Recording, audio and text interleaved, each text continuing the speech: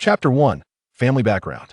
In the fiery blaze of September, amidst the high sun, lies the heart of a civilization that has thrived for 5 millennia. Beijing, the epicenter of power. At Yuqian Mountain, within a rare courtyard devoid of human presence, yet alive with the melodies of birds and the fragrance of blossoms, an elderly man clad in a tattered white vest toils in a vegetable patch. With a hoe in hand, he diligently turns the soil, pausing intermittently to wipe the sweat from his brow with a yellowing towel hanging around his neck. Time slips by unnoticed as the old man transforms an old field into fresh earth. He stands still for a moment, catching his breath, his gaze drifting toward a corner of the courtyard. There, reclined on an antique Eight Immortals chair, is a handsome young man, blissfully dozing with a contented expression. He appears to be around 25 or 26, standing approximately 6 feet tall, with thick, slightly tousled black hair. His features are finely chiseled, exuding a hint of nonchalance, and beneath a prominent nose, his thin lips are gently pursed. With his hands clasped behind his head and one leg crossed over the other, he sways in a rhythm of carefree indulgence. Observing the young man's languid demeanor, the old man lets out a sudden, disapproving grunt, a flicker of dissatisfaction crossing his face. Yet, a discerning eye would catch the subtle smile dancing in his weathered, sharp eyes. In an unexpected turn of events, the elder straightens his posture, hefts the nearly 10-pound iron hoe, and hurls it toward the young man with surprising force. The sound of slicing air fills the courtyard as the hoe hurtles through the air, a testament to the old man's strength. Watch out. As the hoe descends, the seemingly slumbering youth springs into action, rolling to the side with agility. He extends his hand and, with astonishing precision, catches the flying hoe midair. "Hey there, old man. Are you resorting to sneak attacks now?" The young man laughs, unperturbed, his voice rich with the authentic accent of Beijing. He approaches the vegetable patch, glancing over the field with a shake of his head, exuding a sense of exasperation. "You should take it easy at your age. You could easily find someone else to do this work. Otherwise, if you strain your back, I tell LB as if the sky has fallen." The old man snorts, narrowing his eyes. "You brat. Though I may be old, I am still capable of moving about. I don't need anyone wasting their time on this old fool." All right, the young man concedes, fully aware of his grandfather's stubborn nature after all these years. "You're the best. In your youth, you fought alongside that renowned leader, and now you've saved the country countless resources. I think those old geezers should bestow upon you another medal for your frugality." "Impudent child." The old man playfully taps the young man's head, a smile evident in his eyes, clearly pleased by the compliment. "I am but a mere old man. My needs are more than adequately met. If I were to shamelessly occupy additional resources, what face would I have to meet the old leaders in the afterlife?" "Pa, you are in splendid health." The young man's expression shifted slightly. "Moreover, such words should not be uttered if your mother hears. It will be utterly impossible for you to enjoy a drink again." The elder was taken aback, grasping the young man's arm and pulling him closer. Indeed, Xiao Lin, you must ensure that Yanjing remains oblivious to that remark. Do you understand?" Okay. The youth laughed heartily, gesturing an okay sign towards him. "Old man, it seems you too harbor a fear of my mother." "Fear? Nonsense." The elder was reluctant to concede, raising his hand as if to strike. However, upon witnessing the youth suddenly dash away, he widened his eyes in exasperation, pointing at him and scolding, "If you have the gall, you little rascal, run even further, and never return to see me." Seeing the elder bicker like a child, the young man couldn't help but chuckle awkwardly and approached him, muttering, "Elder, how can you quibble with someone of my generation? If this were to spread, it would be rather unseemly for you to not attempt to intimidate me with such words. How I treat my great-grandson is a matter of my own household. Should anyone dare to speak out of turn, I shall break their legs." The young man's expression stiffened, just about to respond when a melodious and enchanting voice wafted in from the courtyard entrance. "What's the matter, old man? That little rascal, Xiao Lin, hasn't come to provoke you again, has he?" At the sound, both the elder and the youth's expressions subtly altered, the young man promptly turning on his heels and fleeing. "Old man, we'll visit you another day. I must take my leave." "You little scoundrel." The elder's eyes widened in protest, but as he watched the youth swiftly reach the courtyard wall and effortlessly scale it, his expression darkened. "That mischievous brat, Just wait until you come back. I shall teach you a lesson." At that moment, a voluptuous and graceful woman entered through the courtyard door. Her skin was flawless, her cheeks delicately contoured, and her long, smooth hair was elegantly pinned up, complemented by a white gown that exuded an air of dignified elegance. One glance revealed her noble lineage, unmistakably hailing from a prestigious family. Upon seeing her, the young man's earlier expression was instantly mirrored on the elder's face. He offered an awkward smile, his hands raised as he looked towards the woman, momentarily at a loss for words "Well, Yanjing, what brings you here?" Zhang Yanjing approached the elder with a box of medication in hand. Noticing the displeasure on his face, she shot him an annoyed glance. Seeing the elder act like a child, Zhang Yanjing couldn't help but chuckle as she handed him the medication. "Your supply is nearly depleted. This is for the next course, just like the previous one. The elder accepted the medication, nodding but saying nothing further. Zhang Yanjing scrutinized him, her finely shaped nose delicately sniffing the air. "Has Xiao Lin been sneaking alcohol to you recently?" "Absolutely not." The elder hastily waved his hands, his expression betraying a fear of being discovered. "Humph." Zhang Yanjing huffed lightly, turning away from him and proceeding into the inner quarters where the elder resided. Upon witnessing the scene, the elderly man's expression abruptly changed, and though he took a step forward, he immediately halted, his face etched with remorse. Moments later, Zhang Yanjing emerged from the inner room, clutching a white glass bottle. Approaching the elderly gentleman and observing him scratching his head with his gaze cast downward, Zhang Yanjing let out an exasperated huff, clearly exasperated. "Wasn't this bottle of wine absent when I visited yesterday? Now it is mysteriously half gone." As she spoke, she lifted the bottle for a closer inspection and, feeling a surge of irritation, remarked, "Specially brewed. That scoundrel, despite my efforts to conceal it in the cellar, he managed to unearth it." Chapter 2. Watching the play, elderly Yanjing gazed longingly at the wine bottle, as if yearning to express something. "No." Zhang Yanjing, with her gentle eyes slightly narrowed in reproach, unhesitatingly interrupted his words, declaring that he was not to drink any more this month. "You've already consumed half a bottle. Do you still crave more? We shall discuss it next month." Instantly, the old man resembled a deflated balloon, his head drooping in resignation. Yet he bore no anger, for he understood that his granddaughter-in-law's intentions were rooted in concern for his health. "By the way," Zhang Yanjing continued, as if a thought had suddenly struck her, her expression shifting to one of seriousness. "When father returned last night, he seemed quite upset. I vaguely heard him mention Guang Province and Shin City, suggesting that the collusion of black and white forces there is rather severe." Upon hearing this, the aged man's weathered visage transformed, his expression hardening with a sudden chill. "If they have identified the issue, why haven't Xiao Jiangwo and Xiao Tianshu dispatched personnel to investigate immediately and resolve the problem?" Sensing the old man's growing displeasure, Zhang Yanjing sighed inwardly. She recognized that this heroic figure, who had once endured the most arduous times alongside his comrades, harbored a deep-seated loathing for such matters. Perhaps father and Tianshu have only just received the intelligence, hence their delay in organizing a response, she ventured cautiously. This is a fundamental issue. Every wasted moment grants our adversaries another fleeting moment of survival.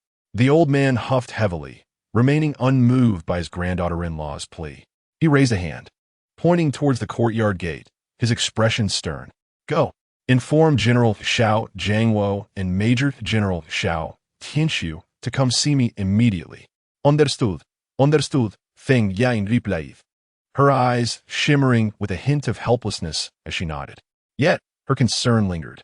"But, grandfather, do temper your anger. Do not let it jeopardize your health.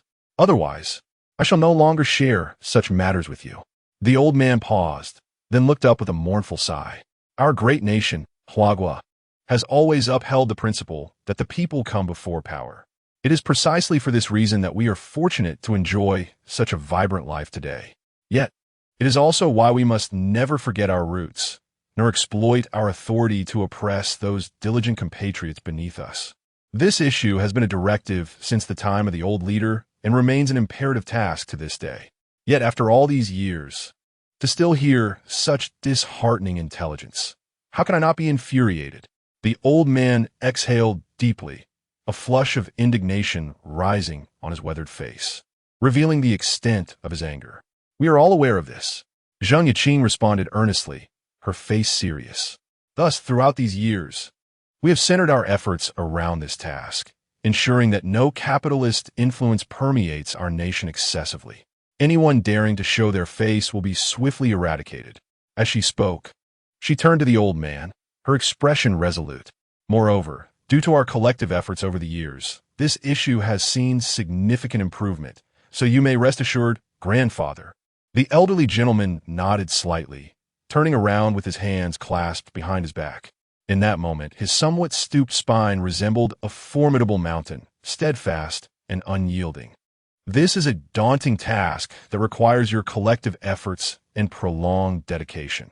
Although we have achieved some minor successes thus far, we must remain vigilant. The responsibility before you is indeed weighty. Understood? Zhang Yiqing nodded solemnly, showing no signs of dissent against the elder's sternness. We shall not betray the heavy expectations of our forebears and yourself. Very well, go and summon them all. The elder's deep-set eyes suddenly turned frosty. I wish to discern whether there are tigers or dragons in Guangshan City that dare to act so audaciously. Understood. Zhang Yiqing nodded once more, refraining from further chatter as she turned to leave the courtyard with a bottle in hand. Just then, a head unexpectedly popped up over a wall. It was the youth who had just scaled it in haste. It was Xiao Lin, Zhang Yiqing's son. With one hand resting on the wall and the other stroking his chin, he stealthily glanced at his mother, leaving before casting a furtive look at the elder, his eyes darting with mischief. TSK, TSK. It has been quite a while since the old man displayed such fury. Xiao Lin mused to himself, a sudden chill crossing his languid features. 10 minutes later, within the courtyard, aside from the returning Zhang Yiqing, two individuals of monumental stature arrived. General Xiao Zhangwo, commander of the Central Theater Command, and Major General Xiao Tianxiu, Deputy Director of the National Security Bureau. Father, grandfather, the two men, clad in imposing military uniforms, stood straight before the elder. Observing Zhang Yiqing casually serve tea at the stone table beside the elder, they felt a twinge of envy. Please have a seat. The elder nodded, his weathered visage betraying no emotion. The two stood motionless, or rather, dared not to move. At this moment Xiao Lin, stealthily perched atop a roof, grinned widely. Witnessing the rigid expressions of his grandfather and father, he could not help but feel a sense of schadenfreude. It seems our family truly has a way of balancing power. Indeed, just as Xiao Lin's words faded, Xiao Zhangwo let out a wry smile, gesturing to a stone chair beneath the stone table, and said with a hint of resignation, "Father, please sit. Whatever you wish to inquire, do not hesitate to ask." He understood that the elder would not summon them without purpose. There must be a matter of significance weighing on his mind. The elder turned his head away, gazing into the distance. Were it not for certain news I overheard, you two might have kept me, this old man, completely in the dark. As his words fell, Zhang Yiqing, who had just finished brewing tea and was preparing to pour it, paused, her face flushing slightly. This old man surely took his liquor away and is now seeking revenge. Meanwhile, Xiao Zhangwo and even Zhang Yiqing's husband, Xiao Tianxiu, upon hearing the elder's words, suddenly directed their gazes towards the beautiful woman diligently pouring tea nearby, their expressions darkening. Zhang Yiqing discreetly cast a glance, sensing something amiss, and quickly averted her gaze, her ears gradually suffusing with a rosy hue. On the rooftop, Xiao Lin, having witnessed the subtle antics of the trio, burst into an uncontrollable laughter. Yet, fearing their voices might reach the others, he hastily covered his mouth, his face flushed with embarrassment. "What do you two intend to do?" The elderly figures seemed to discern the grim expressions on their faces and let out a heavy snort. As a cadre, encountering issues without swiftly devising solutions, do you intend to vent your frustrations on a mere woman? Is this how you conduct your affairs? Chapter 3. Mutual concerns. The countenances of the two remained stoic, yet a tempest surged within their hearts. The elder's words bore profound weight for them. serving not merely as a critique of their professional capabilities, but as a severe indictment of their moral integrity. It is widely acknowledged that if a person's moral character falters, their career trajectory will undoubtedly be short-lived. Thus, the elders' admonition constituted a grave warning to them. Rectify your missteps or face the consequences. Father. Xiao Jiangwo felt a sudden jolt of alarm, his expression grave. You wish to inquire about the situation in Guang province in Xinjiang, correct? He recognized that if he did not proactively address the matter, he would likely face the repercussions of the two authoritative figures upon exiting the courtyard. Oof. The elder emitted another heavy snort, his weathered visage now tinged with even greater ire. However, he approached the stone table and slowly took a seat. This was a signal. The elder's willingness to sit indicated that the matter was not yet conclusively determined. Xiao Jiangwo and Xiao Tinshu exchanged glances, relief washing over them as they hurriedly assumed a formal posture, eyes fixed respectfully downward, scarcely daring to breathe heavily. Guang province is a pivotal economic region in our nation, bearing immeasurable strategic significance. The elder intoned, his back slightly hunched, yet his presence as formidable as an ancient cypress, his gaze seemingly traversing the ages, imbued with profundity. In Shenzhen, as one of our frontline cities, has flourished through the relentless efforts of generations past. As the torchbearers of this new era, you must overcome all obstacles, safeguarding and passing on the hard-won peace that our predecessors fought so valiantly to achieve. We cannot allow any malevolent individuals to disrupt this hard-earned tranquility or hinder our nation's great journey forward. As his words resonated, both Xiao Jiangwo and Xiao Tinshu stood abruptly, their expressions grave. Yes, we shall ensure the mission is accomplished. They even absorbed the elder's solemn utterance. On the rooftop, Xiao Lin had unknowingly straightened his posture, his earlier levity replaced by an air of solemnity and resolve. A palpable aura of cold intensity enveloped him, akin to a tangible, explosive force that twisted and solidified the air around him. Seat. The elder nodded, seated upon the stone chair, scrutinizing the two who had resumed their formal stance. He spoke sternly. Now, tell me, what is the current situation in Shenzhen? Relate everything to me without any concealment. Understood? Understood. Xiao Jiangwo nodded, his expression solemn. Father, regarding the specific situation in the deep market, I only learned about it last night through a conversation with Tinshu. I will have Tinshu provide you with a brief report. After speaking, he glanced at Xiao Tinshu beside him, giving a subtle nod. Tinshu, as the Deputy Director of National Security, you possess comprehensive classified information about our nation and oversee the entire international intelligence network. Please elucidate the current circumstances in Guang province and the deep market for father. Although the elder had expressed a desire to grasp every detail of the situation in the deep market, his advanced age necessitated prioritizing his health above all else, especially in matters unrelated to national affairs. Moreover, the elder's significance was akin to a mountain, and any misstep could reverberate beyond the Xiao family, potentially stirring tumultuous waves across the globe. Understood. Xiao Qianshu's countenance remained composed as he swiftly retrieved a red-headed document from his lap, opening it, and, with a serious tone, began to relay the intelligence. According to reports from our colleagues in the deep market, the region has witnessed a rapid economic surge, which has, regrettably, given rise to a myriad of criminal syndicates. These groups primarily resort to drugs, entrapment, and other nefarious means to coerce unsuspecting individuals into borrowing high-interest loans, ultimately exploiting them through illegal interest accumulation. Furthermore, intelligence indicates that there have been attempts to report these criminal activities. However, inexplicably, those who dared to speak out were subsequently targeted by these syndicates, leading to their ruin. Consequently, the suicide rate in the deep market has surged alarmingly over the past 2 years, with reports of similar cases exceeding 100 annually. While official records attribute these deaths primarily to suicide, our investigation has revealed that nearly all the deceased had borrowed high-interest loans or engaged in online lending. Crucially, they had all previously reported these lending platforms. Strikingly, shortly after their reports, these individuals met with untimely deaths. Thus, We speculate that the audacity of these criminal organizations may stem from their ability to swiftly access the victim's personal information, which likely extends beyond mere data collected during loan applications. We suspect that certain individuals within the deep market may have colluded with these syndicates, potentially engaging in severe reciprocal activities. Otherwise, given our extensive rectification efforts over the years, it would be inconceivable for such brazen criminal elements to persist. Damn it, they are nothing but a den of snakes and rats. The elder's features contorted with rage as he slammed his hand forcefully on the stone table, his body trembling with fury. Years of indulgence had rendered him accustomed to refraining from foul language, yet he could not contain his ire and reverted to his old ways.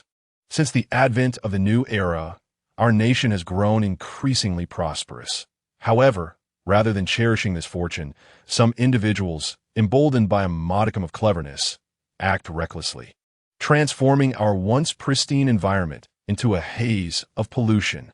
Witnessing the elder's indignation, Xiao Jiangwo and his son abruptly rose, their faces etched with concern. "Elder, please calm down," Xiao Jiangwo urged. Meanwhile, Zheng Yaqing hurried to the elder's side, gently patting his back in a nurturing manner, striving to soothe his agitated breaths. While casting a helpless glance at her husband, Xiao Tianxiu. Observing this, Xiao Jiangwo stepped forward, gesturing to Xiao Tianxiu to refrain from further comments. Xiao Tianxiu silently closed the documents in hand, letting out a soft sigh. It is no wonder the elder is so incensed. The issue of deep city governance has been a long-standing concern, originating from the stern edicts of the elder's predecessors. Now, amidst the nation's flourishing state, this problem has escalated to alarming proportions, justifying the elder's frustration as one of the last survivors of that era. Were this 50 years ago, upon hearing such news, the elder's fiery temperament would surely have compelled him to lead a force to rectify the situation immediately. Chapter 4. The focus intensifies, the excitement commences. Please pay close attention. The elder cleared his throat twice, and with Zheng Yaqing's gentle pat on his back, he exhaled a breath of pent-up frustration, his weathered face gradually softening. "It's nothing. I am just an old man. I am aware of my own health, so you need not worry." Jiangwo, the elder continued, "Since you have identified the problem, what do you intend to do next?"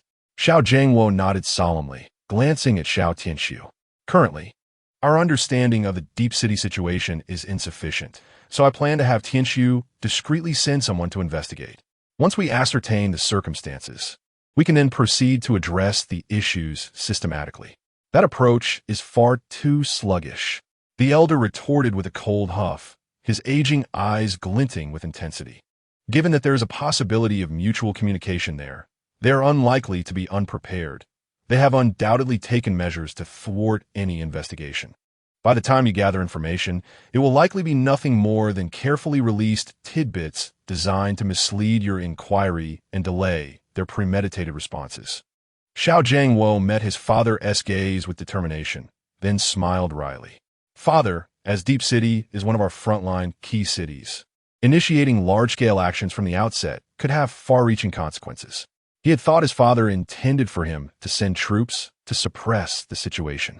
However, Deep City is unlike any other locale. The aftermath of a large-scale rectification in Shanshi still lingers. Should we undertake another drastic action in Deep City now, it could potentially regress the entire economy of our nation by a decade. This is no trivial matter. It concerns the very fate of our country. How could I possibly be oblivious to these issues? The elderly man cast a stern, sidelong glance at him, clearly displeased. "I am acutely aware of the profound economic strategies that the deep market entails for our nation.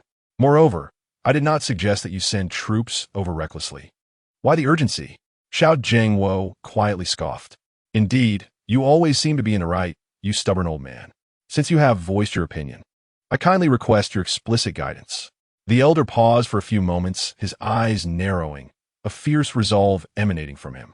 "Given the severity of the situation over there, and our inability to take large-scale action, we must dispatch a capable individual to decisively eliminate those treacherous elements. Otherwise, those miscreants will undoubtedly persist in their reckless behavior." unabashedly continuing their misdeeds.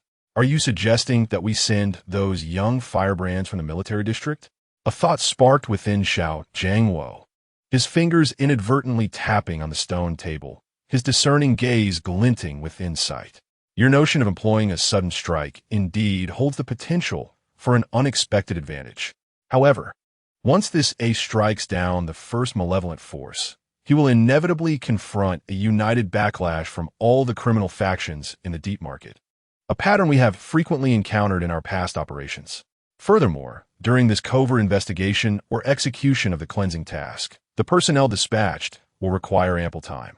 This implies that they must possess not only formidable strength for self-preservation, but also a steadfast resolve, ensuring that excessive bloodshed does not lead to the indiscriminate slaughter of innocents.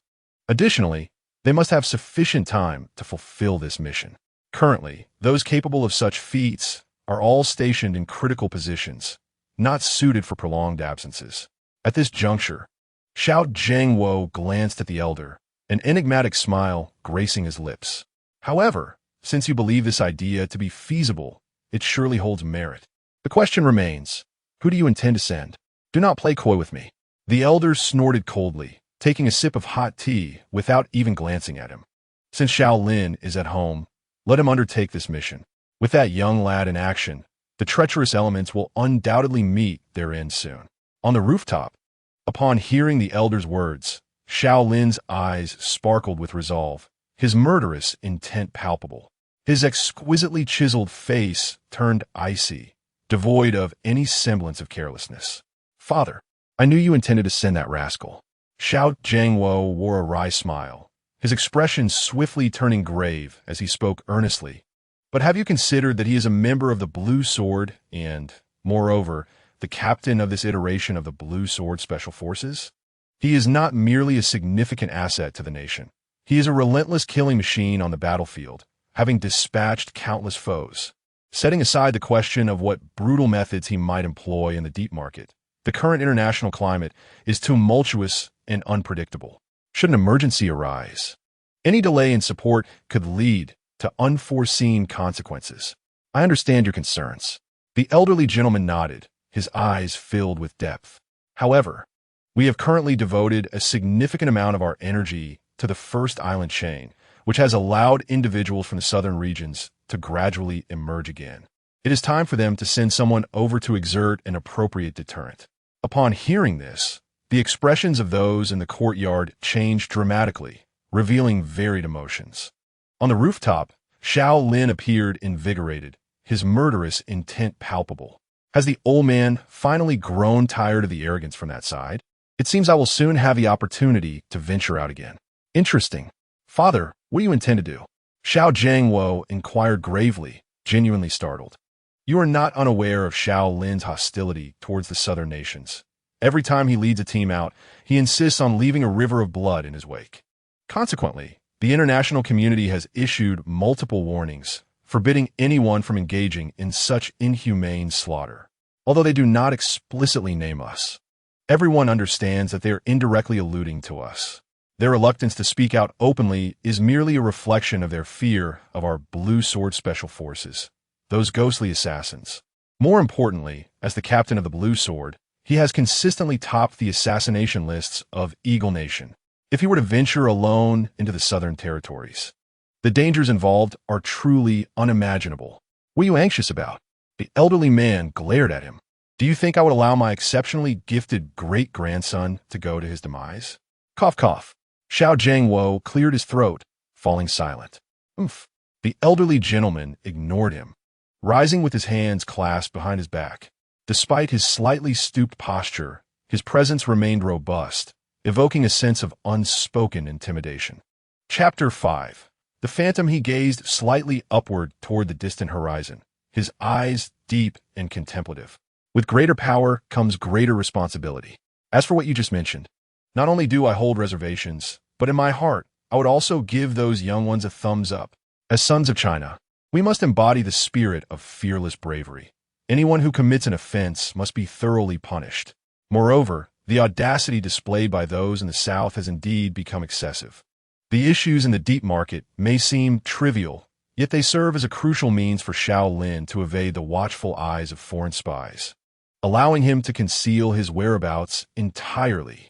In due time, he and the entire Blue Sword Special Forces will transform into a true shadow force capable of deterring foreign militaries, becoming genuine phantoms. This way, when executing missions, they can achieve an element of surprise while better safeguarding the lives of those young ones. Do you understand? Upon hearing this, Xiao Zhangwo remained silent, his gaze shifting to Xiao Tianxu beside him. Xiao Tianxu's face reflected calmness, yet his mind was racing with thoughts. After a moment, he inexplicably nodded at his father. Seeing this, Xiao Zhangwo sighed and shook his head with a wry smile. It appears I have allowed familial ties to cloud my judgment. After saying this, he turned to the elderly gentleman, his expression serious and solemn. Father, in that case, we should not delay any further. Let us summon Xiao Lin immediately and have him depart for the deep market at once. However, just as he finished speaking, a cold voice suddenly echoed from above the rooftop. No need to call. Xiao Lin rose to his feet and exchanged a fleeting glance with the 4 individuals below, before suddenly leaping down from a height of 5 or 6 meters. Just before his descent concluded, his lower back bent sharply, forming a graceful arc. And with a swift motion, he placed his hands upon the ground, executing a nimble roll akin to that of a spirited monkey. Immediately thereafter, he leveraged the momentum to spring back up, dusting off his hands with an elegant flourish, having landed safely. The fluidity of his movements was captivating and delightful to behold. Noticing the 4 individuals staring at him, Xiao Lin flashed a mischievous smile, his expression imbued with a sense of ease and contentment as he strolled over without a trace of apprehension. Why are you all looking at me? I'm not here to watch the old man. What if he falls? The elderly gentleman, upon hearing the young lad use him as a shield, darkened his expression, muttering, "You little rascal, I haven't forgotten about your earlier escapade." Beaming with smiles, Xiao Lin was about to utter another remark when Zheng Yaqing suddenly approached and pinched his ear tightly. With a firm twist, she scolded, "You little brat. So you've been hiding on the roof, eavesdropping on me, have you? Ouch, that hurts." Xiao Lin feigned agony, clutching his ear and quickly pleading for mercy. "Mom, take it easy. My ear is going to come off. You little scoundrel." Zheng Yaqing huffed playfully, her eyes sparkling with mirth as she released her grip. "You deserve that, daring to sneak alcohol for the old man behind my back. If I catch you doing it again, just wait and see how I handle you." Xiao Lin's gaze shifted towards the elderly gentleman, and their eyes met, both feeling a tinge of awkwardness and embarrassment, silencing their chatter. At that moment, Xiao Tianxu broke into a hearty laugh, his composed visage lighting up with genuine warmth. Yet, due to his long-standing position of authority, he still exuded an air of command, his presence formidable. This little rascal fears neither heaven nor earth. The only one capable of managing him is surely Yaqing. "Hey!" Xiao Lin's eyes widened in surprise. "Dad, please don't stoke the fire." Zheng Yaqing, standing beside him with her arms crossed, regarded her son with a blend of pride and a hint of arrogance. "A son like a dragon. How fortunate I am." Xiao Tianxiu, upon hearing this, merely smiled without retort, clearly accustomed to his eldest son's irreverent demeanor. He preferred this playful attitude to a cold and distant one. Otherwise, he might worry and even feel compelled to consult a psychologist to assess whether his son had been affected by the myriad stresses of battle, potentially developing the psychological afflictions often faced by soldiers, post-traumatic stress disorder. After all, as a member of the Blue Sword, and holding the esteemed position of captain within the unit, any manifestation of such symptoms could yield catastrophic consequences equivalent to the detonation of a nuclear bomb. The Blue Sword Special Forces, abbreviated as Blue Sword, is composed of 13 members, each individual possessing extraordinary capabilities that place them at the pinnacle of their respective fields: intellect, emotional intelligence, reflexes, combat skills, and strategic acumen. In essence, every member of the Blue Sword is a super genius capable of standing alone. United, they are invincible. Divided, each is formidable in their own right. Enough of this. Let's move on.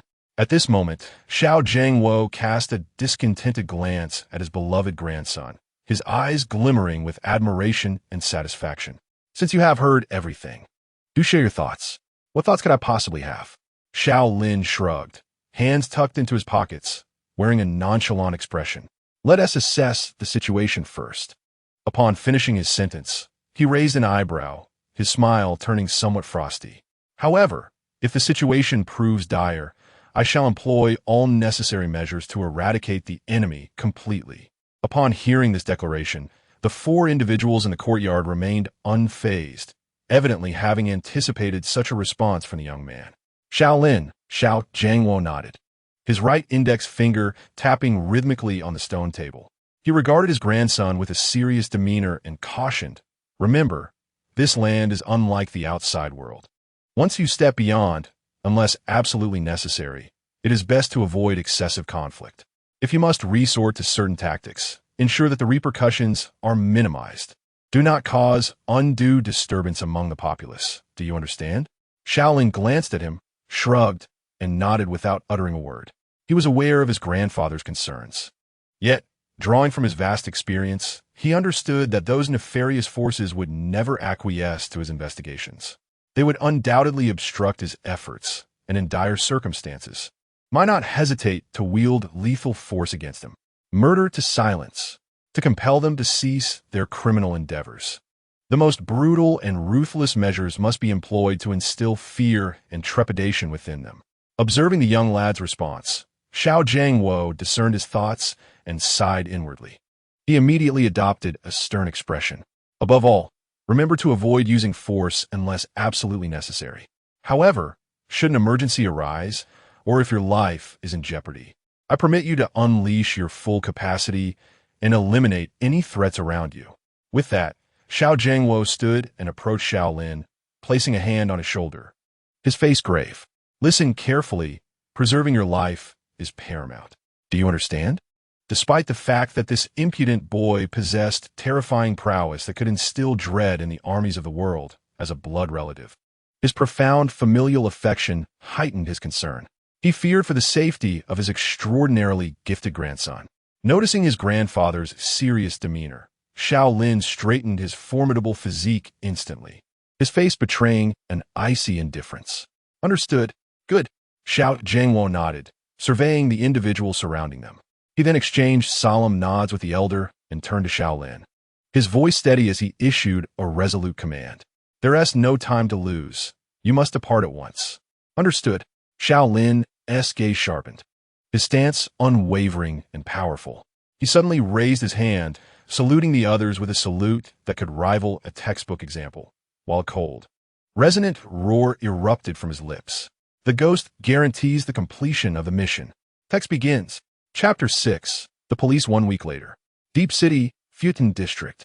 At 5 in the afternoon, at the Puqian police station, as the workday was drawing to a close, Xiao Lin, donned in a light blue summer uniform, sat listlessly at his desk. Occasionally, he engaged in casual banter with the newly acquainted colleagues, exuding a sense of familiarity. He was indeed the life of the gathering. "Hey Xiao Lin, are you up for a drink after work?" A tall, fair-skinned man named Ma Chao, age 28, called out to him, suggesting a celebratory welcome gathering as today's salary had just been credited, contrary to the fool depicted in the game Honor of Kings. He was a bona fide police officer. "Absolutely. Let us go for a drink."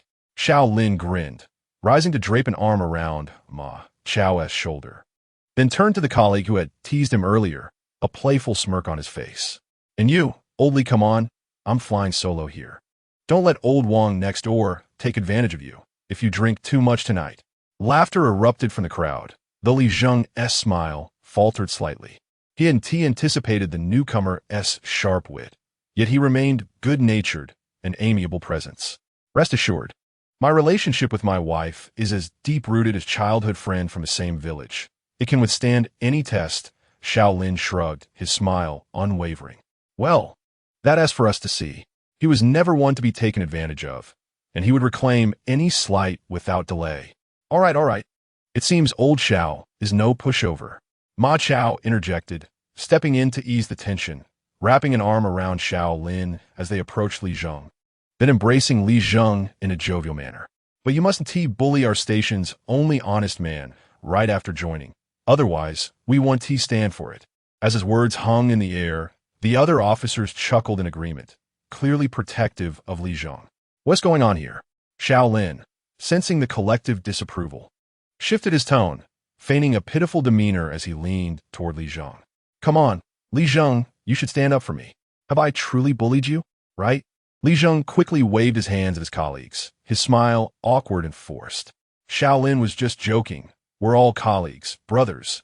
He hasn't bullied me. Come on, old Li, you're too honest. Xiao Lin is deliberately drawing fire toward you. Ma Chao sighed, glancing at Xiao Lin with a smirk. You're too cunning. Using Li Zhang as a human shield.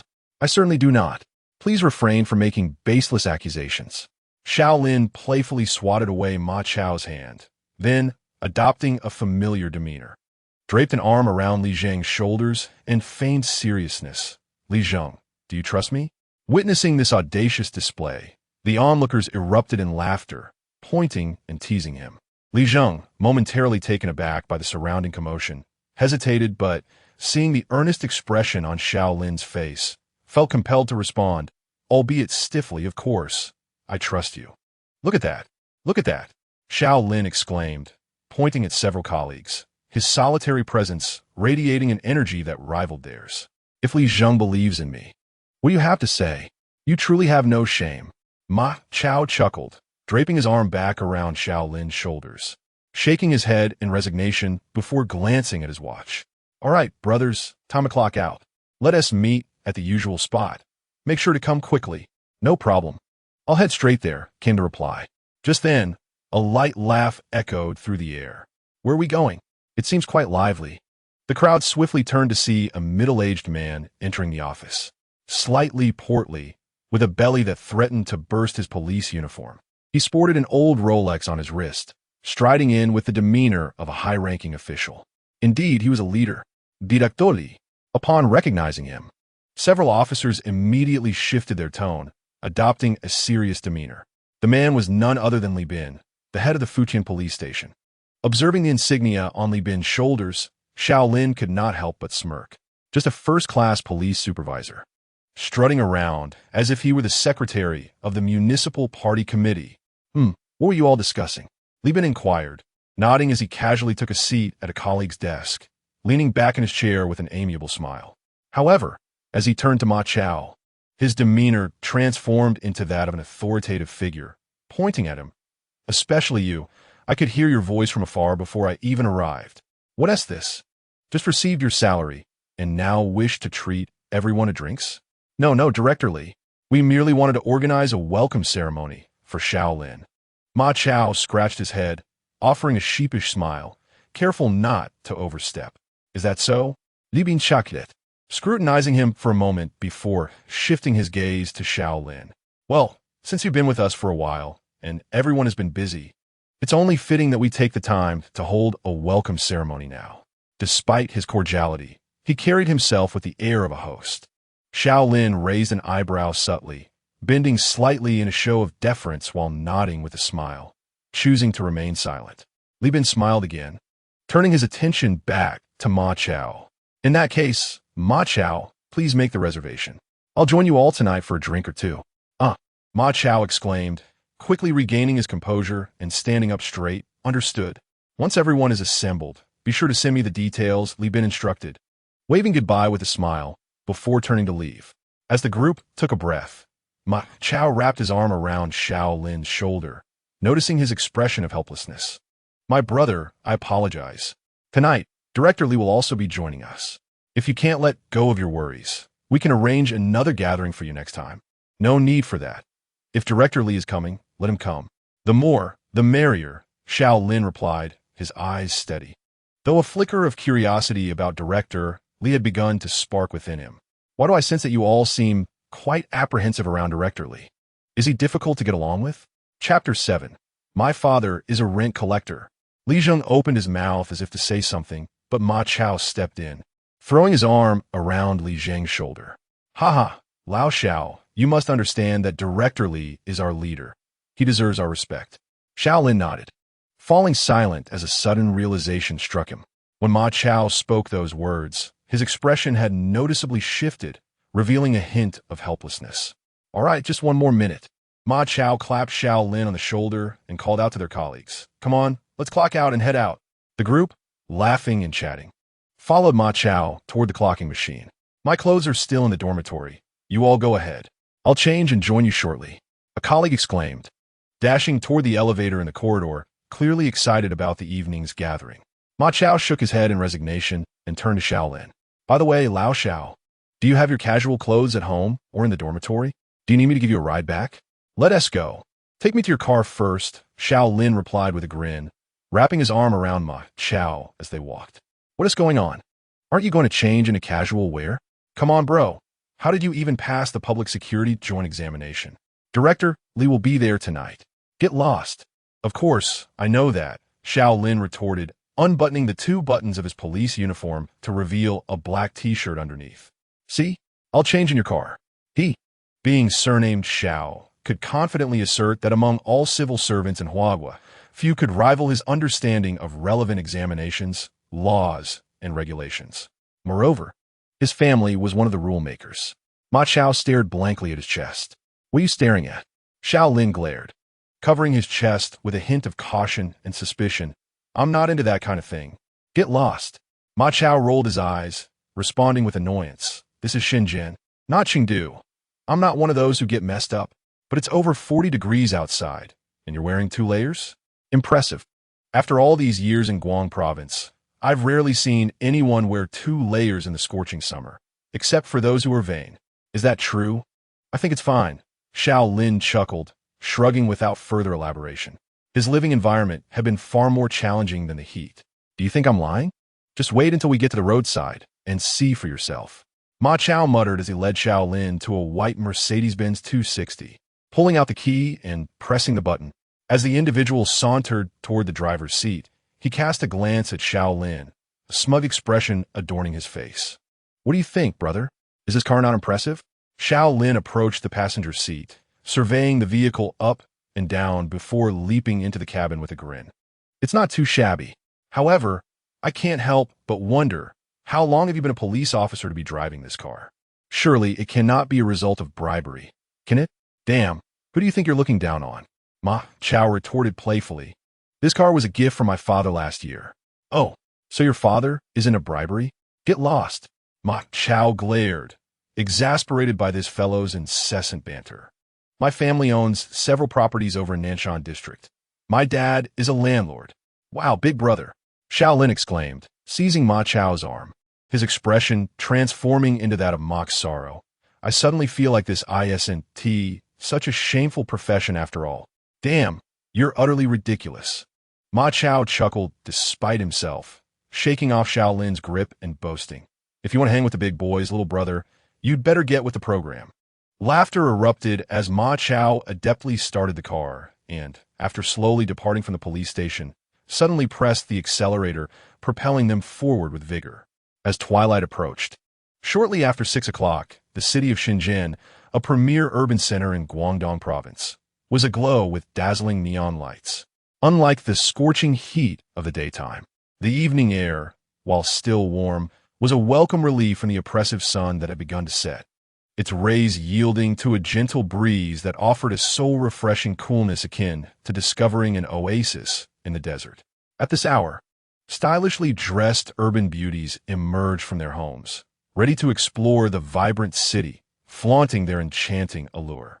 Meanwhile, affluent young men of Shenzhen drove their prized vehicles through the streets, reveling in the cacophony of engines as they sought out new sources of joy for the evening. In this bustling metropolis, each individual pursued their own desires, and the city, steeped in opulence and extravagance, began to pulsate with excitement as they ventured out. At that moment, a white Mercedes descended from the main thoroughfare, made a turn into a narrow alley, and finally came to a stop in front of a barbecue stall named Gathering Friends Barbecue. As the car door swung open, Xiao Lin was the first to step out, instinctively surveying his surroundings before his gaze settled on a sign not far away. Hearing a voice behind him, he knew without looking that it was Ma Chao. Impressive. This place isn't on the main road, yet it's bustling with people. The food must be quite good. The interior of Gathering Friends Barbecue spanned nearly 500 square meters, and even at around 6:30, The majority of seats were already occupied, a testament to its popularity. Of course, let me tell you, the flavor here is absolutely phenomenal, Ma Chao exclaimed as he parked the car and strolled over. Eager to introduce Xiao Lin to the restaurant's specialties, particularly their delectable pork belly, which was simply exquisite. Xiao Lin turned his head and saw this fellow with his eyes closed, shaking his head and smiling as he began to daydream. Playfully, he nudged him in the stomach with his elbow. "Damn it, you're making me hungry," he chuckled. Ma Chao, oblivious to the playful jab, grinned as he wrapped an arm around him and led him into the restaurant. "Come on, let us grab a table first. Otherwise, we might end up with no seats if we wait any longer. You have no idea. After 7:30, there's usually a long queue." As they spoke, Ma Chao guided Xiao Lin to a large table. They had barely settled in when a young male waiter, wearing a red hat and apron emblazoned with the restaurant's logo, approached with a menu in hand. "Good evening, gentlemen. How many in your party?" Ma Chao, familiar with the routine, took the menu and replied, 5 or 6. Suddenly recalling something, he corrected himself, looking up and jokingly scolding, "Damn it, I almost forgot about Director Li. Choptur Sikis, Li Bin's pretensons Xiao Lin chocolate." Understanding that Ma Chao was referring to Li Bin. Generally, when leaders step out of their uniforms, they prefer not to be addressed by their titles to avoid unnecessary complications. "Waiter." At this moment, Ma Chao called the waiter over, pointing at the menu. 2 plates of oysters, some fatty beef, lamb, pork belly, and chicken feet. Let us get one of each. "Oh, and for the vegetables, let us have 2 portions of chives and cabbage." "Right, and don't forget the kidney." "I want it all." "Certainly, sir. Please hold on while I inform the chef," the waiter replied, bending slightly to jot down the order before heading to the kitchen. Before long, Li Zheng and 2 other colleagues entered, looking around as they stood at the entrance. "Old Li, over here," Ma Chao called out, waving at them.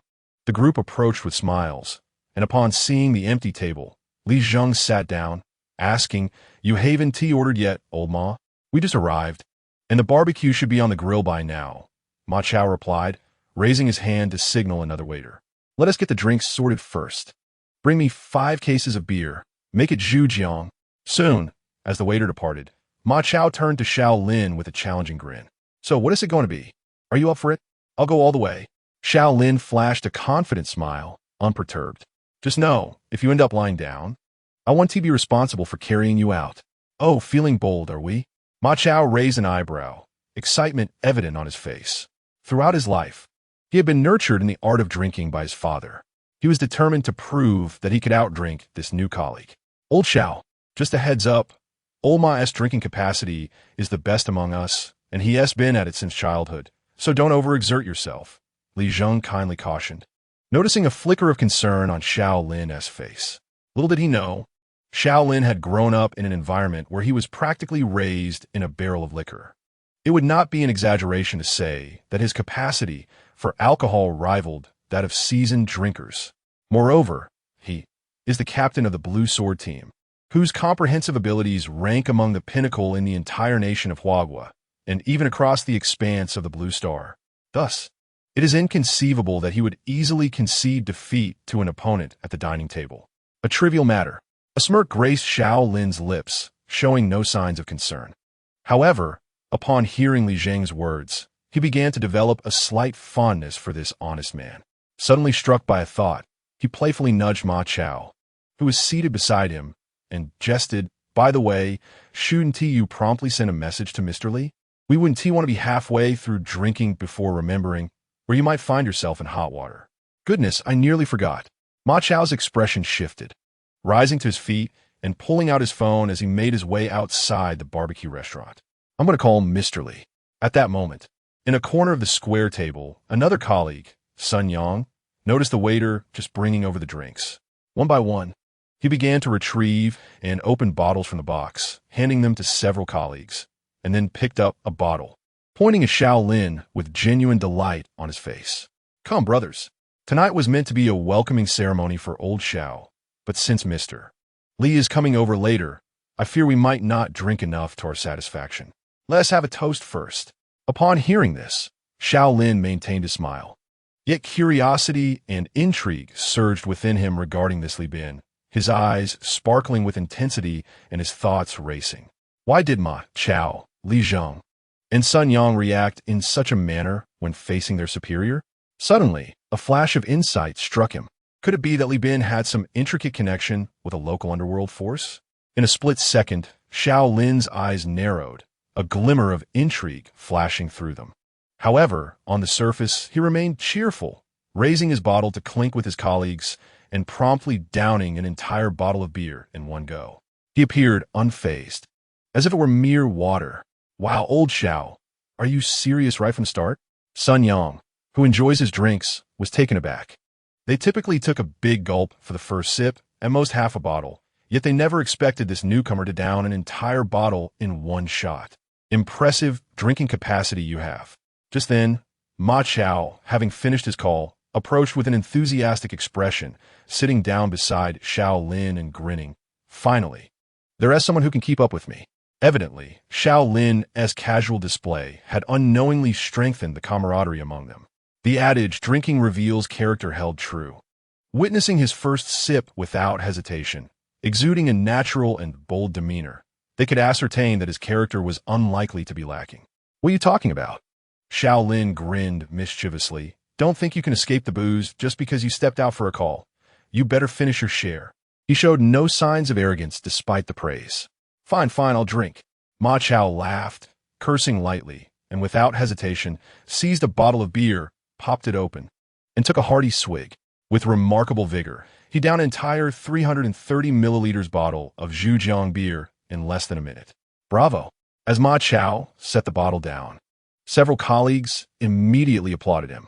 Noticing this, Xiao Lin joined in, chuckling and egging him on, and the atmosphere grew increasingly lively. However, half an hour later, the laughter gradually faded when a rotund, middle-aged man with a balding head and a prominent belly strolled into the barbecue restaurant. The arrival of General Li, someone whispered, and the group sprang to their feet as if pricked by a needle. Xiao Lin remained in place, watching as Ma Chao approached Li Bin with a sycophantic smile, while he and a few colleagues silently awaited the two men's arrival. Oh, I see you started drinking already, Li Bin remarked, glancing at the table. His expression, though seemingly jovial, bore an inscrutable quality that suggested mild discontent. No, how could that be? Ma Chao replied hastily, forcing a smile. It's just so hot. We thought we'd have a beer to moisten our throats. Please, Mr. Li, have a seat.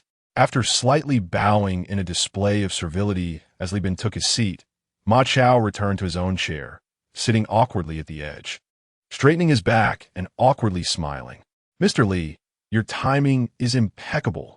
The barbecue has been cooking for over half an hour and should be ready soon. Perhaps you could say a few words before we dig in? Is there a cup? Li Bin frowned at the table cluttered with beer bottles. Waiter, Sun Yang nearby, immediately waved at a passing server. Bring over a set of cups. Chapter 9.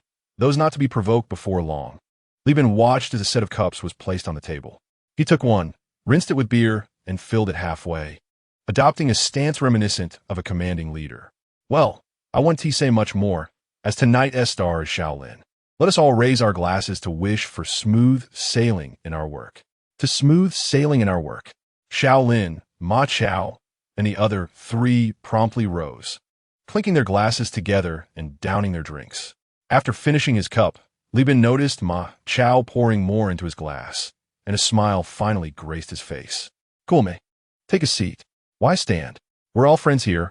No need for such formality.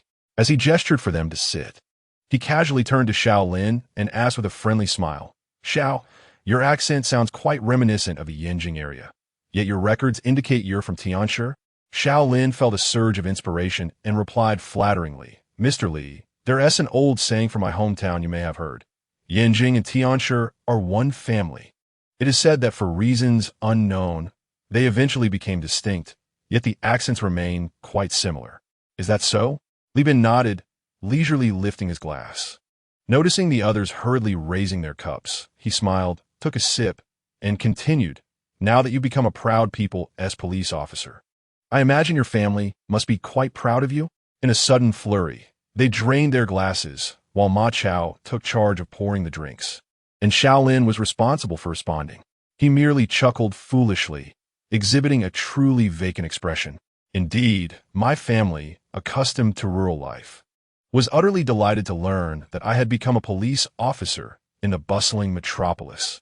The day before my departure from the village, my parents had even organized a celebratory feast, which was quite the lively affair. Upon hearing this, Li Bin's smile gradually faded, and after a faint nod, an expression of indifference appeared on his face. Suddenly, as if recalling something, he lifted his hand to glance at his vintage Rolex, seemingly about to say something. At that moment, a woman's terrified scream abruptly pierced the atmosphere of the barbecue restaurant, causing everyone present to turn their gaze, their expressions reflecting a morbid curiosity. Observing this, Xiao Lin let out a silent sigh, feeling a mix of helplessness and sorrow. This is a true reflection of the mindset of the majority in Huagua. When a matter does not concern them, they remain aloof. Yet, when faced with adversity, they are more frightened than anyone else. A quintessential example of being both fearful of death and eager for spectacle. Not a single soul was willing to extend a helping hand. Even a discreet call to the police or a quiet act of kindness would have been preferable to standing idly by. "What are you doing?" At that moment, the woman's scream echoed once more, followed by a boisterous, menacing voice. "You filthy wench, drinking with me is your fortune. How dare you turn your nose up at me?" Hearing this, Xiao Lin collected his thoughts and turned to observe. He beheld 3 burly men, their faces flushed and clearly intoxicated, leering at a provocatively dressed woman before them. She was tall and voluptuous, clad in a pristine white mini dress, her long, shapely legs adorned with transparent high-heeled sandals, exuding an allure that was quite irresistible. It was no wonder these ruffians had targeted her. In Xiao Lin's estimation, she would easily score an 80 out of 100 on the attractiveness scale. However, if not for the slap mark on her face and the stains of spilled alcohol on her dress, she might have been a solid 85. Just as one of the brutish men raised his hand to strike the woman, he was taken aback to find that no one around had intervened. A chill coursed through him, and he slammed his palm on the table, rising to deliver a reprimand. "What do you think you're doing?" Suddenly, 2 voices rang out in unison. Xiao Lin furrowed his brow, casting a cold glare at Director Li Bin, whose expression was dark and evidently displeased with Xiao Lin's impending intervention.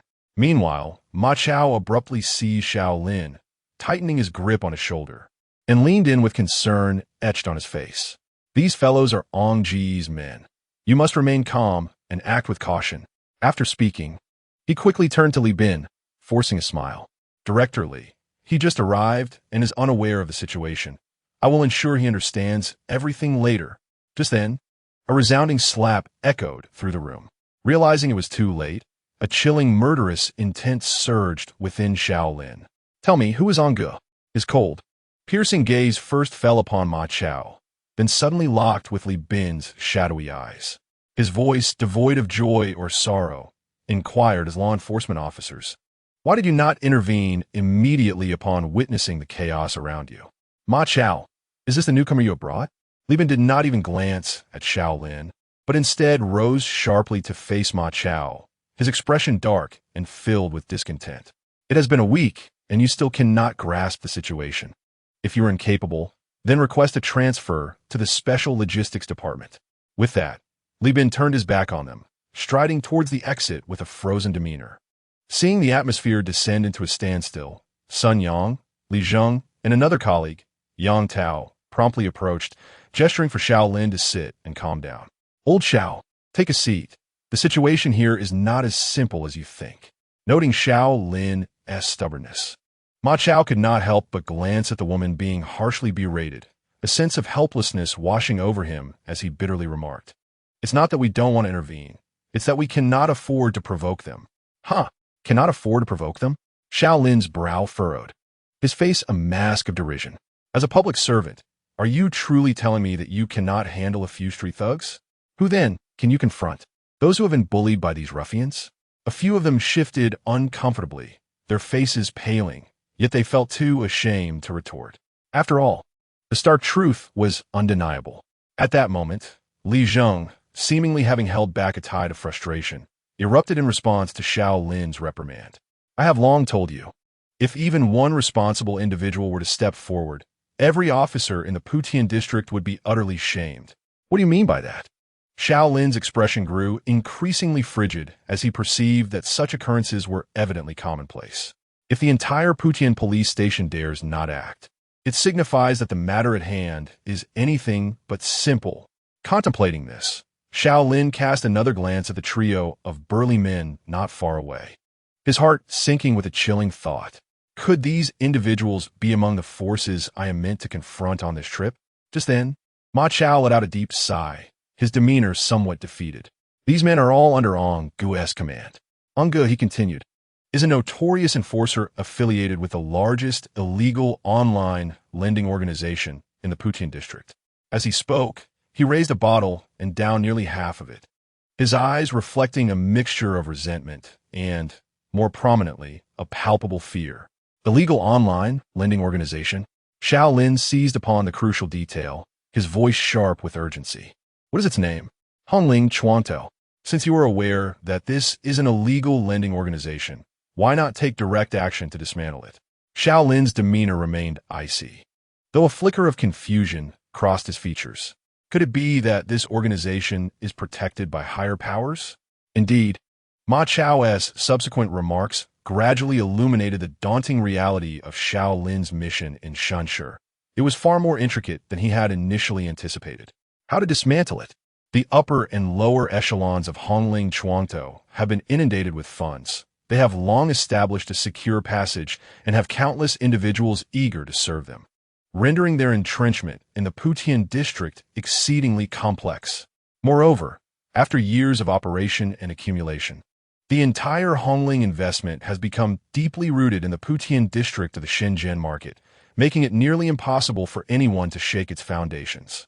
Do you believe that once we capture their personnel, lawyers will already be waiting for us before we even return to the station? At that point, not only will it have been a fruitless effort, but perhaps you will also encounter some unforeseen consequences the very next day. Furthermore, they are neither lacking in funds nor in personnel, and they have nurtured a large cohort of renowned lawyers. Under such circumstances, how do you expect us to proceed? As these words fell, Xiao Lin's brow furrowed tightly. He was somewhat perplexed by Ma Chao's sudden agitation. Nearby, Li Zheng seemed to understand his thoughts. His face darkened with indignation as he rasped, "We once had a colleague who apprehended someone from Hongling Investment. Subsequently, his sister was ensnared in a web of illicit online loans, coerced into filming numerous compromising videos, and in her shame and fury, she leaped from a building. After learning of this, that colleague, in a fit of rage, rushed to the headquarters of Hongling Investment to seek an explanation. Yet, for reasons unknown, he inexplicably lost his sanity, and shortly thereafter, it was reported that he had committed suicide by jumping from a hospital window. Upon hearing this, Xiao Lin's expression grew increasingly grave until his finely chiseled features were shrouded in frost, exuding an air of coldness. A police officer inexplicably going mad, even committing suicide, is a profoundly serious issue. Why has the Putian station shown no response or action? What on earth has Li been doing? Lao Xiao. Ma Chao exhaled sharply, startled by his audacity. Such words should not be uttered lightly. Li Bin may lack capability, but does that mean he should be beyond reproach? Xiao Lin scoffed, his demeanor growing ever colder. Furthermore, you must honestly tell me, are you all so afraid of him because there is something I am unaware of?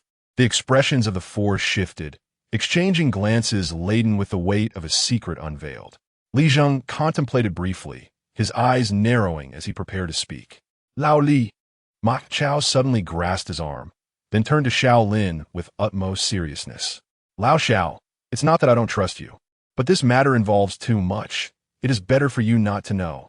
Seeing him speak thus, Xiao Lin's mind raced, and a sudden realization struck him as he exclaimed, Lao Ma, you must honestly tell me, is Li Bin one of those whom Hongling Investment has bribed to facilitate their criminal activities? At this, Ma Chao sighed in resignation, fully aware that Xiao Lin would not relent easily. After glancing at the other three, a flicker of anger crossed his face as he mockingly replied, he is not merely a pawn of Hongling Investment. He was, from the very beginning, one of them. Hongling Investment has been secretly paving the way for him with money. Otherwise, How could he, lacking any real ability, ever hope to ascend to the position of director of this Putin station? What? A sudden chill swept across Xiao Lin's face, ignited by Ma Chao's words, awakening within him a fierce desire for vengeance. If this were indeed the case, then the entire reporting channel in Putian district had likely fallen into disrepair. No wonder it had taken so long for his father and the others to receive such meager fragments of information. Clearly, someone had deliberately severed all connections to the upper echelons. The individual capable of such an act must surely rank among the top 5 in the Shenzhen market.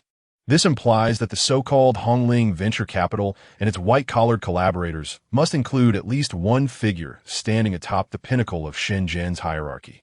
As a sub-provincial megacity, the influence wielded by these top-ranking individuals could aptly be described as casting a shadow over the entire city. In an instant, Xiao Lin felt a chill course through him. He had never anticipated that the issues plaguing Shenzhen had deteriorated to such a grave extent, leading those who should be steadfast in their positions to grapple with such profound ethical dilemmas. Oh, please no.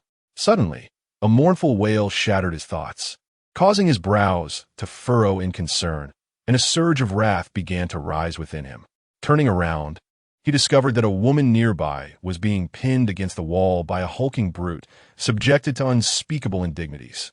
To his dismay, not a single soul around was willing to extend a helping hand, intensifying the frostiness of his demeanor. As he witnessed the woman on the brink of being grievously harmed, he resolved to act without further hesitation. Leaving behind a resolute statement, he strode toward her with a frigid countenance. If the sky of Shenzhen were to collapse, our foremost duty is to share the burden and support it together, rather than choosing to evade responsibility. Therefore, if you still consider yourselves men, now is the time to muster your courage and exhibit the resolve you ought to possess. Otherwise, you might as well shed your skin and return home. Ma Chao and the others exchanged glances, each reflecting the astonishment and disbelief in their eyes. Did you see that? Ma Chao remarked, brow furrowed and expression grave. Old Zhao's aura just now. If he were an ordinary man, I wouldn't believe it even if you killed me. What on earth is this man's true identity? Sun Yang nodded in a daze, captivated by Xiao Lin's retreating figure, evidently feeling the formidable energy that had surged from him moments before. At that moment, Li Zheng's gaze sharpened with determination, and with gritted teeth, he exclaimed, "Damn it, old Xiao is right. Throughout history, it has always been the bandits who fear the officials. When did it become the other way around? I have had enough of this cowardice. Today, I will stand my ground against him. Otherwise, my old classmates will mock me mercilessly." Without waiting for a response, he darkened his expression and followed suit. Chapter 11. Do we not have to work tomorrow?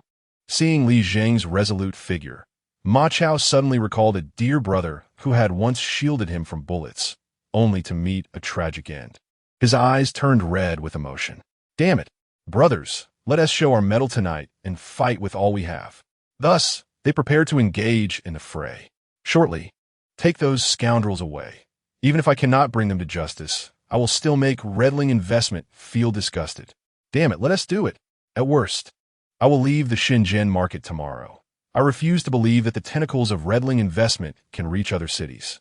The three men, their faces twisted with malice, followed closely behind, emboldened by Xiao Lin's words, which had forcefully drawn out the glimmer of hope hidden beneath the oppressive fog cast by Redling Investment. As the saying goes, those who associate with vermilion will turn red, while those who mingle with ink will turn black. The nature of a person is often reflected in the company they keep. Now, witnessing someone daring to take the initiative, the young men, fed up with their own impotence, were ready to take a stand alongside Xiao Lin. At worst, they would depart from Shenzhen tomorrow. Damn it, if one is not impulsive, what kind of young man are they? Moreover, they were in pursuit of justice. Damn it. Xiao Lin's eyes narrowed as he sensed movement behind him. Casting a barely perceptible glance over his shoulder, his lips curling into a faint smile. Now, this is the kind of person worthy of being my friend. In a swift motion, as he approached the three burly men, he noticed one of them reaching out indecently towards a woman. With a cold expression, he suddenly issued a sharp command. Stop right there. The three intoxicated brutes jolted by the authoritative shout, regained their senses. However, when they focused their gaze and realized it was merely a young man confronting them, their eyes flared with fury, glaring like copper bells. Who the hell are you, you little brat? Damn it. Have you watched too many TV dramas to think you can play the hero? Repeat that, and I swear I'll slap you. Xiao Lin narrowed his eyes and produced his police badge, presenting it before them with a steely glare. Officer, I advise you to mind your words and actions. Oh, the leader of the naked brutes stepped forward, casting a dismissive glance at the badge. His expression one of utter contempt. So what if you're cop? I haven't committed any crimes, nor have I caused any trouble. If you have the guts, try to arrest me. Is that so? Xiao Lin shot him a cold glance and slowly moved behind the burly man who was holding the alluring woman. Suddenly, he seized the brute's arm with a vice-like grip, twisting it behind his back and pinning him against the wall, his face stern as he demanded, "Do you dare commit violence in front of a police officer? What do you think you're doing?" Upon hearing his words, Ma Chao and his companions, who had just approached, froze in place, their expressions filled with concern. "Brother, are we really starting off like this? Offending him like that means we be going to work tomorrow, right?" Meanwhile, the brute whose arm was caught had yet to comprehend the situation when a searing pain radiated through his body, causing him to emit a blood-curdling scream. His face contorted in agony. "You bastard!" At that moment, witnessing the audacity of the young man to confront his brother, the leading strongman was immediately incensed. Seizing the opportunity fueled by alcohol, he pointed menacingly at Xiao Lin, glaring fiercely. "You little brat, I am associated with Hongling Chuantou. Even Li Bin from the Putian station wouldn't dare to touch me. What are you, a mere nothing? Do you believe I could have you killed on the spot?"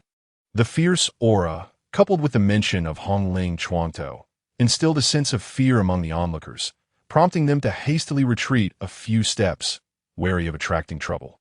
To threaten the safety of law enforcement personnel, it seems you wish to turn to the dark side. Xiao Lin scoffed, then coldly commanded Ma Chao, "Come over and restrain this fellow." Understood.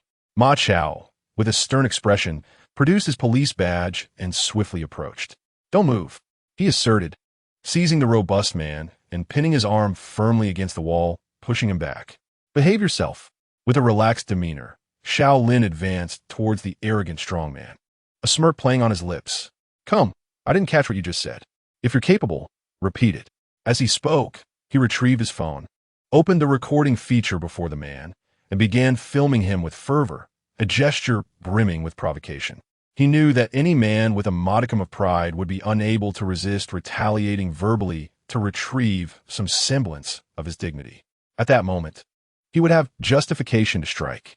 The strongman, his expression icy, glared at Xiao Lin, who was filming him with an amused smile, and without warning, raised his hand to deliver a fierce slap to his face. "You bastard, take that." In an instant, Xiao Lin, his expression darkening, kicked swiftly at the strongman's shin with tremendous force. A sharp crack echoed as the bone snapped under the impact, exposing a gruesome fragment of bone through flesh. The audacity to threaten the safety of law enforcement. Xiao Lin coldly observed the man crumpled on the ground, clutching his shattered leg, and commanded with indifference, "Sun Yang, take them back." Understood. Sun Yang, witnessing the ferocity of his new colleague, felt a long-suppressed anger finally release. He stepped forward, disregarding the grotesque injury on the strongman's leg, and yanked him up forcefully. "Get up and walk, behave," he added, yanking him again, causing the strongman to stumble and wince in pain, his face paling as he cried out in agony. Clearly, Sun Yang was relishing in a personal vendetta. "Damn it, who knows if he'll even be working tomorrow. Whatever, let's deal with this first." Seeing his leader and comrades subdued, the last strongman suddenly sobered up from his intoxication. Yet, he showed no intention of staying to face the consequences and turned to flee. Xiao Lin, watching the man's retreating figure, let out a cold smirk and bellowed, "Li Zheng, go." He undoubtedly possesses the means to subdue these three ruffians directly, yet he seeks to awaken the latent ferocity within his colleagues, such as Ma Chao. Thus, these individuals are not yet deserving of his earnest efforts. With a sharp cry, Li Zheng surged forward, his training from the police academy manifesting in a vivid display. He charged, delivering a powerful kick to the burly man, causing him to collapse to the ground, frothing at the mouth and wailing in agony. Attempting to flee was futile. Li Zheng lunged forward, bent down, and forcefully yanked him up. Don't play dead, get up. Be honest. Chapter 12. The setup upon witnessing the last of the naked. Muscular man, his face smeared with foam and his chest and neck stained with vomit. Xiao Lin couldn't help but grimace, reflecting inwardly. Indeed, one should never provoke an honest man. Old Xiao. As all three members of Hongling Venture Capital were apprehended, Ma Chao approached, pressing down on one of the burly men. Should we take them back to the station directly? If we do, Li Su might find an excuse to release them immediately. Hearing the conversation, Sun Yang also brought over a burly man, his expression tinged with concern. We will definitely face dire consequences. You lot, you miserable bastards.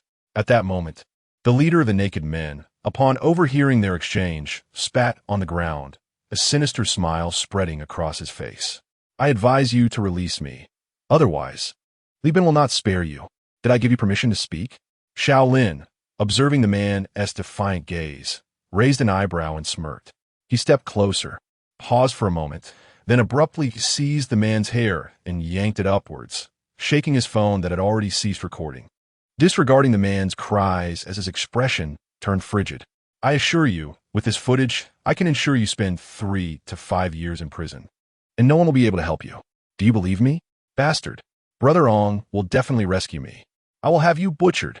As soon as the words left the man's mouth, Xiao Lin's expression morphed into one of lethal intent. He clenched his right fist, bent low, and delivered a fierce blow to the burly man's protruding belly. The dull thud of flesh colliding echoed through the crowd.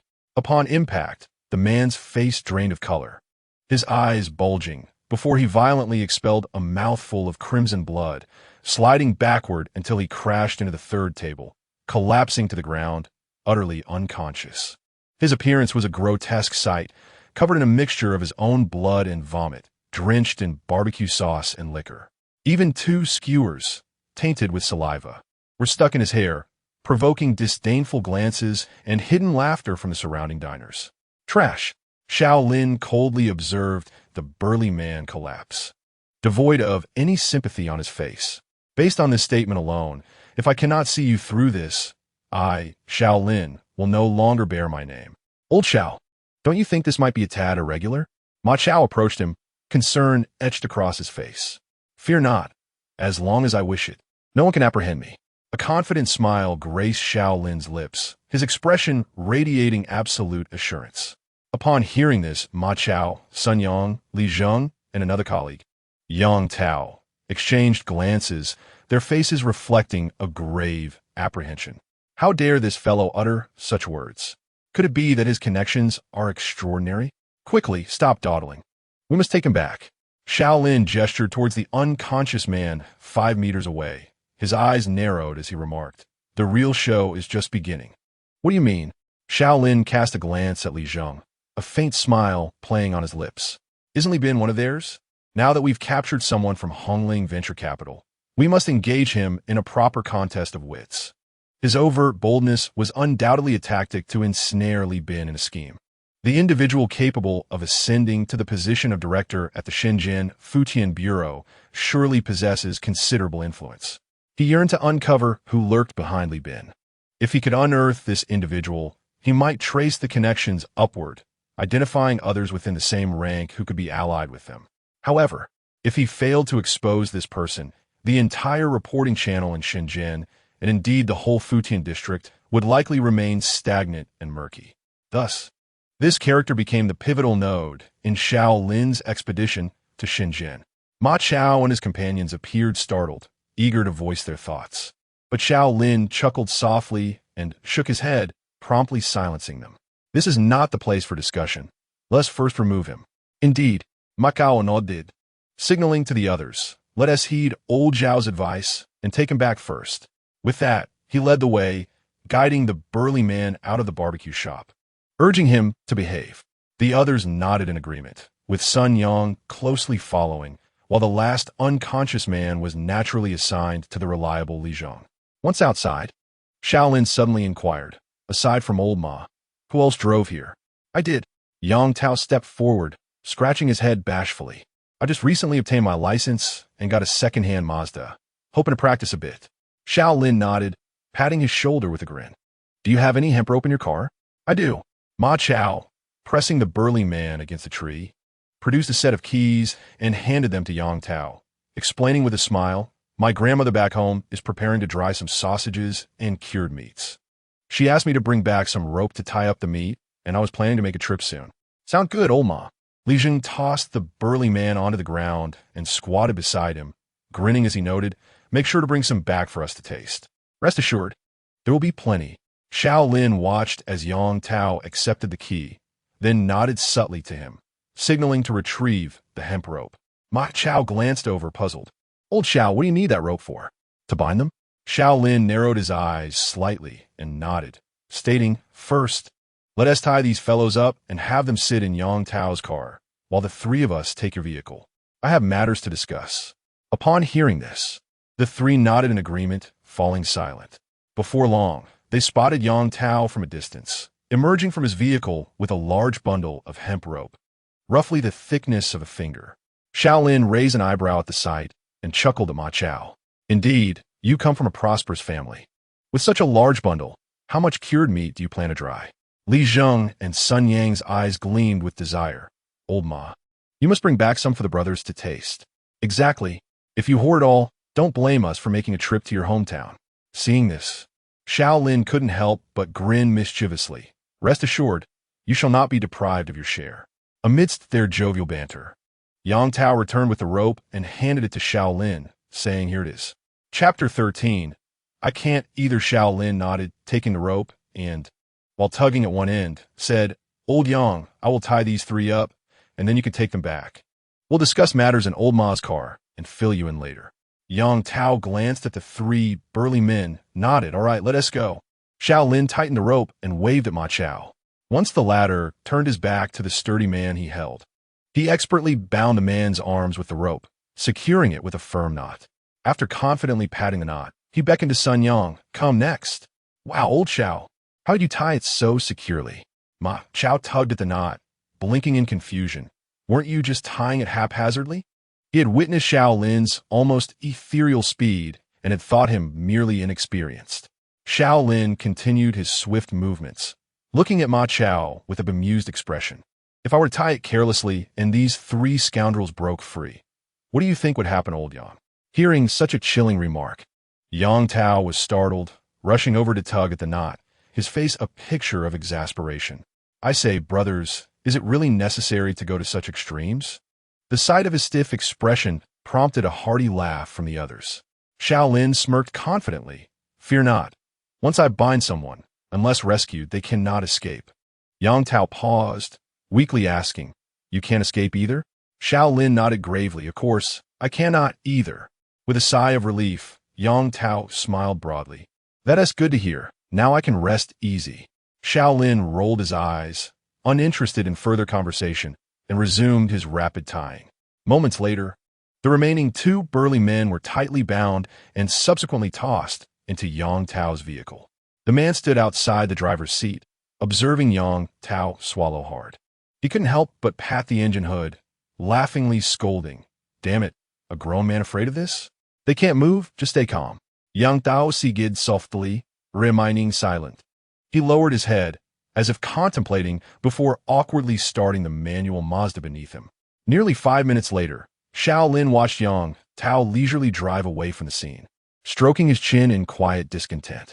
Damn it, this guy must have some connections to pass his driving test, right? Old Xiao, what are you thinking? P.S. gone. At that moment, Ma Chao's loud voice came from behind. Xiao Lin rolled his eyes and hurriedly turned to jump into the car. Let us go, keep up. Damn it. Old Yang's driving skills are terrifying. It took him 5 minutes just to start a manual car. Half an hour passed. On the main road, returning to Futian, Ma Chao trailed the red Mazda ahead, feeling an uncomfortable ache in his teeth. Suddenly, the car jolted again, lurching forward a few meters, causing the passengers inside to be tossed about in a raucous commotion. Damn! Ma Chao could no longer contain himself. He started to curse, Old Yang. You don't have relatives at the traffic police station, do you? How can you even say that? Sitting in the back seat, Sun Yang immediately chimed in, gripping the front seat, his head leaning forward in complaint. I clearly saw him stall the car so many times, and yet you're following so closely. If it jolts again, we're all going to vomit. No sooner had he spoken than Li Zheng abruptly rolled down the car window, his face pale as a ghost. Ma Chao glanced through the rearview mirror, witnessing a sight that was almost unbearable to behold, his mouth agape in horror. Li Zheng, what the hell are you doing? Laughter and playful scolding erupted in the car, filling the space with a lively atmosphere. Xiao Lin, seated in the front passenger seat, watched as Ma Chao and Sun Yang exchange barbs before suddenly interjecting, "All right, I have something to discuss." Upon hearing this, the three gradually quieted down, ceasing their ruckus. Having just witnessed Xiao Lin deal with those three ruffians, his cold gaze, ruthless methods, and audacious words left them aware that this new colleague, who had only been with them for a week, likely possessed a formidable background. After all, how could he confront Hongling Investment head-on and remain so composed throughout? Consequently, they began to entertain the notion of Xiao Lin as their pillar of strength, gradually forming a sense of camaraderie. Tonight, we not only dealt with the people from Hongling Investment, but we even captured someone. If this predatory lending organization is truly, as you say. At this point, Xiao Lin's expression turned grave, his tone serious. They are quite likely to retaliate against us in the coming days. Upon hearing this, the three exchanged worried glances. Just then, Li Zheng seemed to have an epiphany, his face suddenly reflecting anxiety. Old Xiao, what should we do now? Should we perhaps advise our families to take shelter? Indeed, Sun Yang's expression shifted alarmingly as he interjected hastily. Old Xiao. Old Wang previously ventured to the headquarters of Hongling Chuangtou to seek resolution, only to find themselves ensnared in dire circumstances. He cast a furtive glance at Ma Chao before clenching his teeth and continuing, I am not afraid for myself, but surely the people from Hongling Chuangtou will target our families. Old Wang, the very officer who had tragically succumbed to despair, was also the steadfast brother who shielded Ma Chao from gunfire. Damn it! Ma Chao's visage contorted with rage, his fair complexion flushed crimson with fury. If they dare to harm my family, I shall not hesitate to face them head-on. We can perish together. Xiao Lin regarded the three of them, then gently placed a reassuring hand on Ma Chao's shoulder, murmuring, Rest assured, you shall remain unharmed, and so will your families. As he spoke, his eyes narrowed slightly as he gazed out the window, his demeanor transforming to exude an air of profound wisdom and gravity. The valiant sons of our great nation shall never be mere pawns in the struggles of capital. The three men were taken aback, their eyes brimming with incredulity. Old Xiao, please speak to us truthfully. Ma Chao swallowed hard and spoke in a low voice. Are you, perchance, the kind of distinguished young master depicted in those renowned novels? He gestured with a thumbs up toward Xiao Lin, shaking it vigorously. Xiao Lin was momentarily taken aback. Although he lacked the leisure to peruse such novels, he was unequivocally aware that his family could undoubtedly rank among the top 10 illustrious families in this realm. Coupled with his position as the captain of the Blue Sword and his formidable prowess, along with a brotherhood devoted to him, he had the means to assert his will. With a smirk, Xiao Lin nodded playfully, acknowledging, What you say holds some truth.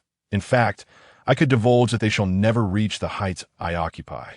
His ostentation stemmed from the understanding that lies are eventually unveiled, and the significance of his candor lay in their willingness to believe him. Indeed, Ma Chao exclaimed, his eyes widening in disbelief, as he initially assumed Xiao Lin was reluctant to share more. However, after a moment of irritation, Xiao Lin began to unveil more of his own narrative. But you must have numerous family traditions, which would explain why you conceal certain truths from your brothers. Xiao Lin shot him a sidelong glance, shrugged, and chuckled softly. All right, let us return to the matter at hand. Though the trio remained unaware of his true identity, they recognized that he was indeed a person of considerable stature, which eased their anxiety significantly.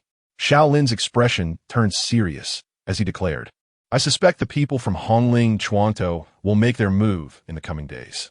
To be safe, you must remain by my side at all times. As long as you are here, our safety will not be compromised. Ma Chao nodded earnestly, though a shadow of concern crossed his face. But what about our families? We cannot possibly have them all converge here to stay by your side, can we? Moreover, this situation is quite unrealistic. As the words fell, the other two nodded in agreement, their faces etched with concern. The reason for their unequivocal acquiescence, or rather their lack of the usual trepidation, primarily stemmed from their witnessing of Xiao Lin's prowess. A person capable of effortlessly shattering a calf with a single kick undoubtedly possessed a level of explosive power that could instill terror in the hearts of many. Furthermore, this was the realm of reality, not the fanciful imaginings of a tomato novelist's author. A person endowed with such formidable skills could not possibly lead a mundane existence. You can rest assured. Leaning against the doorframe, Xiao Lin observed the anxious expressions of Li Zheng and Sun Yang as they approached. A confident smile suddenly gracing his face. I will have my friends send someone to protect your families. With my friends around, no one in the city would dare to harm them. Your friends? Who are they? The three were taken aback, perplexed. At that moment, Sun Yang seemed to recall something, suddenly exclaiming, "Wait, old Xiao, you aren't some underworld prince, are you? What are you thinking?"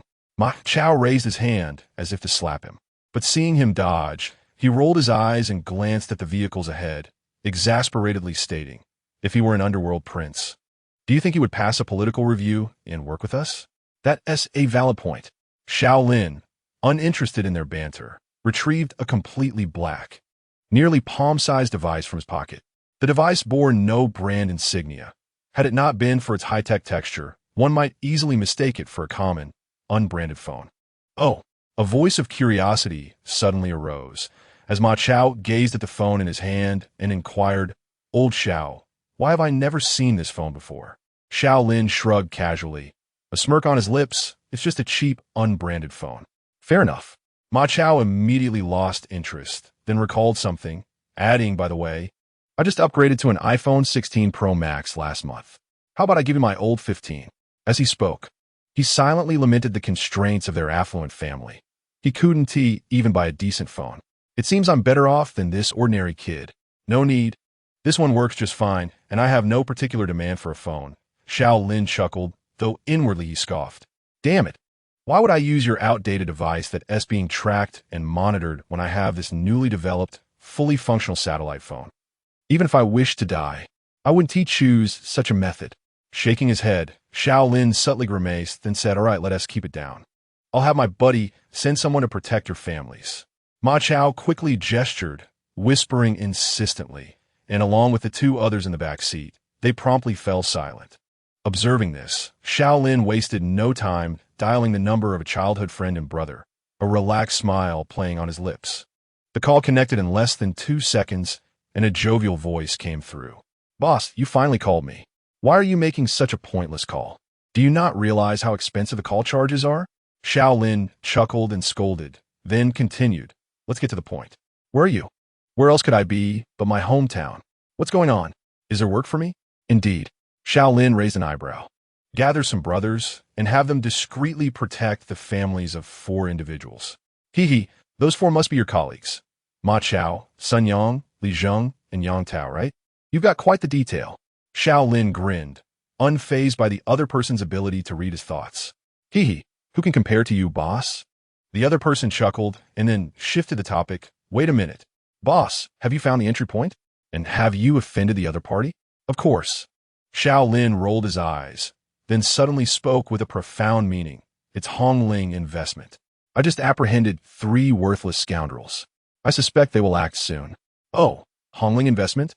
That's a significant catch. All right, I got it. Leave the rest to me, boss." "Very well, we shall proceed thus."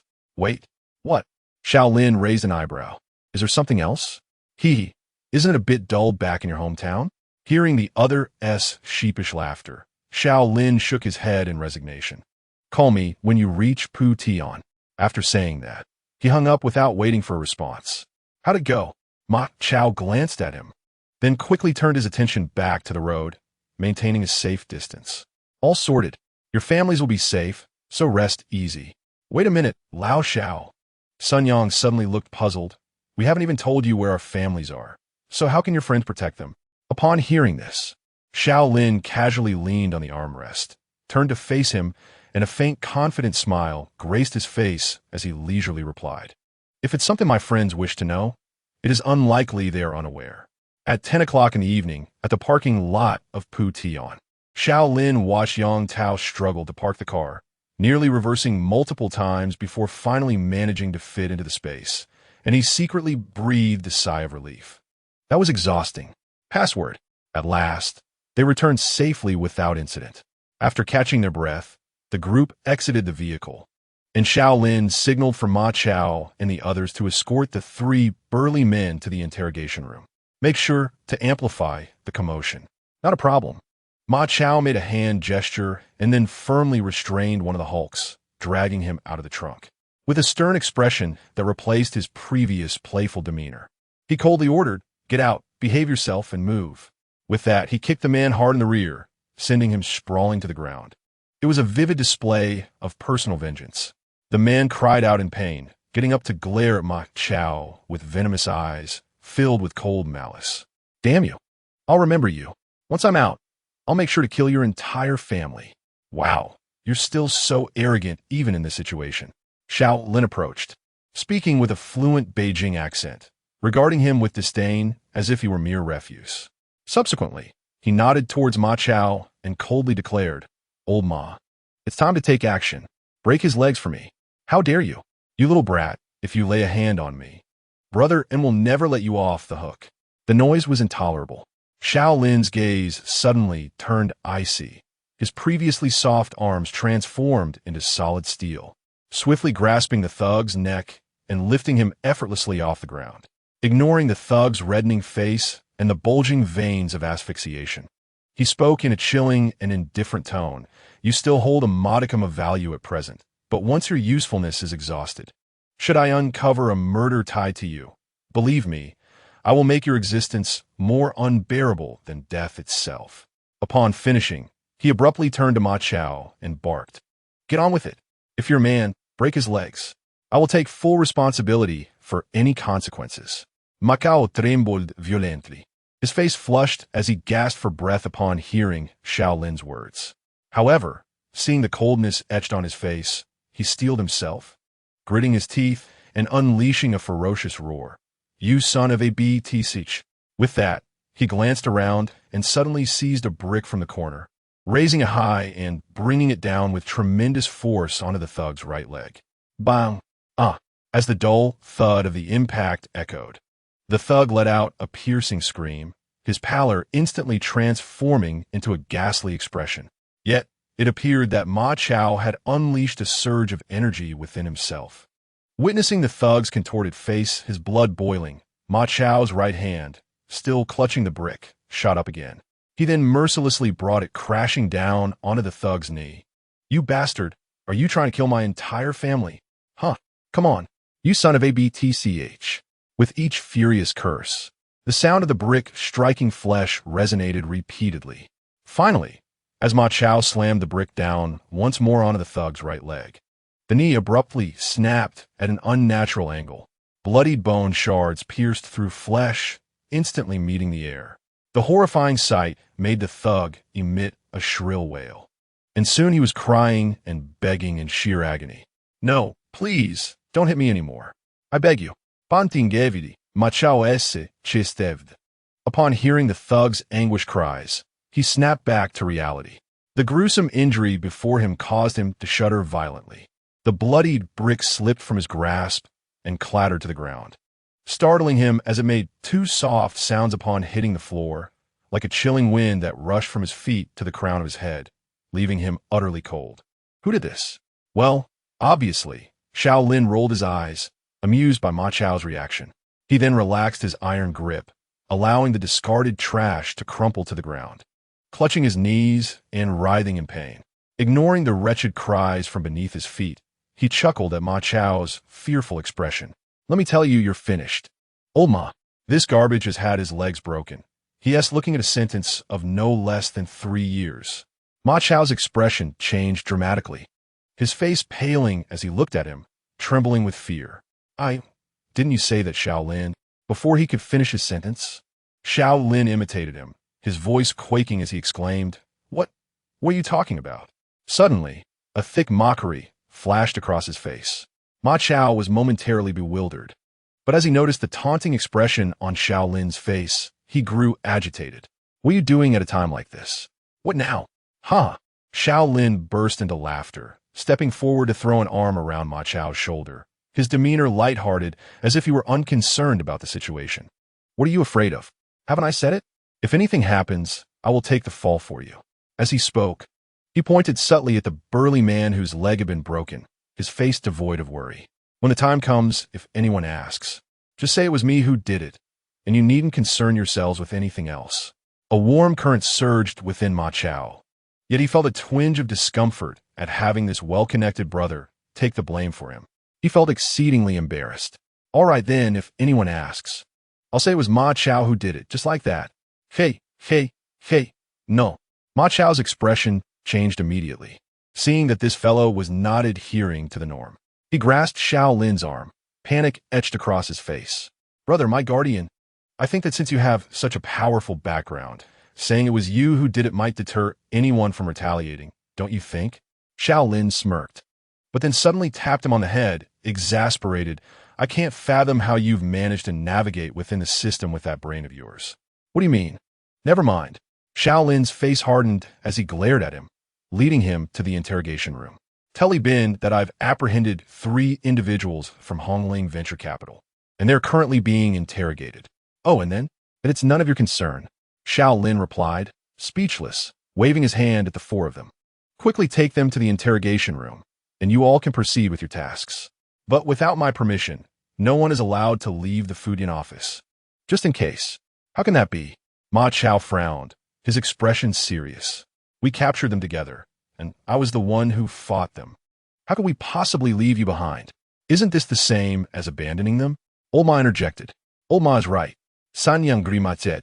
Since I've made my choice, I want to back down. If it comes to it, we can all skip work tomorrow and run away together. I refuse to believe that those from Hongling Venture Capital can track us down if we flee to another city. At this moment, the honest Li Zheng approached, dragging along the burly man whose calf had been kicked by Xiao Lin. His expression was solemn. I'm not as eloquent as old Ma, but since you protected my family, you are my benefactor, Li Zheng. Therefore, regardless of your decision, even if it leads to death, I will follow you. Yang Tao looked around, stepping forward to scratch his head, a foolish grin on his face. Since we've already captured them, this matter is now ours to handle together. I may not be able to offer much assistance, but I can certainly run errands and provide logistical support. Chapter 16. Uncle Xiao, upon hearing the words of these 4 individuals, Xiao Lin felt a crack form in his steadfast defenses. These fellows certainly knew how to provoke him. However, he refrained from elaborating further, a mocking smile gracing his lips, exuding an air of indifference, as though he were entirely unperturbed by the possibility of being sought out by Hongling Chuangtou. In fact, he almost welcomed such an encounter. Are there surveillance cameras around? Why are you lot behaving as if you're filming a scene so earnestly? Ma Chao and his companions were momentarily taken aback, their expressions fraught with anxiety. Enough, Xiao Lin declared, no longer indulging their antics. He chuckled lightly. Throw him into the interrogation room. I will handle the rest. Noticing their hesitation to respond, he shot them a stern look. Didn't you just say you were willing to follow my lead? How can there already be issues within your ranks? Absolutely impossible. Well, then you shall heed my words.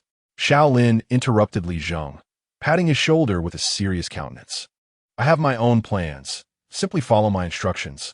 As long as you cooperate, I assure you, Hongling Chuangtou will not survive beyond a week starting tonight.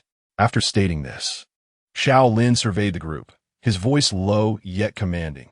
Do you trust me? The aura emanating from him, imbued with a fierce resolve, momentarily stunned the 4, rendering them speechless. Damn it, speak! Xiao Lin's fa shattered in an instant. He raised his hand and delivered a sharp slap on the heads of the 4.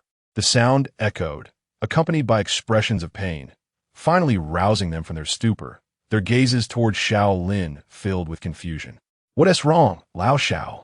Xiao Lin rubbed his forehead, a sudden wave of fatigue washing over him. What kind of imbeciles are you all? Visibly annoyed, he glared at them and delivered a swift kick to their backsides. Take him to the interrogation room, then get lost. Ow. Lao Xiao, what the? Just take us there. Hey, why kick me? This time, Xiao Lin remained silent, fixing them with an intense glare. Realizing the gravity of the situation, the four hastily ushered the individual toward the interrogation room.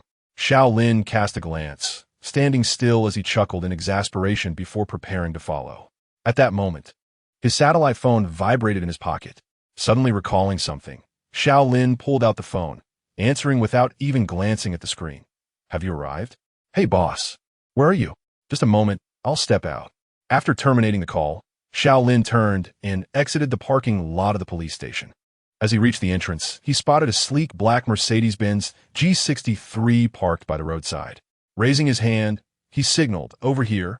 The vehicle rolled forward, and the window slid down, revealing a youthful man beaming with a wide smile. Boss. Xiao Lin nodded, gesturing toward the station's parking lot. Just park inside. The young man acquiesced, showing no regard for the fact that this was the largest police precinct in Putian district, and drove straight in. 2 minutes later, when the young man opened the door and stepped out, Xiao Lin could finally see his full appearance. The individual presents an impressive figure, standing an imposing height of 6 feet, sporting a stylish American crew cut.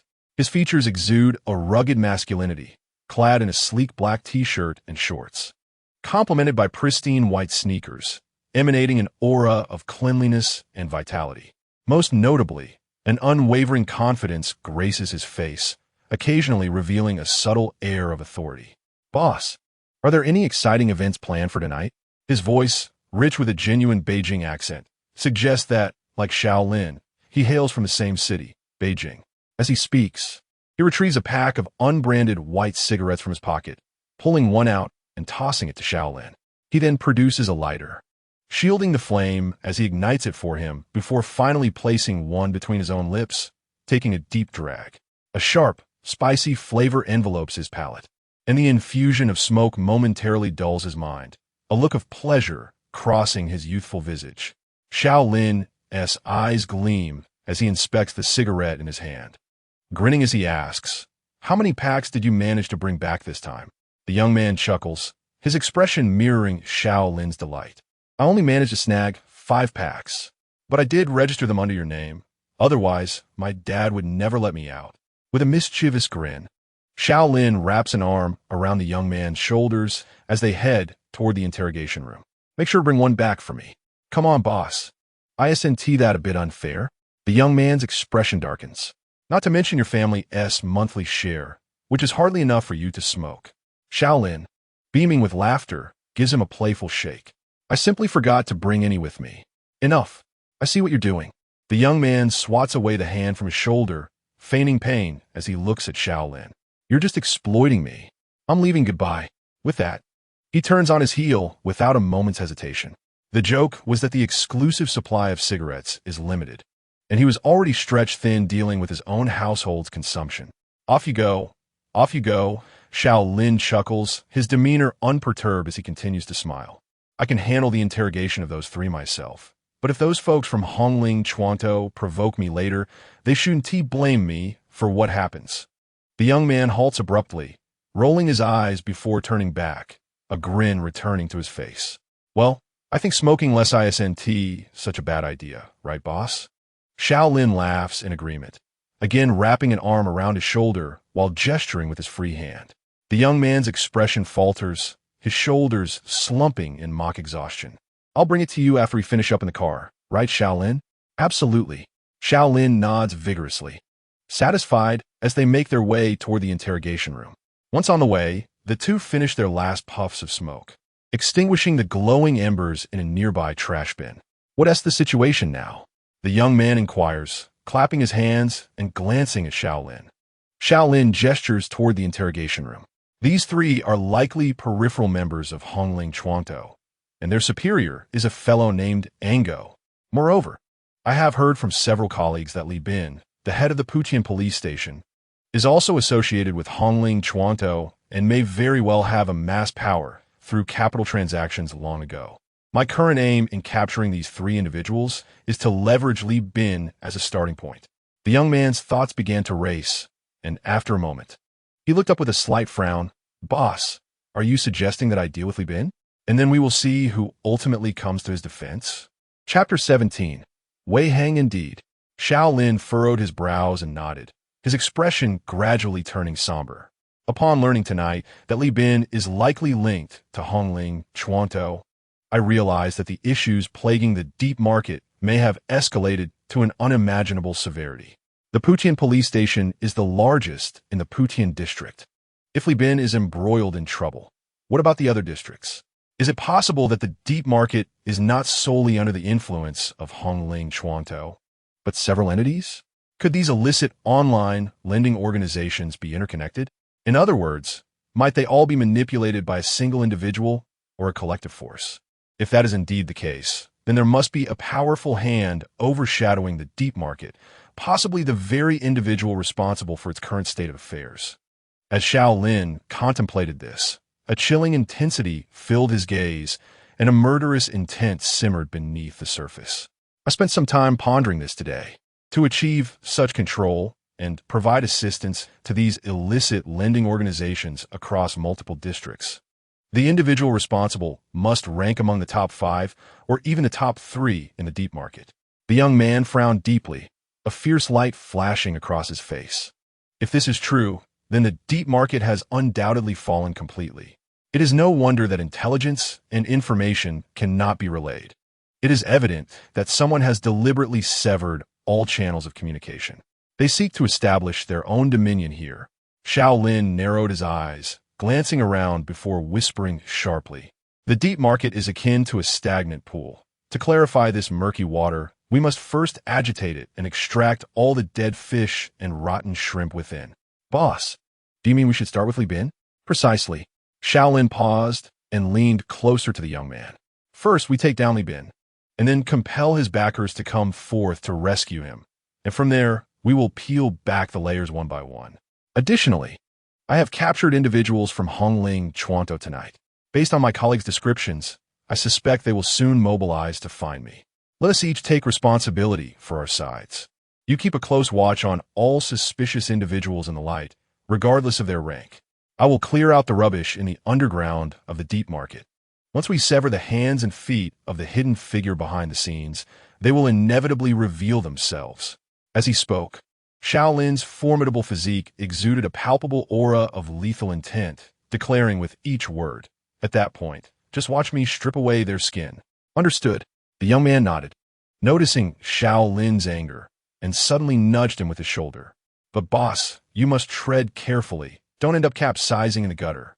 According to the intelligence I gathered this week, the underworld forces in the deep city are exceedingly rampant. They boast a large number of members, and due to their vast financial resources and sales channels, they even possess their own firearms manufacturing facilities. Hence, I suspect that some of their key figures, as well as those guarding important drug processing plants, are likely to be armed. Xiao Lin smirked coldly, his eyes filled with disdain, even a hint of bloodthirsty excitement flickering within his icy gaze. Trash is trash. Even with firearms, it does not alter their inherent nature. However, this is quite beneficial. Since they have crossed this red line, when the time comes to take action, I shall have fewer reservations. The young man shook his head, merely offering a cautionary remark, his expression devoid of any concern. As Xiao Lin's childhood friend and brother, he was well aware of his boss's terrifying prowess. Besides, if he were to ever find himself in a passive situation due to the number of adversaries or their weaponry, he only needed to make a few phone calls. His good friends would undoubtedly drop everything and rush over, utilizing their immense influence to plunge the opponents into despair. Even those 12 formidable individuals akin to him would certainly arrive in Deep City with weapons in hand, ready to bulldoze through any resistance. The young man shook off the grand scenes that flashed through his mind and continued. As for the black forces in Deep City, I will solely be responsible for reconnaissance and providing you with intelligence. The rest is not my concern. All right, you handle the white-collar folks, Xiao Lin nodded, appearing to recall something as he narrowed his eyes and warned, But those individuals are surely a pack of cunning old foxes. Do not allow yourself to be led astray. Rest assured, the young man replied with a dismissive smile, waving his hand with an air of disdain. When it comes to the intricacies of officialdom, they would find it quite challenging to ensnare me. With that, he suddenly broke into a mischievous grin, exuding a playful demeanor, his face radiating absolute confidence. Boss, just focus on dealing with those scum. I'll engage them in a proper game. Xiao Lin nodded, choosing not to pursue the topic further. His understanding of his brother was as profound as the young man's comprehension of him. They were intimately familiar with each other. Moments later, upon reaching the interrogation room corridor on the second floor of the police station, they encountered Ma Chao and his three companions sitting on a long bench, smoking and filling the entire floor with swirling smoke. Upon seeing Xiao Lin approach, the four immediately stood up and walked over. Xiao Lin smiled, introducing them. This is my good brother, Wei Hang. Hang, you need no further introduction to these four brothers.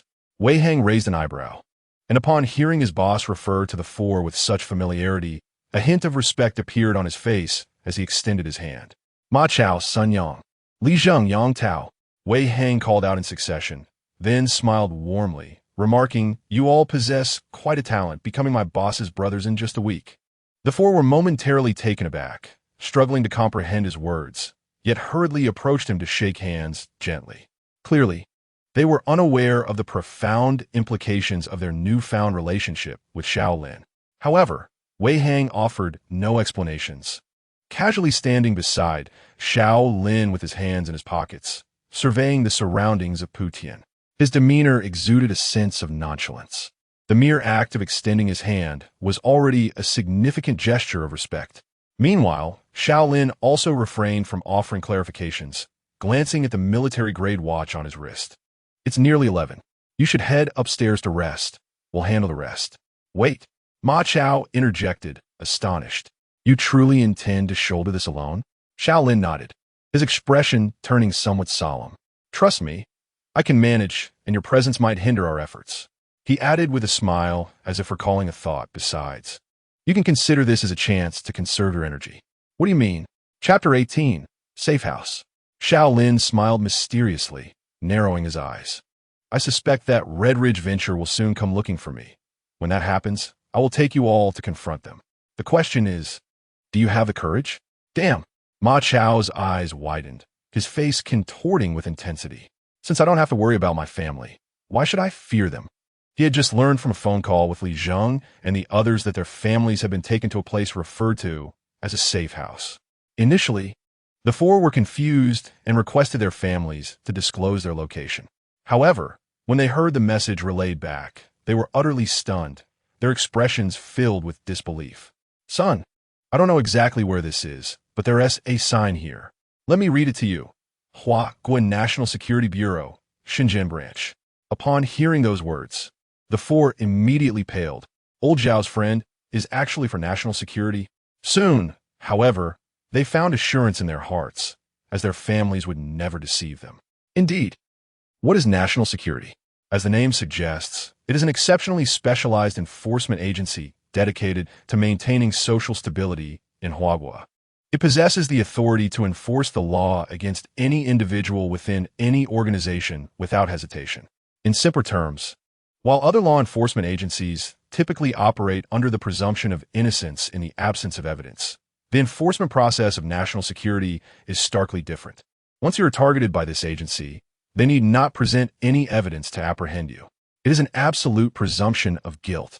Furthermore, during the apprehension process, no one is permitted to resist.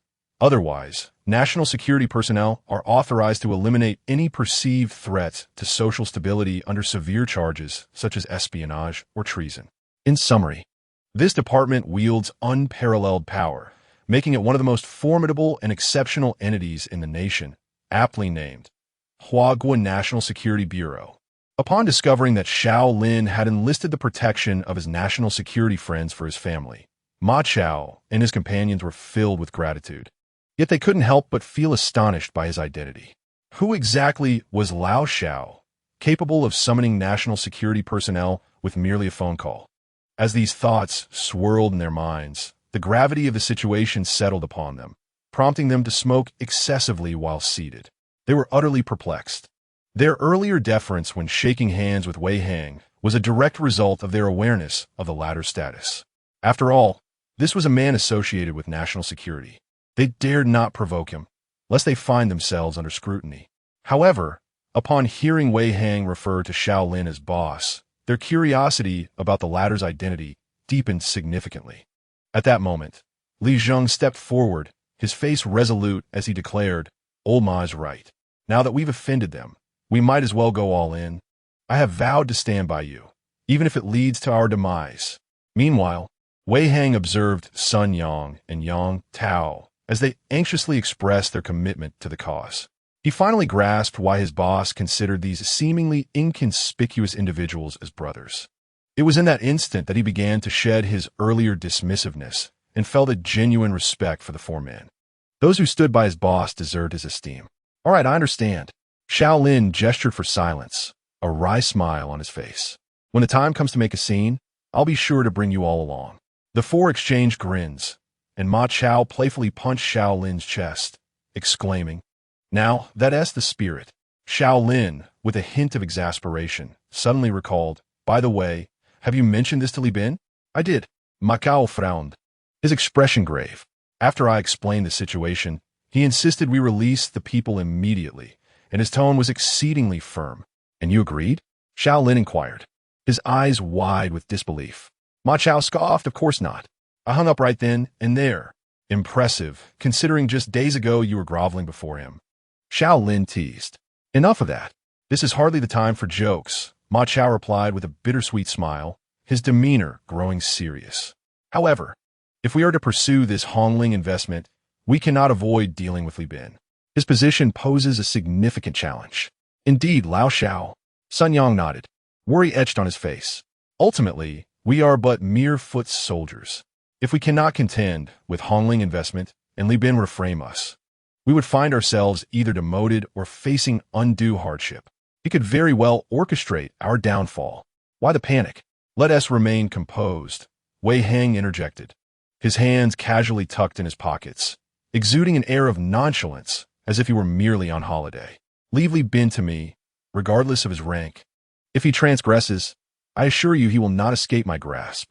Seeing his unwavering confidence, Ma Chao and the others were taken aback. How could we have forgotten about this national security bigwig? Wei Hang paid them no mind, noticing the contemplation on Xiao Lin's face. He gently nudged his arm with his shoulder and inquired, "What occupies your thoughts?" Xiao Lin snapped back to reality, glanced at him, and with a furrowed brow replied, "I am pondering Li Bin's reaction upon learning of this matter. Ma Chao's attitude tonight must have taken him by surprise. Thus, I surmise he will certainly come over shortly. Moreover, he may very well arrive accompanied by lawyers from Hongling Ventures, intent on extricating those three individuals." "Indeed, that is a distinct possibility," Wei Hang nodded in realization, his expression remaining inscrutable. "So what do you suggest I do?" Xiao Lin shot him a sidelong glance, his gaze suddenly turning steely. "Since he desires those individuals, we shall thwart his efforts. I possess video evidence of those three miscreants intimidating law enforcement. When the lawyers arrive, their visit will yield no fruit. At that juncture, Li Bin, as the head of Puqian Police Station, will undoubtedly misuse his authority to attempt to release them." Wei Hang raised an eyebrow, a sly smile creeping onto his lips. "Are you suggesting that I wait for him to err, and then I shall step in to take him away?" "Precisely," Xiao Lin affirmed with a nod, yet his piercing brows suddenly knitted together. "However, should we take that route, news of Li Bin's apprehension by national security will swiftly spread. Consequently, those behind him may choose to retreat in fear of your national security identity, thus rendering Li Bin a pawn discarded.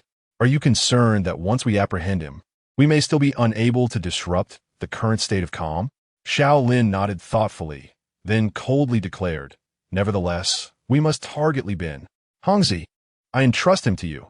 Take him back to his hometown and extract from him the list of all known members in the open.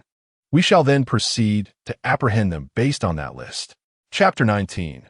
Confrontation. "Rest assured, boss, I shall handle it with utmost professionalism." Wei Hang grinned, his eyes glinting with an unmistakable intensity, clearly not one to be trifled with. Very well, Xiao Lin acknowledged, glancing at his military-grade watch. It is nearly midnight. Calculating the time, Li Bin and his associates should be arriving soon. Just as he spoke, the sound of approaching vehicles resonated from the direction of the Putian police station's entrance. Xiao Lin smirked at the sound. Speak of the devil, and he shall appear. Old Ma, you all should return to the dormitory and remember to turn off your phones. Furthermore, during my absence, do not exit the Putian police station. Understood? Macao nodded gravely. Be careful. Rest easy, Xiao Lin assured, gesturing for them to leave promptly. Li Zheng clapped him on the shoulder, stating seriously, we shall head up first. If anything arises, be sure to inform us. We will be ready to rush down and confront them. Absolutely, Xiao Lin replied with a smile, warmth swelling within him. At that moment, his perception of this earnest man had undergone a complete transformation. He regarded him as a true brother. Once the four departed, Xiao Lin draped an arm around Wei Hang's shoulder, revealing a relaxed smile that only surfaced before those he trusted implicitly. Hangzi, I will initiate the confrontation. Do not rush to reveal your identity. This evening, I found myself in a barbecue establishment where I was unexpectedly met with disdain. Little did I anticipate that this individual would harbor a grudge, still recalling the fierce reprimand he received from Li Bin. With a hearty laugh, Wei Hang silently mourned for Li Bin in his mind. How unfortunate to provoke the boss. You deserve whatever consequences come your way. Suddenly struck by a thought, Wei Hang smirked to himself. Fortunate that Xiao Wu was absent, or else Li Bin would have undoubtedly faced a severe beating. Xiao Lin's lips curled in disdain as a flicker of reminiscence crossed his sharp gaze, conjuring an image of a brash and rebellious figure from his past.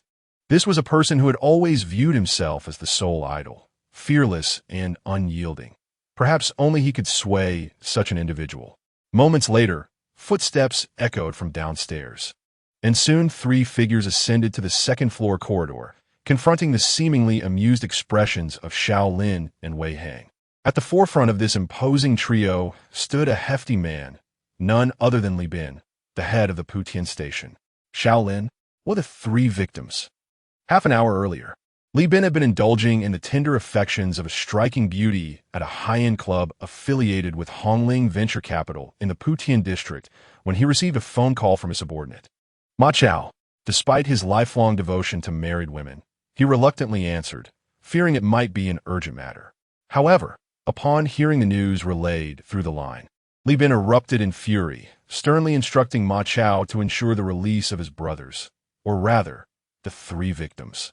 To his astonishment, the typically subservient Ma Chao had the audacity to terminate the call. How brazen! This unexpected act left Li Bin momentarily stunned with rage. Without further ado, he summoned two well-known lawyers from the Shenzhen market and hastily made his way to the Putian station. Now returned, he found not only the absence of friendly faces from his subordinates, but also a young newcomer who displayed the utmost disrespect upon seeing him. Seething with anger, he unleashed his fury upon the stranger. Who authorized you to make arbitrary arrests? Do you possess any evidence? And where are Ma Chao and Sun Yang? Why is it only you here? Li Bin's temper flared, oblivious to the fact that Xiao Lin's expression had grown increasingly cold. The sight of the unfamiliar man beside Xiao Lin only heightened his ire as he bellowed, Who are you? Do you even know where you are? Is this a place you can simply enter? Who do you think you are? Xiao Lin retorted sharply, his eyes filled with icy disdain. You are not present. So on what grounds do you assert we lack evidence? Moreover, would I dare apprehend anyone without proof? What on earth are you thinking? A public servant should not bark nonsensically upon arrival. Do you usually speak without engaging your mind? Observing his flushed expression and his speechlessness, Xiao Lin did not wait for him to finish his words and began to scold him vehemently. I am apprehending criminals, not committing crimes myself. Yet you bombard me with a torrent of accusations from the outset. Are you perhaps connected to these three attempted murderers of law enforcement personnel? Or could it be that their brazen behavior and audacity to threaten officers, even attempting murder, is somehow supported by you? Nonsense. Li Bin, infuriated, jumped up and down, struggling to interject amidst Xiao Lin's incessant tirade. In his fury, he suddenly let out a sharp rebuke, completely oblivious to the reason behind Xiao Lin's abrupt stance towards him. "Then open your eyes and see what this is," Xiao Lin exclaimed, retrieving his phone and opening a video recorded at the barbecue restaurant, placing it before Li Bin's eyes. As the sound emanated from the device, Li Bin's expression shifted dramatically within seconds. Even the two lawyers accompanying him turned pale, furrowing their brows in concern. One of them, a bespectacled man exuding an air of elitism, suddenly spoke up. "Sir, I am a senior partner at the Fujian District Irby law firm. Diao Two-bit, Hairy Tail?" Xiao Lin raised an eyebrow, silently repeating the name with a smirk, enjoying the moment. "Sir, please mind your language." Diao Mao furrowed his brows, his demeanor serious. "Otherwise, I shall certainly sue you for defamation." "Huh," Xiao Lin scoffed, his expression dripping with disdain. "You called yourself a hairy tail. How can you blame anyone else? Besides, I merely expressed a common sentiment. Does that not suffice?" "Ha ha ha." Wei Heng, standing nearby, could not contain his laughter at Xiao Lin's retort, his face beaming with delight and entirely unconcerned with the flustered visage of the opposing party. Diao Mao found himself at a loss for words, suddenly feeling a sense of helplessness akin to a scholar confronted by a soldier. He had originally intended to have Xiao Lin tacitly acknowledge the defamation claim, yet he had not anticipated that one sentence from Xiao Lin would effortlessly dispel it. Moreover, the recording device he had already activated in his pocket now seemed utterly futile. Realizing that the opposing side possessed undeniable video evidence, he could not help but furrow his brow in concern over the evolving situation. Chapter 20. Inversion of truth, however. As he remained silent, another lawyer suddenly spoke up. "Even if your pronunciation is not standard, that does not serve as justification for your defense. So I advise you to be mindful of your words. Furthermore, based on the so-called video evidence you just provided, I express my profound skepticism. Can one truly determine a person's motive for murder or establish guilt solely based on a video? Could it not be that you, relying on your physical prowess or some other means, intimidated him into cooperating with you for this recording?" At this point, the lawyer's keen gaze fixated on Xiao Lin's eyes, his expression laced with an imperceptible scheme. "I now find myself compelled to harbor grave doubts regarding whether you have committed some nefarious act that has come to their attention. Fearing the repercussions, you may have devised a scheme to mislead the authorities into apprehending these three upstanding citizens. Ultimately, through the hands of the police, you intend to eliminate these individuals or subject them to prolonged incarceration, thereby enabling your escape from accountability.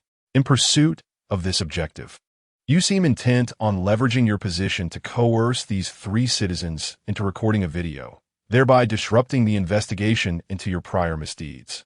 With a serious demeanor, the lawyer turned to the visibly pleased Li Bin and solemnly stated, "For the safety of the citizens of Fujian District, I propose that all individuals with criminal suspicion be summoned for inquiry. As for those falsely accused and coerced citizens, in the interest of fairness and transparency, we must conduct a thorough investigation.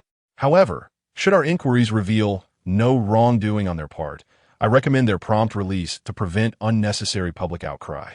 Li Bin's visible anger swiftly dissipated, replaced by a semblance of joy. Yet, just as he opened his mouth to respond, Xiao Lin interjected coldly, interrupting him. "Ah, this is indeed enlightening. The legal profession suffers from the likes of you, tarnishing the integrity of society." Xiao Lin's expression was frigid as he regarded the lawyer with a gaze one might reserve for a corpse.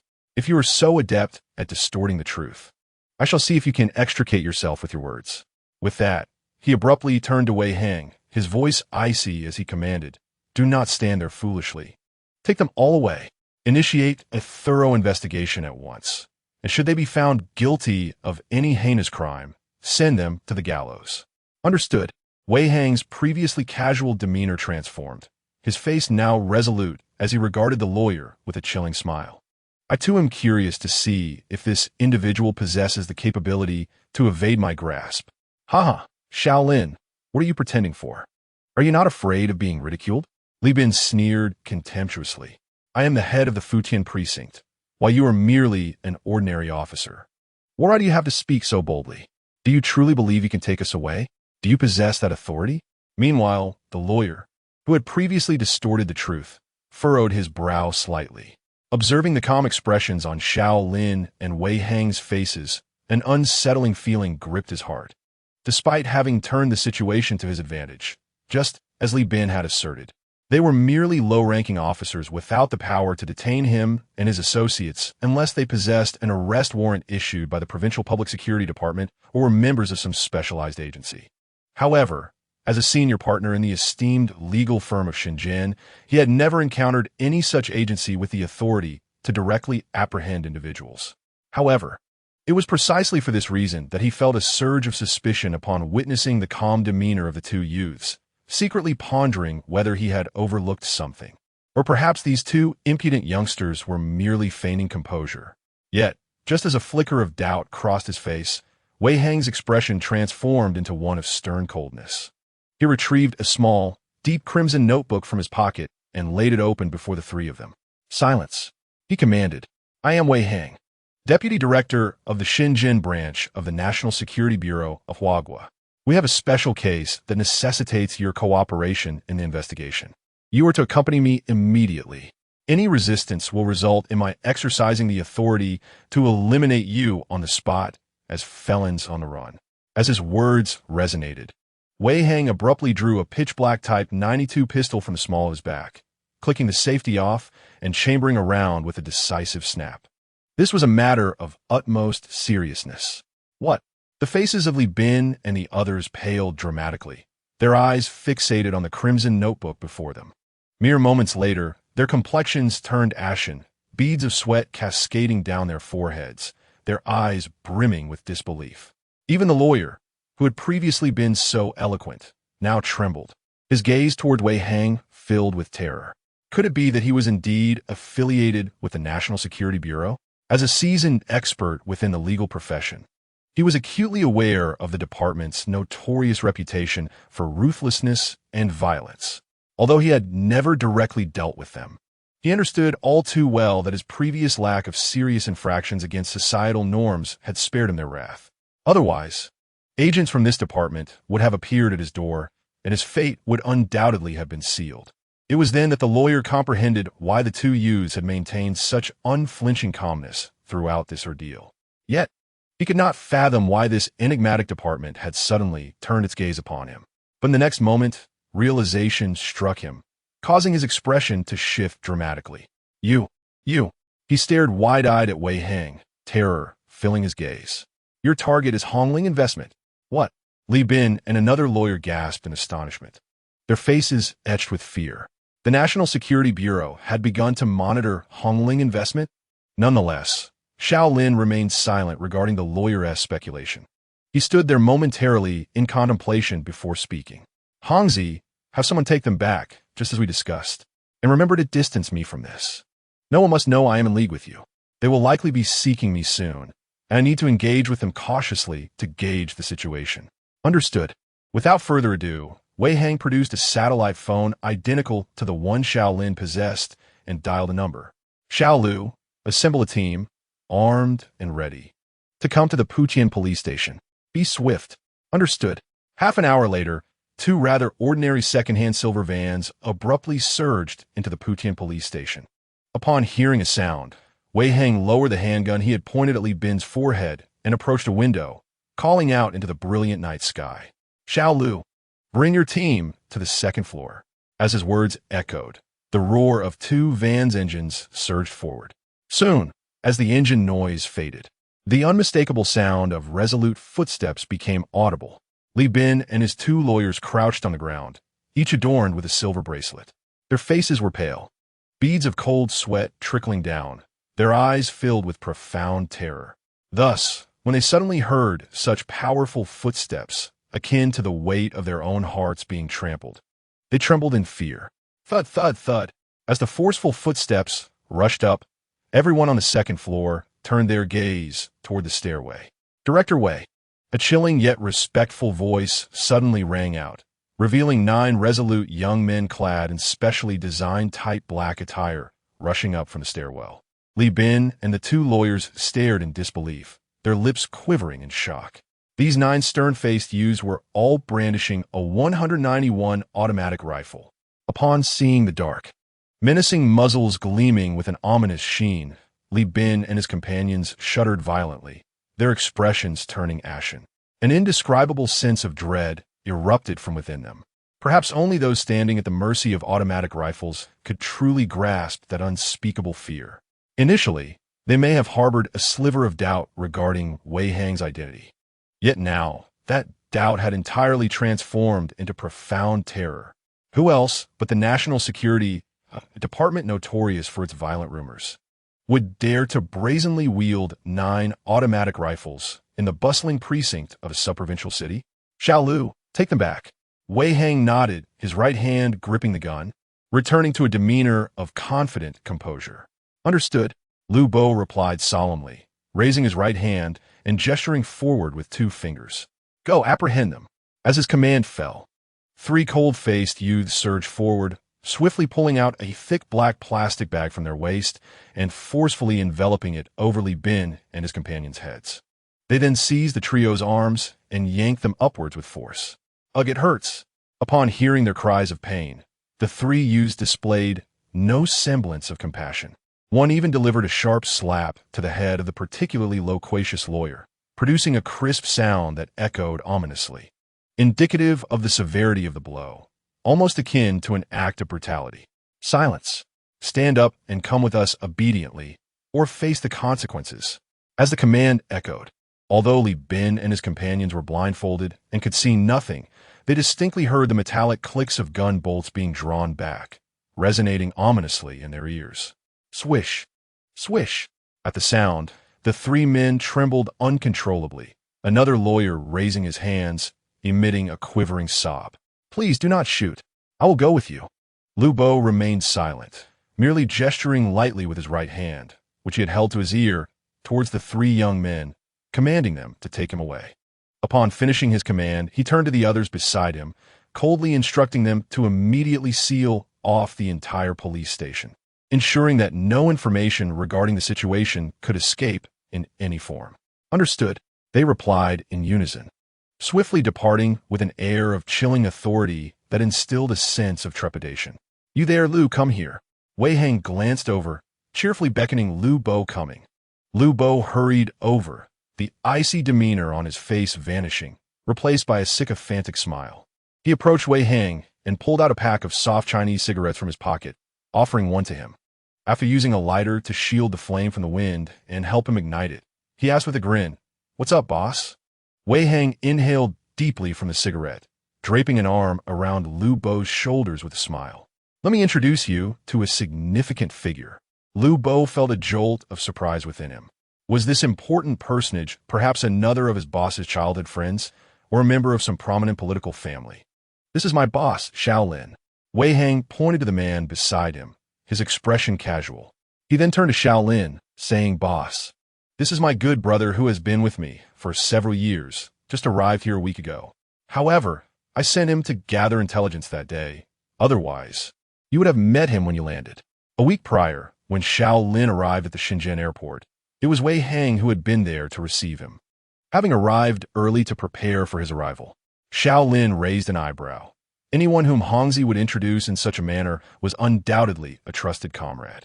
He nodded and took a long, scrutinizing look at Lu Bo, mentally noting the latter's features, a skill that was second nature to a professional soldier. Upon hearing Wei Hang's introduction, Lu Bo felt a sudden tremor of anxiety, his gaze towards Xiao Lin filled with astonishment. This is the boss of my boss. Over the years, he had encountered various influential and youthful figures, thanks to his relationship with Wei Hang. But they were all merely good friends or childhood companions of his superior. Yet now, his boss was willingly referring to someone of a similar age as boss. In that moment, a tumultuous wave surged within Lu Bo's mind, and he looked at Xiao Lin with an involuntary reverence. Without a doubt, this young man's true identity was that of a scion belonging to the towering giants at the pinnacle of the Chinese hierarchy. Hello, young Master Xiao. In a flash, Lu Bo dared not delve further into contemplation, fearing he might offend this young man. He slightly bowed and hurriedly offered a cigarette, shielding the flame as he helped him light it. Xiao Lin took a deep breath, exhaling smoke rings as he chuckled. There is no need for such formality. Since you are a brother of Hongzi, you shall naturally be regarded as my brother as well. Lu Bo's expression brightened, and he dared not show any insincerity on his face, exclaiming, "Thank you, Xiao, for your esteem. My name is Lu Bo, and if you ever require my assistance, simply inform my boss, and I will rush over immediately." Xiao Lin nodded subtly, regarding Lu Bo with a touch of admiration. Lu Bo's words, spoken without any hint of pretense when referred to as a brother, reflected a keen awareness of the support he had received. This individual, in both character and demeanor, was indeed worthy of brotherhood. Contemplating these thoughts, Xiao Lin smiled and nodded in silence, raising his hand to pat Lu Bo on the shoulder. Chapter 22. No longer choosing trust? Upon witnessing this, Lu Bo's heart soared with joy.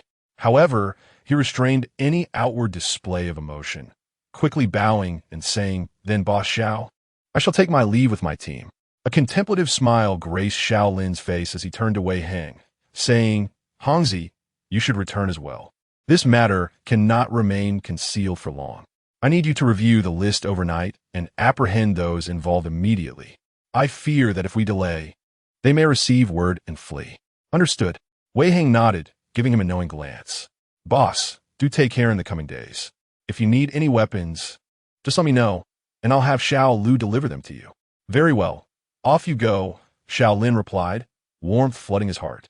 He reminded his brothers to retrieve all the recordings and return to the bureau promptly. As Wei Hang turned to head downstairs, he suddenly addressed Lu Bo, saying, "Tonight, we must ensure that Li Bin divulges the names of all internal members associated with Hongling Investment." Understood. Before long, once the sound of the van's engine had completely faded, Xiao Lin made his way directly to the police dormitory on the 3rd floor. Without knocking, he turned the doorknob and stepped inside. Inside the dormitory, Ma Chao and several others were anxiously waiting, some seated and others standing, smoking as they fretted over Xiao Lin's well-being. The sudden sound of the door opening startled them greatly.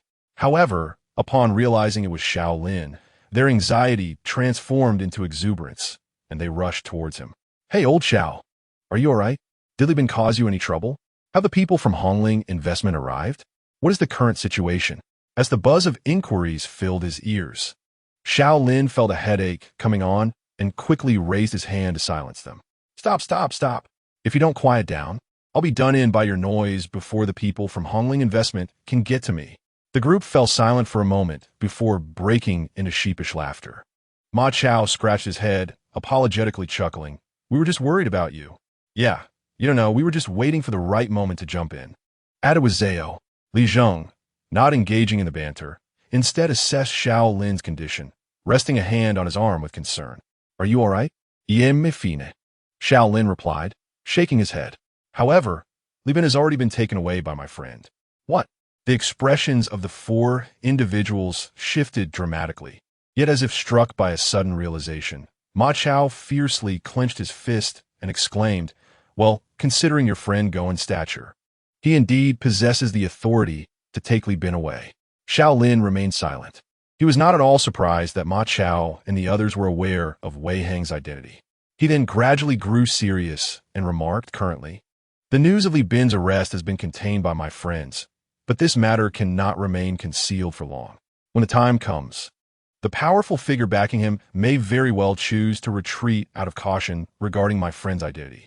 However, with the recent capture of 5 individuals from Hongling Venture Capital, should they truly act as you have described, their associates may soon seek us out. Therefore, it is imperative that you stay close to me in the coming days. Just in case." The others nodded solemnly, their expressions grave. At that moment, Ma Chao seemed to have a sudden thought and asked, "By the way, with Li Bin now apprehended, what will happen to the usual work directives? If his benefactor sends a new director to replace him and disperses us, wouldn't we be easily defeated and doomed?" "You need not worry about that," Xiao Lin replied, shaking his head. He had no intention of revealing that he had already instructed Wei Hang to interrogate Li Bin overnight, intending to apprehend all internal members connected to Hongling Venture Capital within the Fujian district. After all, the fewer people who knew about it, the higher the likelihood of a successful operation. After pondering for a moment, he added, although Li Bin is currently under investigation and it is possible for the provincial office to arrange a replacement, this appointment will not be made in the immediate future. My conjecture is that the leaders may temporarily select someone capable from the Futian office to oversee operations until the provincial office finalizes the appointment. Who should we select from our ranks? Xiao Lin glanced at Ma Chao and then discreetly surveyed the faces of the four, shaking his head with a knowing look. I cannot say for certain. However, this person must possess a calm demeanor and have worked at the Futian office for no less than 3 years, earning an excellent evaluation medal. Upon hearing this, Ma Chao and the others momentarily froze before their gazes suddenly turned toward Sun Yang, their eyes gradually lighting up with hope. Why are you all looking at me? Sun Yang sighed with a wry smile, responding somewhat irritably, though I have been here for nearly 4 years. You all know what kind of person Li Bin is. It would be remarkable if he didn't create obstacles for me, let alone mention me to his superiors or award me any commendation. As he spoke, a hint of bitterness flickered across his face, revealing his helplessness. For years had passed, and while his peers had advanced to varying degrees within their own organizations, he found himself stagnant, now even at odds with Hongling Venture Capital. He couldn't help but wonder if this predicament would lead to his ultimate downfall. Despite his unwillingness to accept his fate, he found himself lacking connections or influential benefactors to turn to. As time passed, he found himself resigned to a life of diligent toil at the lowest level. Meanwhile, Xiao Lin, observing the reactions of those around him, felt a stirring in his heart upon seeing the helplessness etched on Sun Yang's face. Yet, he refrained from immediate comment, opting instead to place a firm hand on Sun Yang's shoulder, his expression imbued with solemnity and gravity. Sun Yang, he said, remember, the leaders above do not rely on subordinates' reports as their sole channel of information. If a person truly possesses the ability to effect change, they will undoubtedly be recognized and ultimately entrusted with greater responsibilities. Sun Yang furrowed his brow, momentarily swayed by Xiao Lin's emphatic tone. However, just as he opened his mouth to respond, memories of his experiences over the past few years flooded his mind, prompting a soft sigh and a bitter shake of his head. Had you spoken these words to me in my first year as a police officer, I would have unwaveringly believed you. But now he let the words trail off, releasing a deep sigh. Though he remained silent, an unspoken sorrow and helplessness surged within him, creating an atmosphere of profound complexity that rendered those present speechless. Xiao Lin's brow furrowed in concern, his demeanor suddenly taking on an air of seriousness. Old son, I must ask you a question, and you must answer me honestly. What is it? You no longer trust the organization, do you? How could that be? Sun Yang's brow knitted tightly. Despite his weary appearance, his voice resonated with conviction. To be candid, there are countless individuals in Huagua who share my predicament. Yet we continue to choose to remain in this team. Why? It is because we steadfastly believe that the organization will provide us with fairness and a hope that inspires unwavering trust. After enduring years of hardship, we cannot expect problems to be resolved overnight. Though I am disappointed in my direct superiors, my faith in my beloved country remains unshakable. I firmly believe that our great nation will one day offer us a chance to heal our regrets and grievances. Xiao Lin's expression turned grave, and he felt a deep respect for this beleaguered, yet ambitious officer. He patted Sun Yang's shoulder firmly, his tone earnest. Trust me, the higher-ups will surely recognize all those who genuinely wish to serve the public. Perhaps they have already noticed, but the timing has yet to be right. Therefore, hold steadfast to your convictions, regardless of our positions. We must always remember our goal and mission, to serve the people and guide them towards prosperity. These words struck Sun Yang like a powerful injection at the brink of despair, abruptly restoring the core of his spirit and causing him to tremble with renewed vigor. Even Ma Chao, Li Zheng, and Yang Tao were visibly moved, their expressions turning respectful. They silently stood at attention, offering solemn salutes to the radiant banner that emanated a fervent red glow.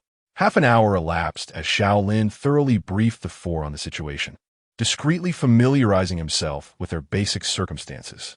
Raising his hand to glance at his watch, he realized it was nearly 1 o'clock. He shook his head slightly and said, "You all can take a break. I'll step out for a phone call. I'll be staying here tonight."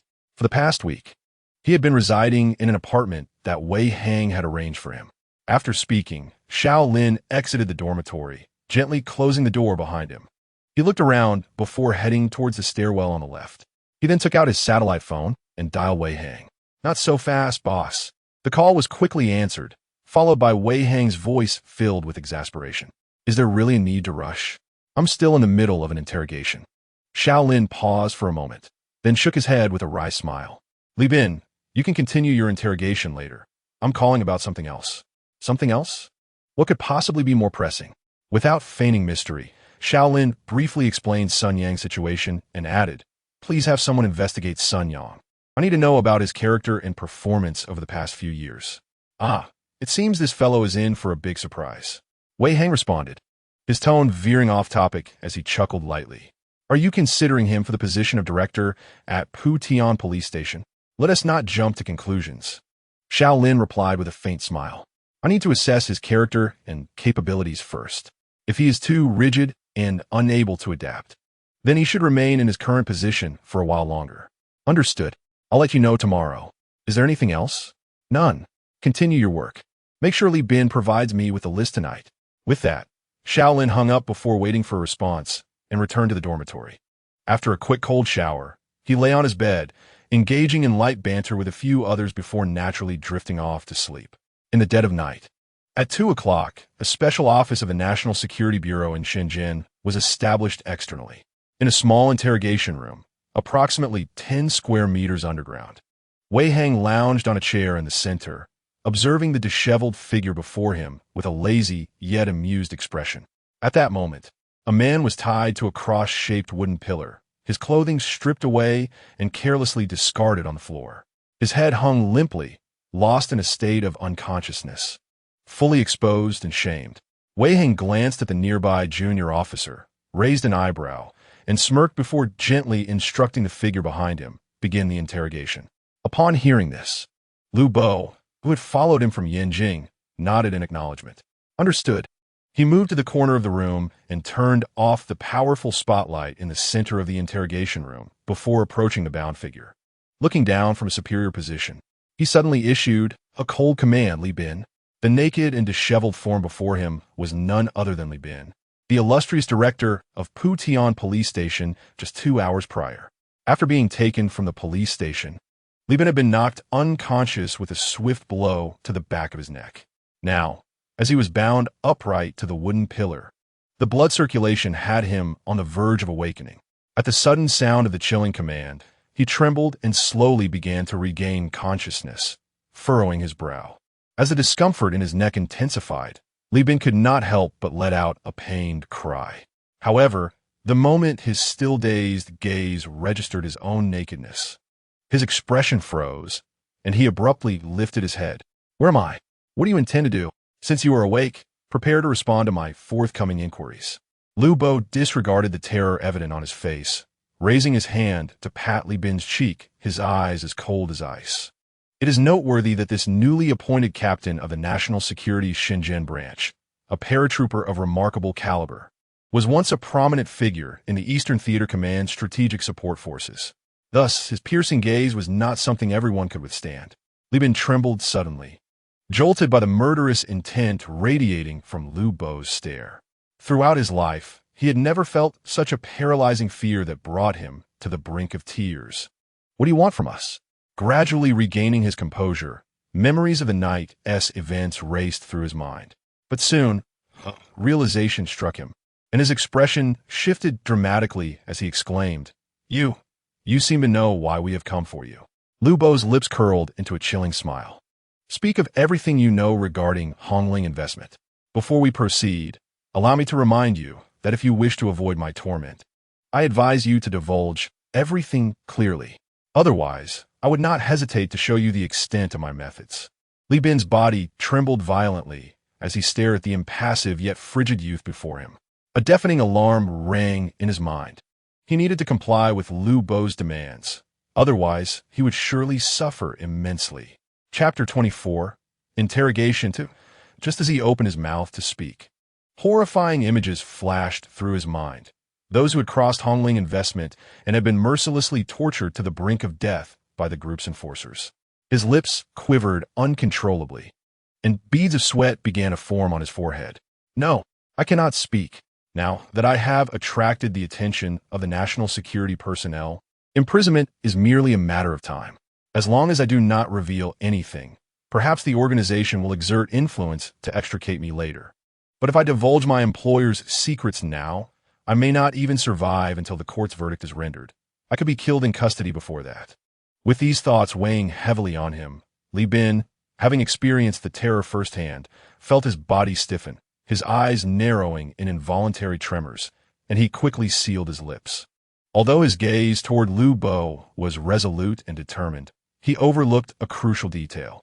This was no ordinary police interrogation room. It was the Special Operations Office of National Security. In this chamber, the usual occupants were heinous criminals posing a severe threat to the stability of the nation and international spies, individuals who had undergone inhumane and rigorous special training. To extract intelligence from individuals of such a nature, the members of national security are compelled to resort to increasingly brutal forms of torture. It is not uncommon for them to torment a criminal's accomplice to the point of death right before their eyes. In other words, during the interrogation of offenders, national security may temporarily abandon their humanitarian principles. Only through the utmost malevolence can one approach evil, ultimately leading to its eradication. Not saying a word. We'll see, Lu Bo remarked, raising an eyebrow, a subtle tremor at the corner of his eye, as he hoped that your resolve would remain as steadfast as it is now. With that, he abruptly spread his broad, calloused left hand and pressed it against Li Bin's sternum, adjusting his stance slightly and slowly lifting his tightly clenched right fist. What do you intend to do?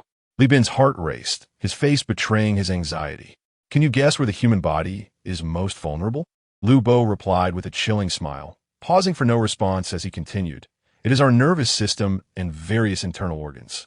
Specifically, our heart, liver, spleen, stomach, and kidneys. If they suffer an external blow, the consequences can range from severe illness to instantaneous death.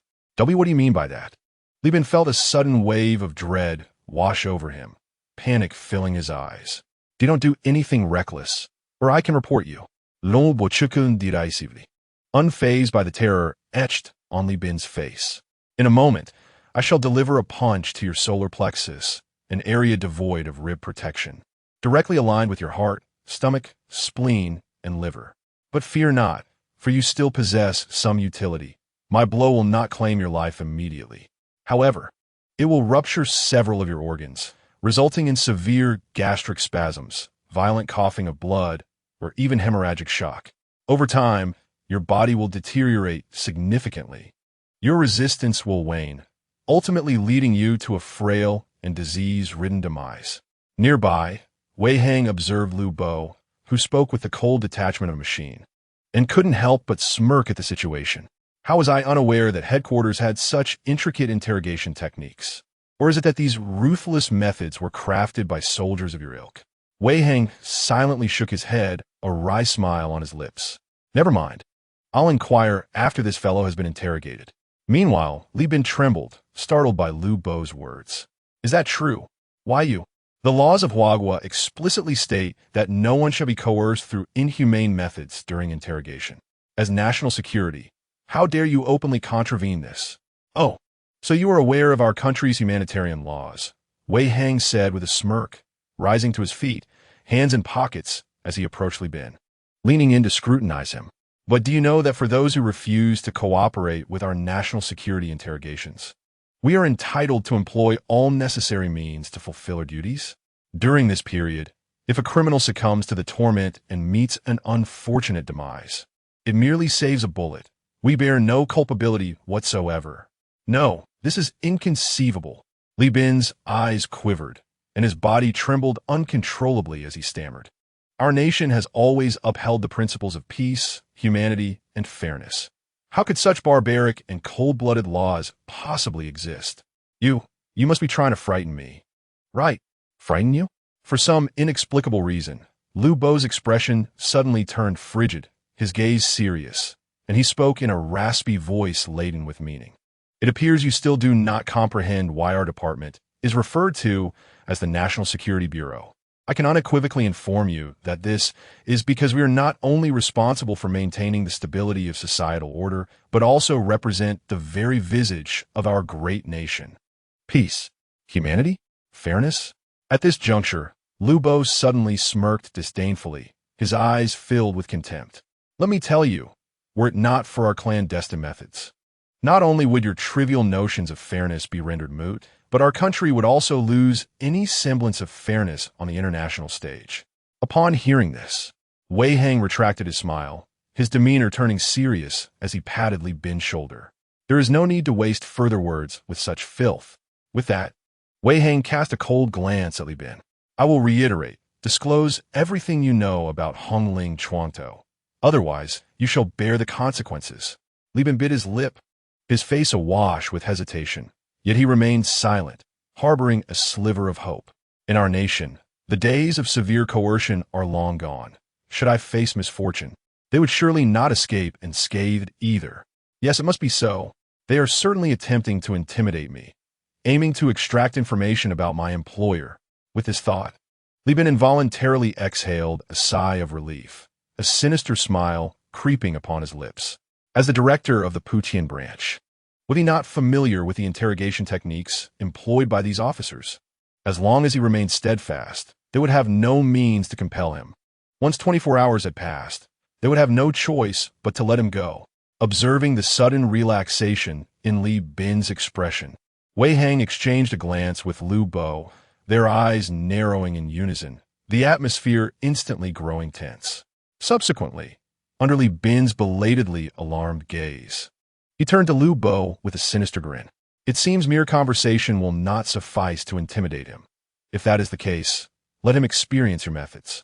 Chapter 25. Interrogation 3. What do you intend to do?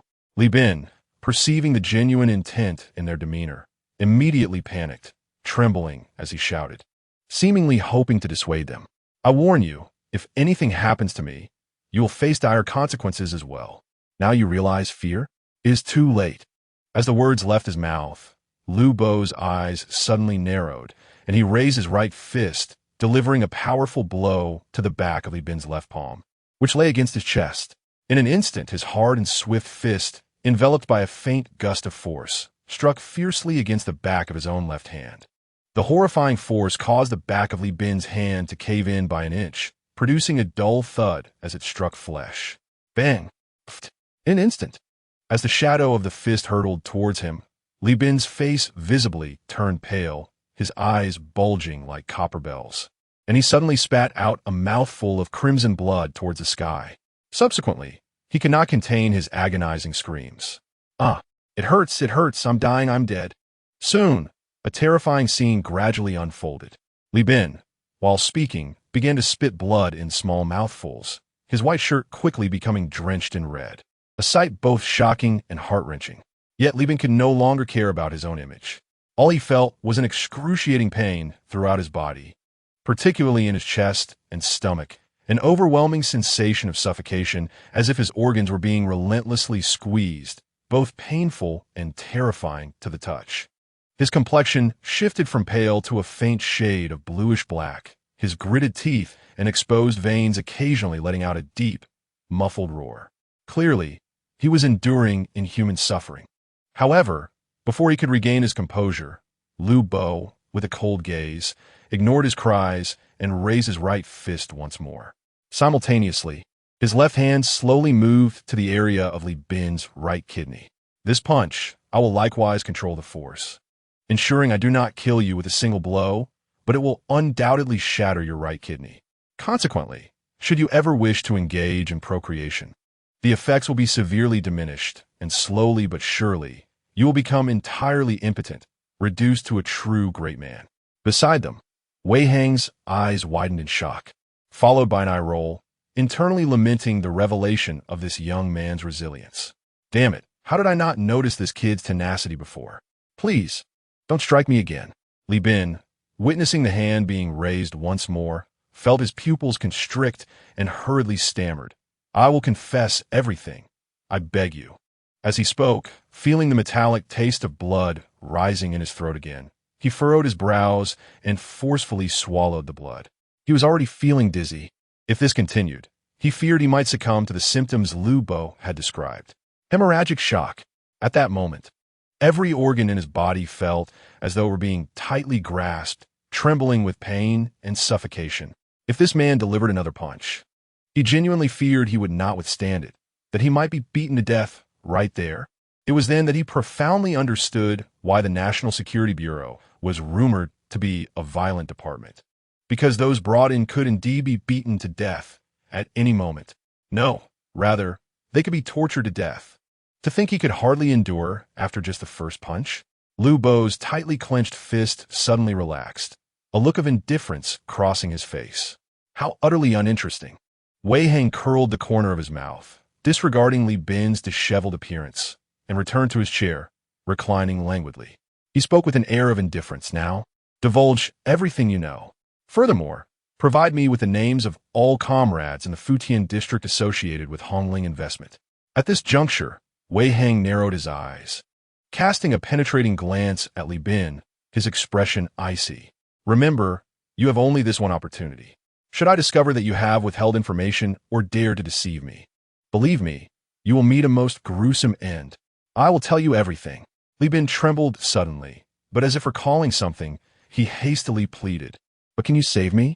Otherwise, they will surely send someone to kill me. As he spoke, horrific images flooded his mind, and his voice faltered as he burst into tears, shaking his head vigorously, terror etched across his face. I implore you, you must save me. Their influence is vast. They wield power throughout the entire province of Guangdong. If I reveal the names, they will not spare me. Wei Hang's eyes constricted sharply, immediately grasping the significance of this statement. The reach of Hongling investment extended beyond the Shenzhen market, encompassing the entirety of Guangdong province. If this were the case, the situation was far more complex than the leader had anticipated. A slight furrow formed on his brow, a glimmer of coldness flashing in his gaze. It seemed that a formidable entity had emerged in Guangdong, one intent on carving out its own dominion. Contemplating this, he maintained a composed demeanor, nodding at Li Bin with an air of detachment. As long as you are forthcoming, I assure you, no one in Guangdong will dare to harm you. Li Bin, with great difficulty, lifted his gaze and regarded Wei Hang intently. Very well, I will speak. After a deep breath, he began to recount his tale. 5 years ago, I was merely a lowly officer in a police station in Futian district when individuals from Hongling Investment approached me. They subsequently funneled money to my superiors and had their affiliates cooperate with me, providing me with numerous achievements. Gradually, I ascended to my current position as the director of this station. Thus, you must possess considerable knowledge, Wei Hang remarked, raising an eyebrow and indicating for him to continue. Now, please share with me the names of all individuals you know who are connected to Hongling Investment. Li Bin pressed his lips together, and after some hesitation, he reluctantly disclosed the names of those he knew. However, he soon cast a wary glance at Wei Hang, his expression a mix of hesitation and fear, a palpable conflict on his face. Observing this, Wei Hang straightened in his chair, his demeanor growing increasingly serious. Such micro-expressions typically indicated that a suspect was on the verge of revealing a shocking secret. Yet fear of the other party's power rendered him apprehensive and terrified of the potential consequences of his words. Disclose everything you know. Lu Bo, too, recognized Li Bin's subtle expressions and, refusing to give him time to ponder, issued a sudden, sharp command.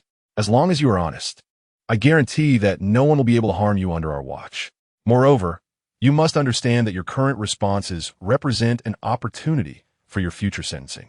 Should the information you provide bear sufficient weight, we will communicate with the judge to advocate for a commutation of your sentence, allowing you a chance at redemption. Chapter 26. Fan Hongzhong, really? Li Bin's expression shifted, and he exclaimed anxiously, Do I really have a chance to start anew? Of course. Wei Hang tilted his head, shrugged nonchalantly, and smiled. Everyone is afforded a chance to begin again, and you are no exception. However, this entirely hinges on your degree of cooperation. Li Bin took a deep breath, then clenched his jaw, determination etched across his face. "It's Fan Hongzhang." Upon uttering the name, his countenance turned pale with fear, his eyes twitching uncontrollably, the gravity of the situation weighing heavily upon him. Once, while drinking, I overheard Ngo mention him. Furthermore, at a previous annual meeting, I even saw him at a private club owned by Hongling Venture Capital.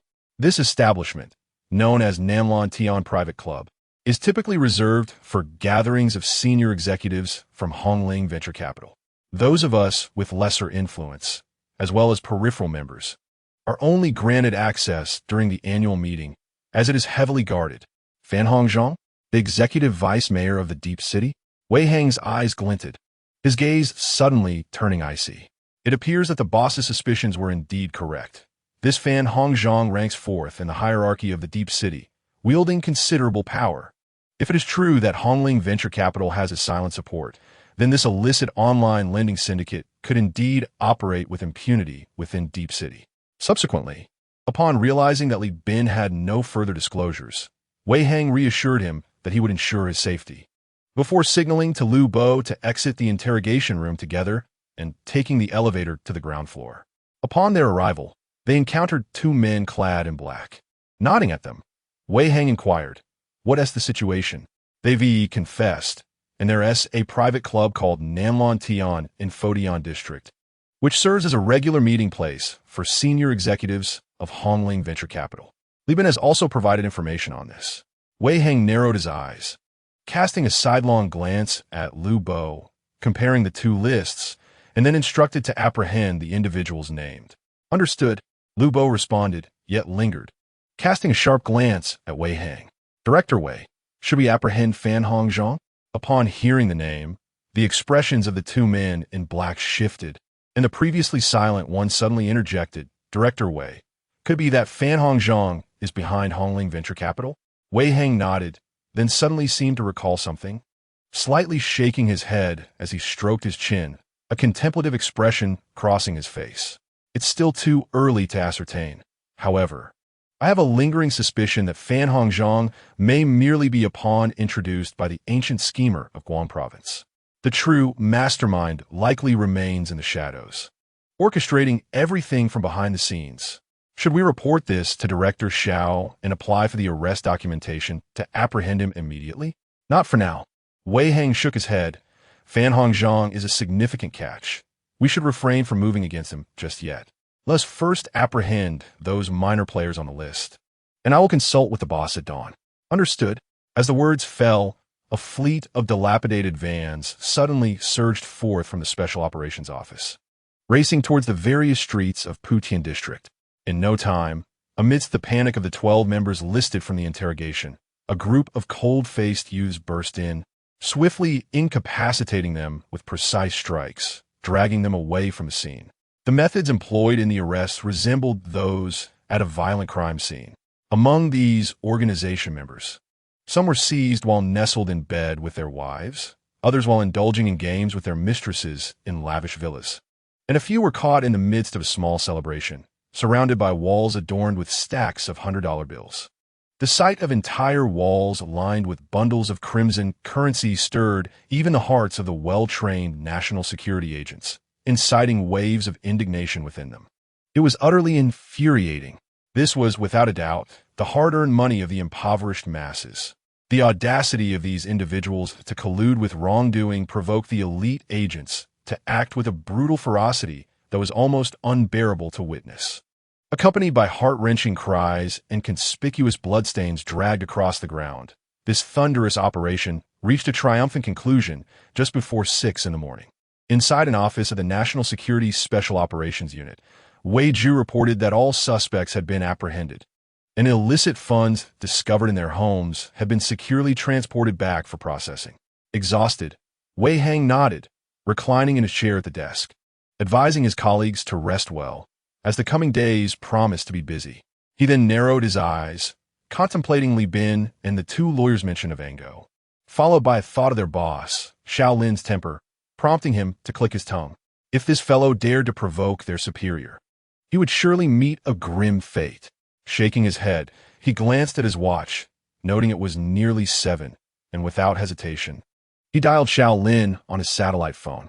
Meanwhile, Xiao Lin, having risen early, jogged around the streets near the police station until he worked up a sweat before returning to his dormitory. Just as he finished a cold shower and dressed, the satellite phone on the windowsill vibrated. Picking it up, he saw it was Wei Hang, and upon connecting, he directly inquired about the situation. The 12 internal members from Putian district have all been apprehended. However, Li Bin has revealed a significant lead. I thought it best to inform you first, so you can decide on the next steps. Who? Xiao Lin's expression turned icy.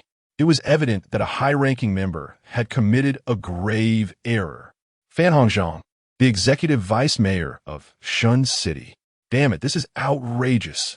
Xiao Lin cursed under his breath, his face turning ashen with anger. Occupying such a position, he has not only failed to improve the lives of the people, but has also dared to siphon their blood. He is practically courting death. Upon hearing his superior's fury, Wei Hang's tone grew serious. Boss, I will submit a request to Uncle Xiao immediately and proceed to apprehend Fan Hongzhang. Wait. Xiao Lin seemed to have a sudden realization and inquired, are you certain that Fan Hongzhang is indeed the shadowy figure behind Hongling Chuangtou? Damn, how could I have forgotten that? Wei Hang exclaimed in frustration, then continued ominously during my interrogation of Li Bin. He disclosed that the influence of Hongling Chuangtou extends far beyond the Shenzhen market, encompassing the entire Guangdong province. Xiao Lin furrowed his brow, a surge of violent intent enveloping him, his voice chilling to the bone. Are you suggesting that even Fan Hongzhang is not the true puppet master, and that the real mastermind possesses considerable power throughout Guangdong province? Indeed, Wei Hang recalled Li Bin's candid remark and replied without hesitation. Based on Li Bin's testimony, I am now at least 80% certain that Fan Hongzhang is not the shadowy figure we seek. Xiao Lin narrowed his eyes, a fleeting expression of contemplation crossing his face. Hongzi, investigate immediately. Focus on individuals capable of influencing a deputy provincial mayor and those who have connections with various economic groups within Guangdong. Compile a list for me. Also, prepare a separate list of the major economic groups. Understood. With that, Xiao Lin ended the call, his expression darkening slightly as he remained in place. Old Xiao, are you ready? After an indeterminate amount of time, Ma Chao's voice suddenly filtered in from outside the restroom, pulling him back from his myriad thoughts.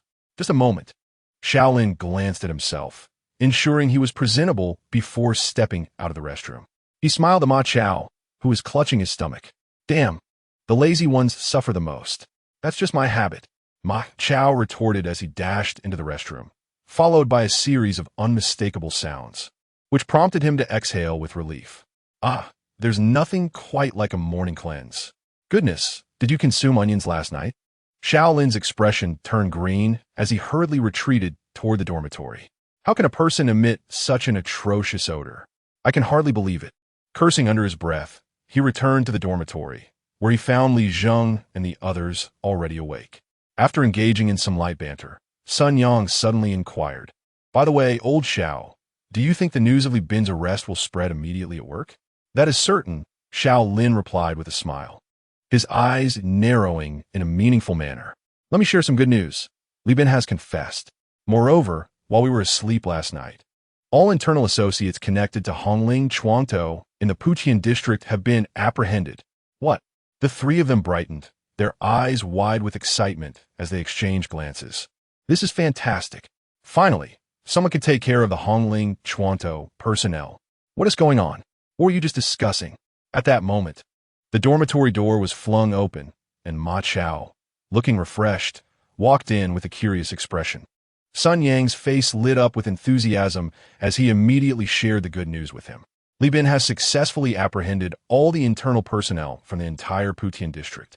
And last night, they were all captured. Really?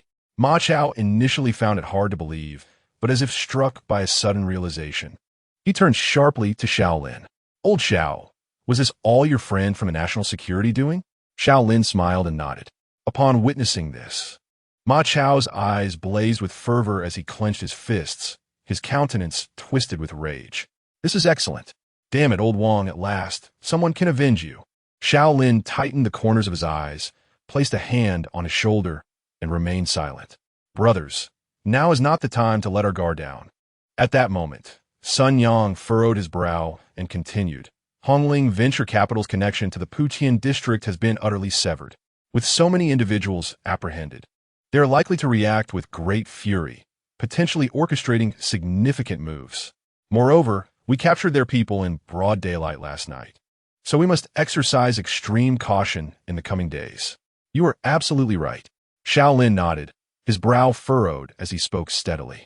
With so many apprehended, the people at Hongling Venture Capital must be in a state of panic. If my instincts are correct, they will likely take several actions next. First, the shadowy figure who has been shielding Hongling Venture Capital in the Shenzhen market will likely reveal himself soon. He must swiftly regain control of the channel through which the masses report grievances in Putian district to prevent any leaks of information. This is a crucial step. They will not allow these individuals to remain apprehended, and regardless of the circumstances, they will hastily arrange for their own people to take their place. Second, following last night's upheaval, the individuals at Hongling Venture Capital must now realize that someone has begun to target them. Therefore, they are left with two choices: to lay low and endure this period of suppression, or to make an example of those who have crossed them by ruthlessly tormenting them, perhaps even employing methods that appear to be suicides as a form of intimidation. This not only allows them to identify the forces aligned against them, but also sends a clear message that they are unafraid and willing to fight back. Does this mean our situation is perilous? Li Jing's expression shifted, revealing his concern. Sun Yang nodded gravely. Over the years, I have encountered a few individuals who, emboldened by their formidable backgrounds, sought to undermine Hongling Venture Capital. Yet, their fates all ended in accidents leading to crippling injuries or death. Or they were exiled to remote regions. It seems that no one has truly been able to instill fear in those at Hongling Venture Capital. Are you suggesting that they will send people after us to make an example? Xiao Lin's eyes narrowed with a sinister smile, a flicker of bloodlust gleaming within them. Precisely. Sun Yang affirmed with a nod. Just as Xiao Lin was about to articulate his thoughts, his phone vibrated once more from his pocket. I need to step outside to take this call.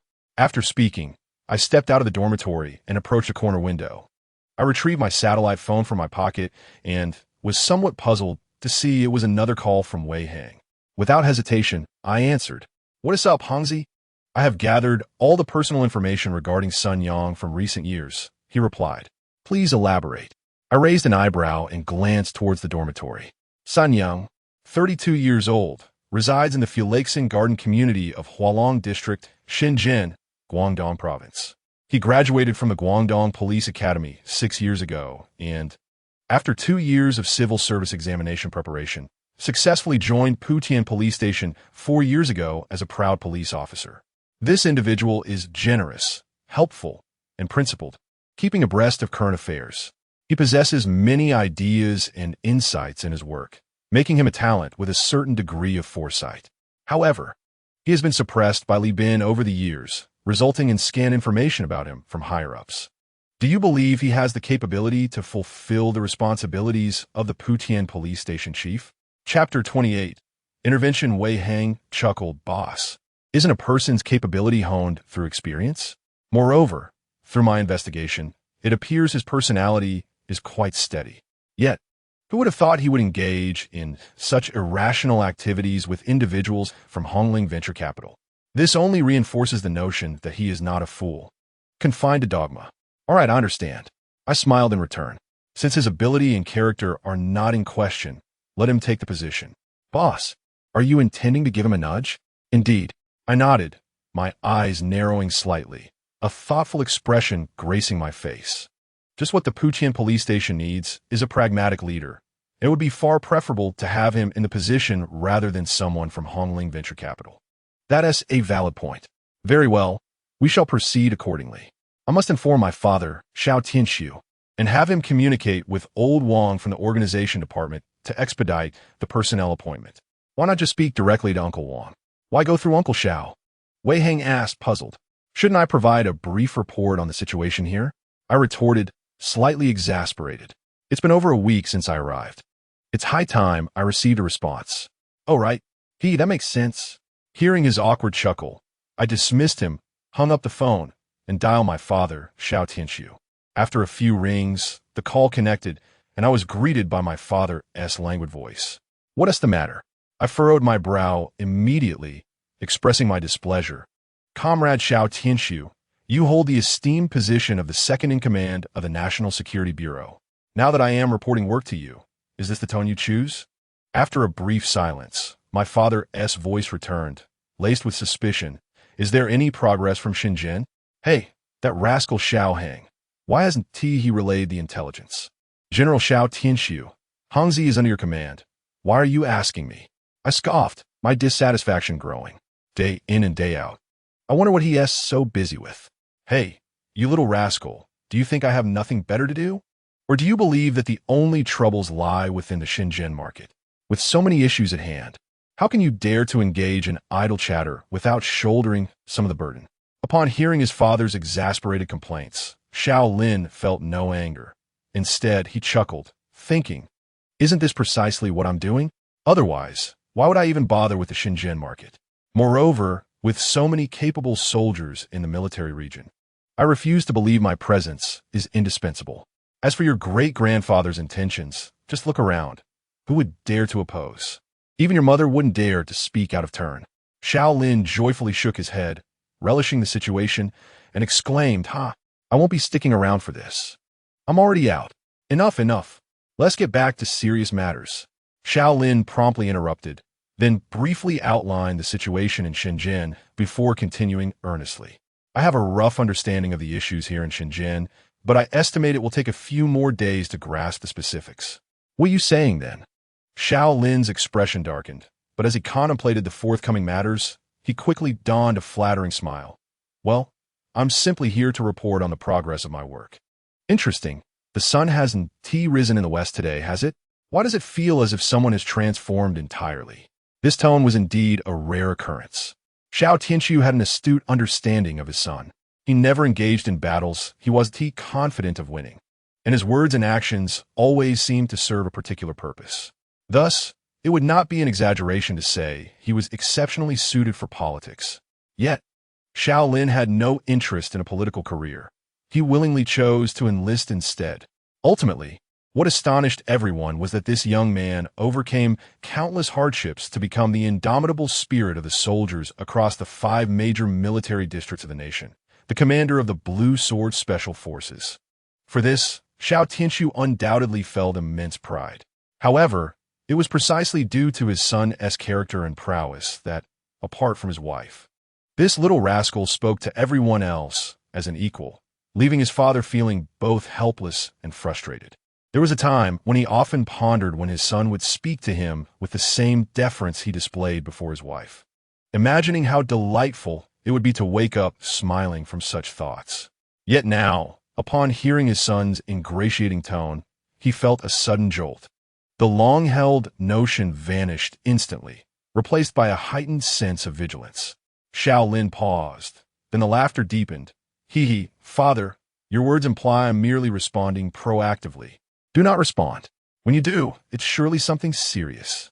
Xiao Tianxiu's tone was laced with caution, remaining unfazed. Speak, what is it? If you don't, I will hang up. I'm busy. Xiao Lin smiled sheepishly. It's nothing major, just, so there's indeed something ISNT there? But wait, with your capabilities, why would you need my assistance? Xiao Lin found himself at a loss for words. Yet he understood that his father's jealousy stemmed from the differing attitudes he had displayed towards him and his mother over the years. A subtle smile crept across his face. However, recalling the matter concerning Sun Yang, he thought it prudent to speak kindly since he had already made the call. Perhaps his father could assist him. With this in mind, Xiao Lin quickly smiled and said, "Oh, Dad, no matter how capable I may be, I'm still your offspring. Besides, the more impressive I become outside, the more glory it brings to your name, does it not?" After delivering these rare compliments, the line fell into silence, only to be broken by Xiao Tianxiu's light cough. Ahem, what is it you wish to discuss? Xiao Lin raised an eyebrow, unable to suppress his laughter, and promptly relayed Sun Yang's personal circumstances in detail, speaking earnestly. I thought since I'd already called, Perhaps you could speak to old Wang and urge him to expedite Sun Yang's reevaluation. If he is indeed without fault, he should be granted an opportunity to showcase his abilities, allowing him to fervently provide more accessible and practical services to the community. As he spoke, Xiao Lin's expression grew serious. It was crucial, for the grassroots officials in Futian district had been largely replaced. Should we fail to intervene, the hidden forces within Guang province would inevitably position their own candidates in these roles. Would all our efforts then not be in vain? Chapter 29. Breaking the deadlock. You truly know how to navigate this, don't you? Came Xiao Tianchu's discontented voice through the phone. If the old man finds out about this, it will surely lead to a lecture. You, my boy, wish for me to take the blame without even speaking to Chongming yourself? Xiao Lin paused, taken aback. He had not considered it that way. Yet, if the elder were to find out, he would indeed receive a stern admonishment. There was no escaping the fact that this venerable figure had endured all the hardships of our nation's founding and had fought alongside the pioneers of the revolution, embodying integrity and honor. He held a deep disdain for those who wielded power to manipulate the solemn law. Nevertheless, the situation was exceptional. If Xiao Lin did not arrange for Sun Yang's ascendance, it would only be a matter of days before rivals took action. As he had stated, all their efforts would evaporate into nothingness, yielding only harm with no benefit. With a wry smile, Xiao Lin admitted, I had not truly considered that, and besides, we need not inform the old man, do we? Moreover, I had Wei Hang investigate, and Sun Yang possesses commendable character and duty performance. It is merely that he has been suppressed due to Li Bin's presence over the past few years. You're proceeding without prior discussion, and yet had the foresight to have Wei Hang conduct an investigation, Xiao Tianchu remarked. Xiao Lin chuckled, discreetly offering a compliment. How could I dare to call you without first understanding the situation? As the conversation concluded, a profound silence enveloped the phone for nearly a minute before Xiao Tianchu's voice resounded once more. I can indeed agree to assist you with Sun Yang's matters. In fact, I can even arrange for Wei Hang to conduct a political review of him directly. Should this individual prove to be above reproach, I will inform Changming, and the organizational appointment will be announced by tomorrow afternoon at the latest. Xiao Lin raised an eyebrow, sensing that his father had more to convey. However, what is it? Please, do not hesitate to speak. Indeed, there is a caveat. Xiao Tianchu's tone abruptly became somber, his subsequent words steeped in ambiguity, oscillating between reproach and caution. First, his guarantor must bear your name. Furthermore, you are required to promptly submit a report of your contributions to me to silence any dissenting voices. Most importantly, the situation in the deep market is progressing at an exasperatingly slow pace. Since the organization has dispatched you, they have naturally contemplated all potential emergencies and public scrutiny. At this juncture, there is no need for excessive caution. You may proceed with a bold approach to break the deadlock. Do you grasp my meaning? Xiao Lin narrowed his eyes, a fleeting glimpse of a concealed crimson fury flashing within, and responded gravely. Understood. Very well. Set things in motion. Disrupt the current tranquility. I require you to provide me with a relatively clear and unambiguous situation as swiftly as possible. Xiao Lin's countenance suddenly turned icy, an overwhelming surge of ferocious intent erupting, as if this were his true nature. Yes, I assure you I will complete the task. At that moment, he anticipated his father would terminate the call. Yet to his surprise, the other party spoke again. By the way, Wei Hang's report mentioned that there is, in fact, a firearms manufacturing facility in the deep market. For safety's sake, I have already dispatched Li Bing, Chun Ming, and Zhang Feng to rendezvous with you immediately. You all shall coordinate amongst yourselves. As for your weaponry, aside from prohibiting the use of combat aircraft, cruise missiles, cluster bombs, and other weapons of mass destruction, feel free to inform Wei Hang of your requirements. The national security apparatus will provide support. His tone, reminiscent of an afterthought, carried a sense of assuredness, suggesting careful deliberation. Xiao Lin was momentarily taken aback. Those three rascals are coming too. Though inwardly he cursed, his lips curled into an increasingly broad smile, his face alight with excitement. So much so that he scarcely acknowledged his father's remarks regarding weaponry, as if it were merely a matter of course. Upon regaining his focus and noticing the call had ended, Xiao Lin exhaled softly, his gaze suddenly turning steely, murmuring to himself, "Well, if that is the case, I shall have fewer reservations." Upon returning to the dormitory, he was greeted by the four who had risen to welcome him, and he could not help but smile. "I have good news and bad news. Which would you prefer to hear first?" The four exchanged glances, and Ma Chao boisterously declared, "Let us hear the bad news first. Otherwise, we will be burdened with worries right after celebrating. And who can endure such swings?" Xiao Lin raised an eyebrow, grinning with an air of undeniable conviction. "Next, we must venture out of the Putian office and proactively seek trouble with those worthless scoundrels at Hongling Chuantou." "What?" The four individuals stared wide-eyed, their expressions frozen in shock at his words. "Old Xiao, surely you jest?" Sun Yang furrowed his brow, his face etched with gravitas. Having passed an entire night, it was certain that the people from Hongling Investment had learned about the capture of their associates. Furthermore, with the grassroots officials of Putian District apprehended last night, such a severe provocation would not go unanswered. They were bound to seek retribution, to kill the chicken, to warn the monkey. Our previous act of seizing those three individuals in plain sight only exacerbated the situation, and now, with Hongling Investment seething with rage, to provoke them further would be tantamount to courting death. "Is that fear I detect?" Xiao Lin observed him with a bemused smile. "We are not the bandits here. The ones who should be fearful are they. Moreover, we cannot remain cooped up in the precinct indefinitely. Should the people from Hongling Investment spot us hiding, it would only serve to embolden their arrogance. In the long run, such behavior would only lead to the populace suffering even more. Do you understand?" His tone held a blend of admonition and patient instruction, the implications of his words resonating with a profound depth. Sun Yang, his brow still furrowed, remained silent, lost in deep contemplation. Ma Chao, oblivious to Sun Yang's silent transformation, spoke with a scowl. "Damn it, then let us go out and confront them. I refuse to believe they would dare to brazenly attack us in broad daylight." Indeed, Li Zheng's expression was grave, showing no sign of fear. "Whatever decision you make, I shall follow. My family is well protected, and should those ruffians dare to harm me, I will ensure that I take down 3 or 5 of them in return." As a man of integrity, Li Zheng, having risen from the countryside to establish a life in Shenzhen as an honorable police officer, was no coward. Knowing that his loved ones were safe, he felt compelled to support the call for action from someone who had rendered him such significant assistance. It is well known that while one may bully anyone, they should never attempt to drive a decent person from the countryside to desperation. Otherwise, they will come to understand the true meaning of mutual destruction.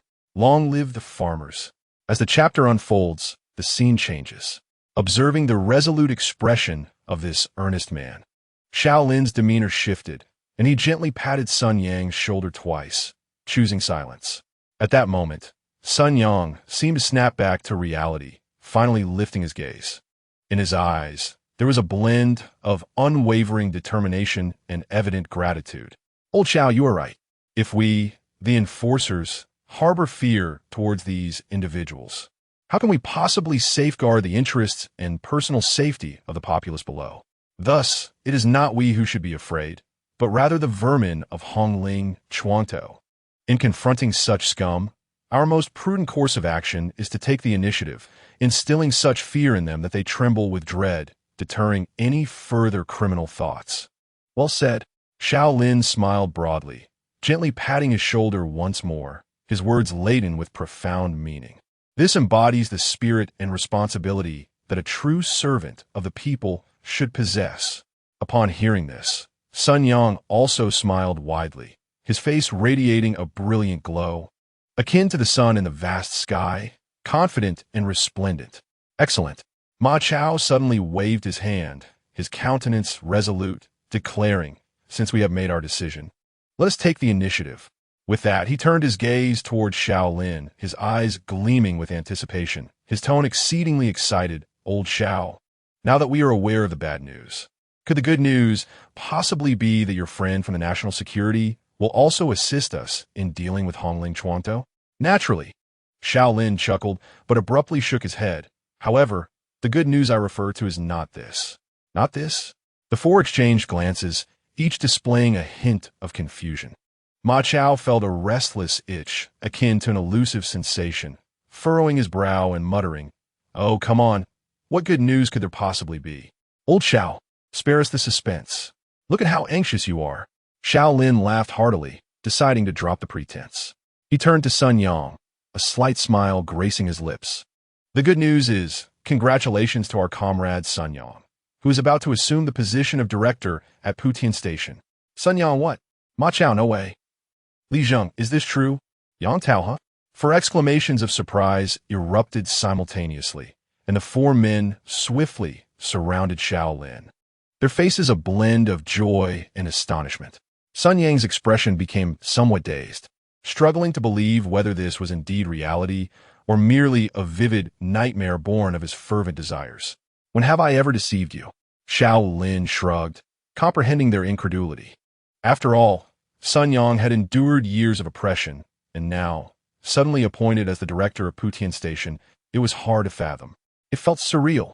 Sun Yang gazed intently into Xiao Lin's eyes, sensing sincerity, his eyes gradually moistening.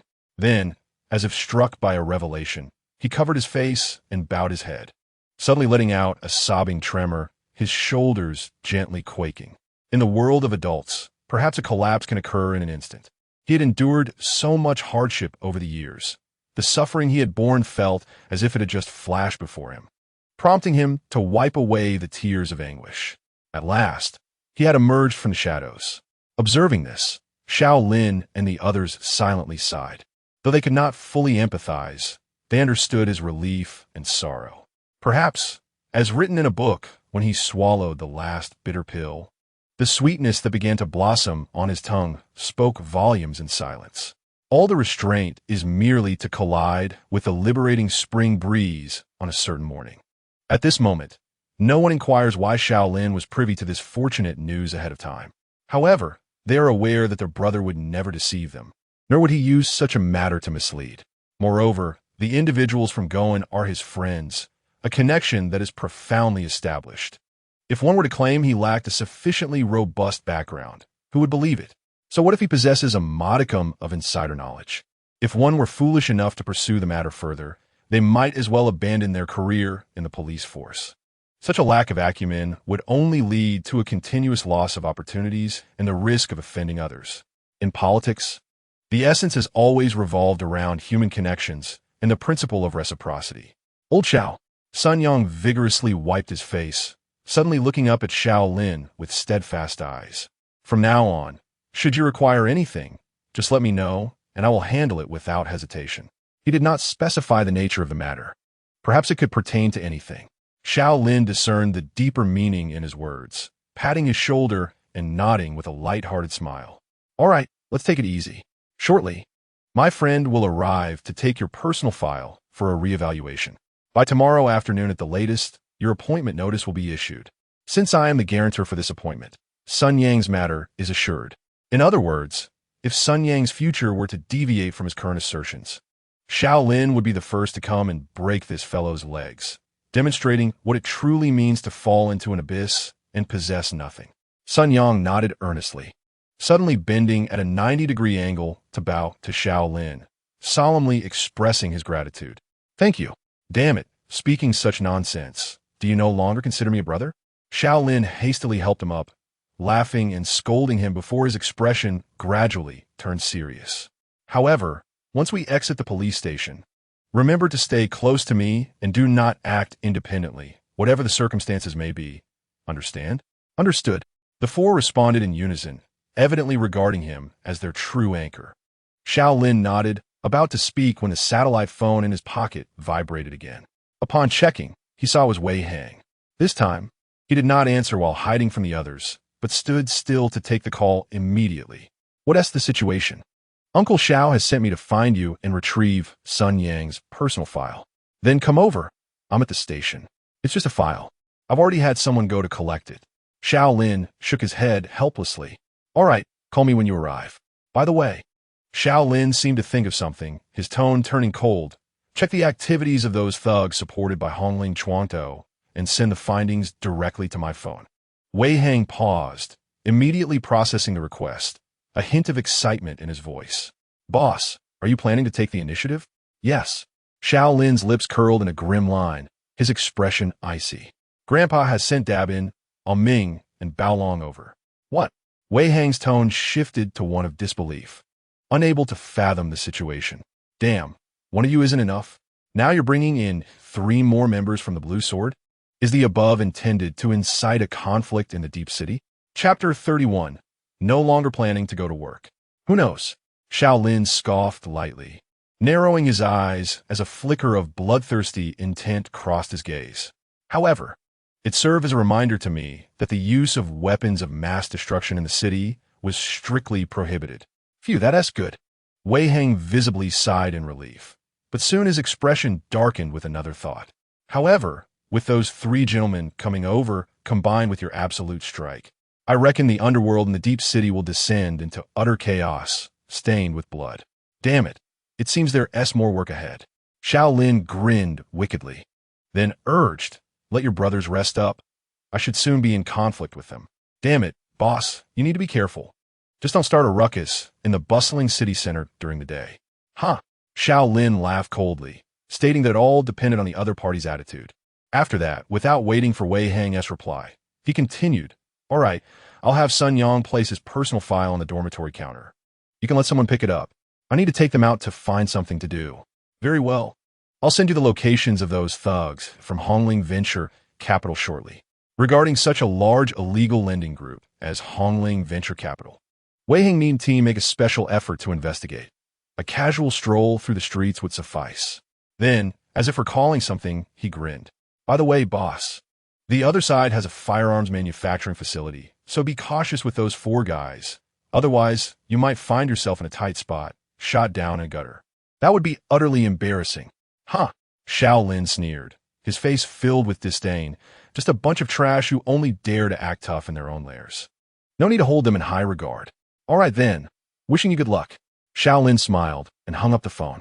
He then gestured to Sun Yang, saying, Old son, place your personal file on the counter. Someone will come to pick it up soon. Sure, I've been keeping my personal file under my bed all along. Sun Yang nodded, turning to retrieve a document from beneath his bed and placing it on the counter. Let us go. There are no cases at the moment, so we'll head out first. Xiao Lin glanced over and smiled.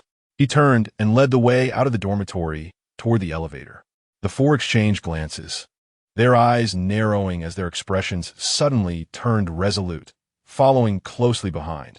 Before long, the 5 of them were chatting and laughing as they rode the elevator down. Sun Yang seemed to recall something and called out to Li Zheng, Old Li, come with me to get the car.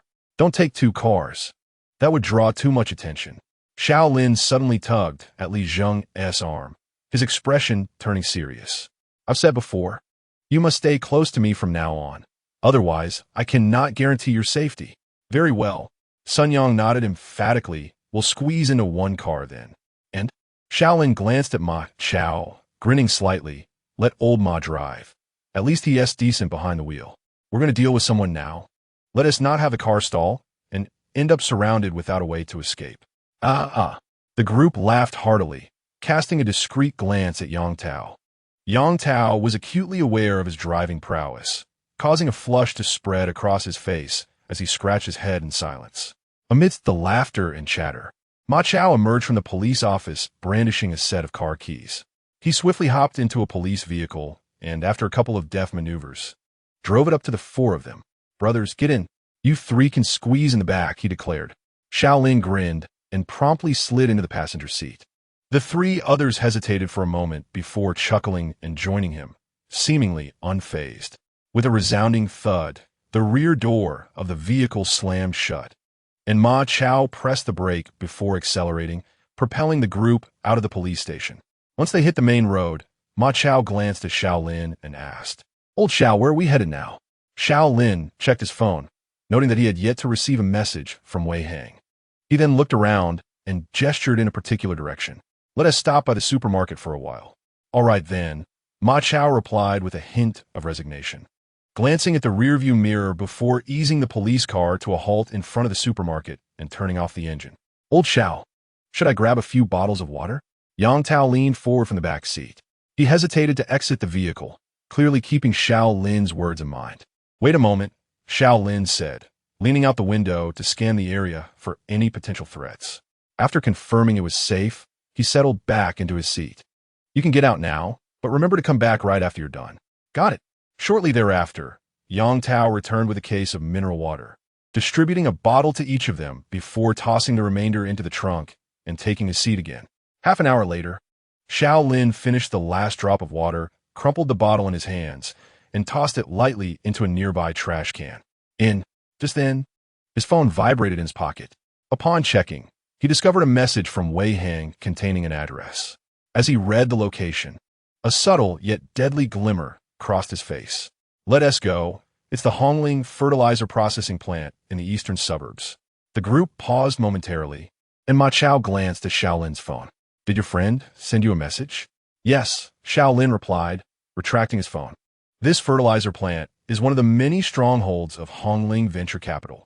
Upon hearing this, Ma Chao gulped, his expression shifting to one of anxiety as he stared at Xiao Lin in disbelief.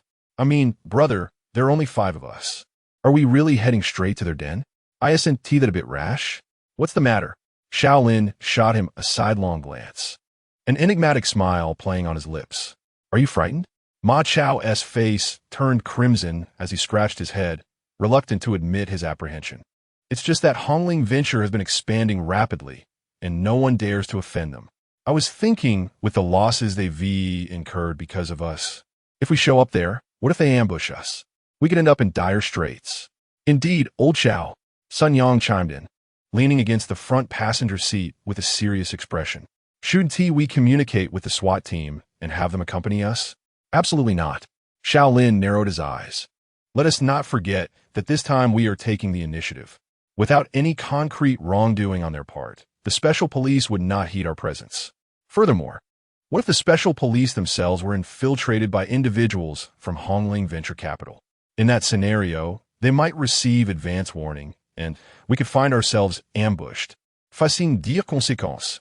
Observing this individual's unwavering conviction, even more resolute than during his party oath, the 4 could not help but feel a chill run down their spines. Goodness, if this continues, are we truly not going to work tomorrow? Chapter 32. The group's secret meeting, huh? Xiao Lin glanced at the 4, shook his head with a smile, and explained with a sense of calm. The primary objective of our visit is to leave a lasting impression on them, ensuring that Hongling Venture Capital remembers us, thus expediting the dispatch of their henchmen to confront us. This way, we can avoid the hassle of searching for their whereabouts and instead lie in wait, striking them down one by one. Consequently, our workload would be significantly reduced, making our efforts far more manageable. Upon hearing this, the 4 paused, contemplating the notion and realizing its validity. Astonishing, how does this fellow's mind operate? It appears that since targeting Hongling Venture Capital, every move they make has gradually fallen under his control. Yet, there's a crucial point that Xiao Lin has not disclosed to ease their concerns. After all, the situation they are about to face is beyond what they can endure at their level.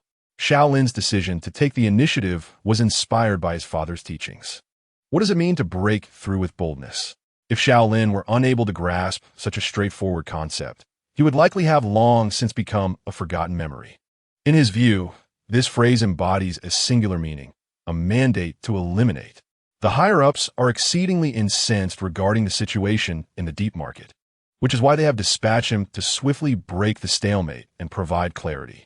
The simplest approach to shatter this deadlock is to take proactive measures, strike, eliminate wave after wave of their notorious henchmen until they are left trembling in fear, dissuaded from any further aggression.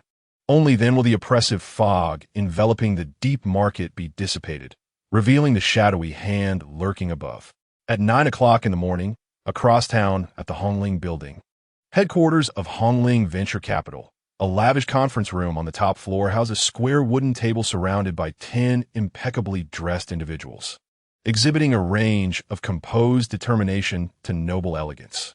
At that moment, a middle-aged man, casually reclining with his legs crossed at the head of the table, sees a remote control from the surface. With a calm, aloof demeanor characteristic of one in a position of power. He pressed a button, activating a colossal LCD screen. The screen flickered to life, displaying a series of images. Among these images were not only photographs of Xiao Lin and his associates apprehending 3 members of Hongling Venture Capital's outer circle at a barbecue restaurant.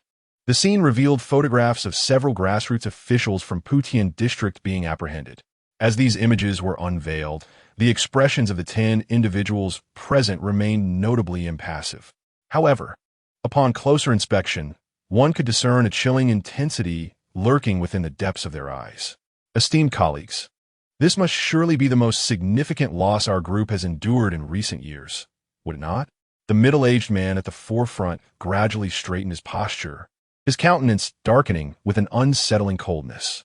Moreover, regarding the destruction of the grassroots passage in Putian district, the boss had taken the time to make a phone call this morning. As his words lingered in the air, the previously indifferent expressions of the other 9 were shattered, replaced by a burgeoning sense of suspicion. At that moment, a voluptuous woman with an exquisite visage and a captivating allure, seated at the lower end of the table, spoke in a frosty tone. Did the boss issue any directives? No, the middle-aged man replied with a slight shake of his head, yet his brow furrowed deeply. However, the boss's tone was one of profound anger, expressing considerable dissatisfaction with the situation. The alluring woman breathed a sigh of relief, yet her expression quickly hardened, a subtle glimmer of lethal intent flashing in her enchanting eyes. Since the boss had not provided any instructions, it indicated that this matter did not warrant his intervention. Yet, our group has flourished for so many years without suffering such a considerable loss. This time, regardless of who the adversary may be, they must be made to pay a grievous price. Otherwise, would it not imply that anyone could trample upon our group's dignity? Mr. Yang is absolutely correct. Another middle-aged man with a hawkish nose, whose demeanor radiated a sinister cunning, interjected with a cold expression, his eyes filled with a frigid malevolence. I propose we first abduct the families of these 5 police officers, subject them to severe torment before eliminating them, and then produce a video for their perusal. He added with an air of menace, at that time, I shall ensure that Mr. Yang's associates are supplied with firearms. Furthermore, another elegantly adorned woman, donning a light-colored French hat, smiled coldly. Meiwan, would it be possible to capture those 5 police officers as well? After all, they are officers of the law. Imagine the amusement if they were to become addicted to narcotics. A chilling laughter echoed. Very well. Yang Meiwan's alluring crimson lips parted slightly, revealing a set of pristine white teeth. Upon hearing this, the middle-aged man seated at the head of the table chuckled softly, nodding in agreement. Excellent. Since everyone shares this consensus, let us entrust Mr. Yang with safeguarding the glory of our group. Your efforts are appreciated. He then rose, offering a slight bow to Yang Meiwan, one hand clasped behind his back while the other rested upon his chest, executing a formal gentleman's gesture. Observing this, the remaining 8 individuals also stood, mirroring the gesture of respect towards Yang Meiwan. We appreciate your hard work, Mr. Yang.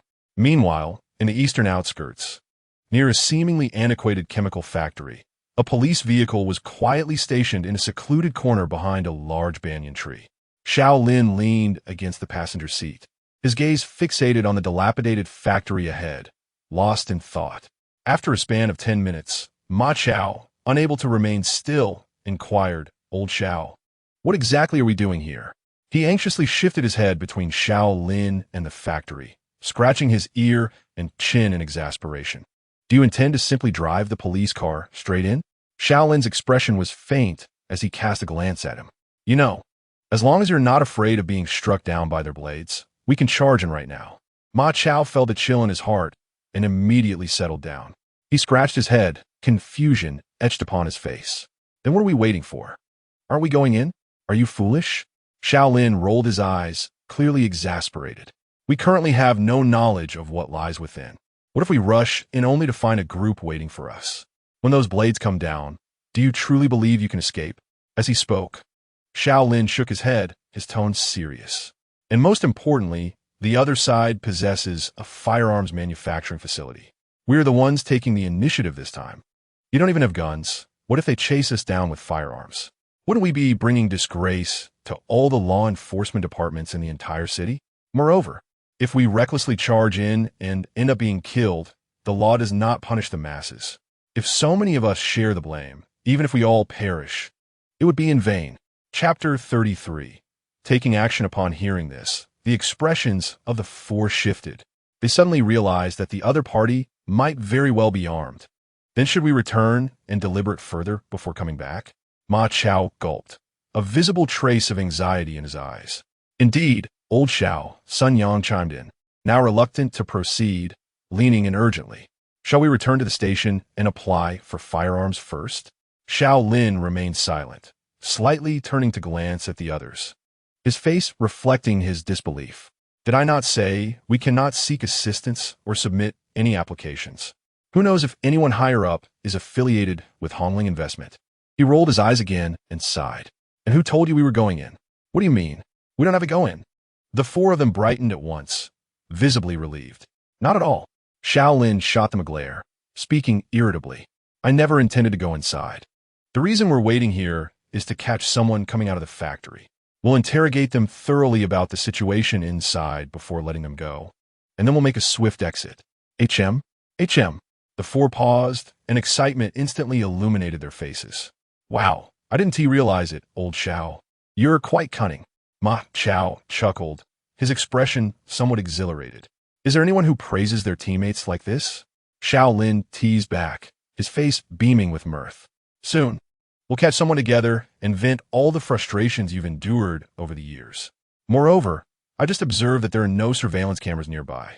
It seems Hongling Investment intentionally left these thugs here. Therefore, we only need to leave that person with a breath of life.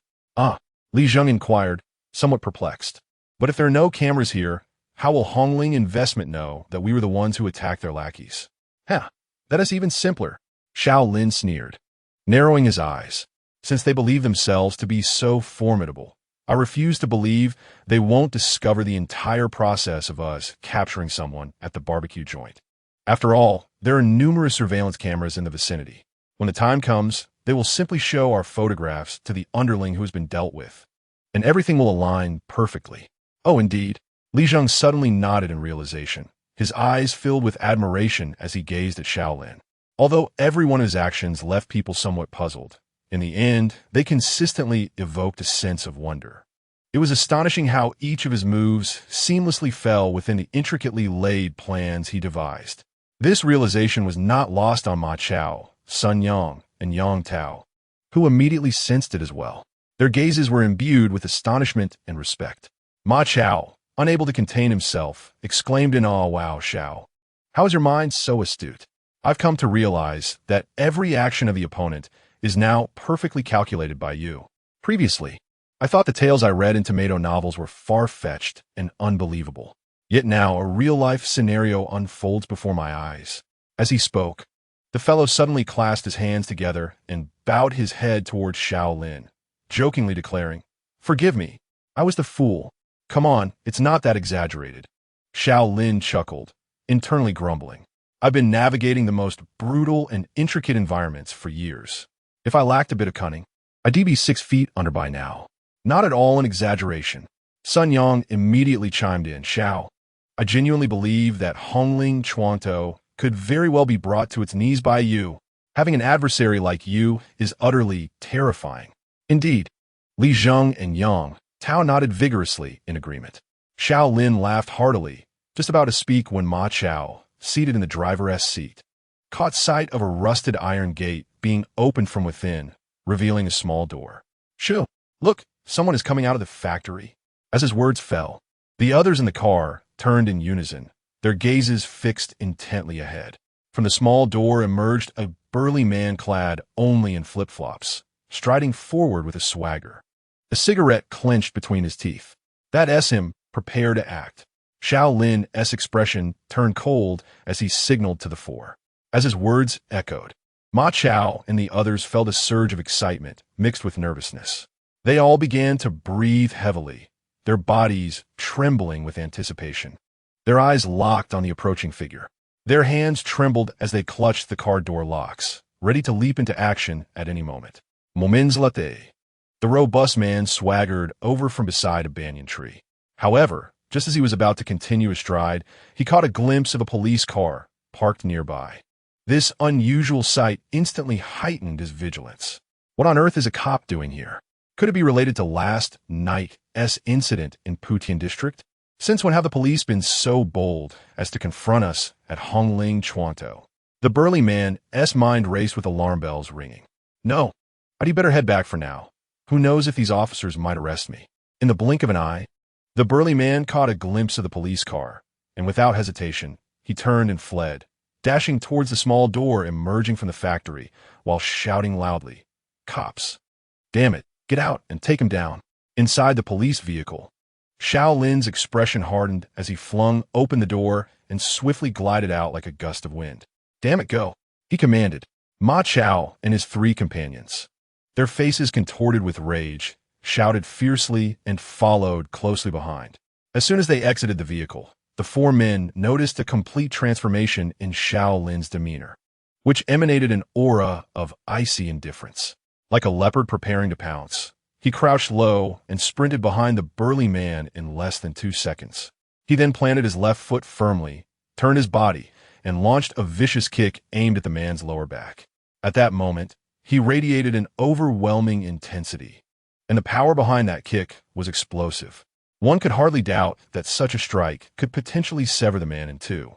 Before the burly man could react, he heard the sound of air being sliced, and before he even had a chance to turn around, he felt a force akin to a speeding train colliding with his back. The terrifying impact surged through him, followed by a sharp crack that echoed ominously. The man had scarcely grasped the situation when an agonizing pain radiated from his lower back throughout his entire body. Just as he let out a cry, he found himself airborne, exclaiming in disbelief, "I was just entering the password. How fierce is that?" With a dull thud, Xiao Lin observed as the burly man's spine was shattered by his kick, sending him flying 5 meters away. He abruptly turned to the approaching four men, his tone icy as he urged, "Quick, get to it." Instead of charging at the writhing, howling burly man, he retreated towards the police car they had arrived in. Chapter 34. The gunshot. As Ma Chao and his companions rushed past Xiao Lin, they were momentarily taken aback by his retreat.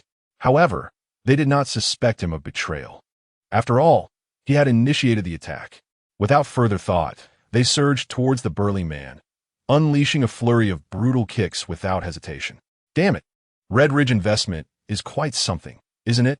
Ma Chao shouted, his eyes blazing with fury as he rained blows onto the man's head. "Do you know this is to reclaim my brother's dues?" 2 minutes later, as they continued their relentless assault on the man, they noticed his cries of pain diminishing. Just as he seemed on the brink of unconsciousness, the rusted iron door was abruptly yanked open with great force. "Damn it, brothers, charge in and take them down." Upon hearing the command, the four men trembled involuntarily and turned around.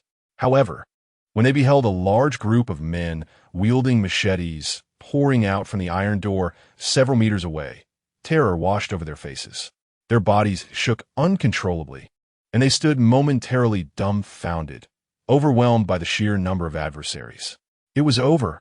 How could there be so many? They truly feared they were about to meet their doom. However, at that moment, the thunderous roar of a car engine abruptly pierced the air. The frenetic sound surged forth like a furious dragon, instilling an immediate illusion of trepidation. Could it be that fortune was behind me? "Damn it, why are you dawdling? Get in the car." Xiao Lin drove the police car towards the four individuals, executing a perfect drift with a fierce momentum. Accompanied by the acrid scent of rubber tires grinding against the pavement, the police vehicle's aggressive approach compelled the group of knife-wielding men at the gate to hastily retreat, each fearful of being caught in the path of what they presumed to be a stroke of ill fortune.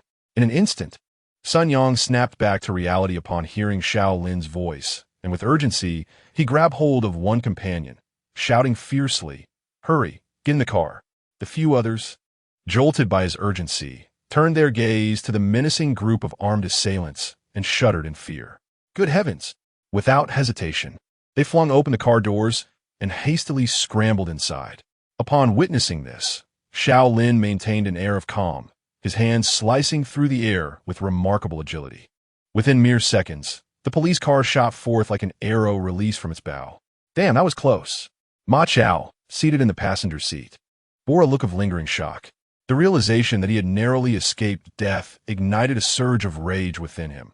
He rolled down the window and leaned out, asserting his identity as a citizen. You worthless scum, just wait. I will have all of you in due time. Yet, as Xiao Lin simultaneously drove and monitored their pursuers in the rearview mirror, something caught his eye, transforming his gaze into one of cold, piercing intensity.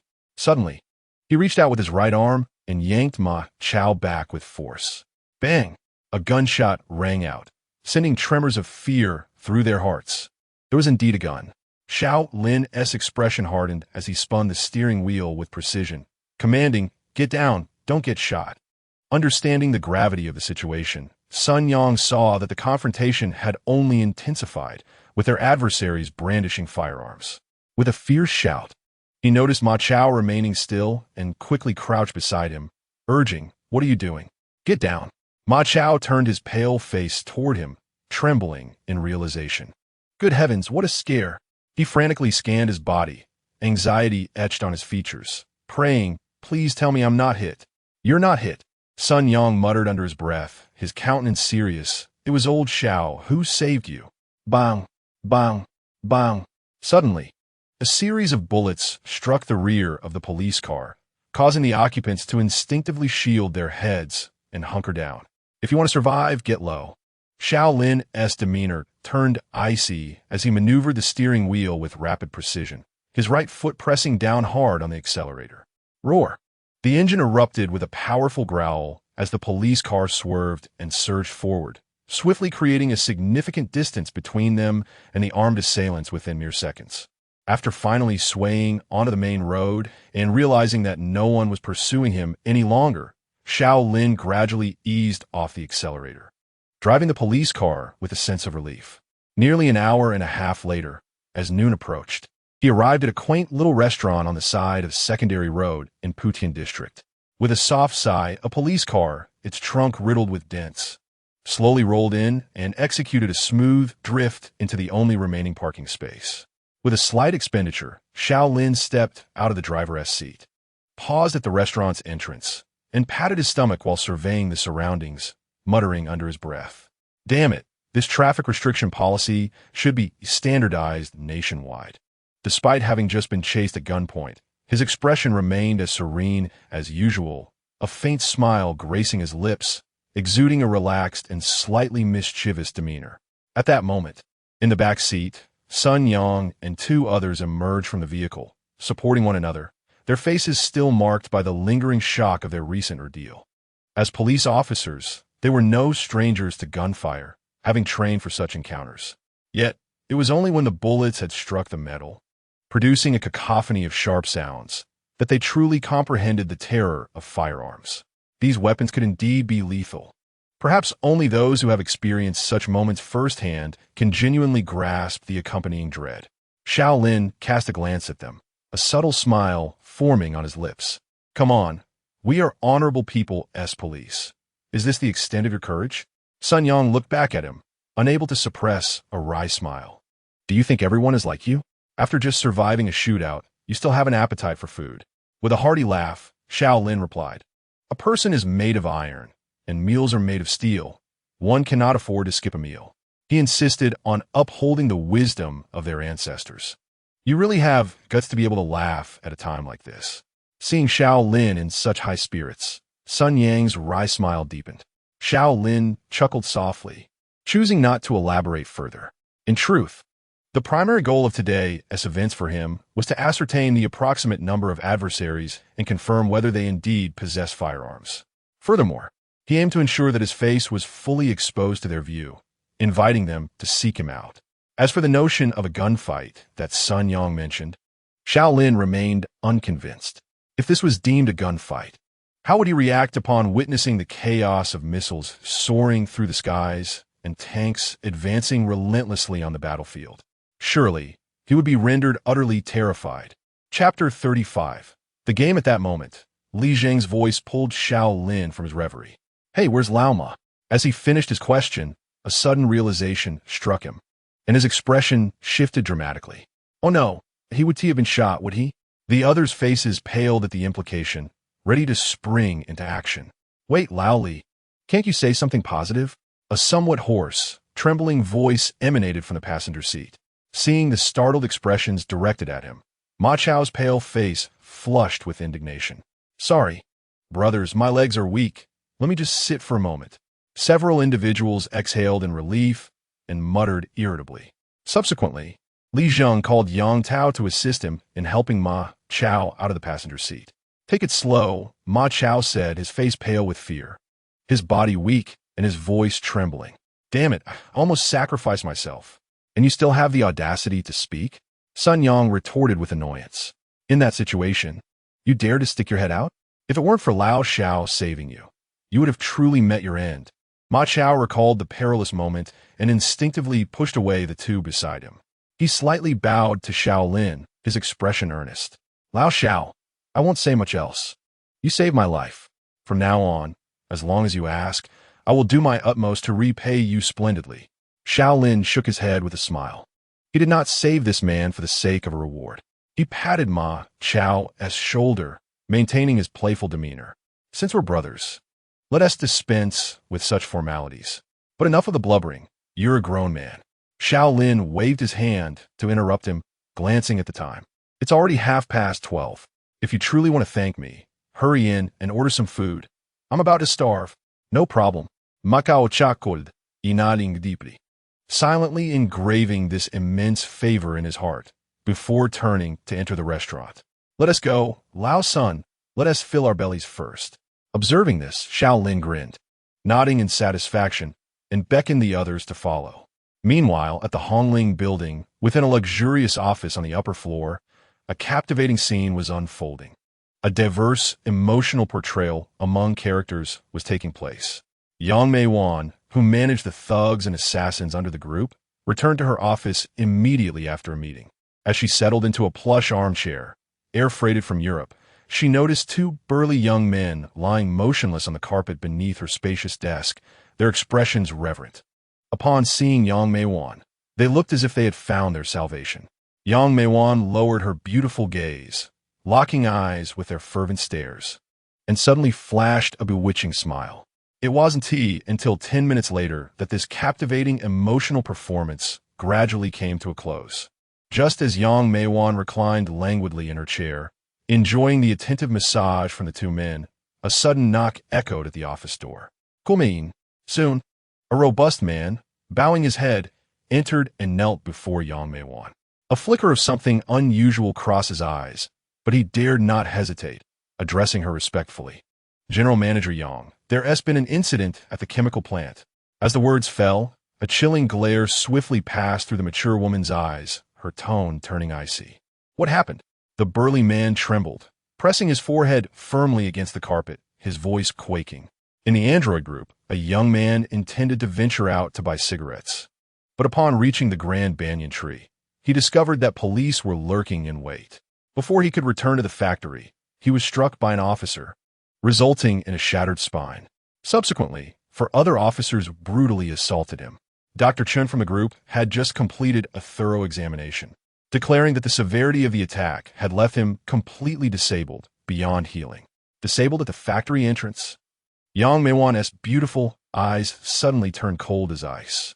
She then raised a delicate foot, encased in seductive black stockings, and delivered a fierce kick to the head of the burly man. The man was sent sprawling but quickly knelt and crawled back, his expression fraught with anxiety as he repeatedly bowed his head. Why, yes, my apologies, Ms. Yang. Who is responsible for this? Yang Meiwan hissed, her finely arched brows knitting together, her exquisite face radiating nobility, daring anyone to provoke her. Have you identified which police station they belong to? And not yet, the burly man stammered, his voice trembling with fear. Observing him, Yang Meiwan gazed down, her tone slow and icy. Then what purpose do you serve, you worthless fool? Why, yes, my apologies, Ms. Yang. He quivered, pressing his forehead firmly against the carpet. At that moment, As if struck by inspiration, he suddenly looked up. Right, Ms. Yang. I believe I know how to uncover their identities. Oh. Yang Meiwan fixed her gaze upon him, compelling him to avert his eyes once more. As he knelt, she slightly parted her crimson lips, a flicker of satisfaction gleaming in her eyes. Then do enlighten me. Should you fail to ascertain their identities, you may take your leave. I have no need for useless waste. Understood? The burly man gasped, no longer daring to hesitate. He quickly added, Ms. Yang, consider this. Our group has always thrived without hindrance. Yet, just last night, when your men were apprehended, the grassroots channels in Fengtian district were utterly destroyed. And now, today, police have the audacity to provoke us, even daring to create chaos on our territory. I was pondering whether the 5 officers who arrested the 3 of Android last night might be the same ones who appeared at the chemical factory just now. Could their actions be a retaliation for Android inadvertently provoking some influential figure?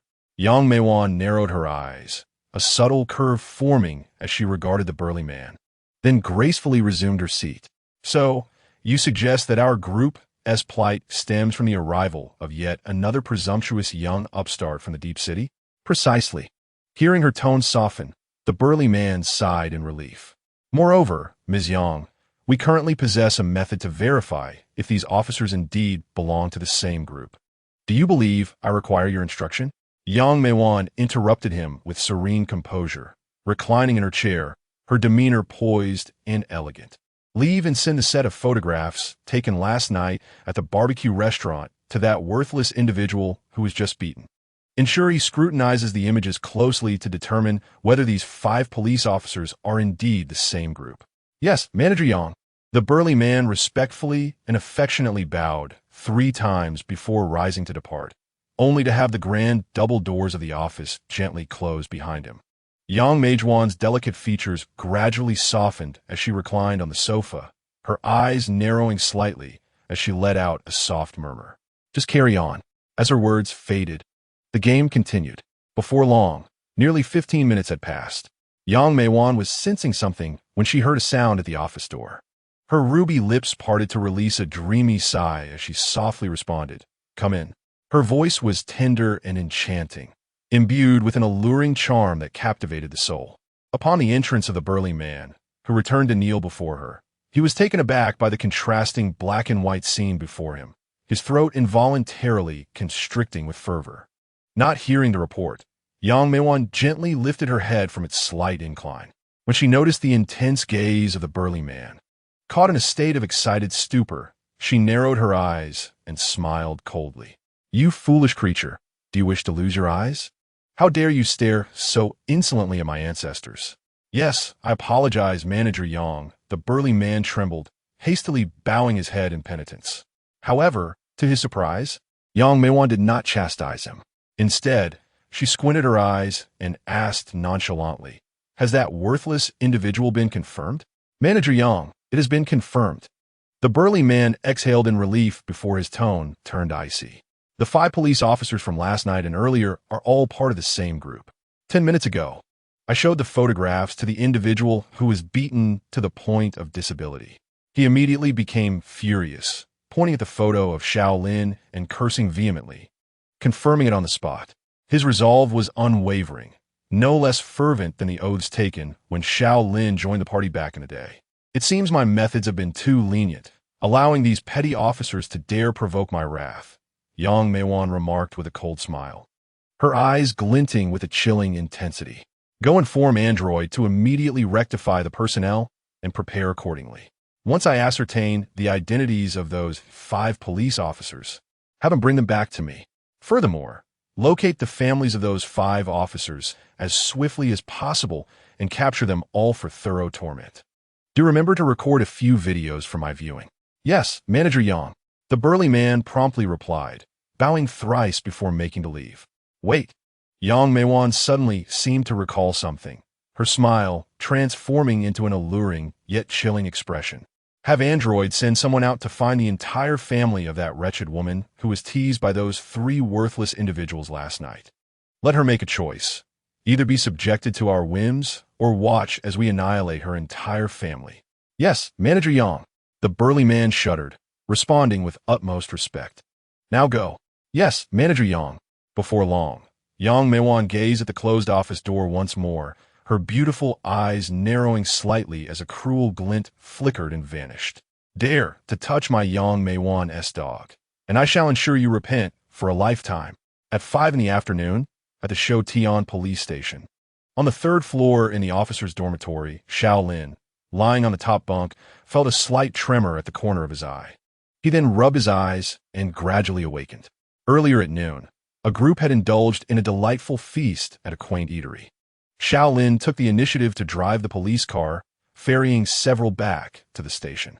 However, as they disembarked, they belatedly noticed that the trunk of the police vehicle bore a significant dent.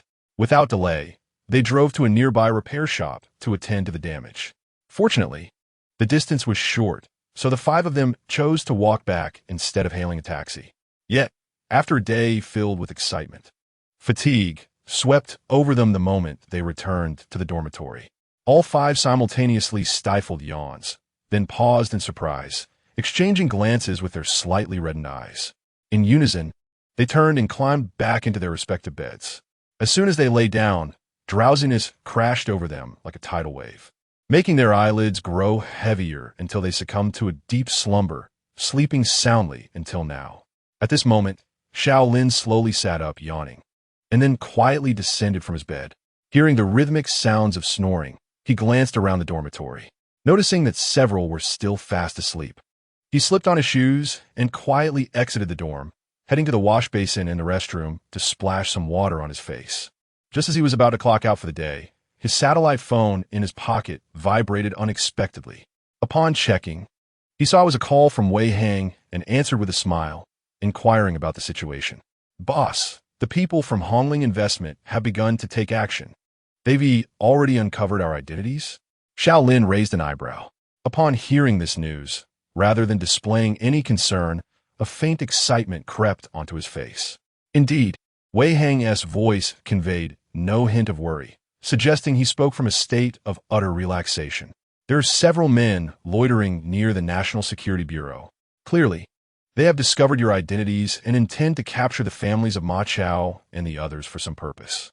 We must ensure their protection. If anyone dares to intrude, eliminate them on the spot. Xiao Lin's eyes narrowed, a cold glint of murderous intent flashing across his face. Understood. Wei Hang seemed to recall something and added, By the way, boss, there's another matter. Our investigation has revealed that within Hongling Investment Group, 10 high-ranking officials jointly manage the various operations of the group. Moreover, we have recently acquired intelligence indicating that all the thugs and low-tier assassins under Hongling Investment are managed by a single woman. However, this woman is quite cunning, never directly contacting these peripheral members.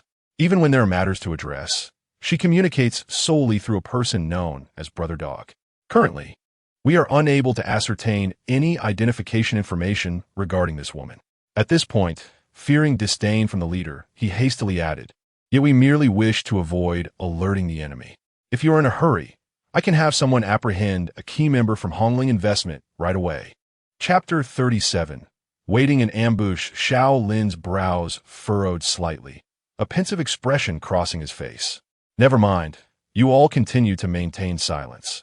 We must not provoke unnecessary alarm, or we risk jeopardizing our efforts. Upon hearing this, the voice on the other end fell into sudden silence. After a brief pause, Wei Hang's voice returned. Boss, are you worried that if we capture their core members, the powerful hand behind Hongling Investment will become wary? Is he speculating that he has already been thoroughly exposed, which is why we, the national security, have him in our sights? Subsequently, he opts to remain hidden, responding to changes with steadfastness? Indeed, Xiao Lin narrowed his eyes. The previous disdain vanished, replaced by a calm and profound demeanor. Whether it is Fan Hongzhong from the Shenzhen market or the shadowy figure behind the entire Guang province, those who have reached this level possess a mindset and counter-surveillance awareness far beyond the ordinary. Moreover, they are acutely aware that once they become ensnared in an investigation, the consequences will be dire. Thus, any encounter with matters touching upon their core will cause them to cower like startled birds. only cautiously re-emerging when they ascertain that the situation poses no further threat to them. They have brought this upon themselves, Wei Hang scoffed. The organization bestowed them with trust. The populace granted them power, yet they repay it with insatiable greed, akin to parasitic leeches. Such moral bankruptcy, they deserve to live in constant fear. Very well, let's leave it at that. Xiao Lin shook his head, feeling somewhat weary of the topic. Ensure the safety of Ma Chao and his family. We cannot allow anything to happen to them. Understood. After terminating the call, Xiao Lin contemplated for a moment, then returned to the dormitory to rouse the four men. Hurry up, it's time to get up. Ma Chao groggily uttered a couple of incoherent sounds before abruptly springing up. Is it time already? It's 5:30, what do you think? Xiao Lin pointed to his watch, clearly displeased. Hee. Ma Chao scratched his head with a smile, jumping off the bed. Let us go, let us clock out. At that moment, the other three also became alert. After a brief period of waking up, they climbed out of bed, following Xiao Lin to clock out. Soon, after they had clocked out and were about to head outside the police station, Xiao Lin suddenly halted the four of them. What is the matter? Seeing this, Sun Yang's expression shifted to one of seriousness as he pondered. Have the people from Hongling Investment discovered our identities? As the words left his mouth, Ma Chao, Li Zheng, and Yang Tao instantly turned pale, their bodies trembling slightly. For many years, the imposing entity of Hongling Chuantou has loomed over the populace of Shenzhen like a colossal shadow, and they have often heard harrowing tales of those who dare to oppose it. Although the current conflict sees our side momentarily holding a slight advantage, it does not mean that Ma Chao and his companions are devoid of fear or concern. After all, they are engaged in a struggle against a capital giant with a market value exceeding $1 trillion. Indeed, Xiao Lin nodded, his eyes narrowing as he cast a glance outside the police station. I suspect that their people are currently lying in wait for us just beyond the entrance. What? The four exchanged anxious glances, their tension palpable as they turned toward the door. I shall apply for firearms immediately. Sun Yang furrowed his brow and prepared to make a hasty exit. Wait. Xiao Lin grasped his arm gently, shaking his head. We have essentially confirmed that some within the higher echelons have indeed been compromised by them. Moreover, the previous officer in charge of Futian was Li Bin, which means there are likely sympathizers in the communication channels that favor their side. If you apply for firearms now, not only will it be denied, but it could also trigger unnecessary alarm. There are still people above. Li Zheng's face was a mask of anxiety, his heart racing to his throat. He vividly recalled that among those taken during last night's tempest in Futian district was a high-ranking officer from the Futian branch. This implies that old Zhao's insinuation pertains to at least those above the Futian branch. Could it possibly extend to the upper echelons of Shenzhen? Xiao Lin glanced at him and nodded silently. Meanwhile, Yang Tao had not considered this possibility. His expression was one of evident distress, his brow furrowed in indignation. Old Xiao, if the opposition is truly waiting for us at the entrance, surely those above cannot passively watch us be gunned down. Xiao Lin let out a cold laugh. It was highly probable that the entirety of Shenzhen was already infiltrated by their operatives, otherwise they would not dare to act so brazenly. Furthermore, aside from the five of us, who would believe anyone would dare to lurk at the entrance of a police station? Most importantly, all of this remains speculative. And based on that, the authorities would never approve your request for firearms. Damn it, then why don't we just stay inside? Macao exclaimed in frustration, resorting to defiance.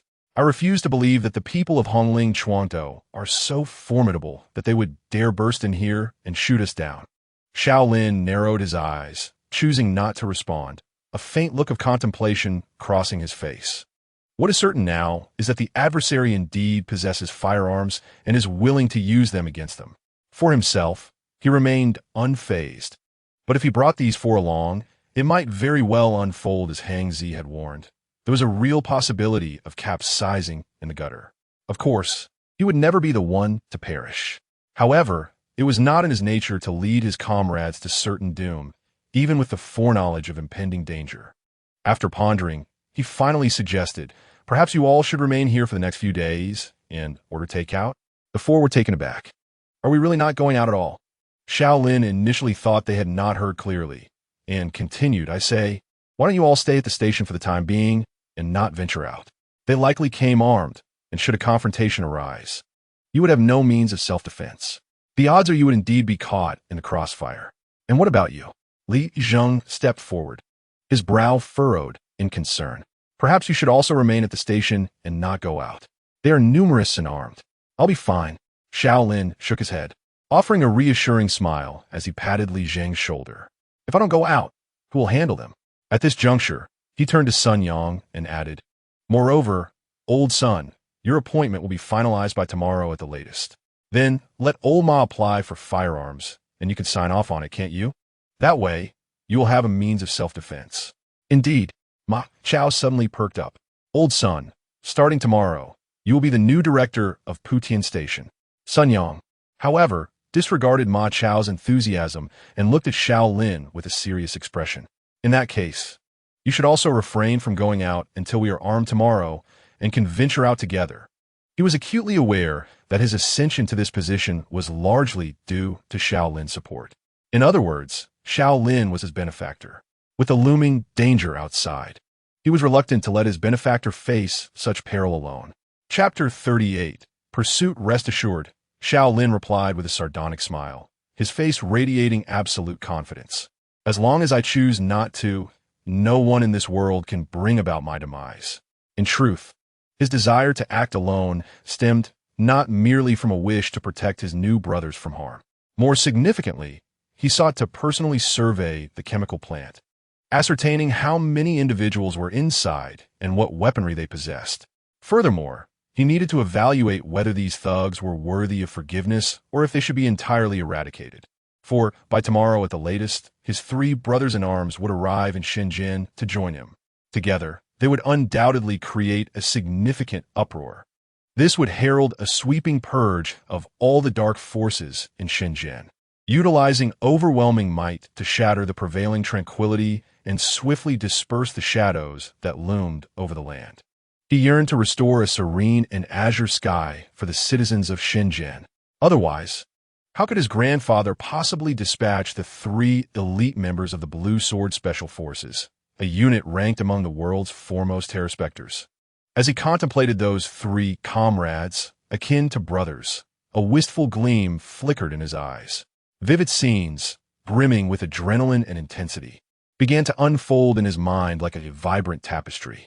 Boss, incoming missile run. Boom, boom, boom. Damn it. Soldier, are you dead? Respond immediately. Ha ha ha. Think you can take my life? They don't stand a chance. Damn it. Fire. Unleash full firepower and bring down every bird in the sky. Copy that. At that moment, a voice abruptly broke through Xiao Lin's reverie, pulling him back to the present. Old Xiao, are you all right? Xiao Lin regained his composure and cast a glance at Li Zheng, shaking his head slightly. His lips curled into a faint smile as he reassured them. You may remain at the station with peace of mind. As long as you do not venture outside, no one will dare to harm you. I have some matters to attend to tonight and must step out. With a wave of his hand, he interrupted the 4 as they opened their mouths to speak, adding, I truly am fine. Besides, my friend is with the National Security. Have you forgotten? The 4 exchanged startled looks, suddenly recalling, indeed, with Wei Hang around. Even the formidable figures of Hongling Venture Capital would hesitate to challenge the entirety of Huagua. It is well known that national security is backed by the formidable military force of Huagua. Finally, after several reminders from the 4, Xiao Lin managed to extricate himself and made his way to the entrance of the police station.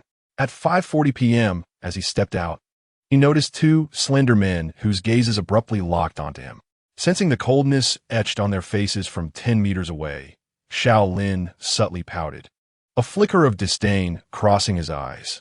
The men, hands tucked into their pockets, strolled leisurely toward the liquor store 200 meters to the left. After purchasing a pack of inexpensive cigarettes, one of them lit a cigarette, taking a deep drag. Out of the corner of his eye, Xiao Lin observed that the 2 slender men were still tailing him. They stood beneath a large banyan tree, feigning casual conversation while occasionally glancing in his direction. Suddenly, Xiao Lin flashed them a grin, instantly confirming their identities as enforcers for Hongling Venture Capital. However, he chose not to expose them, instead leisurely continuing his stroll. 5 minutes later, Xiao Lin deliberately avoided the throngs of people that had become dense due to the rush hour, arriving at the entrance of a narrow alley. He then abandoned his previous leisurely pace, darting into the alley like a nimble monkey. Damn it, he has spotted us. Quick, chase after him. The two enforcers exchanged glances, their expressions turning icy as they hurriedly followed him into the alley. Whether intentional or not, Xiao Lin managed to lead them to an unexpected turn. As the enforcers rushed in, they witnessed their target just as he turned a corner, prompting them to charge after him without hesitation. However, the moment they reached the corner, two arms as solid as steel suddenly shot out, forcefully colliding their heads together. Bang! With a faint sound, the enforcers emitted muffled groans of pain before collapsing to the ground, unconscious. At that moment, a young man emerged from around the corner, glancing at the two incapacitated enforcers with a smirk. Garbage is merely garbage. Such a tone could belong to no one but Xiao Lin. With a scornful remark, he crouched down to retrieve their belts, positioning the two enforcers back-to-back against the wall. He then threaded their arms through each other's necks, tightly binding them together before standing up and clapping his hands. Observing the two enforcers, now securely bound and facing each other, he nodded in satisfaction with a grin. All done. As the words fell, the expression on this fellow's face changed abruptly. His previously cheerful demeanor turned cold and severe in an instant. He then lifted his foot and delivered a powerful strike to the face of one of the henchmen. Bang! Two muffled thuds rang out. One of the henchmen was kicked in the face by Xiao Lin, his head crashing violently against the wall. In an instant, blood gushed forth from his head. One can only imagine the ferocity of that kick. At this moment, the henchman could not help but emit a painful murmur, gradually struggling to regain consciousness. However, upon witnessing the scene before him, he froze momentarily. Upon raising his eyes to meet Xiao Lin's, a look of terror instantly crossed his face, and his body trembled violently. What do you want? What do I want?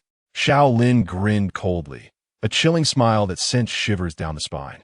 I haven't even asked you why you and your companion are following me. I didn't. The henchman, feeling the excruciating pain in his head, turned pale. And as a police officer, how can you strike me without reason? Without reason? Xiao Lin scoffed, his laughter icy. He stepped forward and forcefully seized the henchman's hair, yanking it upward while glaring at him. I have no time to play games with you two insignificant pests. Tell me, why are you following me? What is your plan? The henchman, yanked by his hair and still reeling from the earlier kick to the head, could not suppress a painful scream. I don't know what you're talking about. We were just passing by. You scoundrel. How could I betray Onge? I've been with Onge for nearly 3 years. I am fully aware of his ruthless and brutal methods. He thought to himself, enduring the pain, hoping that by keeping quiet he might still earn Ong Ji's favor. However, if he divulged Ong Ji's plans now, he and his family would undoubtedly meet a gruesome fate, tortured to death, no less.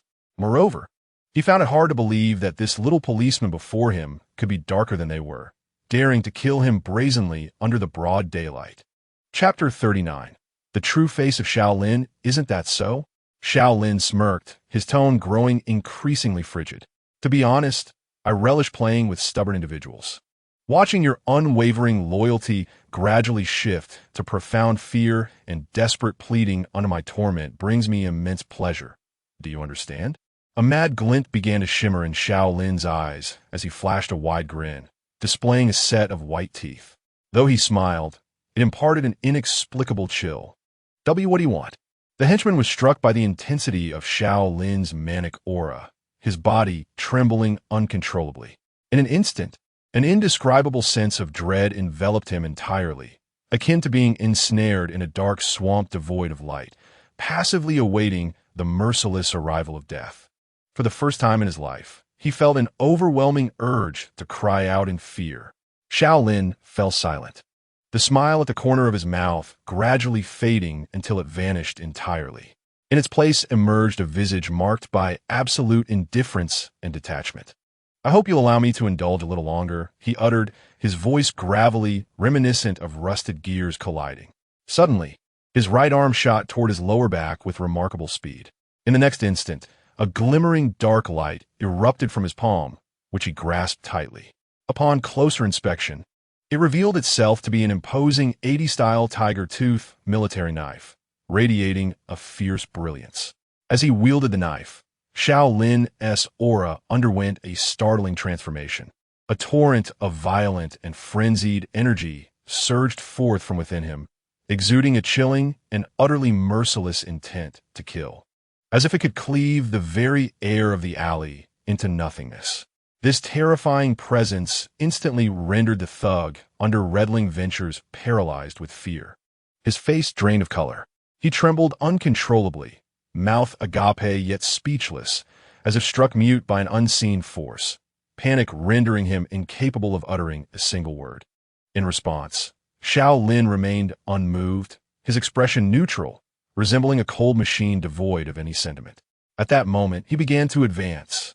He stepped forward, swiftly crouching to seize one of the thug's fingers, then spoke in a dispassionate, gravelly tone, "Next, I shall methodically remove your fingernails, one by one. Perhaps you may endure this minor discomfort, but this is merely the beginning. We have much more to explore." He continued, "I will slice the flesh from your fingers with this knife. Rest assured, my technique will ensure you experience excruciating pain without succumbing to excessive blood loss or immediate death. I want you to truly appreciate the exquisite sensation of having your 10 bones exposed to the air." "No." The thug trembled, a chill rushing from his feet to his head, causing him to shudder violently. Terrified, he stammered, "Why, you're a police officer. You can't do this. This is abuse."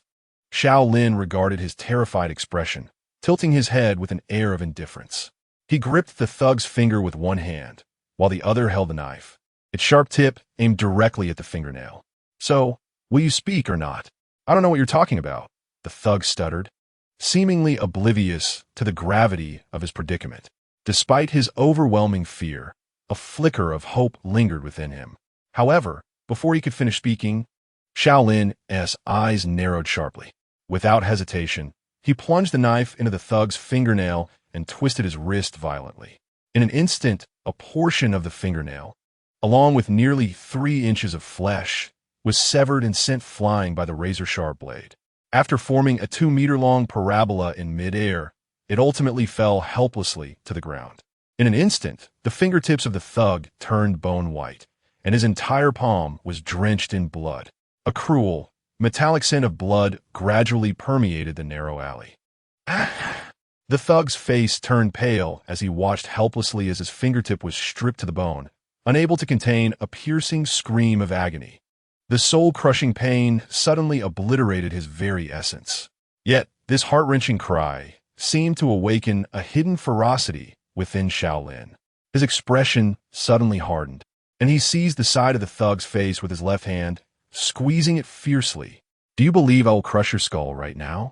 His cold voice was akin to mechanical gears grinding in the frigid air, exuding an icy hardness.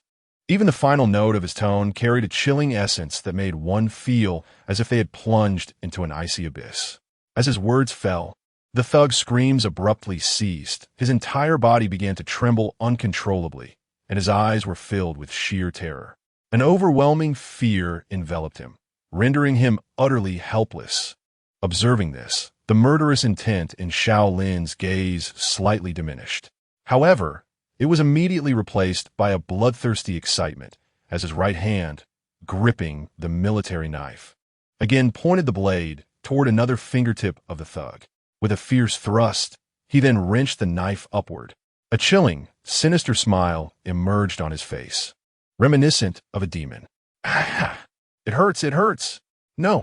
Faced with Xiao Lin, who resembled a creature from hell, the thug could no longer contain his profound fear.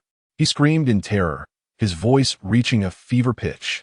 But at that moment, his already terrified pupils suddenly constricted, quaking with panic, for he saw the demon before him raise the military knife once more, preparing to plunge it into his finger. "No, please, please, I beg you. I will tell you everything." However, Xiao Lin remained unmoved by his desperate pleas. Instead, he grinned at him, then gripped the knife and brutally thrust it into another fingertip. "Ah!" No, no. I beg you. I will tell you everything. This time, as the thug's heart-wrenching cries echoed, the bloodlust in Xiao Lin's eyes gradually dissipated, if only for a moment. Trash is just trash. It is utterly tiresome.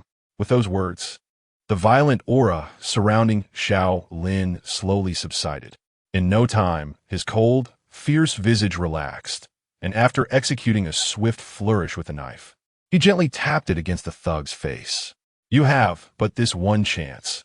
If you dare to conceal anything, I will ensure you witness your own 10 finger bones.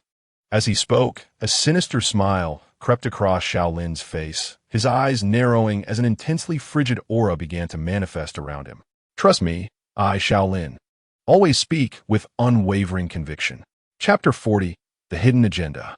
The henchman's face turned ashen after taking a couple of heavy breaths. He endured the piercing agony that struck at his very soul and hurriedly spoke up. Brother, what is it you wish to know? Xiao Lin cast a glance at him, realizing that the excruciating pain had dulled his wits. Thus, he said coolly, you both must belong to Hongling Venture Capital, correct? Why, yes. The henchman nodded vigorously, having quickly become docile after facing retribution. We are members of Brother An's group. Who is Brother An? Xiao Lin raised an eyebrow, having heard that name on multiple occasions. However, it seemed that this individual was likely a leader among the many henchmen under Hongling Venture Capital. The henchman glanced at Xiao Lin, his expression somewhat peculiar. What's wrong? You appear quite astonished. Are you unwilling to speak? Xiao Lin narrowed his eyes, a hint of danger beginning to emanate. And no. The henchman shook his head fervently, hastily clarifying, Brother An's full name is Android. He is one of the 10 leaders under Hongling Venture Capital, primarily responsible for all lending affairs in the Putian district. Because his methods are notoriously ruthless, the people of Putian district are, for the most part, familiar with him. Xiao Lin squinted, descending into a momentary contemplation. He paid little mind to the henchman's mention of ruthless tactics. However, the fact that Brother An was in charge of all lending matters in the Putian district was noteworthy. Moreover, there were 9 other characters like Brother An within Hongling Venture Capital. These 10 individuals were merely leaders overseeing these henchmen. In simpler terms, they were merely small-time figures akin to team leaders within numerous projects of Hongling Venture Capital. Yet, such a minor character could oversee the lending business for the entirety of the Putian district. It is essential to recognize that Shenzhen is a subprovincial city, and the area of one district is not insignificant. For these leaders, resembling Brother An, to maintain control over an entire district, the number of subordinates beneath them would surely be astonishing. At that moment, Xiao Lin seemed to have an epiphany, furrowing his brow in silent contemplation. Then, as if casually inquiring, he asked, Brother An must have many subordinates, correct? With so many people, do they not have lives to lead? Following Brother An around in the underworld every day? The henchman hesitated, then presumed that this demon, given his identity as a police officer, was seeking to investigate their internal affairs. Not daring to delay, he quickly divulged what he knew. I'm not sure of the exact number, but from what I've seen, there should be at least 500 or 600. However, we don't really consider ourselves part of the underworld. We all have jobs. Fortunately, we work for Brother An's company. His salary is quite generous. If one collects debts frequently, commissions rise accordingly. With all the benefits combined, it amounts to at least 10 to 20,000 a month. A company? Xiao Lin's gaze suddenly narrowed, a grave expression flashing across his eyes. Explain to me clearly what this company does. Furthermore, how many such companies are there alongside Ongu? Yes, brother, the thug quickly replied, sensing the coldness on his face. Our company is primarily responsible for collecting debts from individuals who have borrowed money but failed to repay on time. Typically, we employ various methods to compel them to settle their debts. If they still cannot repay, Ongu sends his trusted associates to abduct them and take them to an abandoned factory where they resort to extreme measures. They may break their limbs or use their family members as leverage. If the individuals have any financial means, the men are coerced into developing drug addictions, gradually increasing their repayment interest. The women are generally forced to record compromising videos, which are then used as threats. Those who are particularly attractive may even be compelled by Ongge to engage in prostitution, remaining trapped until they have cleared their debts and interest. Because of this, many in Putian district fear Ongge. Whenever we show up, we can easily extract money. Consequently, our salaries increase, and many join Ongge's company for this reason. It is relatively easy work, and we earn money without much effort, merely intimidating people alongside our vehicles or taking physical action when necessary. At this point, the thug inhaled sharply, suppressing the intense pain in his fingers, and continued with a furrowed brow. As for the number of such companies Ongge has, from what I have observed, there are already 6. However, I have heard from others that there might be more, though I cannot confirm specifics. Xiao Lin's eyes turned icy upon learning that Ongge even controlled others through drugs, a chilling murderous intent flashing through his gaze.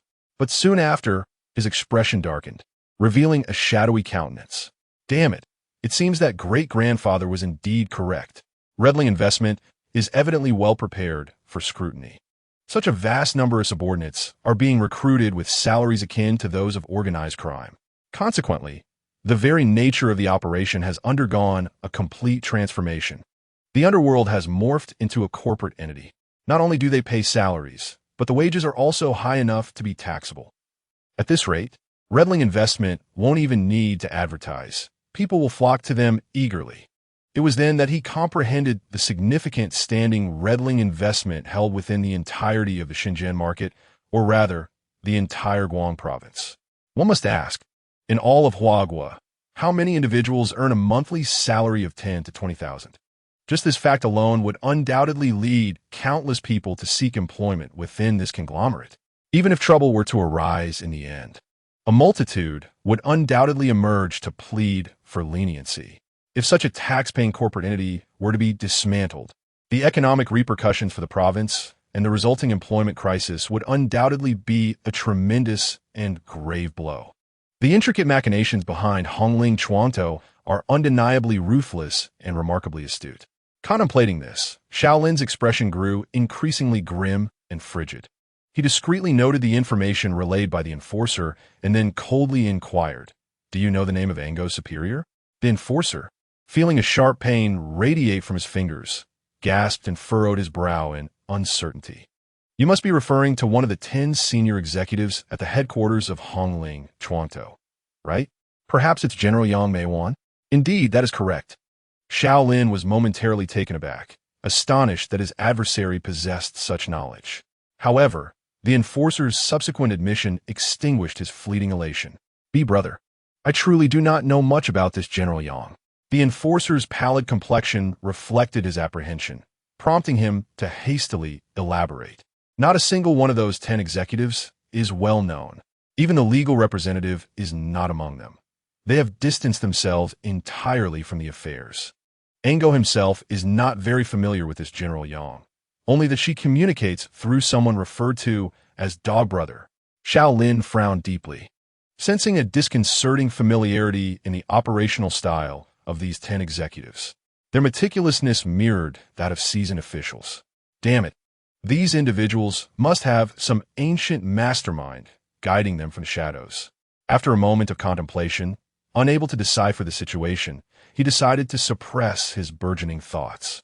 He then pressed, "What exactly does Ango intend to achieve by having you follow me? And what is his plan?" The enforcer hesitated, unsure whether to divulge the information. "Are you certain you won't speak?" "And no, absolutely not." The enforcer trembled and shook his head vigorously. We are primarily tasked with keeping an eye on you. Once you 5-exit the police station, we will have someone on the road to abduct you." "Where are you taking us?" Xiao Lin queried, suddenly realizing they might be lurking nearby. "Why, yes, that's correct, brother." The enforcer nodded tremulously. "We came in 2 groups.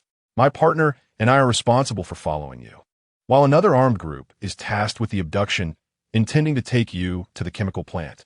"How many are in the other group? Are they all armed?" Upon hearing this, Xiao Lin felt a surge of relief. Fortunately, Old Ma and the others did not accompany us. There are 10 brothers in total, all armed with handguns. Xiao Lin's mind raced, and he inquired, "After they abduct us, what then? Has Ango already devised a strategy to deal with us?" The enforcer appeared troubled. swallowing hard as he regarded Xiao Lin. Speak. All right, all right. The enforcer, jolted into compliance, began to divulge. I heard Ango mention that someone from the upper echelon is quite displeased with your provocations over the past few days.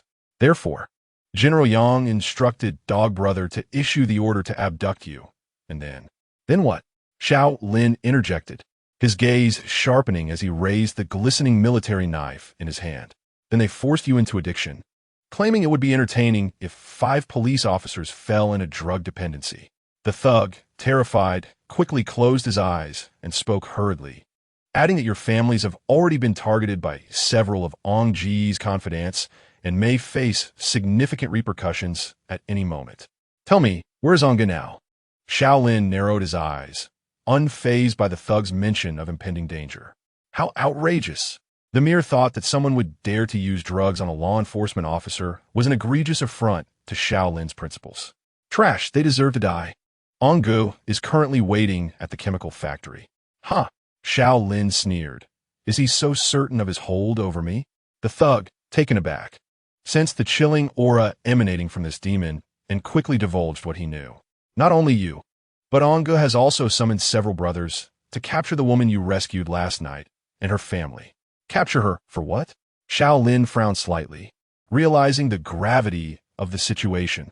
Ongu said that the higher-ups, particularly Yang, wanted that woman to make a choice, either be ruined or watch her entire family perish. Then they would record a video to show you, forcing you to witness the demise of those you wish to protect due to your actions. The thug fell silent at this point, staring at the demon in terror. Xiao Lin forcibly suppressed the violent urge to kill surging within him and rasped. Ongu is at the fertilizer chemical factory in the eastern suburbs, correct? The thug's eyes widened in fear, nodding vigorously, paralyzed by Xiao Lin's menacing presence. Without uttering another word, Xiao Lin slowly rose. Just as the thug sighed in relief, Xiao Lin's gaze turned icy, and he abruptly lifted his foot to strike the thug's head with a brutal blow. Bang! The sound of flesh colliding with the wall echoed, and Xiao Lin did not even glance at the blood staining the wall. He retrieved his phone and dialed Wei Heng, subsequently relaying the address in a chilling tone. Bring 2 brothers over to check if the person is dead. If not, find an excuse to send them all for reformation. Understood. Upon hearing his leader's cold voice, Wei Heng dared not be mischievous, declaring, I will personally lead the team there.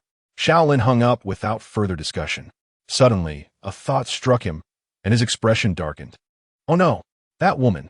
Recalling the information disclosed by the thug, he could no longer afford to wait for Wei Heng and bolted out, vanishing into the alley in the blink of an eye. In the National Security Bureau's deputy director's office, Wei Heng put away his phone, his expression turning grim. Damn it. A bunch of fools seeking death. As Xiao Lin's childhood friend and brother, he recognized the icy tone as a sign that someone had provoked him.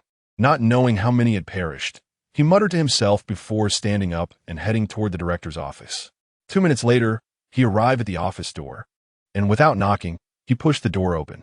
Boss. He approached a voluptuous woman, whose age was indeterminate yet radiated a captivating charm. With a casual smile, he remarked, The work has begun. It seems someone has met their end. The woman, adorned with cascading waves of hair and dressed in a tailored business suit, sat gracefully at her desk, one leg elegantly crossed over the other, her black stockings accentuating her shapely limbs. With a languid yet alluring demeanor, she responded, Send someone to clean up the scene. Do not trouble me with such trivial matters in the future. She cast a cool glance his way, her tone somewhat frosty. What's on my boss in a twist today? Wei Heng chuckled, leaning on the desk with a mischievous glint in his eyes. Let me guess. Which scoundrel has dared to provoke you? He paused, observing the intrigue in her eyes. Could it possibly be that rascal from the office? How dare you? The woman's delicate cheeks flushed with a hint of crimson as she shot him an irritated look. Her enchanting presence was simply breathtaking. No, he continued, well, just earlier, the boss mentioned. Wei Heng sighed dramatically, prolonging his tone. What did that scoundrel say to you? Instantly, her previously rigid expression softened, revealing an unmistakable urgency. Her captivating almond-shaped eyes sparkled with unmasked affection. Hey, Suing. Wei Heng laughed heartily, his teasing demeanor intensifying. Shouldn't you take a look at your own micro-expressions from just a moment ago? It was so obvious. Mind your own business. Su Qing shot him a glare, her voice playful yet assertive. Will you tell me you're not? If you don't, the next time he comes around, I'll reveal that you've been secretly cursing him behind his back. Let us see if he won't knock some sense into you. Hey, now that's not fair. Wei Heng quickly moved to sit across from her. Noticing her silence, arms crossed and a haughty gaze directed at him, he conceded defeat with a shrug. To be honest, the boss said nothing. I merely wanted to see if there was any scandalous affair between you two. You. Su Qing realized she had fallen into his trap, feeling a surge of annoyance. You have a way with words. Undeterred, Wei Heng continued cheerfully. Seriously, how does the boss manage to resist such a delicate beauty like you? Su Qing paused, her eyes dimming momentarily. Observing this, Wei Heng quickly reassured her. Hey, don't overthink it. You know my big mouth loves to ramble. It's nothing. Su Qing sighed, leaning back in her chair, a shadow of melancholy crossing her features. Perhaps it's just my age. Don't say that. Wei Heng yin that ao ses li. As the saying goes, a woman 3 years older is a treasure. The boss is 26, and you're only 35. You are in the prime of your life. If you were to become our sister-in-law, the boss would be holding 3 golden bricks. Wow, that is quite the revelation. He laughed heartily, embracing his penchant for banter. Su Qing could not help but chuckle at his exaggerated gestures, her previously dim mood brightening considerably. She cast him a sideways glance, playfully chiding, "Look at you all. Clearly influenced by that rascal. You're all cut from the same cloth." Wei Heng shrugged, offering no rebuttal, appearing somewhat nonchalant. He then feigned a sigh, remarking, "I had thought that after all these years, you two would have secretly taken that step. Who would have imagined that you have yet to transcend that barrier? Alas, that rascal is quite the challenge to conquer." With that, he covertly shot a glance at the beautiful woman, pretending to sigh in exasperation. Yet, as a distinguished agent among the elite in the National Security Bureau, she was not someone he could easily toy with. The moment he had managed to ensnare her was merely a lapse due to her own tangled emotions. Enough of the act, Su Qing interjected, her gaze captivatingly fierce. "After all these years, do you think I am unaware of your ilk? Hurry along. Didn't he ask you to go over? Are you truly all right, Sister Qing?" Wei Heng replied with a playful grin, though a hint of anxiety flickered within him. If he failed to reassure her, there was a risk she might inadvertently let slip to the boss that he dared to jest about their affair. That would surely lead to dire consequences. What could possibly be wrong? I have long since grown accustomed to it. Su Qing's demeanor gradually regained its composure. And you know, the entire city is already aware of my relationship with him. All right, Wei Heng responded, observing the fleeting sigh that passed through her tranquil gaze. Then I shall take my leave to check on things. If I happen to encounter the boss, I'll bring this up and see what he truly thinks. After saying this, Wei Heng looked eagerly at the beautiful woman, as if awaiting her response. However, he soon realized that she was utterly engrossed in her work, her head bent over the computer, completely ignoring him. Frustrated, he glared momentarily before letting his expression droop in defeat, sighing softly before turning to leave. "Thank you." Just as he reached the office door, he suddenly heard her voice of gratitude, halting his steps. He smiled, waving his hand behind him without looking back, and departed with a playful pout. 2 minutes later, Wei Heng descended in the elevator. Indeed, you read that correctly. The elevator was not ascending, but rather descending for over 30 floors before it came to a steady stop. As the doors opened, he retrieved the badge hanging from his chest and placed it against a massive, imposing door crafted from an unknown, heavy material. Beep! With the sound, the door began to slide open with remarkable speed, only to abruptly slow down just before fully parting. It was nothing short of astonishing. As the door opened, Wei Heng stepped inside, revealing the expansive interior. The subterranean space had been entirely hollowed out, revealing a base nearly the size of 3 football fields. Within this base, distinct areas had been clearly delineated for various purposes. At first glance, the scene is devoid of any disarray, exuding a subtle air of solemnity and rigidity. The area boasts a shooting range, a combat arena, an arsenal, and even accommodates 3 upgraded armed helicopters. These helicopters have undergone significant systemic enhancements in power, weaponry, avionics, and survivability, establishing them as one of the core assets of the Chinese Army aviation for comprehensive combat operations. Their capabilities encompass precise strikes, systemic collaboration, electronic warfare, and high-altitude infiltration, with technological advancements and practical applications already reaching international standards. Upon entering the base, Wei Heng glanced around briefly before striding toward a specific direction, the combat arena.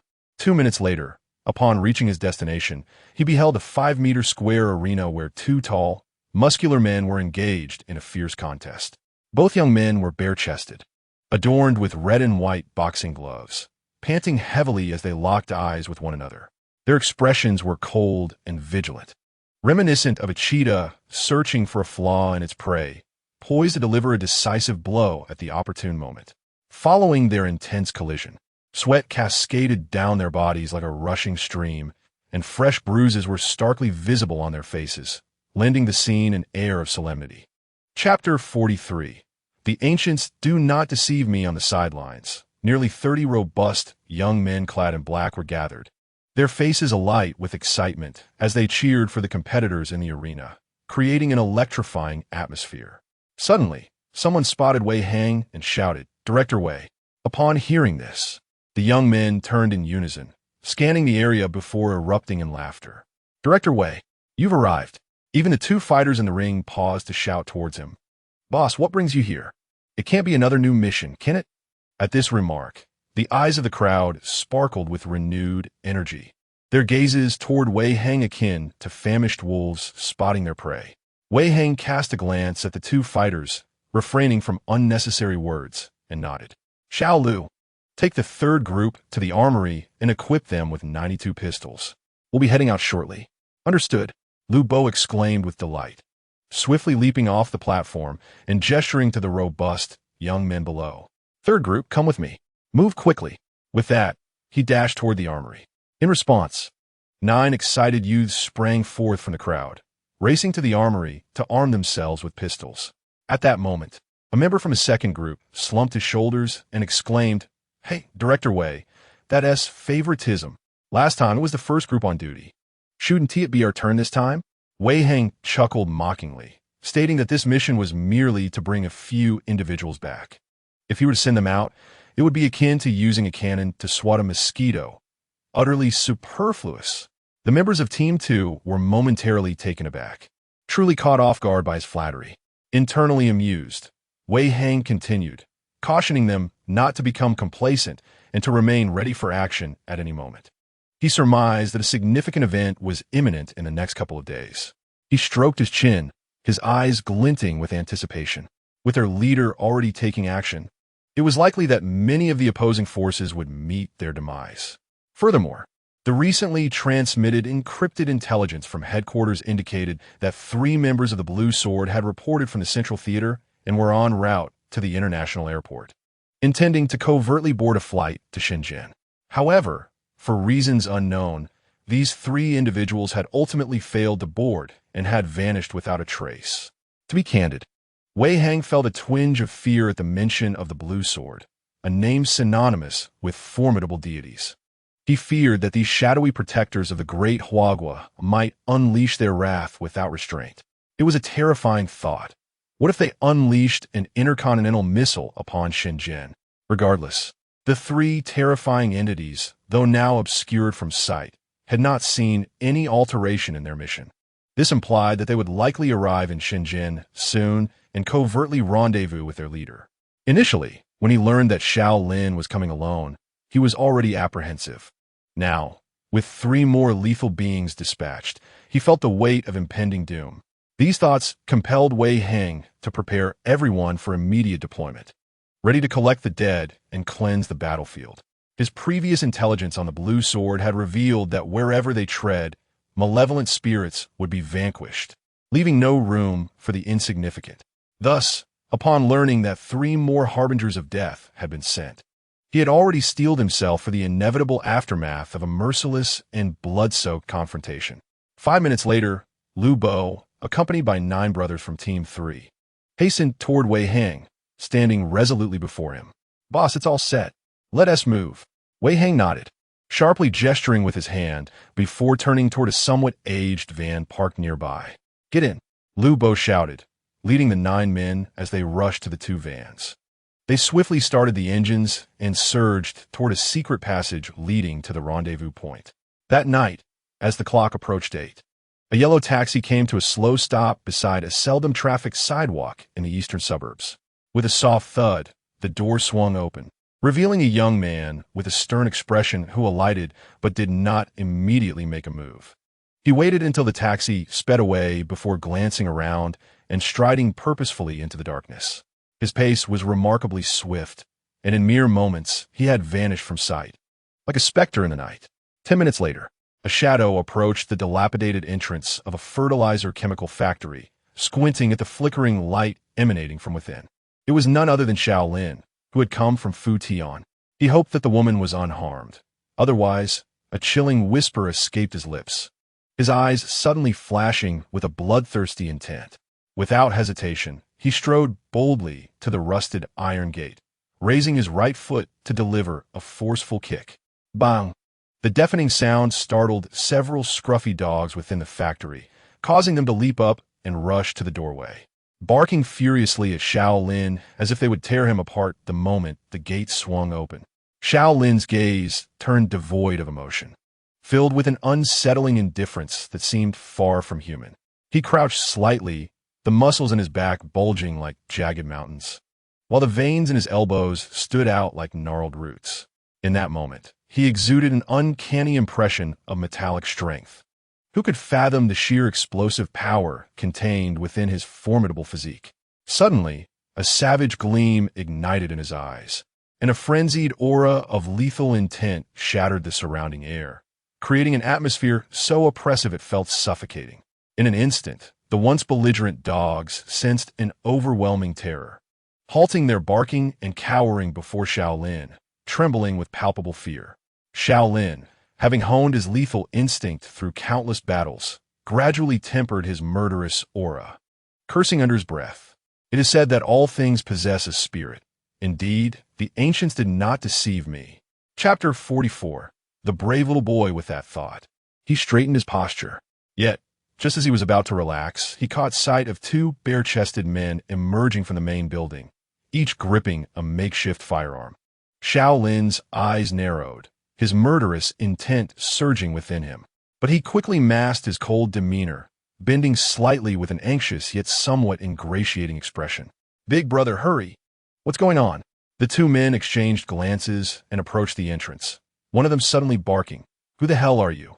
"Big brother, please open the door." Xiao Lin's reply was evasive, his urgency intensifying as he gestured behind him. "Just now I saw a bunch of cops outside the alley." "What?" The 2 men were taken aback, and the silent one immediately exclaimed, "Damn it, could it be that something went wrong with Brother N's crew?" They were well aware that Brother N had dispatched gunmen early on, intending to capture those 5 police officers. However, despite the absence of any visible presence, numerous officers had arrived. After speaking, 2 burly men exchanged glances with Xiao Lin, their dissatisfaction evident upon seeing his anxious demeanor. With a scornful sneer, one of them mocked, "Look at you, trembling in fear. Tonight, with Brother N and nearly 200 armed comrades present, what are you afraid of?" "Yes, yes," Xiao Lin replied hastily, bowing in a servile manner, a sheepish smile on his face. "Brother, I just joined the company, and I'm still getting used to it." He then produced a pack of cheap cigarettes he had just purchased after work, offering one to each of the men. "Here, have a smoke, and help me open the door." "What kind of rubbish is this?" grumbled the other burly man, yet after a brief complaint, he took out a key and unlocked the iron gate. "Come in, but next time, make sure to bring me a pack of soft ones." Xiao Lin nodded nonchalantly as the gate creaked open. Suddenly, his entire demeanor shifted, and his voice became as chilling as a winter wind, piercing the air with an almost painful intensity. "Soft ones? Do you even deserve that?" As the words fell, the faces of the 2 muscular men changed dramatically, and they instinctively raised their weapons. Xiao Lin's disdain was palpable, his arm shot out like a machine, and he forcefully yanked both makeshift guns from their grasp in an instant. Trash is trash. Even with guns, you cannot change your inherently flawed nature, he declared. Before the two men could utter a sound of confusion, he stepped forward, grasped their heads with both hands, and violently collided them together. With a resounding thud, the two men emitted muffled groans of agony, their eyes rolling back as they collapsed to the ground, unconscious. In one swift move, Xiao Lin did not even glance at them as he bent down to retrieve one of the makeshift guns. He examined the magazine and scrutinized the entire structure of the weapon. After quickly familiarizing himself with the basic mechanics of these firearms, he carelessly tossed the gun aside, showing no regard for it. The steel pellets had effectively lethality within 10 meters, but beyond that distance, they were virtually useless. Xiao Lin glanced down at the discarded gun with a smirk, dismissing it as worthless. With that, he stepped on the gun and jogged toward the main building. Despite garnering so much intelligence from the adversaries, he brazenly ventured forward without any apparent concern. It was unclear whether his audacity stemmed from exceptional skill or sheer recklessness. The chemical factory's main building resembled a dilapidated structure from many years past. Spanning nearly half the size of a football field, it housed no mechanical equipment, merely a scattering of tables and benches as if meant for seating. Through the ugly graffiti on the walls, one could even discern the cracks marring the surface. At that moment, the center of the factory was encircled by nearly 200 individuals, forming a dense throng. On the edge of this circle sat a middle-aged man in a suit, casually reclining in a chair with a cold glint in his eyes. Opposite him knelt four individuals of varying ages and genders. A weary middle-aged couple, a young boy, and a strikingly beautiful woman, whose faces streaked with tears and filled with rage, find themselves in a dire situation. Notably, the young boy appears to be around 15 or 16, perhaps just beginning his high school journey. Yet, confronted by a menacing group of armed and fierce-looking men, the boy, despite his pale visage, resolutely clenches his jaw and extends his frail arms protectively in front of his sister, as if he is prepared to face death itself. This profound and warm sentiment, however, ignites an overwhelming fury deep within the heart of the middle-aged man seated nearby. His eyes, previously glimmering with a hint of lust, abruptly turn cold and stern, his voice laden with menace. "You wretched woman, since you refuse to make a choice, I shall assist you." With these words, he slightly turns his gaze toward the sturdy man beside him. "Go, sever that little brat's left hand, and gather a few more to record the entire process." "Yes, sir." The robust man immediately nods, brandishing a half-meter-long cleaver as he approaches. "No, please don't do this." As the fearsome figure advances, the kneeling couple and the distraught woman tremble in terror, tears streaming down their faces. "You beasts! May you meet a terrible end." Witnessing the woman weep, the husband, gaunt and haggard, contorts his face in rage, attempting to rise in defiance. "Father, no." At that moment, the woman suddenly pulls him back, covering her face with her hands as she kneels on the ground, sobbing in despair. "Father, mother, we cannot fight them. I'm sorry. It's my fault, dear parents." "Oh, Xiao Lin, you must take good care of our parents. Do you understand?" "Sister." Hearing her unexpected wail, the couple and the young boy feel a sharp pang in their hearts, overwhelmed by an intense sorrow that engulfs them. Observing this, the man named Android slightly rises from his seat, his gaze towards the weeping woman shimmering with a predatory gleam. "You have made your choice. Haven to you?" The woman, kneeling on the ground, turns to him, her expression a mixture of pity and resolute determination. "I am willing to submit to your whims, but you must release my family. Otherwise, I shall haunt you even in death." Chapter 45. A host of Special Forces android chuckles softly. "Very well, I agree." He gazes at her with mockery. "Now first, strip off all your clothes." "You." The woman is taken aback, her cheeks flushing with indignation as she weeps in anger. "Did you not just promise me?" "Indeed, I promised to spare your family," Android replies, his expression more taunting than before, shrugging nonchalantly. "However, you must first comply. Otherwise, you will be as lifeless as a corpse, which would utterly dampen my spirits." You scoundrel." In a fit of rage, the woman let out a heart-wrenching cry and collapsed into tears. Nearly on the brink of despair, she realized that she had just been toyed with by this scoundrel. Ha ha ha! Upon witnessing this, the android and the surrounding bare-chested men erupted into raucous laughter, their faces alight with mockery and lewdness. Observing these ruffians brazenly disrespecting his daughter, the woman's father was overwhelmed with sorrow, falling to his knees and beating his chest towards the heavens, his pale face etched with anguish and despair.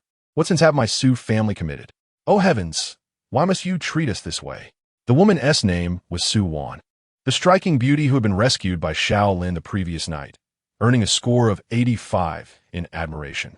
At this moment, seeing Su Wan weep uncontrollably, Android furrowed his brow, growing impatient. Damn it, I will ask you one last time. Strip her bare, or I will sever his hand. Choose one. As he spoke, he pointed at the small boy kneeling before Su Wan, whose face, though pale, exuded remarkable resilience. Little Wan, do not agree to these villains. Upon seeing this, Su Min and his wife, along with the little boy, immediately embraced Su Wan tightly, their eyes filled with tension and vigilance as they scanned their surroundings. Su Wan felt a bitter pang in her heart, although deeply moved by her family's fearless love. She understood all too well that if she did not comply with these brutes, her brother Su Lin would surely have his hand severed, rendered a cripple.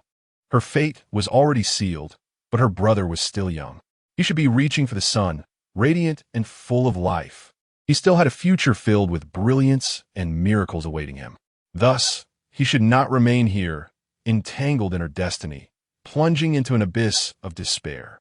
She would not allow such a fate to unfold before her eyes. Just as she was lost in thought, Android's expression suddenly turned cold, and he nodded grimly at the burly man, signaling him. The man understood immediately, his gaze icy, as he stepped forward to seize the little boy's arm. You little brat, get up. No, get away from me. The mother, fiercely protective, disregarded her surroundings in her desperation. A mother's love erupted, fearless in the face of everything before her. You bastards, I will fight you. Seeing his wife on the verge of madness, Su Min's heart twisted in agony. He could no longer hold back. With a fierce expression, he charged at the man to push him away. Just as he rose, the burly man with the knife revealed a glint of cold malice in his eyes. He suddenly raised the knife and struck down violently at Su Min's right arm. Old Su, Dad! 3 desperate wails echoed in unison. In the next instant, Su Min was brutally struck by the man's blade on his right arm, blood gushing forth in torrents. A deep gash exposing bone marred his arm, appearing ghastly and terrifying. Ah, you scoundrel! Suddenly, Su Min crossed his arms, his complexion paling instantly as he could not help but emit a painful moan. Gazing upon the man's sinister grin, his eyes brimmed with terror and indignation. How dare this wretched creature retaliate? The man spat on the ground with a sneer, proclaiming that unless he rendered Su Min utterly incapacitated today, he would not bear his surname. After uttering this threat, he abruptly turned his gaze towards the calmly seated android, and upon witnessing the latter's wicked nod, he approached with a menacing smile. It seemed as though he aimed to instill an unprecedented fear and anticipation within Su Min, ultimately rendering him a permanent nightmare in his life. Please, don't come any closer. I beg you no more. The woman's face was etched with despair as she beheld her husband's bloodied agony. The flicker of courage that had briefly ignited within her was extinguished in an instant. She fell to her knees, repeatedly bowing her head, pleading for the man to relent. Mother, Su Wan's heart quivered. The indescribable sense of helplessness and anguish she felt upon witnessing her mother, who had toiled for most of her life to raise her, kneel before another for her sake was overwhelming. She could hardly articulate it, but her heart felt as though it were on the brink of shattering. Meanwhile, the young boy Su Lin, who observed this harrowing scene, began to astonishingly calm down. His initial anxiety transformed into a profound tranquility. His eyes sparkled with intensity, brows furrowed. Yet his gaze remained fixed on the robust man who had harmed his father, his expression betraying neither joy nor sorrow, creating an illusion as if he were stunned into silence. However, deep within him, The agony of witnessing his family being mercilessly tormented, kneeling in desperation, surged like a tempest. The unspeakable pain and despair, mingled with a frenzied sense of helplessness, threatened to drag this young boy into an abyss, urging him to metamorphose into a harbinger of darkness, destined to dance with shadows for eternity. Ha! The man reveled in the sight of the woman pleading on her knees, a malicious grin of triumph plastered across his face. If you wish for me to spare him, then quickly have your daughter undress. As his words echoed, a chorus of mocking laughter erupted from the surrounding brutish men, their eyes gleaming with predatory desire as they regarded the mother and daughter as mere prey. Just then, a panicked voice pierced through the chaos. "And brethren, something's wrong." Upon hearing the call, the expressions of the 200-strong men turned icy. Instantly, those wielding guns readied their weapons, while others grasped their blades, all pivoting in unison towards the newcomer, their faces dark with malice. The man who rushed in was none other than Xiao Lin, who had just dispatched two of the brutish men. As he entered, feigning panic, he immediately spotted Su Wan, kneeling in despair. His gaze then shifted to the couple beside her, both similarly kneeling, and finally to the boy. Notably, he noticed the middle-aged man, bloodied and shielded by the woman. Xiao Lin could not help but furrow his brow in frustration. How swiftly these scoundrels act! In that moment, the circle of brutish men parted, revealing a solitary middle-aged man seated in a chair. Xiao Lin squinted, and as a thought crossed his mind, he immediately deduced that this individual must be the leader of the group. Android, brethren. After grasping the situation, Xiao Lin no longer hesitated and feigned a state of panic, hurrying towards him while bending slightly. "Brethren, it's bad. There are numerous officers outside the alley. It seems there are also many special police." Chapter 46. The ultimate objective, damn it. Useless. Android's eyes turned cold, observing the anxious subordinate who had rushed forward. A shadow of gloom suddenly crossed his face. "How long have you been following me? With so many brothers around, are you still afraid of anything?" Ultimately, this man was utterly oblivious to who his subordinates truly were. Or perhaps, he simply could not believe that anyone would dare to infiltrate in the presence of so many armed men. Even more audaciously, they dared to approach him to within a mere meter. Android cursed under his breath, casting a glance at another robust man behind him and signaling for him to hand over a weapon. "Give me the gun." Upon uttering these words, he received a half-meter-long crude firearm from his confidant. Then, perhaps provoked by Xiao Lin's earlier remarks, this man ceased his leisurely demeanor and finally stood up. He turned to Xiao Lin, narrowing his eyes and commanding, "Hold this. If the special police dare to break in, you shoot." As he spoke, he raised the crude firearm toward Xiao Lin, taking a step closer and leaning in to whisper with a wicked grin. "But remember, if I find out you hesitate, I will ensure that every bullet finds its way to your family. Do you understand?" Upon concluding his words, Android moved his head away, standing half a meter from Xiao Lin, his gaze filled with menace. Yet in the next moment, he suddenly noticed that the previously panicked subordinate, upon hearing his threats, had unexpectedly grinned widely, revealing a terrifyingly white set of teeth. For reasons unknown, this abnormal reaction sent a chill down Android's spine, as if an ominous wind had swept through him, causing his body to shudder involuntarily. "You, heh." Xiao Lin smiled coldly, observing the worthless man before him who repeatedly challenged his limits of tolerance. His expression turned icy in an instant, his eyes narrowing sharply. Then, like a flash of lightning, he darted out, moving behind Android with a ghostly swiftness. In the next heartbeat, his sturdy arm, akin to an iron clamp, seized Android's neck, while his right arm swiftly reached toward his lower back. In the next moment, a brand new 92-style handgun fell into his grasp. With a swift motion, he chambered around and pressed the muzzle forcefully against Android's temple. "You threaten my family? Are you seeking to have your own house raided? Fool!" Xiao Lin's smile was devoid of warmth, his eyes cold and indifferent, devoid of any human emotion, filled instead with a chilling, serpentine intensity. At that moment, the surrounding brutish men seemed to finally comprehend the gravity of the situation that had just unfolded. The faces around him immediately contorted with fury, their grimaces aimed at Xiao Lin as they raised their weapons in unison, coldly bellowing, "Damn you! How dare you toy with us? Release and go, or I will kill you. You dog, let him go immediately, or I will slaughter your entire family." Upon hearing the menacing shouts, Android felt a surge of courage returning, as if it had been rekindled within him. He exhaled softly, forcing himself to adopt the nonchalance befitting a figure of authority, his voice trembling slightly as he spoke. "Do you realize that your actions will leave you with nowhere to hide in the entirety of Deep City, or even the whole of Guang Province?" He refrained from provoking the reckless youth behind him, opting instead to emphasize the dire consequences that would ensue should the gunfire commence. Hoping to intimidate the young man, if only he would spare his life, he vowed to himself that he would make sure to annihilate his entire family later.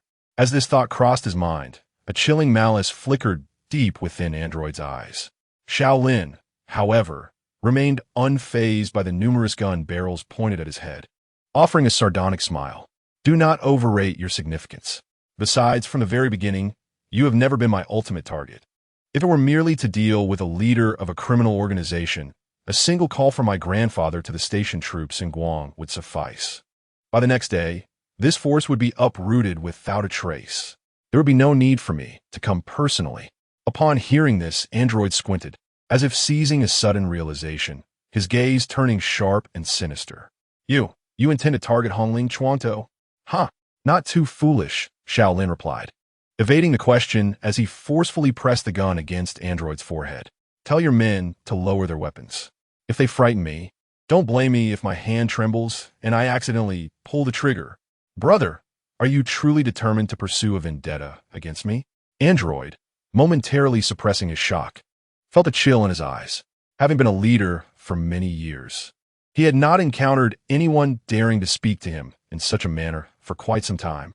But just then, a deafening gunshot rang out, shattering the tension. Bang! Android let out a piercing scream as he felt a searing pain shoot through his right arm. Ignoring Xiao Lin's grip on his neck, he hastily cradled his injured arm. The next moment, as he sensed a warm liquid flowing down his palm, disbelief washed over his face, mingled with a rising ferocity. You actually dared to shoot?" Xiao Lin smirked, unfazed. "I told you to have your people lower their weapons. Otherwise, the next bullet might very well find its way to your forehead." Android suddenly erupted in laughter, lowering the hand that was clutching his arm, allowing blood to cascade down. The pallor of his face began to give way to a chilling ferocity.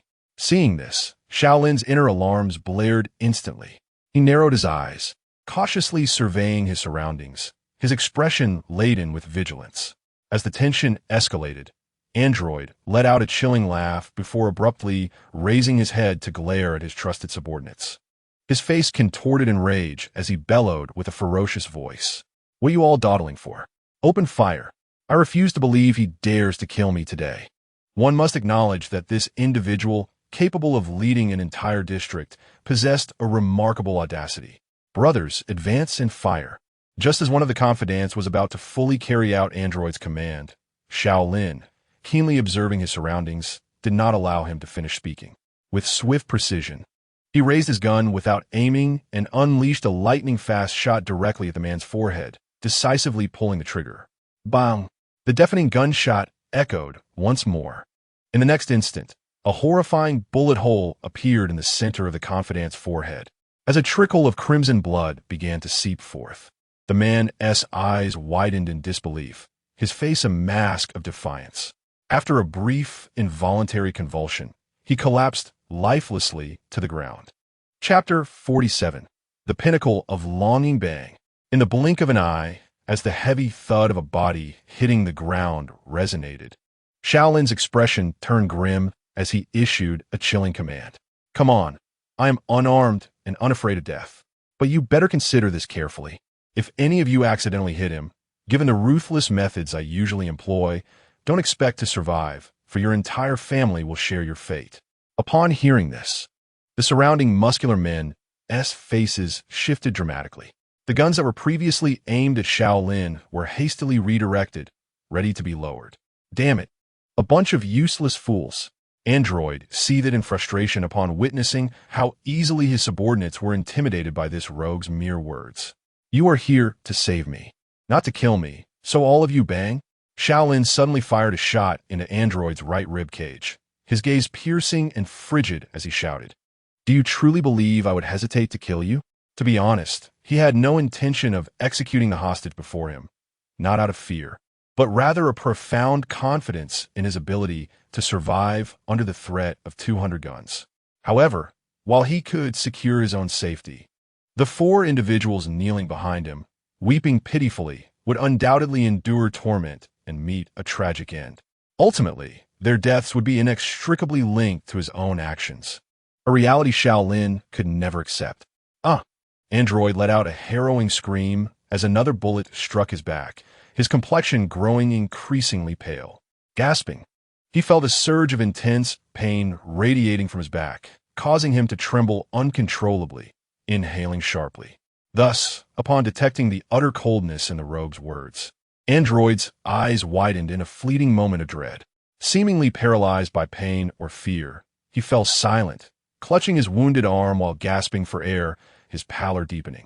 Even his lips began to quiver, conveying the harrowing impression of a man enduring excruciating agony, too preoccupied to express anything else. Xiao Lin cast a discreet glance, the corners of his mouth curling slightly, his eyes flashing with a cold disdain. As the adage of guerrilla warfare suggests, when the enemy is weary, we strike. Thus, he remained vigilant, offering Android no respite. After a silent chuckle, he forcefully pressed the gun against Android's temple and coldly commanded, You have 3 minutes to prepare 2 cars for me. If you dare to play tricks, I shall put a hole in you the moment you hesitate. Android winced as the pressure on his wound caused him to gasp sharply, his eyes twitching with surging murderous intent. Observing that the thugs around him were nearly paralyzed by the words of this scoundrel, he glared at them and roared, Have you all gone deaf? Hurry up and prepare 2 cars. Do you wish to see me dead? As his words fell, he noticed 2 figures tremblingly exiting the factory. Android took a deep breath, his lips beginning to pale. 2 minutes later, a black BMW 3 Series and a white Mercedes-Benz rolled into the warehouse, halting 5 meters before Xiao Lin. Noticing this, Android glanced sideways, his voice cold and hoarse. I have fulfilled your request.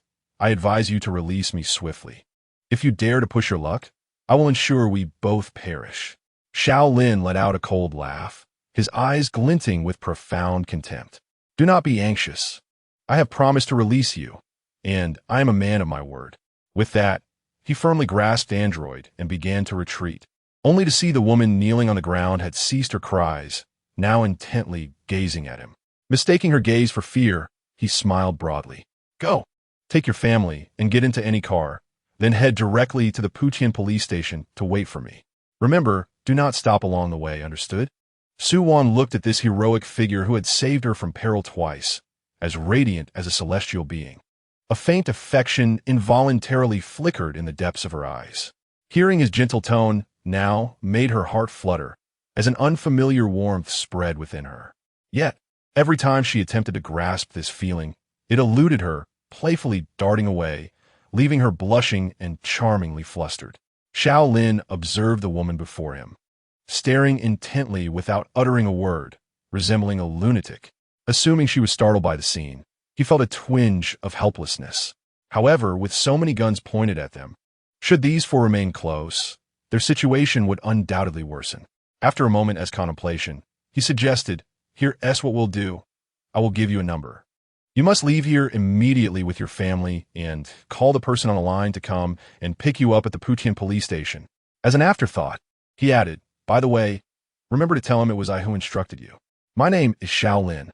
Upon hearing him speak again, Su Wan's cheeks flushed brightly, and she quickly nodded in agreement. Immediately, she helped her parents and younger brother, Su Lin, then bowed deeply to him, her face filled with gratitude. Thank you. Thank you for saving me once again, and for saving our family. There will be time for that later. You must leave quickly, as this place is perilous. Xiao Lin said helplessly, one hand grasping a man's neck while the other held a gun to his temple. If you don't leave now, This man might explode at any moment. Suwon, aware of the tense atmosphere, dared not impede her savior's escape and hastily nodded in agreement. You must be careful. I will wait for you at the Putian police station. With that, her face flushed. She supported her father's arm and turned to leave. Hey, come back. Xiao Lin exclaimed in exasperation, urgently calling her back. What are you so anxious about? I haven't even taken this guy's phone yet. Do you think I would harm you? Indeed, just to be safe, Xiao Lin replied, fearing that as soon as he managed to escape, this woman and her family might be captured again. At that point, their fate would be sealed. Suwon paused, her movements becoming somewhat tense and awkward. She took out her phone, jotted down the number, and promised to call as soon as she was outside, repeating everything he had just said. Did you remember?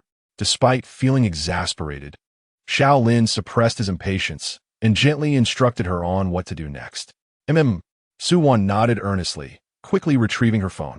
Before long, after noting Wei Hang's number, she finally, under Xiao Lin's gaze, assisted her parents and younger brother into the waiting white Mercedes.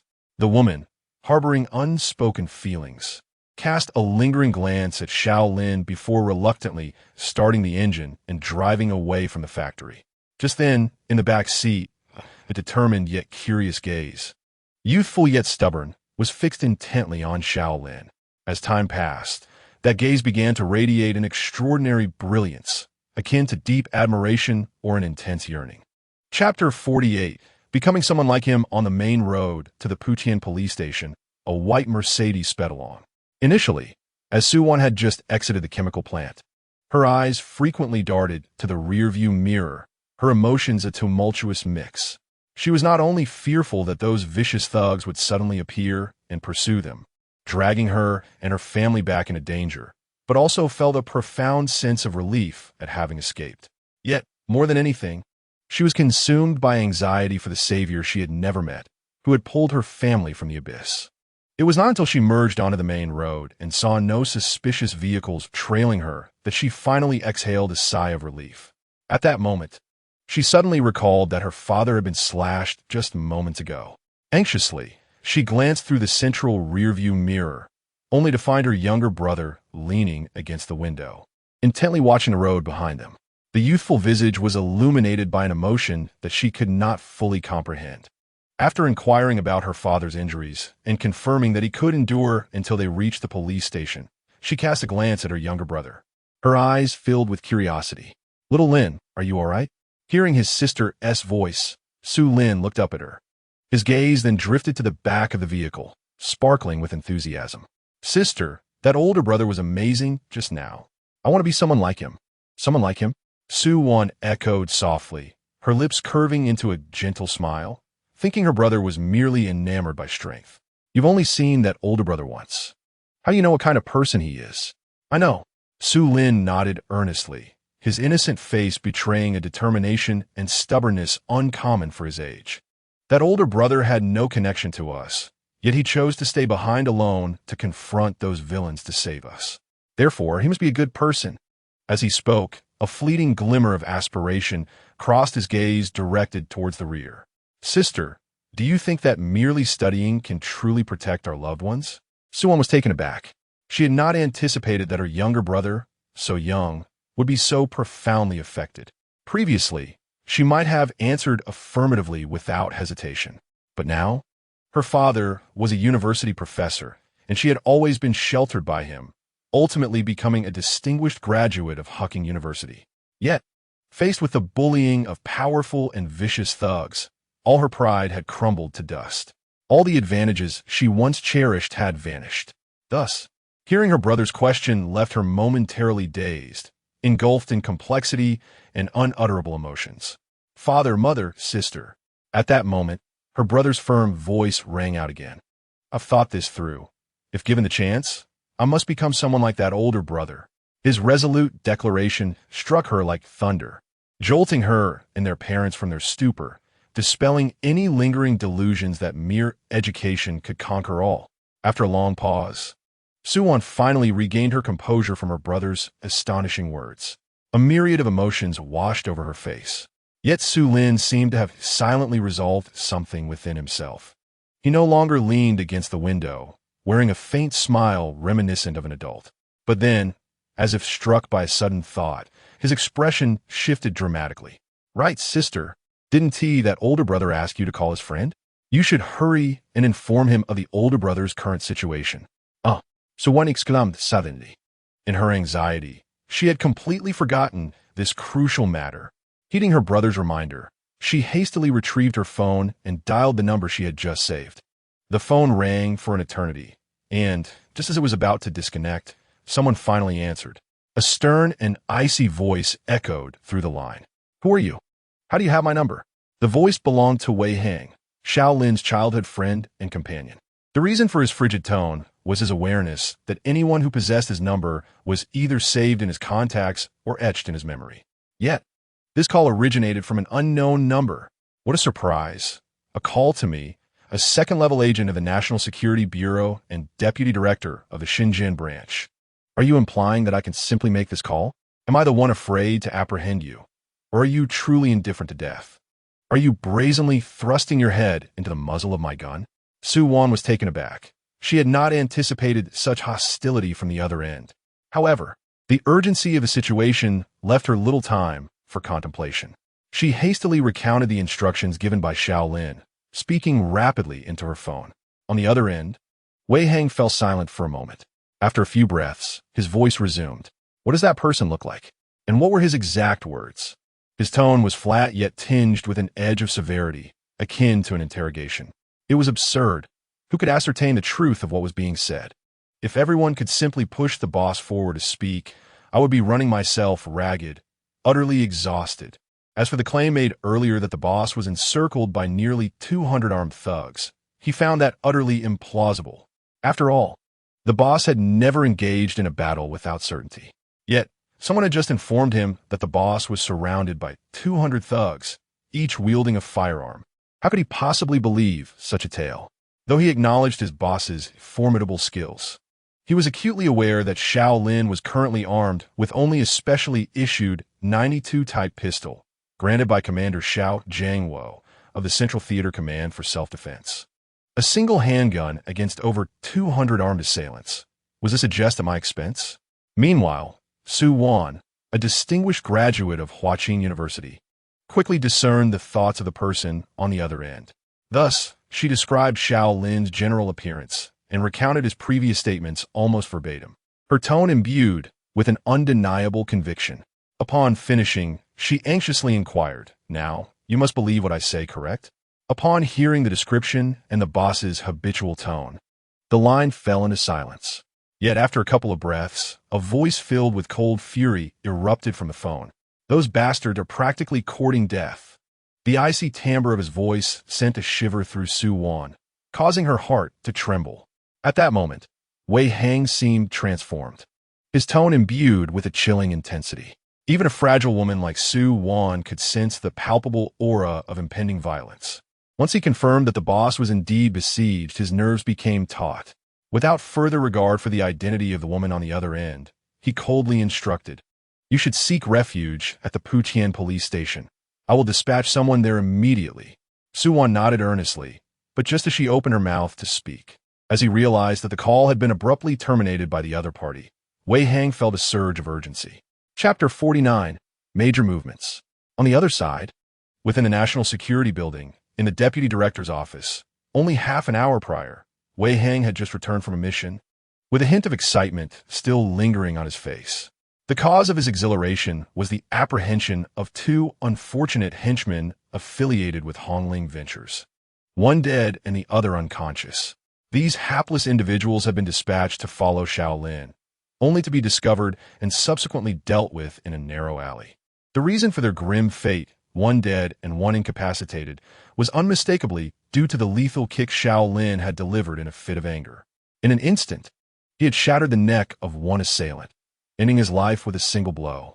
Seeing his leader finally taking action against the Hongling Ventures personnel ignited an exhilarating thrill within Wei Hang, who thought to himself, "Damn it, I can finally fight alongside the boss again." However, just as he began to revel in this excitement, he received alarming news that the boss had been surrounded and threatened by armed adversaries.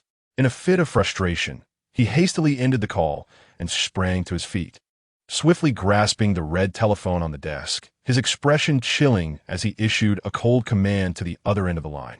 Xiao Lin, immediately activate the Level 3 emergency protocol. Notify all members of Groups 1, 2, and 3 to equip themselves with Level 3 combat gear and report for duty at once. Move quickly. Upon his command, the moment he forcefully set down the receiver, a cacophony of piercing alarms erupted throughout the National Security Building. The air was filled with the shrill sound of sirens, and in an instant, all three frontline special agent teams within the Shenzhen National Security Bureau sprang into action, racing towards the underground armory. The previously calm atmosphere was suddenly thick with an intense sense of urgency and lethal intent.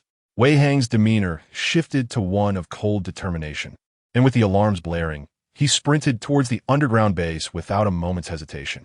3 minutes later, as he descended to the base, he was met with the sight of 30 fully armed agents standing in 3 neat rows, their presence imposing and silent, clad in sleek, dark combat uniforms, equipped with multi-functional ballistic helmets, and each armed with a 191 assault rifle.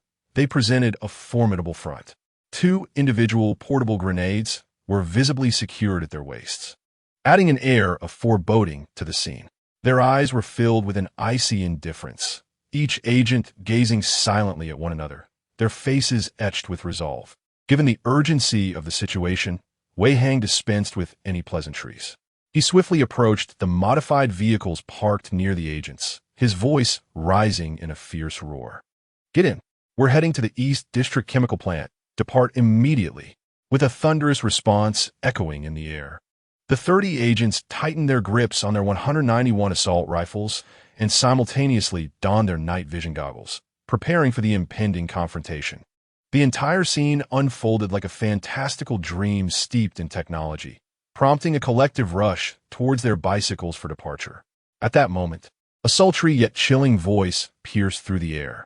Upon hearing it, Wei Hang abruptly turned, only to see Su Qing, the director of national security, hastily approaching, leaving him no choice but to stand still and anxiously await her arrival.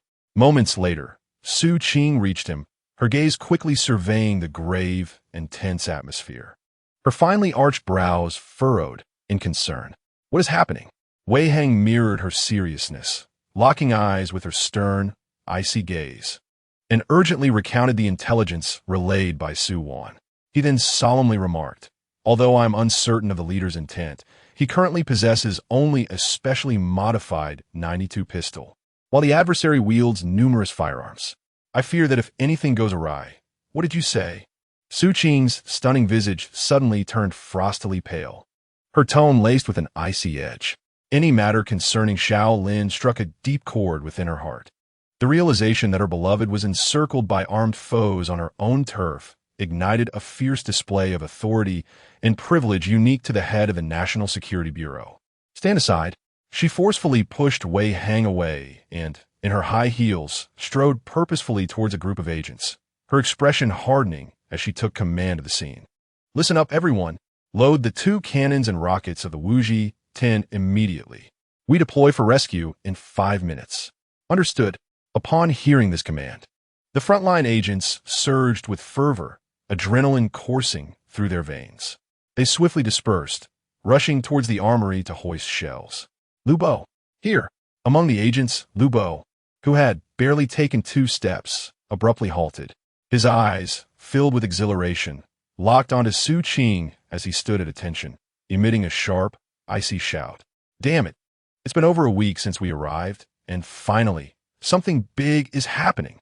Contact the station troops in Shenzhen immediately, request their deployment, and encircle the East Suburb Chemical Plant.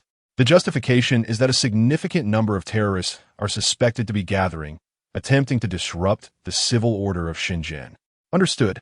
"Wei Hang, here." Wei Hang's face flushed with excitement as he stood rigidly, letting out a fervent shout. "Communicate with the city's publicity department and instruct them to notify all relevant departments to immediately block all signal devices along the route from the National Security Building to the East Suburb Chemical Plant.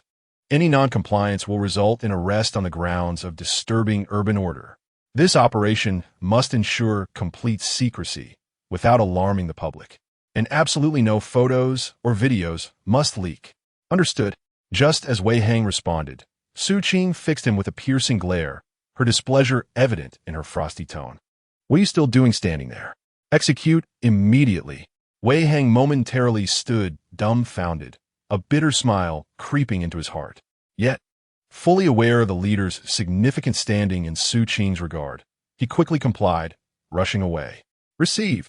As Su Qing observed everyone springing into action with remarkable speed, a frostiness settled upon her cheeks.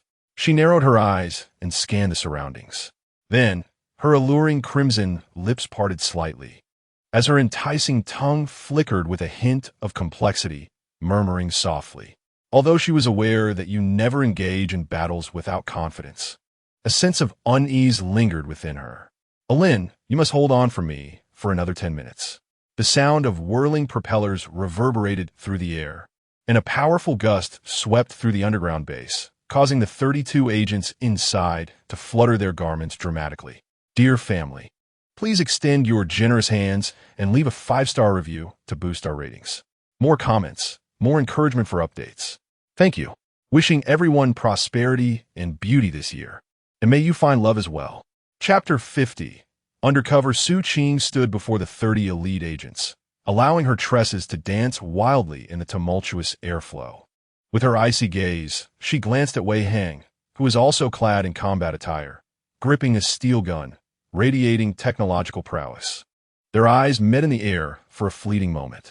Su Qing nodded, then retrieved a metallic controller imbued with a futuristic essence. She delicately placed a slender finger upon a red button and pressed down swiftly. In the next instant, the entire base emitted a subtle tremor.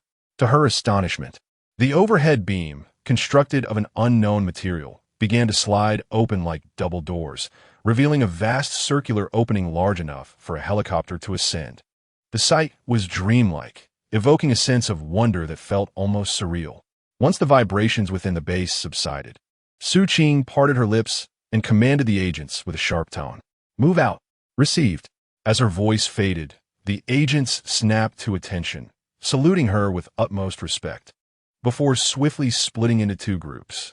One group crouched low and darted towards the 3 armed Z-10 helicopters, while the other hastily boarded 3 heavily modified vehicles. 10 seconds later, witnessing everything in place, Su Qing signaled to Wei Hang on the helicopter. He nodded in acknowledgement, steadying his weapon with one hand while gesturing to her with the other. Then, he turned to the driver and barked, "Let us go." The driver glanced sideways, reciprocating the gesture, before promptly activating all the red buttons on the control panel and gripping the throttle, pushing it forward gradually. As the increasingly intense noise filled the air, the 3 Z-10 helicopters began to lift gently, carrying munitions imbued with a menacing scent of gunpowder towards the circular opening above. Let us move. Meanwhile, Lu Bo had just leaped into the vehicle, patting a comrade on the shoulder in the driver's seat. Understood. The agent flashed a grin, his right hand slicing through the air, leaving behind traces of his swift movement. In less than 2 seconds, the modified vehicle beneath him emitted a deep, resonant roar before darting away, racing towards the underground passage. As the 2 teams departed the base, a profound glimmer flickered in Su Qing's enchanting eyes. She swiftly grasped a metallic controller, pressing a green button atop it. In the next moment, the base shuddered once more. Soon, witnessing the facility return to its original state, Su Qing no longer lingered, turning back to her office. She picked up the crimson telephone on her desk and dialed a number. Notify Team 4 to arm themselves and head to Puqian Police Station to locate a woman named Su Wan. Remember, ensure her safety. Understood. Meanwhile, in the Hongling building, within a lavish office on a high floor, Yang Meiwan had just finished an exhilarating game with her pet, a faint blush still lingering on her stunning cheeks. Had one not known the venomous heart of this voluptuous beauty, few would resist falling under her spell. Knock, knock, knock. Suddenly, the office door was rapped upon. Gumin. Yang Meiwan glanced sideways, her demeanor languid, then commanded, "Be a dear and pour me a glass of red wine." Yes. At her words, a figure kneeling on the carpet promptly responded. It crawled towards the wine cabinet on all fours. The office door opened, revealing a tall, muscular man. The man cast a glance at the figure crawling before him, a deep envy flickering in his eyes, yet he dared not dwell on it. He hurried to kneel before Yang Meiwan. Yang Zong, we have received news from our contacts at Android. They have captured that woman and her entire family from last night. Additionally, Android has dispatched a team of gunmen to track down those police officers. We should hear back shortly. Yang Meijuan nodet nonchalantly. Instruct the contacts you've placed at Android to be cautious and not to expose themselves. Once those 5 dogs are captured, have them brought to me immediately. Understood. Seeing the man's obedience, Yang Meiwan suddenly broke into a bewitching smile, exuding an irresistible charm. She then handed him a cup of pale yellow tea, bubbling with effervescence. With an air of nobility. Here, a reward for you. At this, the man's eyes sparked with fervor, his entire being trembling with excitement. Yes, he exclaimed, eagerly accepting the cup with both hands, raising it high while bowing. Thank you, Yang Zong. Drink up. As Yang Meijuan's flirtatious words fell, the man parched, quickly raised the cup to his lips, gulping it down as if it were the elixir of life. Hearty laughter erupted from Yang Meiwan, her alluring demeanor causing her voluptuous figure to quiver enchantingly. Now go and attend to your tasks. Yes, Yang Zong. The man bowed again, content as he stood, cup in hand, before gracefully exiting the office. However, as soon as the office door closed, his expression darkened, transforming into one of cold severity. He took out his phone and dialed a number. However, just as he intended to contact a subordinate embedded in the Android side, he discovered that the usually prompt response from this individual was conspicuously absent, with the call ultimately terminating automatically without a single reply. This unusual circumstance caused the burly man to narrow his eyes, his cold demeanor becoming even more frigid and shadowy. Had he been discovered? On the other side, in the eastern suburbs, at a fertilizer processing plant, near the entrance of the factory, 2 unconscious figures lay sprawled on the ground. Suddenly, a ringing sound emanated from the pocket of one of them. Unfortunately, the owner had been knocked out by some assailant, and without assistance. It would likely take 2 to 3 hours for them to regain consciousness. Meanwhile, the architect of this chaos, Xiao Lin, remained blissfully unaware, reveling in the moment. You bastard. I've already let them go. If you don't release me now, do you believe I will take you down with me? Android, having been shot twice from behind, felt blood seeping from his wounds. He had initially hoped that by releasing the hostages, this scoundrel would spare him, allowing him to reach the hospital for treatment. If all else failed, he thought, perhaps the assailant would let him escape the factory first to evade the gangsters. How infuriating. You're unscathed, aren't you? You've not felt the sting of a bullet. Chapter 51. What are you really afraid of? Don't be so hasty. We have plenty of time to play. Xiao Lin said with a playful smile, showing no signs of being affected by Android's ungracious demeanor. With only himself remaining at the scene, and considering he held the opposing leader captive, he had the upper hand over the 200 armed men surrounding them. Even without that leverage, he was absolutely confident in his ability to survive amidst such peril. Curse you! Android seethed, his teeth clenched, his pallid face betraying his fury. What the hell do you want? Upon hearing this, Xiao Lin raised an eyebrow, intrigued. This was a topic he relished. Seeing Android broach the subject, he grinned. You can certainly leave to bandage your wounds, but first, you must divulge everything you know about Hongling investment.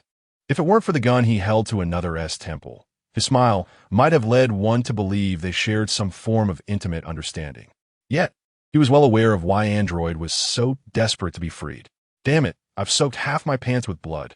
Can you blame me for being anxious? Do you really intend to take on Hongling investment? Android's tone faltered, revealing his astonishment. However, he quickly scoffed. You must be out of your mind. The total market value of Hongling Investment Group is nearly 200 billion, with a vast array of business operations across various sectors. Not only is it a titan in the deep market, but it also reigns supreme throughout the entire Guang province. And you, a mere police officer, think you can challenge it? Huh, you must truly be insane. My sanity is not for you to judge. Xiao Lin coldly smiled, tightening his grip on the .92 pistol as he lowered its muzzle, slowly maneuvering it toward the gunshot wound on his arm. If you remain silent, do you believe I will not allow you to experience the agony of dying from exsanguination? With that, a glint of ferocity flashed in his eyes. He then forcefully jabbed the gun's muzzle into the wound on the arm. In an instant, crimson blood gushed forth once more, a horrifying spectacle. It is well known that when a person is injured, if something inadvertently penetrates the existing wound, the pain can be so searing that it resonates with the very core of one's being. Indeed, this jab caused Android to tremble violently, releasing a wail unlike that of any human. His already pale visage took on a faint shade of bluish-black. Clearly, he was on the brink of severe blood loss. He had not anticipated that this tormentor would be so adept at inflicting pain with such a simple jab. Damn it! He felt as though he might even shout out the color of his undergarments. Stop! ILL talk. Xiao Lin let out a cold chuckle. Observing how this so-called leader was so easily broken, a flicker of dissatisfaction igniting within his gaze. This was hardly entertaining. Consequently, his tone shifted to a chilling and bone-deep coldness. Speak of everything you know, and I strongly advise against any tricks. Trust me, my patience is exceedingly limited. After uttering these words, he shifted the gun away, pressing it against Android's throat. As the muzzle moved, Android let out a muffled groan, feeling his very soul shudder. He gasped for breath, drenched in cold sweat as if he had just been dragged from the depths of water. After taking a couple of deep breaths and contemplating, he resolved to refrain from provoking this madman further, enduring the waves of excruciating pain that washed over him. Trembling, he asked, "What do you want to know?" Xiao Lin's eyes glinted as he squinted slightly. "You and your cohorts are all managed by that Yang Meiwan, correct? Have you ever seen her?" Android froze, his body instinctively wanting to turn away. He could scarcely believe that this mere officer had managed to uncover the involvement of the elusive Yang. "Do you not wish to divulge?" Xiao Lin's gaze turned icy, and the gun slowly began to shift again. "Wait, don't shoot." Android, anticipating the next move, shouted in haste. "We are indeed all under Yang's management, but I have never seen her, nor have the other leaders from different districts. Yang usually communicates her instructions through Brother Dog." Xiao Lin furrowed his brow. Then his eyes sparkled with intrigue as he casually inquired, "She is so cautious. If anything were to go awry, you would all serve as scapegoats. Do you not fear being betrayed by her? With so many subordinates at your disposal, have you never contemplated breaking away from the group to operate independently? Or do you merely wish to indulge in the present, resigning yourselves to become their ultimate pawns?" Indeed, as the words of the man fell, the surrounding group of burly men immediately changed their expressions, their gazes fixated on Android, anxiety etched across their faces. In truth, they were, to varying degrees, individuals lured by high salaries, enticed by the prospect of minimal effort, and accustomed to posturing. Thus, they gradually formed what appeared to be an imposing organization, abundant in numbers and seemingly formidable. However, at their core, they were merely an untrained rabble. The reason for Xiao Lin's confidence stemmed from his acute awareness of this reality, which allowed him to act without fear. Yet, upon hearing these words, Android also perceived the hesitation reflected on the faces of his subordinates.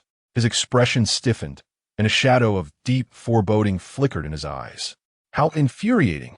This brat's incessant chatter. One day, I shall tear his mouth off. Seeing Android's silence, Xiao Lin coldly smirked, suddenly realizing something significant. It seemed that I had posed a question capable of grasping the very essence of your existence. If these leaders had indeed reached a point of strength yet still harbored no thoughts of resistance, there could only be two explanations. Either those above treated them exceptionally well, or they possessed means of intimidation so profound that any thoughts of defiance were quashed. Indeed, the moment Android heard this, his complexion shifted dramatically, his body trembled uncontrollably, and his pupils constricted as if recalling something dreadfully terrifying. Observing this, Xiao Lin's lips curled upward.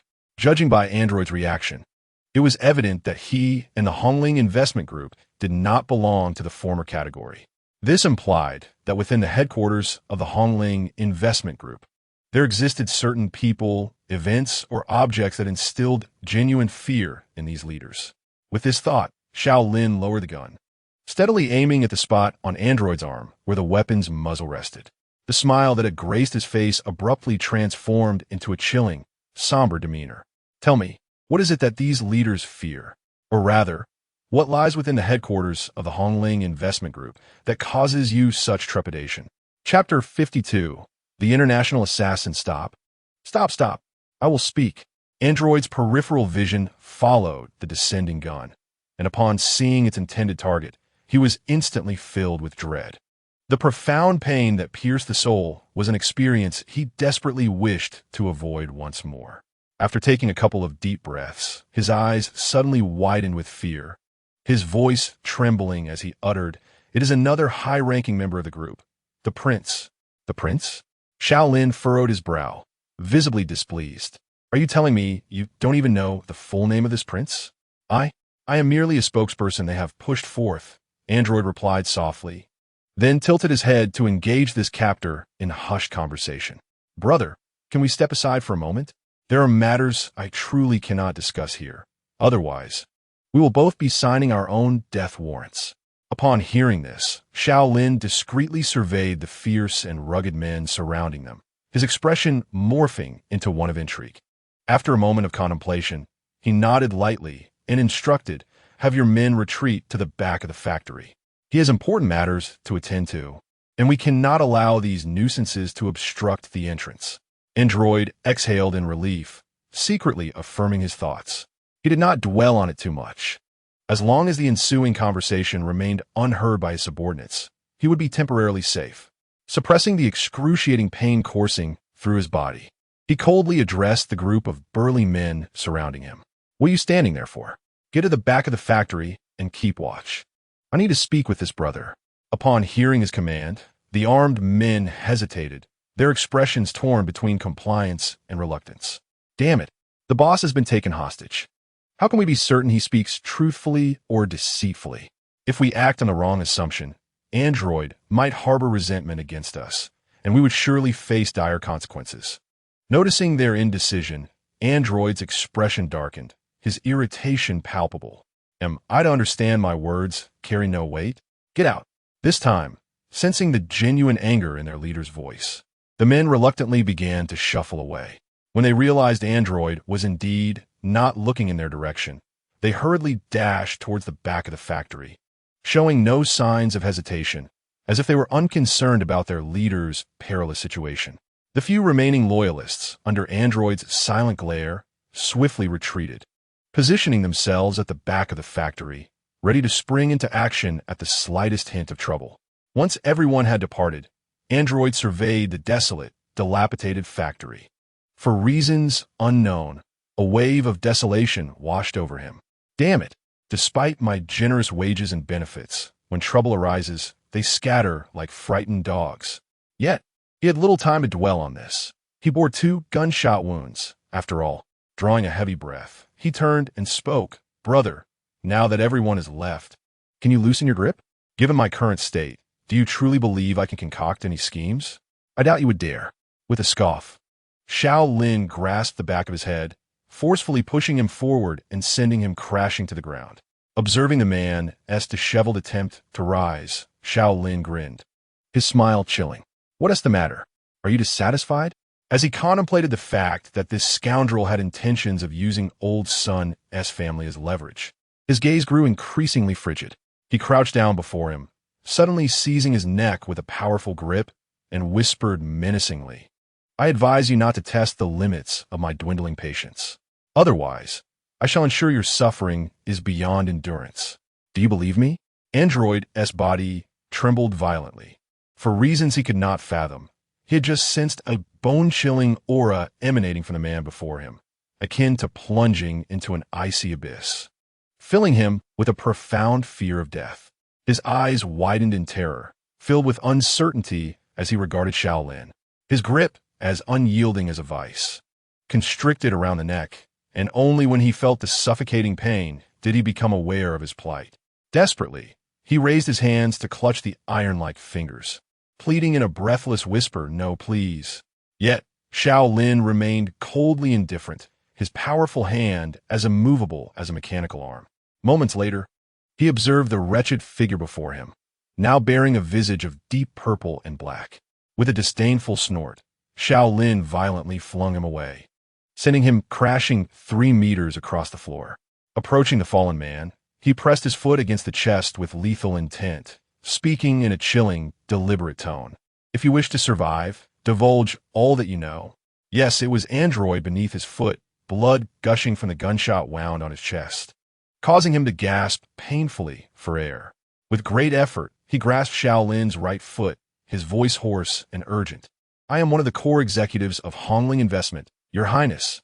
I am acquainted with a cadre of international assassins, whose skills are both brutal and terrifying, and none of us dare oppose them." International assassins? Xiao Lin's expression turned icy, a tempest of murderous intent flooding the warehouse. "Clarify your statement. How did you ascertain they were international assassins?" At this inquiry, a glimmer of recollection flickered in Android's eyes, soon replaced by a dawning dread on his face. There was a gang leader from Nanshan district who, flattered by his underlings, aspired to ascend into the ranks of the group's higher echelons. However, before he and his subordinates could reach the headquarters, they were ambushed and slaughtered by a cadre of foreign assassins. As he recounted this, Android seemed to be haunted by a terrifying vision, his countenance marred by profound fear. Noticing this, Xiao Lin narrowed his gaze and suddenly queried, "Were the gang leader, his subordinates, and perhaps their families all gruesomely dispatched by those assassins?" How do you know?" Android stammered, astonished and incredulous. Xiao Lin remained silent, his eyes narrowing, a palpable aura of menace enveloping him. He had initially contemplated the wretched country located at latitude 8.15 north and longitude 102.25 east, near the eastern part of the Indo-Chinese peninsula, thinking the international assassins he could potentially contact would be of a similar ilk. To his surprise, he had inadvertently struck the nail on the head. He had dispatched countless defeated foes before, thus he was no stranger to their preferred methods of torment. Damn it. It appears that more of those monkeys from the south have infiltrated. As this realization struck him, Xiao Lin's eyes narrowed, a surge of ferocious intent escalating within him, instilling a profound terror in Android, rendering him speechless. Ignoring the fear etched on Android's face, Xiao Lin fixed his cold gaze upon him, standing silently as his mind raced with thoughts. Chapter 53. Special Forces with Xiao Lin's silence. Android felt as if he were the prey of a predatory beast, sending shivers down his spine. Trembling, he stammered a question. Who are you?" At that moment, he could not fathom that this man before him was merely a lowly precinct officer. The aura emanating from that local officer is far more terrifying than that of international assassins. No, they are not even in the same league. However, Xiao Lin chose not to respond, as if he had suddenly unraveled certain questions. Gathering his thoughts, his indifferent gaze locked onto the bewildered eyes of the man before him, as if he were attempting to see right through him. "Judging by your expression, it seems that the prince intended to set an example by summoning all the leaders from your districts before unleashing those international assassins to carry out their gruesome acts. In other words, you must have encountered those assassins, correct?" Andro was momentarily taken aback, puzzled by the sudden inquiry. Yet, he had just faced the terrifying presence of Xiao Lin and did not wish to experience that spine-chilling sensation again. Consequently, he dared not hesitate for long. Fearing that this man might suddenly reveal his fangs and devour him whole, he quickly nodded and said, "You're right. The prince must have intended to intimidate us, reminding us to serve them well." That night, all the leaders from our districts were summoned to witness the brutal acts of those international assassins. Excellent. Seeing him comply, Xiao Lin nodded in satisfaction. He then inquired with an impassive expression, "Now tell me, how many international assassins did you see at that time?" Andro's pale face briefly displayed a look of contemplation before he uncertainly replied, "There should have been a dozen or so. It happened in an old factory over in Nanshan district. It was late at night, and, coupled with the eerie scene, I didn't really look closely." Xiao Lin disregarded Andro's awkwardness and furrowed his brow with some irritation, asking again, what weapons were they equipped with? At this, Andro seemed to recall something suddenly, and quickly replied, oh, right. They were all armed with automatic rifles. Moreover, I accidentally noticed that one of them had 2 grenades strapped to his belt. Landmines, you say? Xiao Lin couldn't help but laugh in disbelief at his ignorance. Encountering a military novice was quite frustrating. Nevertheless, upon reflection, based on his understanding of that group, he surmised that they were likely armed with either the 12 or 164 rifles, complemented by a couple of portable hand grenades, and perhaps 2 snipers with sniper rifles lying in wait in the shadows. As these thoughts crossed his mind, Xiao Lin suddenly frowned and stroked his chin, contemplating. It appeared that the opposition could very well be a standard special forces unit. However, why they suddenly set their sights on our territory within Huagua?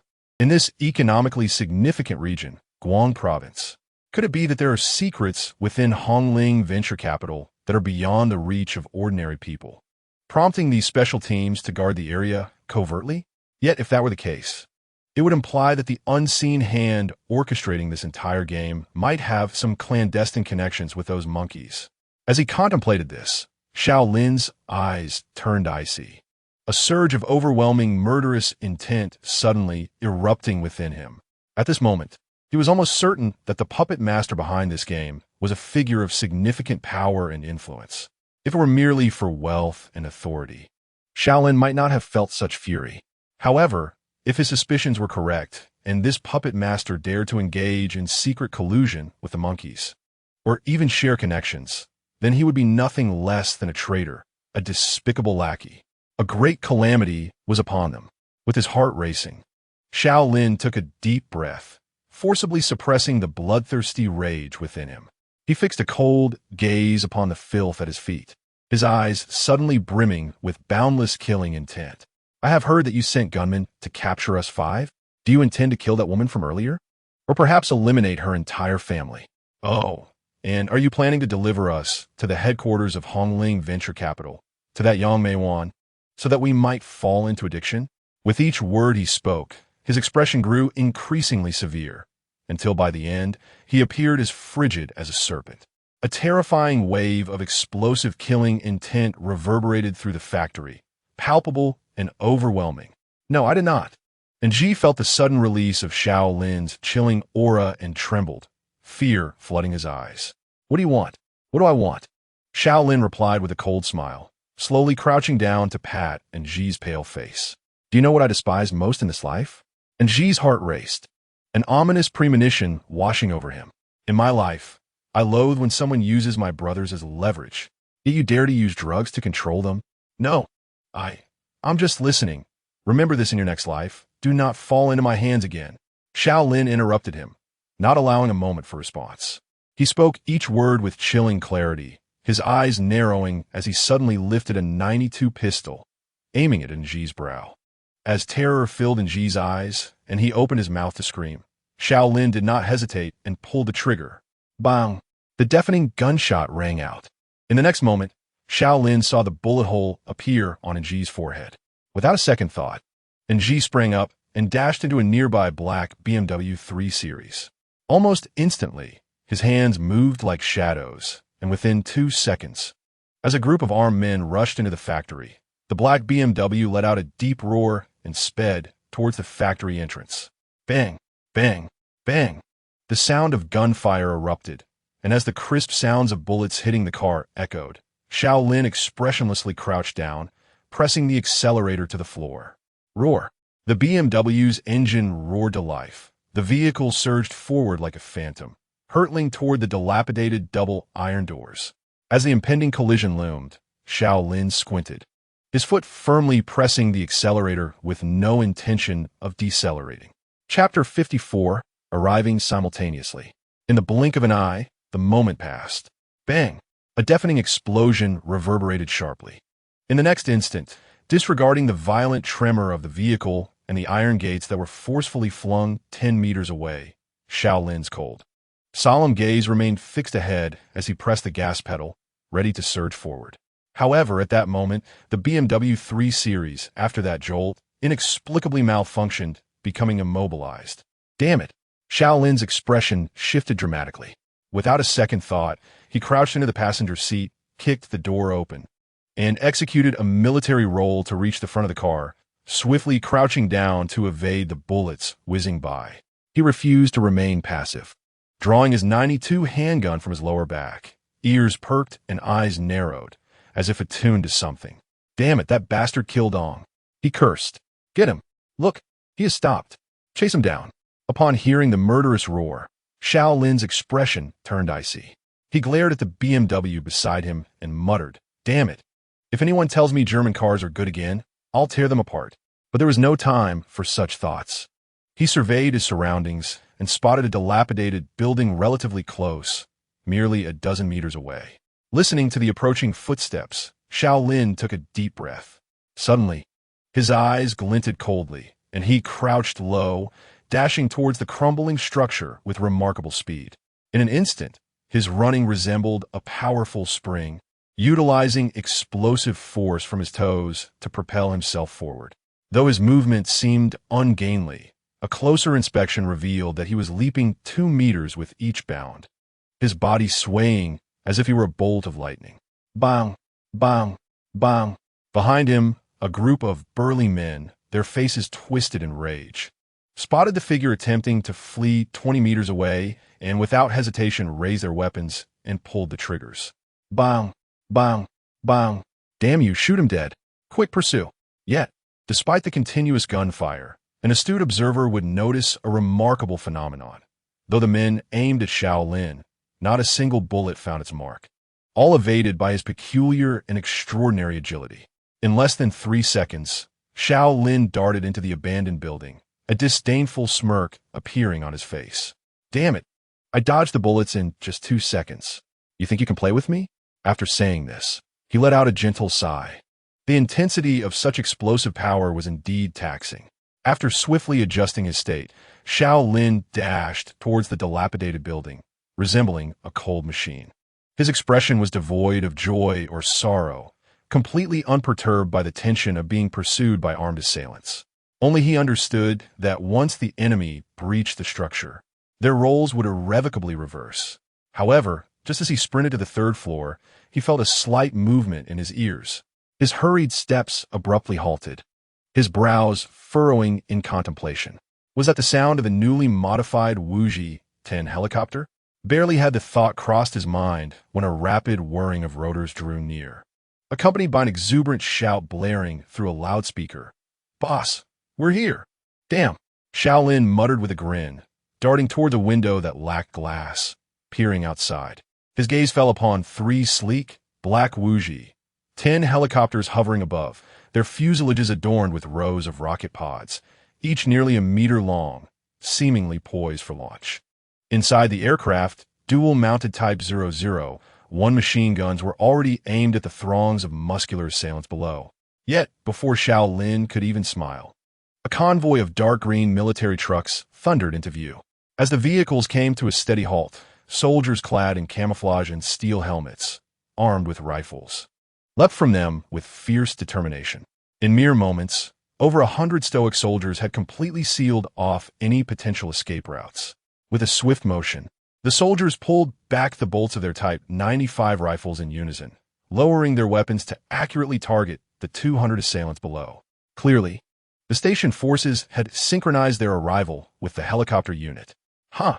Xiao Lin grinned widely, then holstered his .92 pistol at his waist, leaning out the window to witness the unfolding spectacle. Meanwhile, in the vast night sky, Wei Heng clutched the railing tightly, his combat uniform billowing in the strong night wind. With a cold gaze fixed on the mass of exposed men below, he barked into his earpiece, "Turn on the searchlights." Received. In an instant, 3 blinding searchlights illuminated the scene from the helicopters, causing the 200 exposed men to shield their eyes in fear. Goodness, this is a spectacle worthy of a climactic finale in a television drama. Step aside, let me take over. Wei Heng patted a comrade on the shoulder, taking a machine gun from him. With both hands on the weapon, he directed his voice toward the terrified militants below, commanding, "Listen up, drop your weapons, and crouch with your hands on your heads." Any resistance will result in immediate execution. What do we do now? We're completely surrounded. It's all over. Wah. I want my mom. Forget your mother. A group of burly men instantly erupted into chaos, their faces etched with tension and gravity as they exchanged anxious words. At that moment, several confidants of Android noticed that the surroundings had been completely sealed off. They chose not to resign themselves to fate. Their expressions hardened as they suddenly roared, "Brothers, listen to me. If we are captured, even if we survive, we will face at least 20 years in prison. We might as well charge out and fight for a chance at survival." Another confidant immediately joined in the charade, affirming, "You're right. Given the things we've done during our collections, even if we escape death, we will still face severe punishment. Let's all rush out. Whoever can escape, let them." Chapter 55. Open fire. As the words fell, it was unclear who, in their heightened anxiety, felt the need to be the first to flee. Without hesitation, one man gripped his gun and dashed out. This sparked a chain reaction. Witnessing this individual take flight, the other burly men were gripped by a similar impulse. They hurriedly lifted their feet and charged forward, fearing they would be the last to be captured and sentenced. In an instant, over 200 muscular men, like a cascade of dominoes, tightened their grips on their weapons, their faces grim as they nervously cast their eyes toward the camouflaged soldiers 100 meters away, beginning to scatter wildly in a panic. The scene instantly transformed into utter chaos. Seeking death. In the night sky, Wei Hang's expression suddenly turned icy. Without hesitation, he aimed the machine gun at the crowd below and commanded loudly, "Open fire. We cannot allow these terrorists to invade the city and wreak havoc." His voice boomed through the loudspeaker, resonating with urgency. In the next moment, the soldiers on the periphery raised their weapons, and along with the 6 machine guns from 3 armed helicopters overhead, they unleashed a torrent of deadly fire upon the crowd. Tot. In a blink, nearly half of the 200 burly men were struck down, collapsing in pools of blood, their anguished cries echoing through the dilapidated factory. The horrific screams reverberated, spreading throughout the desolate area. Fortunately, this was on the outskirts, where few souls wandered. Otherwise, the dreadful din might have led unsuspecting passers-by to believe that some ghastly supernatural event was transpiring. No, don't shoot. I surrender. Please, I won't run anymore. Don't shoot. Help. People are dying." In that moment, witnessing the soldiers who dared to fire upon them, the burly men could not help but abandon their weapons. Cowering on the ground, their faces stricken with terror as they pleaded for mercy. They watched helplessly as comrades fell, pierced by bullets the size of fingers, collapsing lifelessly. Their eyes wide with fear, their bodies trembling. "Oh my God! ISNT it said on television that soldiers in Huagua never fire upon criminals? Why are they so brazen now, daring to shoot so many of us in public?" Yet, they remained oblivious, or perhaps failed to comprehend, that what Wei Hang had referred to earlier were not mere criminals. Instead, they opened fire with the conclusion of terrorists. It is essential to understand that the attitude of countries around the globe towards terrorists is one of absolute zero tolerance. Would they not shoot? If they did not obliterate you with artillery, it would be as if smoke were rising from your ancestors' graves. Meanwhile, Wei Hang observed as the psychological defenses of the terrorists were abruptly breached, causing them to huddle together, crouching on the ground. Suddenly, he raised his hand into a fist, signaling decisively, and shouted once more, "Cease fire." As his command resonated, all guns fell silent, and the soldiers aimed their weapons with grim determination at the distant, beleaguered crowd. The synchronized movement coalesced into an ominous aura reminiscent of a torrent of steel. In that moment, with both sides halting their fire, the entire factory was suffused with the acrid scent of gunpowder, the atmosphere heavy with tension and foreboding. Inside the dilapidated building, Xiao Lin, who had been observing the scene, squinted slightly, a trace of satisfaction flickering in his eyes as he regarded the soldiers. Nodding to himself, he murmured, "Their coordination is commendable. Overall, not bad." Wei Hang, clutching a machine gun, kept its dark muzzle trained on the group of burly men. Only after they surrendered completely did he signal for them to lower their weapons. Down. Acknowledged. The pilot responded, his right hand steadying the throttle, gradually lowering it. A brief moment passed, and as the helicopter landed smoothly, Wei Hang promptly released his grip on the machine gun, swiftly reaching for a 191 assault rifle slung across his back, crouching as he dashed out. Down, with a command. 15 elite agents from the 3 helicopters followed suit, descending in an orderly fashion. Observing this, a group of resolute soldiers began to tighten their encirclement. At the forefront, a stern man with 2 bars and a star on his shoulder abruptly gestured, his voice cold as he commanded through his earpiece. All units, advance 50 meters in a circular formation, immediately tightening the encirclement. Acknowledged. Acknowledged. After issuing the orders, the sergeant sprinted towards Wei Hang, halting sharply before him and saluting sharply. Report. The infantry regiment stationed in Deep City, under the command of Captain Li Long, has arrived as ordered. Please provide instructions. Upon hearing this, Wei Hang stood rigidly, returning the salute with solemnity. Deputy Director of the National Security Bureau, Deep City Branch, Wei Hang. After speaking, he lowered his hand and chuckled lightly, remarking, I appreciate your efforts to come out here at this late hour. In response, the officer relaxed his posture, shaking Wei Hang's hand while smiling.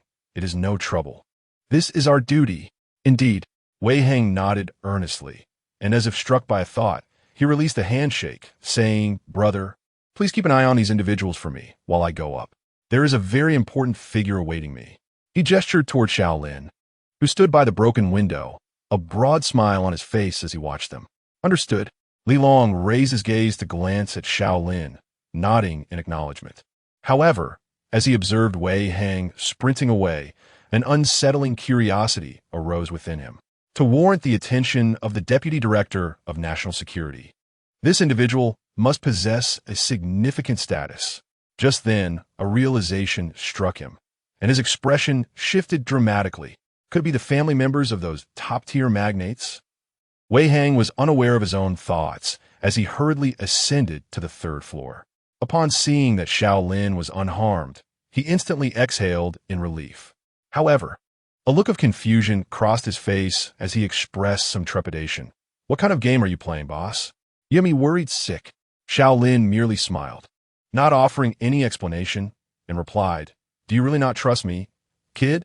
You even called in the troops. Those brothers were not summoned by me. With a chuckle, Wei Hang approached, producing a cigarette which he tossed to Xiao Lin. After lighting it for him, he took a deep drag from his own. He then turned to Xiao Lin, a playful smirk adorning his face. Now you're doing.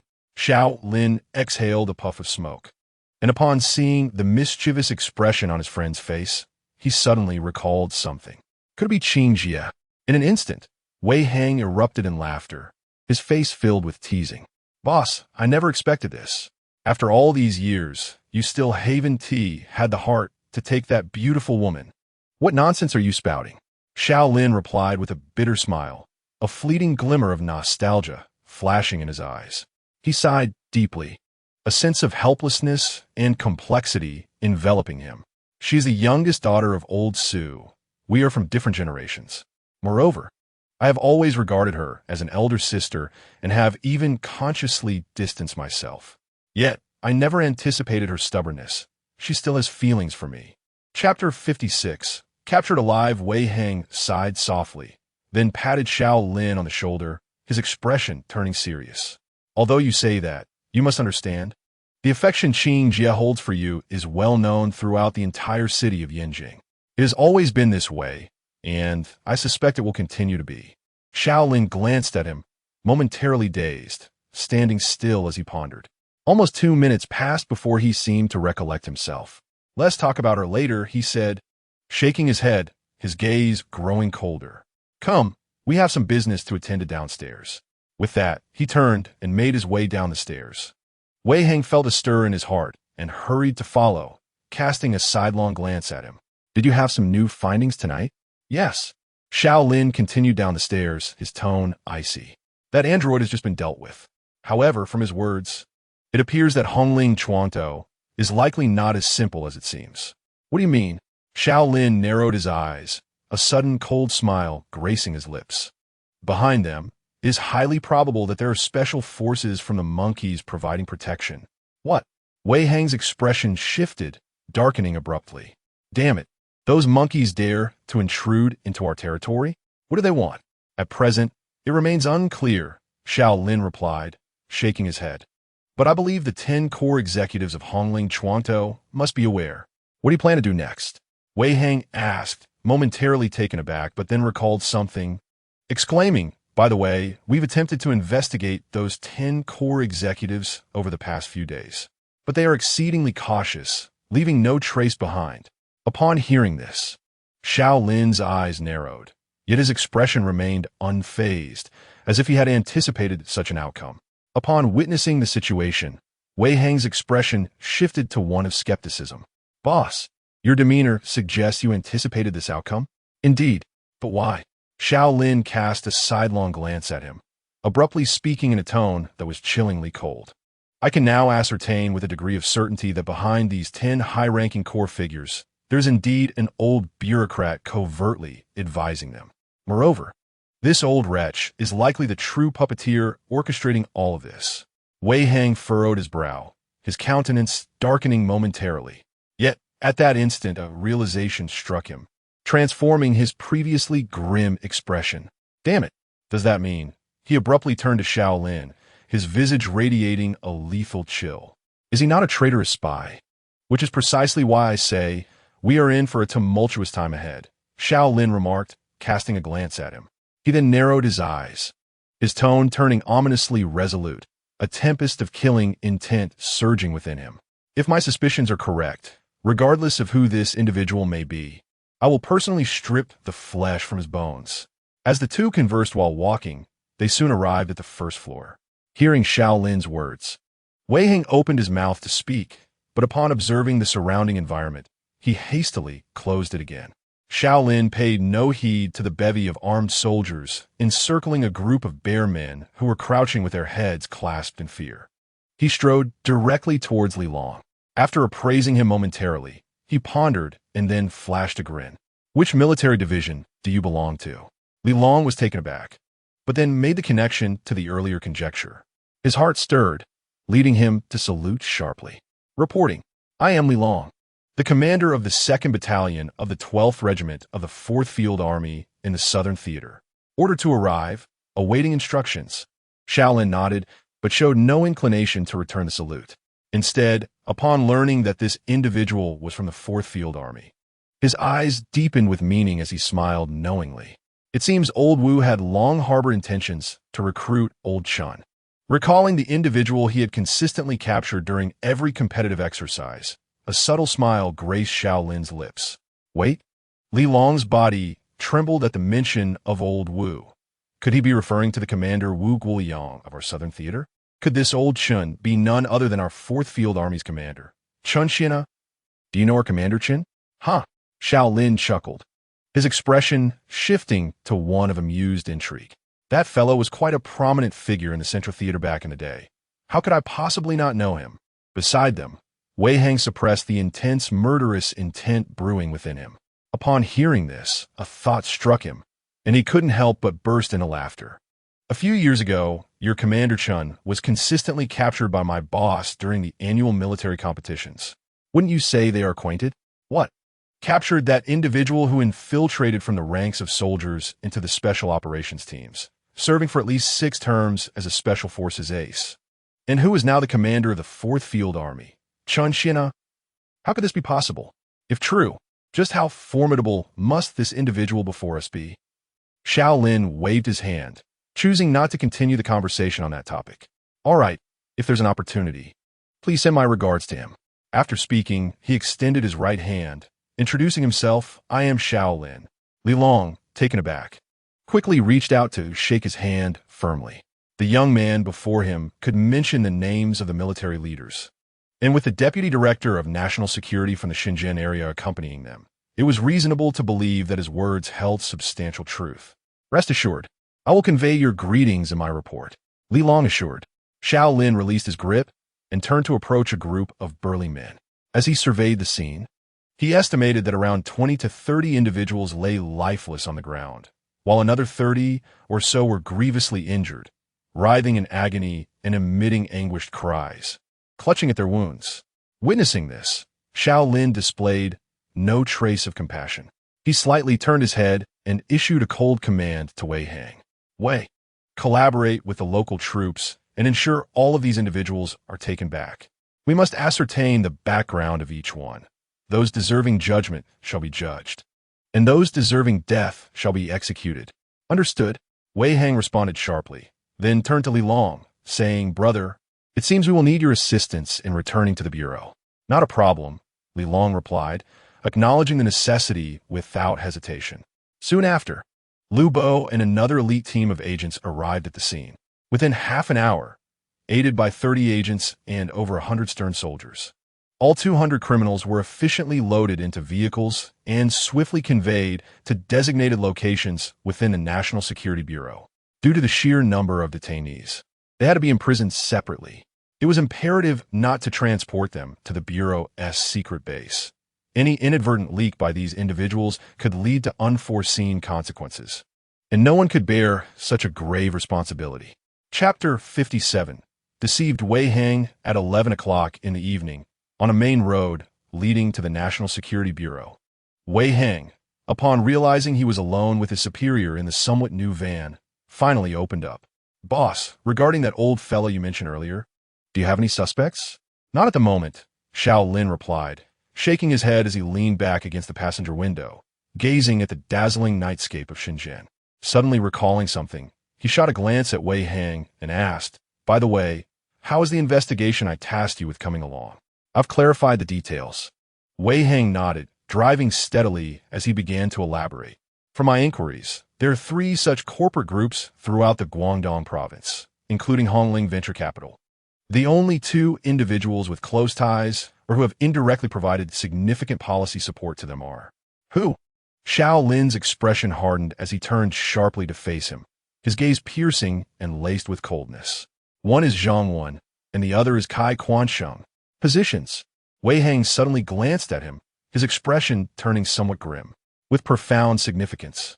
He remarked that one was the secretary of the deputy secretary of the Provincial Party Committee of Guang Province, and the other held the position of director of the Land Resources Department.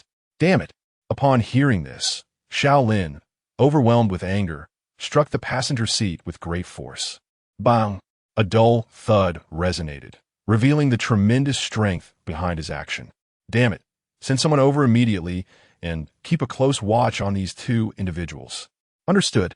Furthermore, a chilling expression enveloped Xiao Lin's face as a sudden thought surged forth, bringing with it a palpable intent to kill. Who is the deputy secretary of the Provincial Party Committee of Guang Province? It is Qi Chunyu. Hearing this, Xiao Lin narrowed his eyes and pondered. Once back at the bureau, you must promptly inform my father about the situation here. Request him to grant you the necessary clearance to deploy elite operatives for a covert investigation into Qi Chunyu. Understood. Wei Hang nodded earnestly, then recalled something and inquired. By the way, boss, you just mentioned that behind Hongling Chuantou, there is a special forces unit led by the monkeys providing covert protection. What is the story behind that? Upon his inquiry, Xiao Lin recounted the circumstances from earlier in the factory. He then stated ominously, clearly, the opposing side is a specialized task force. If they were mere assassins, the monkeys would never dispatch a special forces unit to our territory to safeguard a corporate entity, as the risks involved are far too great. Hence, I suspect that within Hongling Chuantou, there are likely secrets yet to be unveiled. Secrets? Wei Hang furrowed his brow, a deep contemplation etched across his face. So, boss, based on your understanding of them, what do you think Hongling Chuantou and they are conspiring? Those foolish minds, Xiao Lin shook his head, a look of disdain crossing his face. I can only imagine it involves something that would incite public outrage. In any case, it certainly cannot be anything good. At this, Wei Hang's expression turned icy. Damn it, these individuals are practically courting death. How dare they disrupt our territory? Xiao Lin contemplated for a moment before speaking solemnly. Thus, have someone keep a close watch on the Hongling Chuantou group, with particular emphasis on investigating those 10 core executives. If we can ascertain their identities, that would be ideal. Understood. Wei Hang nodded, then glanced at him. Boss, what about you? What are your plans moving forward? Well, my plans. Xiao Lin smirked wickedly, an icy demeanor radiating from him. The troops will be arriving tomorrow, and I intend to pay a visit to the Hongling Chuando group. I will first assess their foundation. As he spoke, his eyes narrowed slightly, a glimmer of wisdom flashing within them. Since they have chosen to conceal themselves, I shall take the initiative. I refuse to believe that the unseen hand behind them can account for my presence. Upon hearing this, Wei Hang's expression shifted in surprise, and as a thought struck him, he couldn't help but chuckle bitterly. Damn, you must be cautious. This is within our own borders. Let us not end up collapsing their Hongling building tomorrow. The repercussions would be monumental. Xiao Lin grinned wickedly, his murderous intent evident to all. Noticing his silence, Wei Hang cast a glance at him, but upon witnessing the bloodthirsty indifference etched across the boss's face, he couldn't help but feel a touch of unease. For reasons unknown, he was inexplicably overcome by a chilling sensation. Damn it, one lunatic was insufficient. Now 3 harbingers of death had been dispatched. At that moment, he recalled the sincere conversation during which Director Xiao had deceived him into coming over, leading to his unexpected promotion as the Deputy Director of National Security in the Deep City. He immediately slumped his shoulders, his countenance darkening. He then sighed silently within, cursing that he had once again been duped by that old fox. Xiao Hang, I see you have been performing admirably in your recent assignments. How about I arrange an excellent opportunity for you? Director Xiao, I will comply with the Organization S arrangements. Very good. It seems the Organization S support for you has not been in vain. There's a malignant force emerging in Deep City. I will assign you as Deputy Director. You will collaborate with Officer Su's daughter to swiftly investigate and resolve this issue. Sister Sui? Exactly. I guarantee the mission will be accomplished. When he was assigned to the southern region as Deputy Director, he had initially thought that Uncle Xiao was providing him with a gilded opportunity. He figured it was merely a matter of dealing with some criminal elements, so he agreed without a second thought. However, upon arriving in Deep City and coordinating with Su Qing, he began to sense an ominous undertone. What? The boss is coming too, with his involvement. Can this assignment possibly be anything less than perilous? His suspicions were soon confirmed. Indeed, when the boss arrived, he found himself increasingly bewildered. What should have been a leisurely job had, without his realizing it, turned into a frantic endeavor from dawn until dusk. Now, he had unwittingly traced the investigation from mere street scum all the way up to the Deputy Secretary of the Provincial Committee. By the heavens, what a leap! Is this a scheme to make my life miserable? Just tonight, we had barely dispatched 20 or 30, and now I hear that 3 more harbingers of death are on their way. Moreover, the boss just mentioned that tomorrow we would head straight to the headquarters. With these 4 specters, dubbed the Reapers of the Battlefield by elite special forces from various nations, who knows how many lives will be lost tomorrow? Considering the arduous tasks ahead, Wei Hang couldn't help but let out a deep sigh, his expression reflecting utter despair. Damn it, once this ordeal concludes, if I cannot return to headquarters and ascend to the rank of a first-class agent, I shall weep before Director Xiao. Chapter 58. Xiao Lin's predicament. Half an hour later, Wei Hang, burdened by a heavy heart, drove Xiao Lin back to the entrance of the National Security Bureau. Just as he was about to enter, Xiao Lin glanced over and quickly straightened his posture. Hey, what are you doing? What do you mean, what am I doing? Wei Hang responded, perplexed, casting glance at him. Aren't we heading back to the bureau? Stop, stop, stop. Xiao Lin urgently tapped the dashboard, exclaiming in discontent. Are you feigning ignorance? Wei Hang was momentarily taken aback, then looked towards the bureau. A grin spread across his face, filled with mockery. Oh, I see now. You're afraid of running into Sister Qing, aren't you? Ha ha ha. Get lost. Xiao Lin cast a piercing glance at him, refraining from retorting, and hastily parked the car, declaring he would take a taxi home alone. Are you truly not planning to go in and greet her? Wei Hang's demeanor gradually shifted to seriousness, his gaze laden with meaning. Perhaps she is somewhere nearby, secretly observing you. If you leave like this, Are you not concerned that the fair lady may be silently distressed? Come on, you speak as if you have no ache standing there. Xiao Lin shot him a disgruntled look, then discreetly surveyed the area around the bureau from within the car. Noticing that no one was paying attention, he let out a quiet sigh of relief and continued. You are well aware of my situation with her. Why add to the chaos? Observing this, Wei Hang sighed deeply, his expression suddenly turning solemn. Old buddy, after all these years, do you think I don't know you? If you genuinely didn't care about Qing Jie's words, with your fearless disposition, you would never hide from her like this. Am I right? Xiao Lin momentarily froze, then glanced at him with a wry smile, his expression complex. Her father is Su Changmin, the chief of staff of the Central Theater Command, who is a blood brother to my grandfather. By lineage, I must address her as aunt, although she is too much older than me, and I don't care about such trivialities. But if I were to be with her, wouldn't that utterly confuse our generational hierarchy? But her feelings for you are well known throughout the city. Wei Hang's voice rang out forcefully, as if striving to awaken Xiao Lin's true sentiments. Yet, have you ever heard either Su or Xiao express discontent regarding this matter? At these words, Xiao Lin's strong frame trembled, his brows furrowing deeply in contemplation.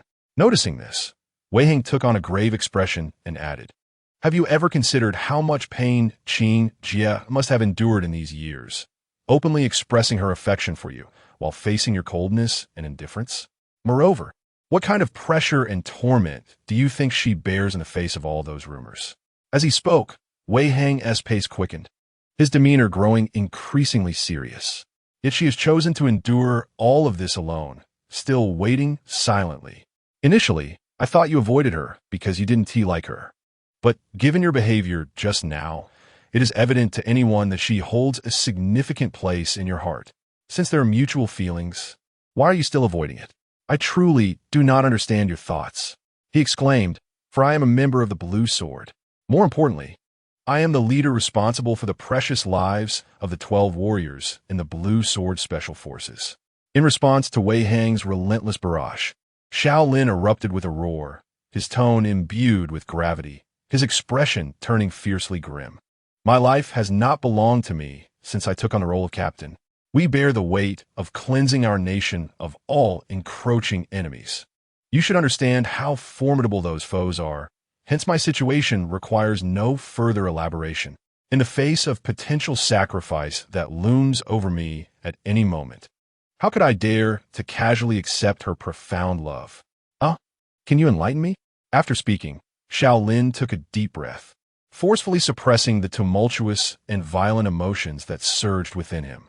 With a complex expression, he sighed, and without waiting for Wei Hang's response, he patted his shoulder and, with a stoic demeanor, kicked open the car door and stepped out. On the street, illuminated by the dim street lights, his elongated shadow gradually faded into obscurity, evoking an inexplicable sense of a forlorn hero's melancholy. Watching the distant silhouette recede, Wei Hang slowly emerged from his shock, with a face full of regret. He could not help but angrily pound the steering wheel. Damn it, what was I just doing? However, as he was stewing in his own frustration, a graceful and voluptuous woman approached from the office. She paused at the passenger door, her enchanting almond-shaped eyes gazing longingly in the direction Xiao Lin had vanished. A hint of loneliness subtly grazed her exquisitely beautiful cheeks. Hearing the crisp sound of high heels against the pavement, Wei Hang suddenly snapped back to reality. Upon seeing her, he quickly adjusted his emotions and greeted her, Sister Qing. Su Qing did not respond, her lovely eyes still somewhat lost as they focused on the far end of a long street. Is she hesitating to enter because she does not wish to see me? Wei Hang was taken aback, then quickly surmised that this elegant woman had indeed been discreetly observing from a distance, just as he had suggested. With this thought, he could not help but let out a quiet sigh. Previously, he had harbored some dissatisfaction with the boss's actions, but now, understanding the boss's predicament, he could only exhale softly. He realized he could no longer assist with their matters. After some contemplation, Wei Hang suddenly retrieved a voice recorder from the left side of his seat and handed it to Su Qing, his expression serious. Sister Qing, I have done what I needed to do regarding your situation. Sigh. The boss has his own burdens as well. You can decide for yourself. I will head in first. Without waiting for her reply, he leaned over to raise the passenger window and, with a grim expression, pressed the accelerator. With a roar, the van emitted a thunderous sound as it surged into the office. Watching Wei Hang depart, Su Qing slowly lowered her pristine forehead, staring absently at the voice recorder in her hand, her delicate cheeks filled with a mix of bitterness and complexity. So, do you truly wish to avoid seeing me at all? As the words escaped her lips, the image of that long-lost figure echoed in her mind, and her fingers, gripping the recorder, turned pale. Time passed, and she felt her enchanting eyes begin to glisten slightly, as a wave of emotion surged within her beautiful face. With a voice trembling with suppressed tears, she gazed at the voice recorder, murmuring a reluctant confession. No, it cannot be. With your character, if you truly held no feelings for me, you would never have hidden away like that. Chapter 59. Offering guidance as the words fell. The emotions of the beautiful woman grew increasingly agitated, her delicate hands hurriedly activating the playback function of the recording pen. In hushed, excited murmurs, she thought to herself, yes, it must be so. There is undoubtedly a place for me in your heart. Soon, the voices from the recording filled the air, replaying the entirety of the conversation between Xiao Lin and Wei Hang in the car before her. Upon hearing his final anguished shout, the woman's previously despairing expression suddenly transformed, revealing a flicker of joy. Overcome with emotion, she could not help but weep, sinking to the ground like a helpless little girl, clutching her knees and sobbing softly. I knew it not far away. By a window on the 5th floor of the bureau, Wei Hang gazed at the poignant figure of the woman weeping in the doorway, unable to suppress a sigh. Alas, one is devoted to the nation, while the other's heart is solely entwined with him. Why must those who are in love endure such trials and tribulations? Time flew by, and it was unclear how long had passed. At the entrance of the National Security Bureau, Su Qing, with an adorably delicate gesture, wiped away her tears with the back of her hand, her exquisite cheeks gradually revealing a newfound determination. Slowly rising, her enchanting eyes fixated on the recording pen clutched in her hand. After a long moment, a melodious, playful laugh suddenly erupted from her ruby lips. Lin, wait for me. As the words left her mouth, Su Qing's beautiful countenance shifted to one of stoicism, immediately followed by an overwhelming aura of authority emanating from her. She retrieved her phone and found a contact labeled Dad in her notes. Without a second thought, she dialed the number. After several rings, the call was finally answered, revealing a voice rich with affection and a hint of weariness. Qing, or why are you calling so late? Though the voice on the other end was jovial, it carried an unspoken air of authority, suggesting the speaker was yet another formidable figure accustomed to positions of power. Dad, Su Qing's face turned serious as she spoke with gravity. I would like to request something from you.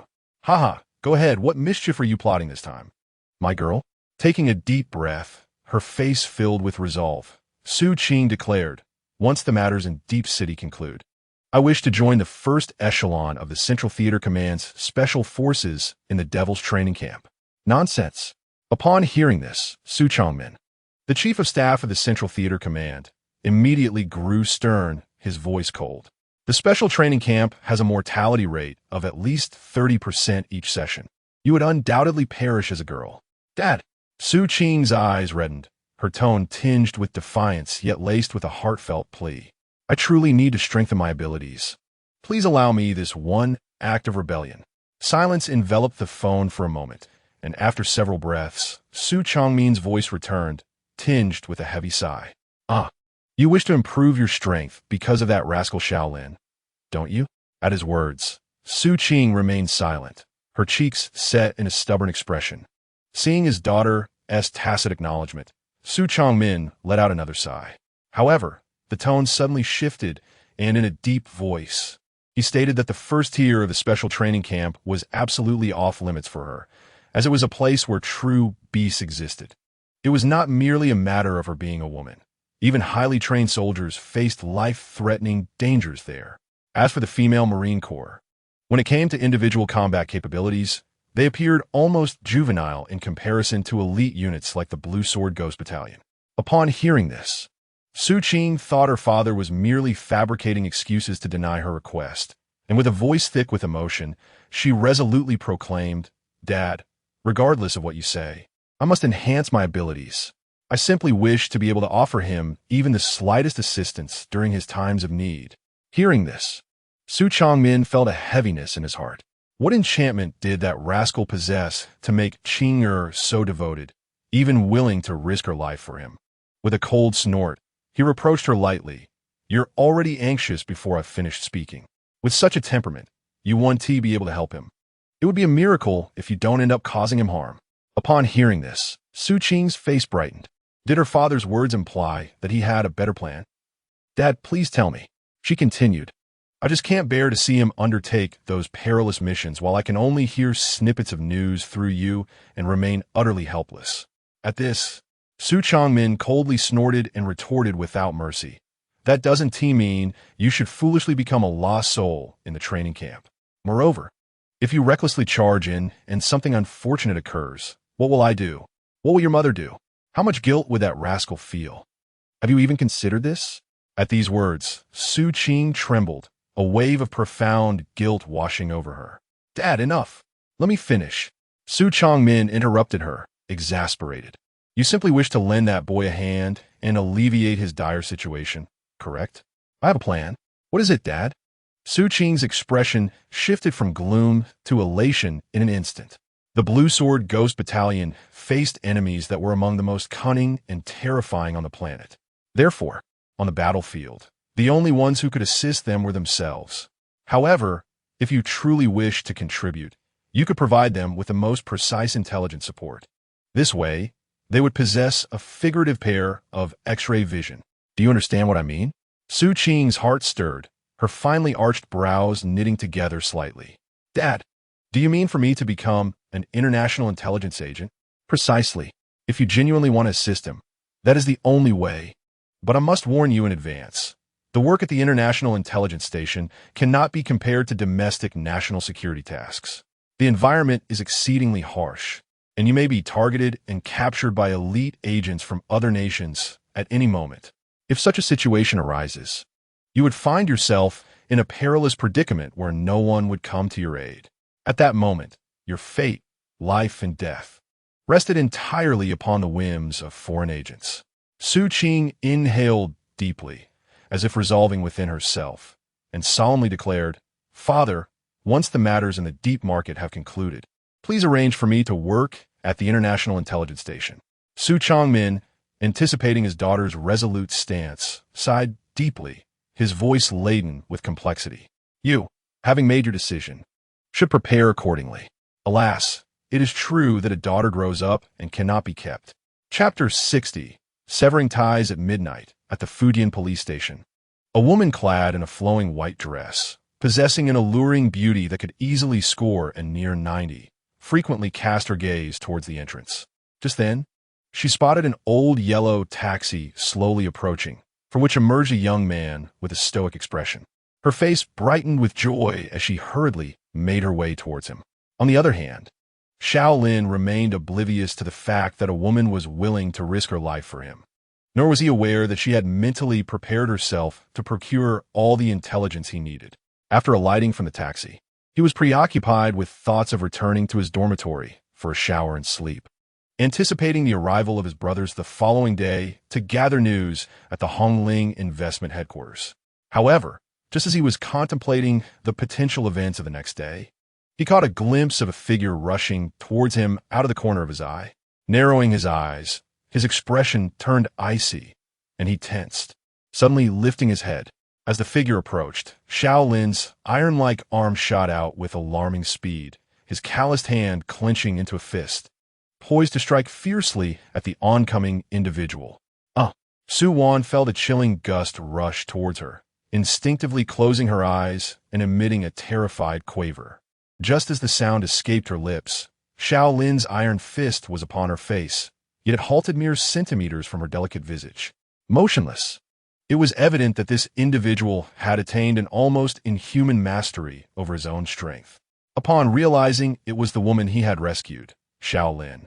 Possibly due to his troubled mood, furrowed his brow and spoke with a weighty tone. "What are you doing out here this hour? Aren't you afraid of being captured again by the thugs from Hongling Investment?" "I apologize," Suwan trembled, feeling a sense of grievance. When she had first arrived at the police station with her family, they were swiftly surrounded by 10 armed men in black. Following a series of identity verifications, they intended to take her and her family for treatment. However, concerned for her savior's safety, she managed to negotiate with them to remain behind alone. Thus, she had been waiting at the police station entrance for 2 long hours, leading to the earlier scene. Suwon had waited for so long, and upon suddenly seeing him safe and sound, she could not contain her excitement and rushed over. However, to her surprise, she was met with a sharp rebuke from him. Yet, she harbored no resentment towards her benefactor. Instead, she felt that whatever this savior did for her was entirely warranted, no matter the circumstance. Xiao Lin cast a glance at her, realizing that his earlier tone had indeed been rather harsh. A hint of regret crossed his face, and he quickly said, "All right, I have my faults as well. I was lost in thought. Never mind, never mind." Suwan hurriedly waved her hand and then placed both hands on her abdomen, nervously rubbing them together. "Are you all right?" "No," Xiao Lin replied, shaking his head with a somewhat indifferent tone. "The criminals at the factory have all been apprehended. You should be completely safe now." At this, Suwan was taken aback before joy surged within her. She swiftly bent at the waist, filled with gratitude and anxiety, saying, "Thank you. Thank you for saving me and my family." "No need for thanks," Xiao Lin replied, assisting her to her feet. He then smiled softly and joked, "This is simply my duty. You make it seem as if I had ulterior motives in rescuing a damsel in distress." "Not at all." Suwan blushed, quickly shaking her head, her nervousness rendering her somewhat adorable. Xiao Lin chuckled lightly, glancing at his military watch. "All right, it's already midnight. You should head back now. A beautiful girl like you should try to go out with friends in the future. It's best to have some awareness and not be caught off guard again." Upon hearing this, for some reason, Suwan felt a wave of melancholy wash over her. However, she also recognized that her savior had worked tirelessly throughout the night and must be quite fatigued.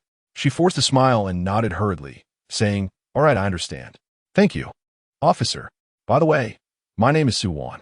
Would you mind telling me your name?" As she spoke, Suwan resembled a naive young girl, a delicate blush gradually adorning her cheeks, making her appear both playful and charming. Xiao Lin glanced at her, but remained unmoved. "Xiao Lin, Xiao Lin," Suwan repeated softly, and upon catching a glimpse of his clear, bright eyes, she playfully stuck out her tongue to mask her hidden disappointment, then forced a smile. "So, Officer Xiao, will we be able to meet again?" Xiao Lin raised an eyebrow, gazing deeply at her before lightly chuckling. "The probability of that happening is rather slim." "Why not?" Suwan asked, her face falling with disappointment. Xiao Lin, with a knowing smile, replied, "Because I will soon be leaving Shin City." Finally, after exchanging a few hurried words, Xiao Lin walked into the police station, leaving her with a lingering gaze. Upon reaching the dormitory on the 3rd floor, he had expected the 4 fellows to be asleep. However, as he quietly opened the door, he was met with the sight of them gathered around a bed, engaged in a serious discussion. "What are you guys still doing awake at this hour?" he inquired. The 4 individuals swiftly turned at the sound, their expressions shifting to concern upon recognizing Xiao Lin. And they hurried over. "Wazeo, old Xiao, are you all right? Is everything fine?" Earlier, 10 national security agents armed with automatic rifles arrived at the station, and it nearly terrified us. Wu exclaimed. "Indeed, we thought something had happened to you. It's a relief to see you're okay." Another added, "Damn it, do you really doubt me that much?" Xiao Lin chuckled, half scolding them. "If I lacked a few tricks up my sleeve, do you think I would dare to venture out alone?"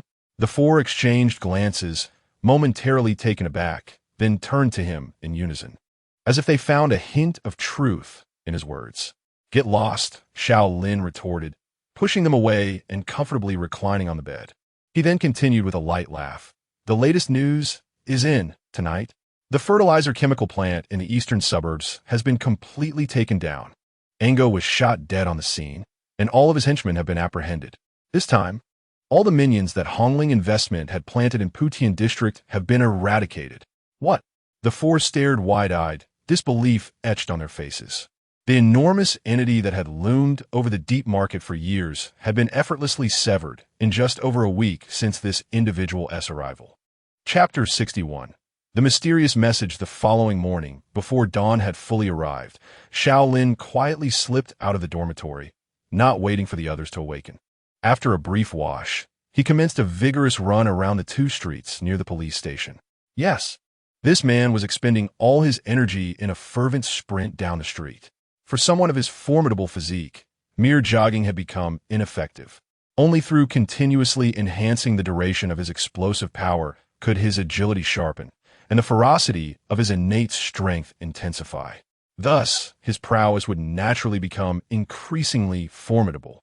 As he neared 7 o'clock, he felt his satellite phone vibrate in his pocket, prompting him to gradually slow his pace. Upon retrieving his phone, he discovered an unfamiliar message, and without a second thought, he opened it. The text was brief, consisting of only a few words: "Boss, train station, arriving at 8. Yet, those few words suddenly uplifted Xiao Lin's spirits, a relaxed smile gracing his lips. After stowing his phone, he glanced around and approached a bun shop to purchase 5 servings of breakfast. Damn it, I wonder if those guys have woken up yet. He muttered between bites of the bun, chewing heartily. Last night, after sharing the news with them, the 4 had immediately dived into a delivery app to order alcohol and meat, celebrating with exuberant shouts, nearly keeping the entire dormitory awake through the night. However, Xiao Lin understood their excitement well. After all, anyone facing years of oppression from a vast power would feel exhilarated upon witnessing someone capable of shattering that dominion. Such a gratifying turn of events was bound to incite joy and celebration among them. Upon returning to the dormitory, he opened the door, only to be met with a perplexed expression. As anticipated, none of the 4 rascals had stirred from their slumber. The moment the door creaked open, their snores echoed far and wide, a testament to the profundity of their sleep. Damn it, still asleep? Wake up! Xiao Lin exclaimed in exasperation, striding over to the beds of the 4 and delivering swift kicks to their sides. Came Ma Chao's drowsy mumblings, which only served to aggravate Xiao Lin further. He approached Ma Chao's bedside, seized a bun, and forcefully stuffed it into the mouth of his unsuspecting companion. Macao jolte dawake, his eyes wide with terror upon realizing someone was attempting to murder him. He shot upright, and upon recognizing Xiao Lin, he exclaimed, "What the hell, Lao Xiao? What are you doing?" After a couple of chews, his eyes suddenly lit up. "Oh, this is delicious, though a bit hot. How my foot?" Xiao Lin retorted with a chuckle, handing him another portion of breakfast. At that moment, the other 3 were roused by the commotion, groaning as they climbed out of bed. "Hey, Lao Xiao, you went out and brought back breakfast?" Sun Yang ambled over, accepting the bun and soy milk Xiao Lin offered, smiling as he said, "Thanks, brother." Xiao Lin, mindful of pressing matters at hand, swiftly distributed breakfast among the 4 before turning to Sun Yang with a serious demeanor. "Old Sun, listen closely. By this afternoon at the latest, your appointment will be finalized. I want to extend my early congratulations and also request a couple of days off for personal matters. Additionally, once your appointment is confirmed, ensure that each of them is equipped with a firearm for self-defense. Lastly, until I return, don't let anyone step outside the precinct. If any trivial matters arise, delegate them to other comrades for the time being. Do you understand?" "Got it," Sun Yang replied with a resolute nod. "You must also exercise caution. If anything unexpected occurs, remember to call us. No matter how dangerous it is, the 4 of us will rush to assist you." Sun Yang refrained from prying into Xiao Lin's reasons for taking leave. The capabilities Xiao Lin had displayed over the past few days were indicative of his exceptional nature. If he claimed to have matters to attend to, they must indeed be of great importance. Rest assured, Xiao Lin smiled, patting Sun Yang on the shoulder. Noticing that Ma Chao, Li Zheng, and Yang Tao seemed poised to say something further, Xiao Lin raised a hand to silence them, glancing at his watch. "All right, I know what you're all thinking. Don't worry. If anything urgent arises, I'll definitely call you for assistance." Seeing him check the time, the 4 could only suppress their underlying concerns and nodded solemnly. They exchanged glances and chorused, "Take care. Be careful." Xiao Lin nodded, offering them a reassuring smile before turning on his heel and departing the dormitory with a stoic expression. Once outside the precinct, he contemplated for a moment before dialing Wei Hang's number. This time, the phone rang for quite a while. Wei Hang, yawning, finally responded with a somewhat dazed voice. "Ah, boss, don't sleep anymore." Xiao Lin chuckled and quickly got up, instructing, "Come directly to the train station." The train station? A rustling sound, followed by footsteps, echoed through the line. "What for? Come on, why so many questions?" Xiao Lin teased, his mood exceptionally buoyant. "What else could we do at the train station?" There was a brief silence on the other end before Wei Hang's tone shifted, suddenly becoming serious. "Wait, boss. I'm on my way right now." Without waiting for Xiao Lin to reply, he abruptly hung up, appearing quite anxious. "Huh?" Xiao Lin laughed heartily, well aware of Wei Hang's concerns. He glanced at the time, realizing there was less than an hour until 8 o'clock. So, he leisurely strolled down the street for a couple of moments before hailing a taxi and heading towards the train station.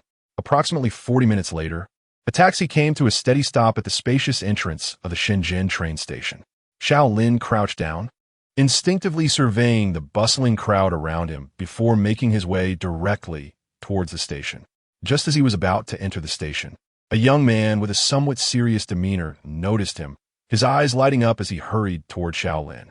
This was none other than Wei Hang, who had been abruptly awakened by Xiao Lin's phone call and had hurried over without even washing his face. "Boss, dear friends, the main characters will meet in the next chapter. The upcoming plot will introduce the world battlefield, and the pace will remain exhilarating.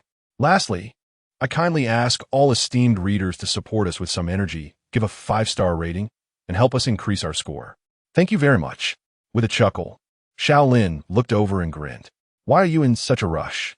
He knew Wei Hang would be anxious, but he anticipated that this guy would arrive even earlier than himself. It seemed he was genuinely worried. "How could I not be anxious?" Wei Hang complained with a grimace. "Having one madman like you is already enough for me. Now with the arrival of those three, I have to keep a close eye on things. If it gets too wild, you might be having a blast, but I'll be completely overwhelmed." "Ha ha ha." Xiao Lin laughed, his exuberance unabashed even in public. He then glanced at the time again and noted that it was already 7:50. "Come on, the soldiers will be here soon." Wei Hang nodded earnestly, closely following Xiao Lin. The two entered the platform amidst their lively banter, ultimately arriving at the exit to await their companions in anticipation. As the clock struck 8, a high-speed train gradually approached from a distance. Due to its proximity to the platform, the once rapid train had slowed considerably, eventually coming to a steady halt at the station. Before long, as the pneumatic door swung open, a diverse throng of hurried individuals disembarked in an orderly manner. However, at that moment, for reasons unknown, the previously tranquil Xiao Lin suddenly exuded an overwhelming and fearsome aura that erupted violently from his formidable physique. This ferocious energy, so intense that even Wei Hang felt an oppressive weight, expanded rapidly around him, causing those who had just exited the high-speed train and intended to pass by to halt abruptly. They were seized by an inexplicable chill, as if a sinister wind had swept over them, prompting them to cast wary glances at the expressionless youth before them, who exuded an unmistakable air of danger. Ultimately, they quickly opted to circumvent him, hastily retreating from his presence. At that moment, as Wei Hang experienced a profound sense of unease, his complexion paling, he attempted to speak but found his gaze abruptly locked onto a specific point. A palpable tension and trepidation manifested in his eyes. Following his line of sight, he beheld 3 cold-faced youths emerging from the high-speed train, each radiating an explosive and nearly tangible aura of murderous intent. Astonishingly, the terrifying energy they emanated mirrored that of Xiao Lin's at that moment, clearly indicating that they hailed from the same unit. Moreover, upon closer observation, one would discern that although the 3 youths appeared to move casually, their spacing was impeccably synchronized, each step measured to perfection. Their arms swung in unison while maintaining a precise angle of 15 degrees relative to their waists. With every stride, their feet maintained a consistent distance of 25 centimeters apart, neither more nor less. As they exited the train, they did not glance around, but, as if sharing an unspoken understanding, turned in unison toward Xiao Lin and advanced rapidly in his direction. Each step they took resonated lightly against the ground, a sound deceptively soft, yet underscored by the unmistakable tension in their taut legs. As they closed the distance to Xiao Lin, the intensity of their terrifying aura grew ever more palpable. Upon reaching a mere 3 meters from Xiao Lin, the muscles in their necks tensed prominently, while their exposed, darkened arms resembled coiling serpents, their sinewy muscles gleaming with a metallic sheen. They stood resolutely before Xiao Lin, arms slightly raised, their torsos bending forward at a 30-degree angle. With eyes as frigid as ice, akin to predatory beasts, they neglected their surroundings entirely, focusing solely on Xiao Lin. Witnessing this, Wei Hang's heart raced, a sudden alarm ringing in his mind. Without waiting for Xiao Lin to speak, he swiftly pulled his limp legs back and hurriedly dodged to a distance. With a grave expression, he gazed at the exit 20 meters away, which had become desolate except for Xiao Lin and the other three. The four exchanged glances, unsure of how much time had elapsed.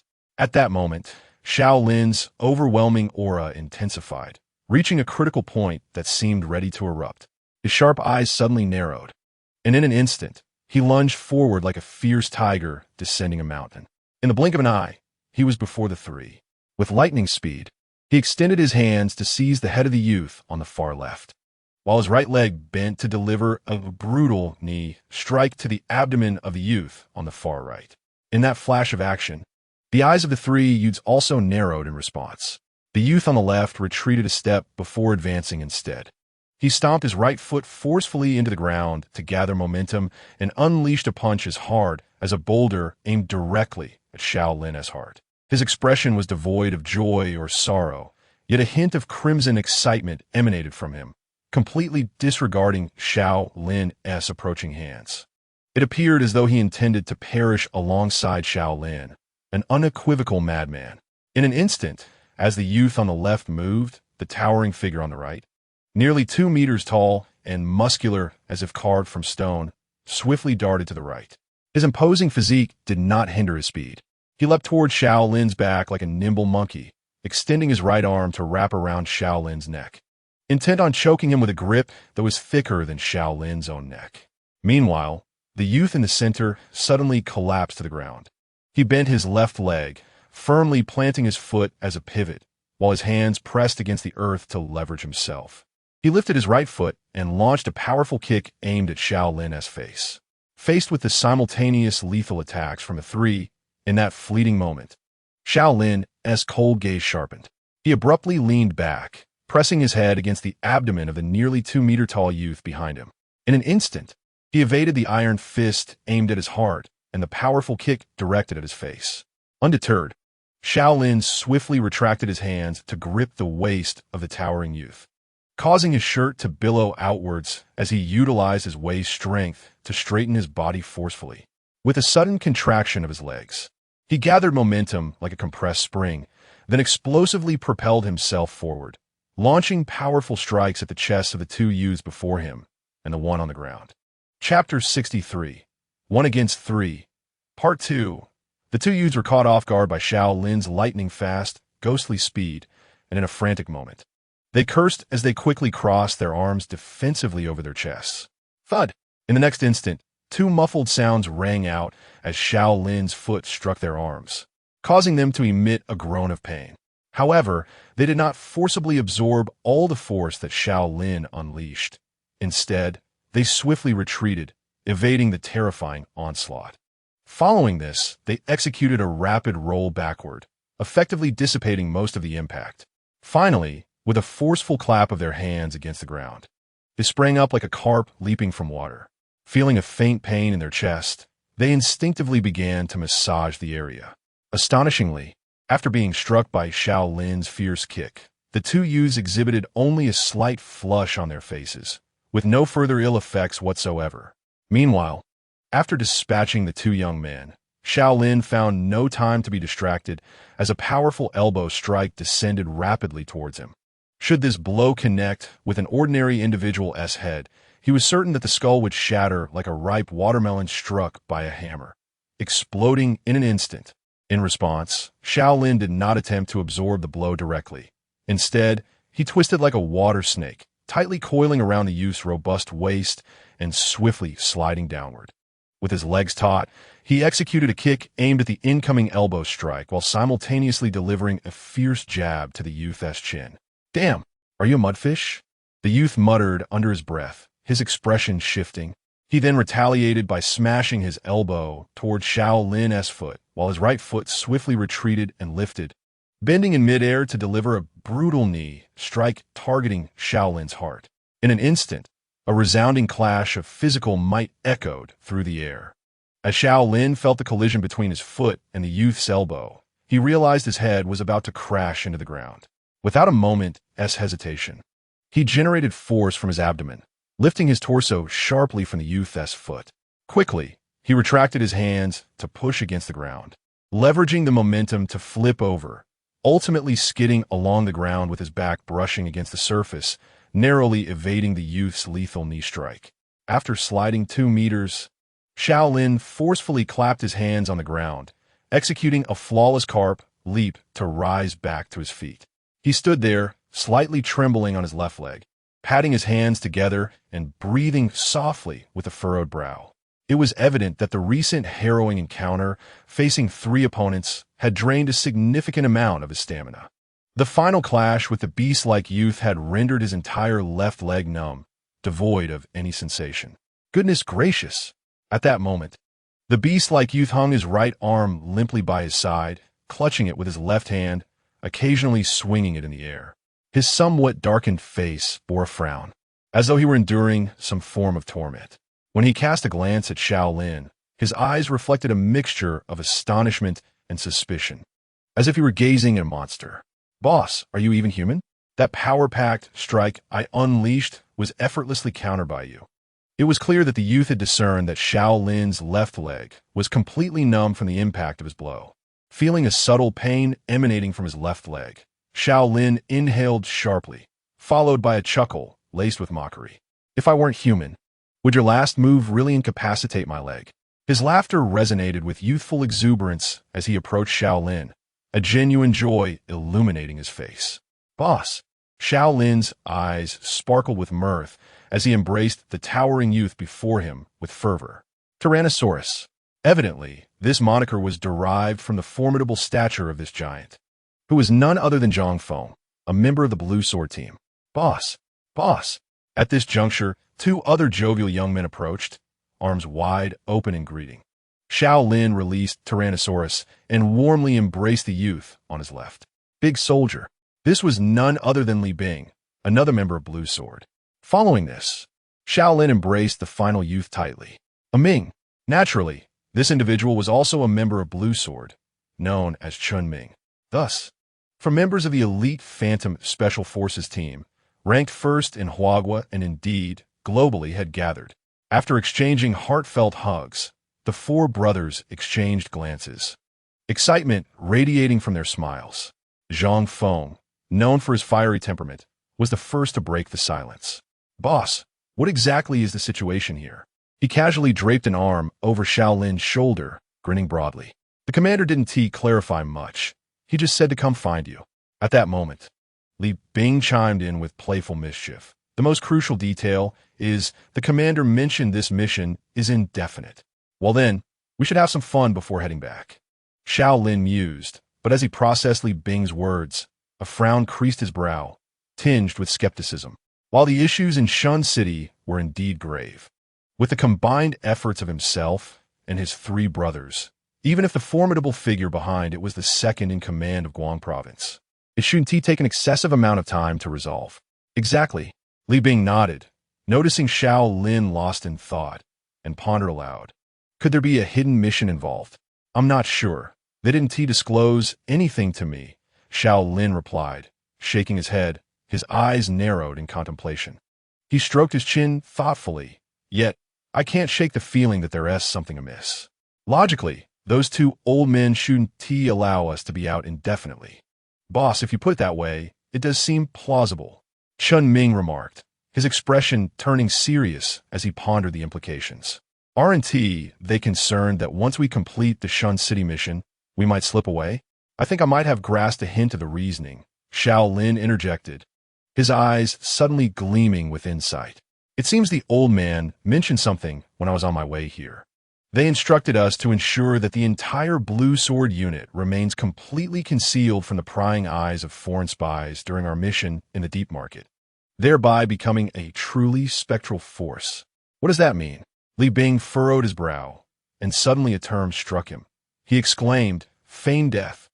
No, no, no. Xiao Lin vehemently shook his head. Casting a furtive glance around to ensure they were unobserved, he lowered his voice to say, "Our capabilities are evident. If we were to feign death, seasoned spies from various nations lurking in Hua country would undoubtedly not be persuaded. However, to achieve what the elder had suggested, it would require." At this juncture, Xiao Lin's gaze shifted to the three others, discovering a shared depth of solemnity mirrored in their eyes. Clearly, they all had come to the same realization. Just then, Li Bing shot a glance at Xiao Lin, his brow knitted tightly, and followed up with a grave whisper. "Are you implying that the higher-ups wish for us to intentionally err in the deep market, thereby providing grounds for our forced retirement, or even expulsion from military service?" Upon hearing this, the expressions of the four men shifted dramatically, their formidable physiques jolting with alarm. "What the hell?" Zhang Feng cursed, though his voice betrayed a distinct tremor. Such a scenario was supposed to be unfathomable for members of the Blue Sword. Yet, the mere suggestion had occurred, illustrating the profound impact this notion held for them. If there was one thing the entirety of the Blue Sword Special Forces cherished above all, it was the bond between brothers. Yet, setting that aside, undoubtedly, the most vital aspect for them was this indelible military life they shared. However, if the higher-ups were indeed to enforce their retirement or even expel them, it would be far more unbearable than death itself. Could a soldier still be considered a true soldier once he left the ranks? Would he not become a homeless wanderer? Calm down. Xiao Lin's face hardened as he suppressed his indignation. All our conclusions are mere conjectures at this point. Moreover, we are the favored ones of those old men above. Even if it comes to forced retirement or expulsion, it is merely a transition to the shadows, transforming us into a genuine ghost unit. If this is the case, we would remain entirely hidden, and subsequently, the Blue Sword's deterrent power against other nations would surely soar. This might be yet another grand strategy from above, so we must not act rashly. Do you all understand? Understood. The three responded without hesitation, their voices imbued with unwavering trust in Xiao Lin's words. Zhang Feng took a deep breath, attempting to quell the inexplicable fury bubbling within. After all, if the sky were to fall, their leader would bear the burden. He decided not to dwell further on the matter and quietly inquired of Xiao Lin, "Boss, please enlighten us about the situation here." Indeed, it's been nearly half a year since we last ventured out, and the energy is palpable now. Exactly, Li Bing echoed, sharing Zhang Feng's sentiments. The man chuckled, wrapping his arm around Xiao Lin's shoulder, remarking that it had nearly been 6 months since their clandestine skirmish with the beret-wearing group at the coordinates of 1381 North and 10061 East. Xiao Lin, calming the tumult of his thoughts, responded with a sinister grin, his expression suddenly turning icy. "Rest assured, this time my brothers shall have their fill of fun." Upon witnessing the chill emanating from Xiao Lin's countenance, a palpable aura of violent intent surged through the three of them. "Could it be that an old friend has arrived?" Chun Ming asked, his voice laced with a cold edge as he narrowed his eyes, concealing a hidden malice. Xiao Lin nodded solemnly, succinctly recounting the situation in the deep market. He glanced at the trio and coldly remarked, "This Hongling venture capital must have some secret collaboration with the monkeys.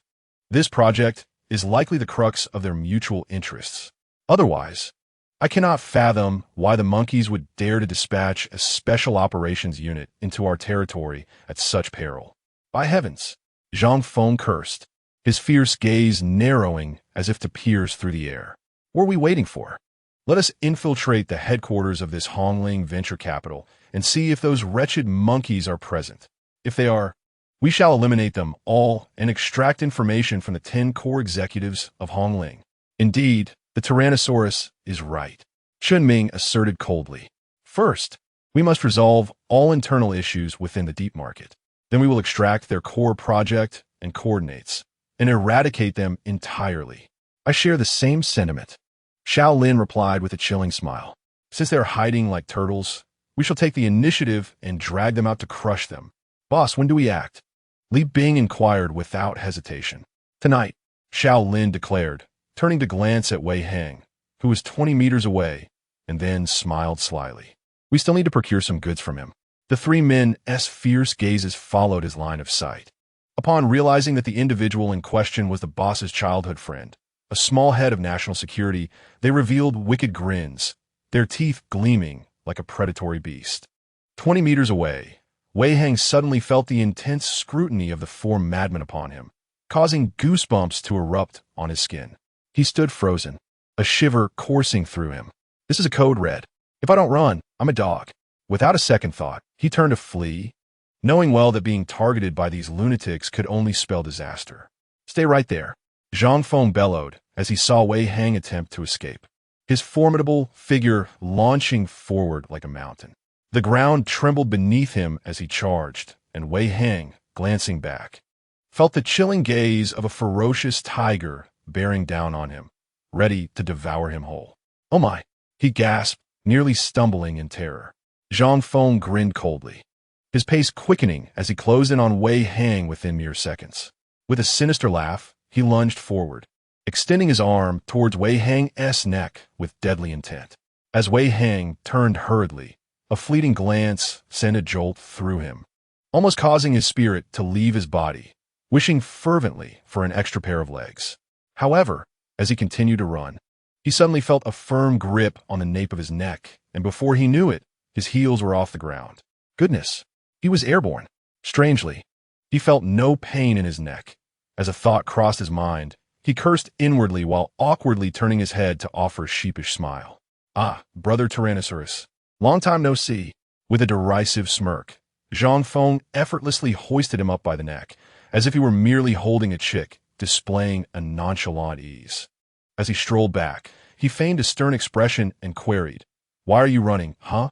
Wei Hang, caught under the intense gaze of this fierce man, felt a shiver run down his spine. Thus, he bravely strained his neck and retorted, "Who's running? I just saw you arrive, and was about to fetch you some water." Chapter 65. The Serpent and the Rat emerge haha.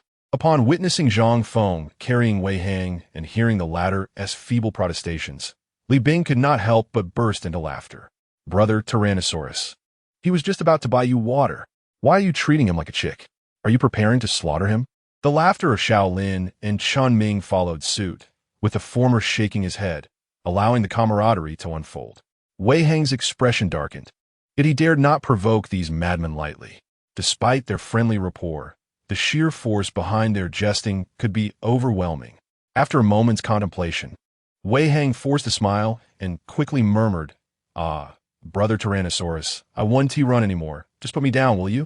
After all, I'm a small leader at the National Security Bureau. It's rather undignified to be carried like this. Don't you agree? You could run, but I could easily catch you again." Zhang Feng replied with a mischievous grin, gently placing him back on the ground. This man was a brother to the boss, and naturally, he was also Wei Hang's ally. A bit of playful banter was acceptable, but respect and decorum must always be maintained. Like a fierce tiger, yet meticulous as a scholar, it was evident that this man was a formidable character.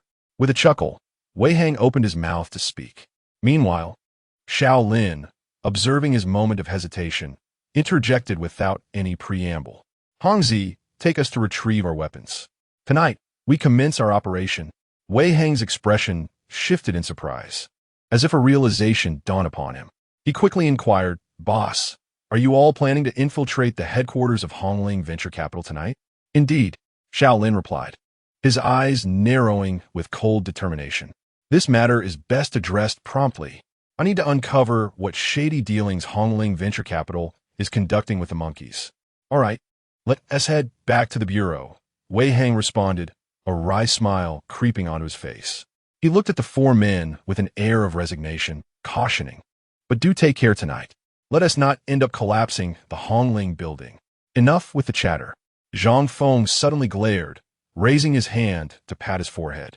If that group of despicable monkeys dared to conduct inhumane genetic experiments within the Red Ridge building, then let it explode, it would merely be a service to the public. Wei Heng quickly clasped his head and jumped back, casting a resentful glance at him. At that moment, Xiao Lin let out a cold snort and said icily, "If that's truly the case, then it must be destroyed."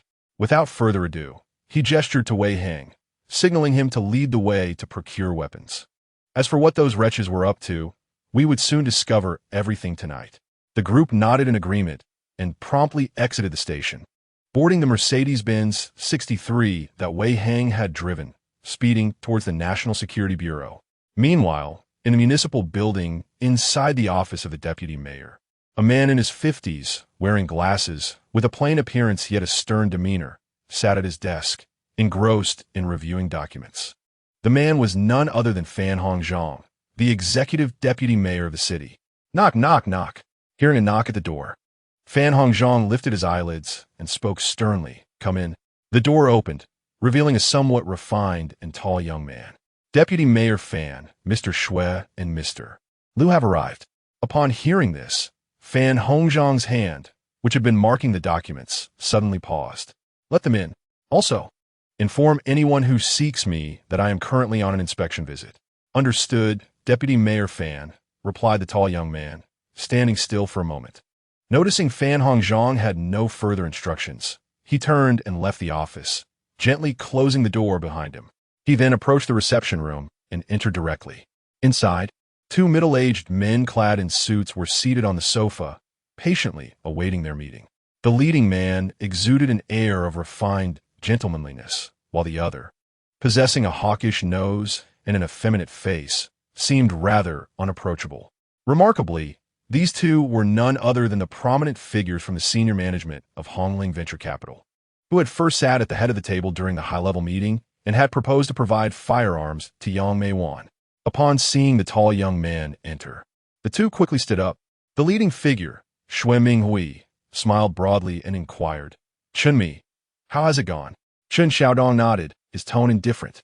"Deputy Mayor Fan is already waiting in his office. Follow me." "All right." Xue Minghui suddenly approached Chun Xiaodong, clasping his right hand tightly, expressing gratitude. "Thank you for your hard work."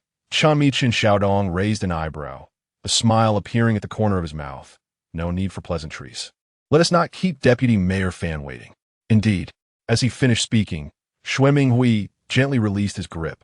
At that moment, Chun Xiaodong unexpectedly reached into his pants pocket, and a corner of a green card flickered briefly in his palm. Soon, the two followed Chun Xiaodong to the door of Fan Hongzhang's office, where he knocked. After receiving a response from inside, he signaled for the two to enter. Xue Minghui subtly nodded at Lu Jian behind him, and after exchanging a glance, they pushed the door open and entered. "You're here." Fan Hongzhang saw the two and gestured towards the chairs in front of his desk. "Please have a seat." Once seated, Xue Minghui glanced at the recently closed office door. "There's no need to worry. I've already briefed Xiao Chun." Fan Hongzhang seemed to sense his concerns, interlocking his fingers over his abdomen and reclining in his chair. "You must be here regarding the situation in Fuxiangu." Xue Minghui, not surprised, nodded, his brow furrowing tightly. It has been less than 2 days since the incident in Fuxiangu. Not only have all the grassroots assistants vanished, but even the project leader and his subordinates have seemingly evaporated into thin air. Surely, it cannot be the work of that junior officer? You're correct. He is indeed not responsible for this. Fan Hongzhang snorted coldly, his stern visage clouding with shadows. Then who is? Xue Minghui's expression shifted, and as a thought dawned upon him, he wondered aloud. Could it be that someone from above has already discovered something and secretly sent people down to investigate? It is the personnel from the national security. Fan Hongzhang regarded him solemnly, his expression grave. As for that junior officer, I have already initiated an investigation. His background is entirely fabricated, which lends credence to your suspicion. The national security has intervened. Xue Minghui and Lu Jian exchanged a glance, both recognizing the gravity reflected in each other's eyes. "What should we do now?" Xue Minghui's previously nonchalant demeanor had vanished, replaced by palpable anxiety. If the national security has indeed set their sights on us, it signifies that those above have also begun to scrutinize our actions. Our position will inevitably become exceedingly precarious. Chapter 66. Self-preservation. Why are you in such a panic? Fan Hongzhang reprimanded from his seat on the sofa, his expression revealing discontent. Now is precisely the time to remain composed. Losing one's cool is a grave mistake. Do you not understand? I apologize. Xue Minghui inhaled deeply, a faint shadow passing through his gaze. What do you suggest we do now? The boss has issued directives. Fan Hongzhang narrowed his eyes as he scrutinized Xue Minghui, his right index finger absent-mindedly tapping against his palm. In the near future, all projects, aside from the two core ones, are to be suspended, especially those concerning online lending and drugs. If circumstances become dire, we must expel Yang Meiwan and Lin Lin, ensuring that we provide the higher-ups with an explanation and mitigate the risks comprehensively. At these words, both Xue Minghui and Lu Jian were taken aback, their bodies trembling slightly as they exchanged looks filled with astonishment. The situation had escalated to such a severe juncture that they were contemplating severing their own roots. Is my message not clear enough? Fan Hongzhang observed their silence, his dissatisfaction evident. And no, Xue Minghui stammered, hesitating momentarily before managing to respond. I understand. Very well. Let's proceed with this for now. I have another meeting shortly. As Fan Hongzhang resumed his seat, bowing his head to attend to documents, Xue Minghui opened his mouth but ultimately exchanged a glance with Lu Jian, and they both stood up in unison. You may continue your work. We shall take our leave. They said. Very well, came a response. The two paused momentarily before turning to exit together. However, just as the office door closed, Fan Hongzhang set down his pen with a sudden intensity. He rose cautiously, approaching the door to eavesdrop, pressing his ear against it for a brief moment before gently locking it. He then returned to his desk, retrieving a mobile phone from a hidden compartment within a drawer, powering it on and hurriedly dialing a series of numbers. His gaze frequently darted toward the office door, displaying utmost caution. The phone rang for an extended period until, just before the call would automatically disconnect, it was answered by a deep, authoritative voice. Has Xue Minghui come to see you? Yes, Fan Hongzhang replied, slightly bowing in place, his demeanor exceedingly respectful. He came with Lu Jian. Oh, what was their reaction? After a moment of contemplation, Fan Hongzhang replied truthfully, Xue Minghui seems to have quite a bit to say regarding your proposal. Is that so? The other party responded with a cold snort, their tone indifferent. Given that they are indecisive at this critical juncture, it may be time to replace them. Fan Hongzhang's expression shifted in shock, and he bent lower, his demeanor growing increasingly deferential. Understood. What should I do next? Simply attend to your responsibilities. I have other arrangements in place. And Xue Minghui and the others? There was a brief silence on the line before a calm, yet chilling reply came through. They will vanish completely tonight. Meanwhile, outside the municipal building, within a black Rolls-Royce Cullinan, Lu Jian, seated in the driver's seat, turned gravely towards Xue Minghui, who was lost in deep thought in the back. Brother Xue, are we truly going to expel Yang Meiwan and Lin Lin? Xue Minghui hesitated to respond, his mind racing with strategies. However, moments later, he suddenly cursed under his breath. Damn it, what is it? Lu Jian inquired. Xue Minghui shook his head, his expression grave. They likely cannot be saved, and we may not be able to protect ourselves either. What? Lu Jian's body trembled, his countenance shifting dramatically. We must return to the company immediately, Xue Minghui insisted, his brow furrowed in concern. This time, it seems the higher-ups are genuinely serious. Otherwise, the boss would not shy away from confrontation, especially to the extent of sacrificing Yang Meiwan and Lin Lin. Such an unusual development must indicate that the boss has sensed some unfavorable currents and is attempting to distance himself from the fallout. Damn it, what should we do now? Lu Jian's face was etched with suspicion, his features darkened. After a moment of contemplation, Xue Minghui's expression hardened with resolve as he gritted his teeth. First and foremost, we must ensure our own survival. If the boss can abandon Yang Meiwan and Lin Lin, then we are certainly not as indispensable as we might have imagined. Moreover, We are acutely aware of the multitude of secrets held by our employer. Given the current critical juncture, one cannot dismiss the possibility that he may unleash harm upon us through those in his employ. To mitigate any potential risks, it is imperative that we return to the office immediately to meticulously duplicate and archive all data pertaining to the channels of human and organ trafficking. Additionally, we must establish multiple accounts across various platforms to schedule automatic transmissions. In the event of unforeseen circumstances, this could very well be our salvation. Meanwhile, at the Shenzhen National Security Bureau, not far from the entrance, a black Mercedes-Benz G63 idled by the roadside.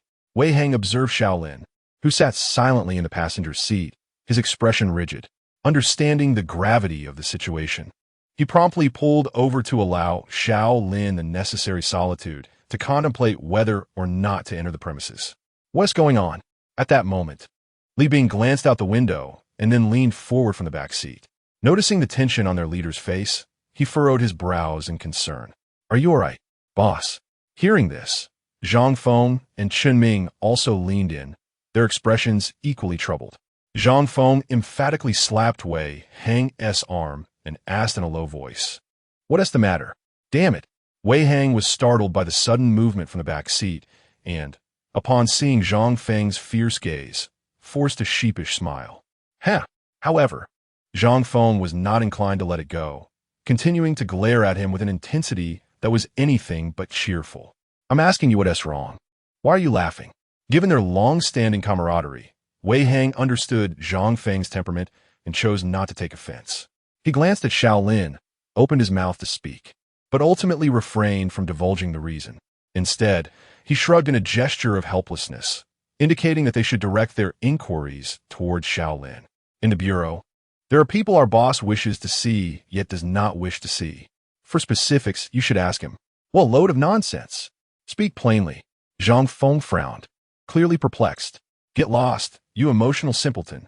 Li Bing chuckled mischievously, pushing Zhang Feng back with a playful shove. Hey! Ignoring the expletives hurled by the irate Zhang Feng, Li Bing patted Xiao Lin on the shoulder, a teasing grin on his face. Wow, boss, look at you. It hasn't been long, and you're already hiding a woman from us. Wait, we have a sister-in-law now. Zhang Feng chimed in, his face alight with excitement. Get away, get away. Li Bing, without even looking, pushed Zhang Feng back once more. Damn it, you. After being shoved twice, Zhang Feng, irritated, punched Li Bing in the back, his displeasure evident. Enough of this nonsense. Li Bing didn't turn around, but instead gave Zhang Feng a gentle shove. He then turned to Xiao Lin, bombarding him with questions. Boss, who is she? Have we met her? She can't be someone we know. Can she? Get lost. Xiao Lin retorted with a mock scolding tone, pushing Li Bing back again. He then sighed and offered a wry smile. It's Su Qing. She is now the director of the National Security Bureau in Shenzhen. Upon hearing this name, Li Bing and the others fell silent, momentarily taken aback. After a brief pause, Chen Ming, sensing the heavy atmosphere in the vehicle, leaned closer and placed a hand on Xiao Lin's shoulder, squeezing it reassuringly. Simultaneously laughing and cursing, one exclaimed, Damn it! I say, boss, why not just take her in? Who could predict the future? Besides, we have never feared anyone. Even that cunning group of beret wearers would have to pay an unbearable price to eliminate us. This sentiment resonated with Li Bing, who grinned slyly, remarking, Honestly, boss, you're overthinking it. Among all the forces in different nations, only David's berets pose a real threat to us. As long as we tread carefully, we should be fine. At that moment, Zhang Feng, seated in the back, sighed heavily, Boss, why think so much? Live in the moment and cherish what you have. Although he lacked a profound understanding of emotions, he recognized that fretting over countless uncertainties was not beneficial. Hearing this, Xiao Lin exhaled deeply, then turned to chuckle, Damn it. When did you all become relationship experts? The trio simultaneously raised a middle finger at him, their faces etched with disdain. Yet, they understood that the boss had arrived at clarity. Noticing the atmosphere returning to normal, Li Bing nodded subtly at Wei Hang, a faint glimmer of excitement flickering in his eyes. Don't just sit there like a fool. There's nothing to worry about, just drive in. Let me see what weapons are on this side.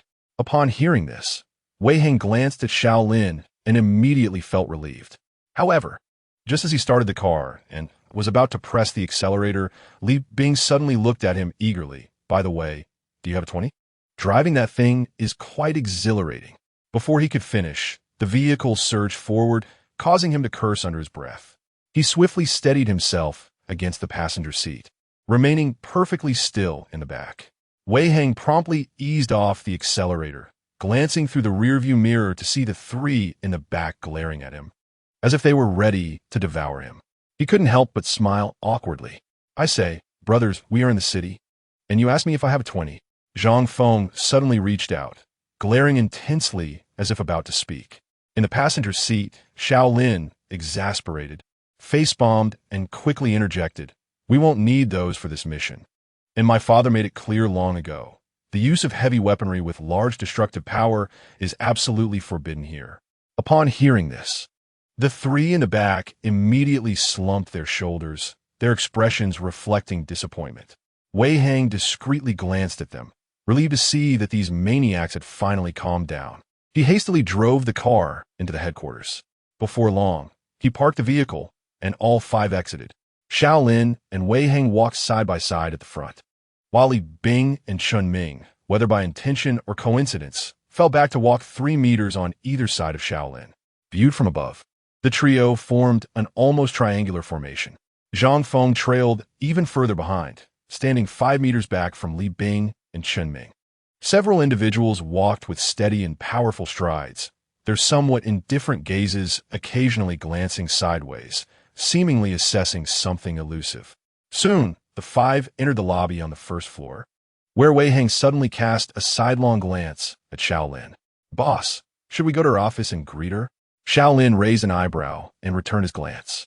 After a moment's contemplation, he nodded, saying, let us go. It has been a while since I last saw her. Wei Heng responded with a grin, leading the 4 others to the elevator that ascended to the director's office on the 5th floor. Without knocking, they pushed the door open and walked straight in. However, upon entering, they discovered that aside from a male agent responsible for cleaning, Su Qing was conspicuously absent. Boss, you're back, the male agent stammered, his expression faltering as he awkwardly set down his broom and greeted them. Observing this, Xiao Lin and the 3 members of the Blue Sword team narrowed their eyes, a contemplative expression crossing their faces. Well, where's my boss? Wei Heng asked, nodding without further thought. Director, Su had some matters to attend to and just stepped out, the agent replied. All right. Wei Heng shrugged at Xiao Lin, indicating her absence. At that moment, Xiao Lin and the other Blue Sword members discreetly cast a glance toward a lounge within the office. Xiao Lin's expression suddenly shifted to one of peculiar intrigue. Yet he said nothing, merely nodding lightly. Then, let us proceed to the armory. Wei Heng nodded and stepped out of the office first, with the other 4 following at a measured pace. Just as they exited the office, Li Bing unexpectedly draped an arm over Xiao Lin's shoulder, leaning in to whisper, what is going on? Does Sister Qing not want to see you? Who knows? Xiao Lin shrugged with a wry smile, uncertain of the situation himself. All right, Li Bing replied, resigned, choosing not to delve further into the matter.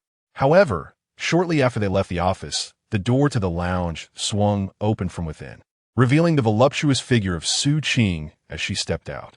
The male agent, upon seeing the director emerge, hurriedly set aside his tasks and respectfully addressed her. Director Su. They have already gone to the armory. Su Qing nodded, her beautiful eyes drifting towards the office door, a flicker of deep longing and complexity gracing her stunning visage.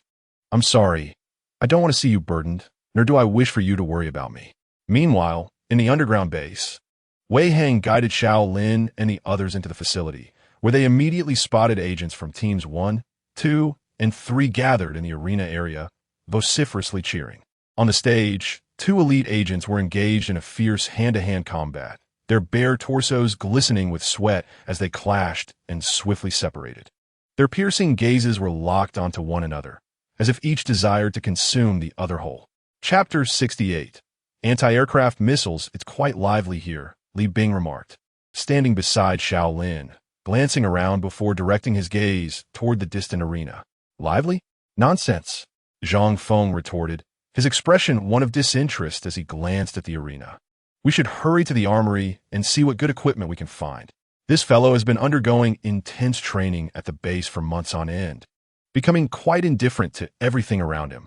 Now, with a rare mission requiring the involvement of their Blue Sword team, he is determined not to squander any time on trivial matters. With an energetic demeanor, he truly embodies the formidable war machine of the Blue Sword. At this moment, Chunming suddenly darted from beside Xiao Lin to the other side of Li Bing, playfully linking his arm and grinning. What is the matter?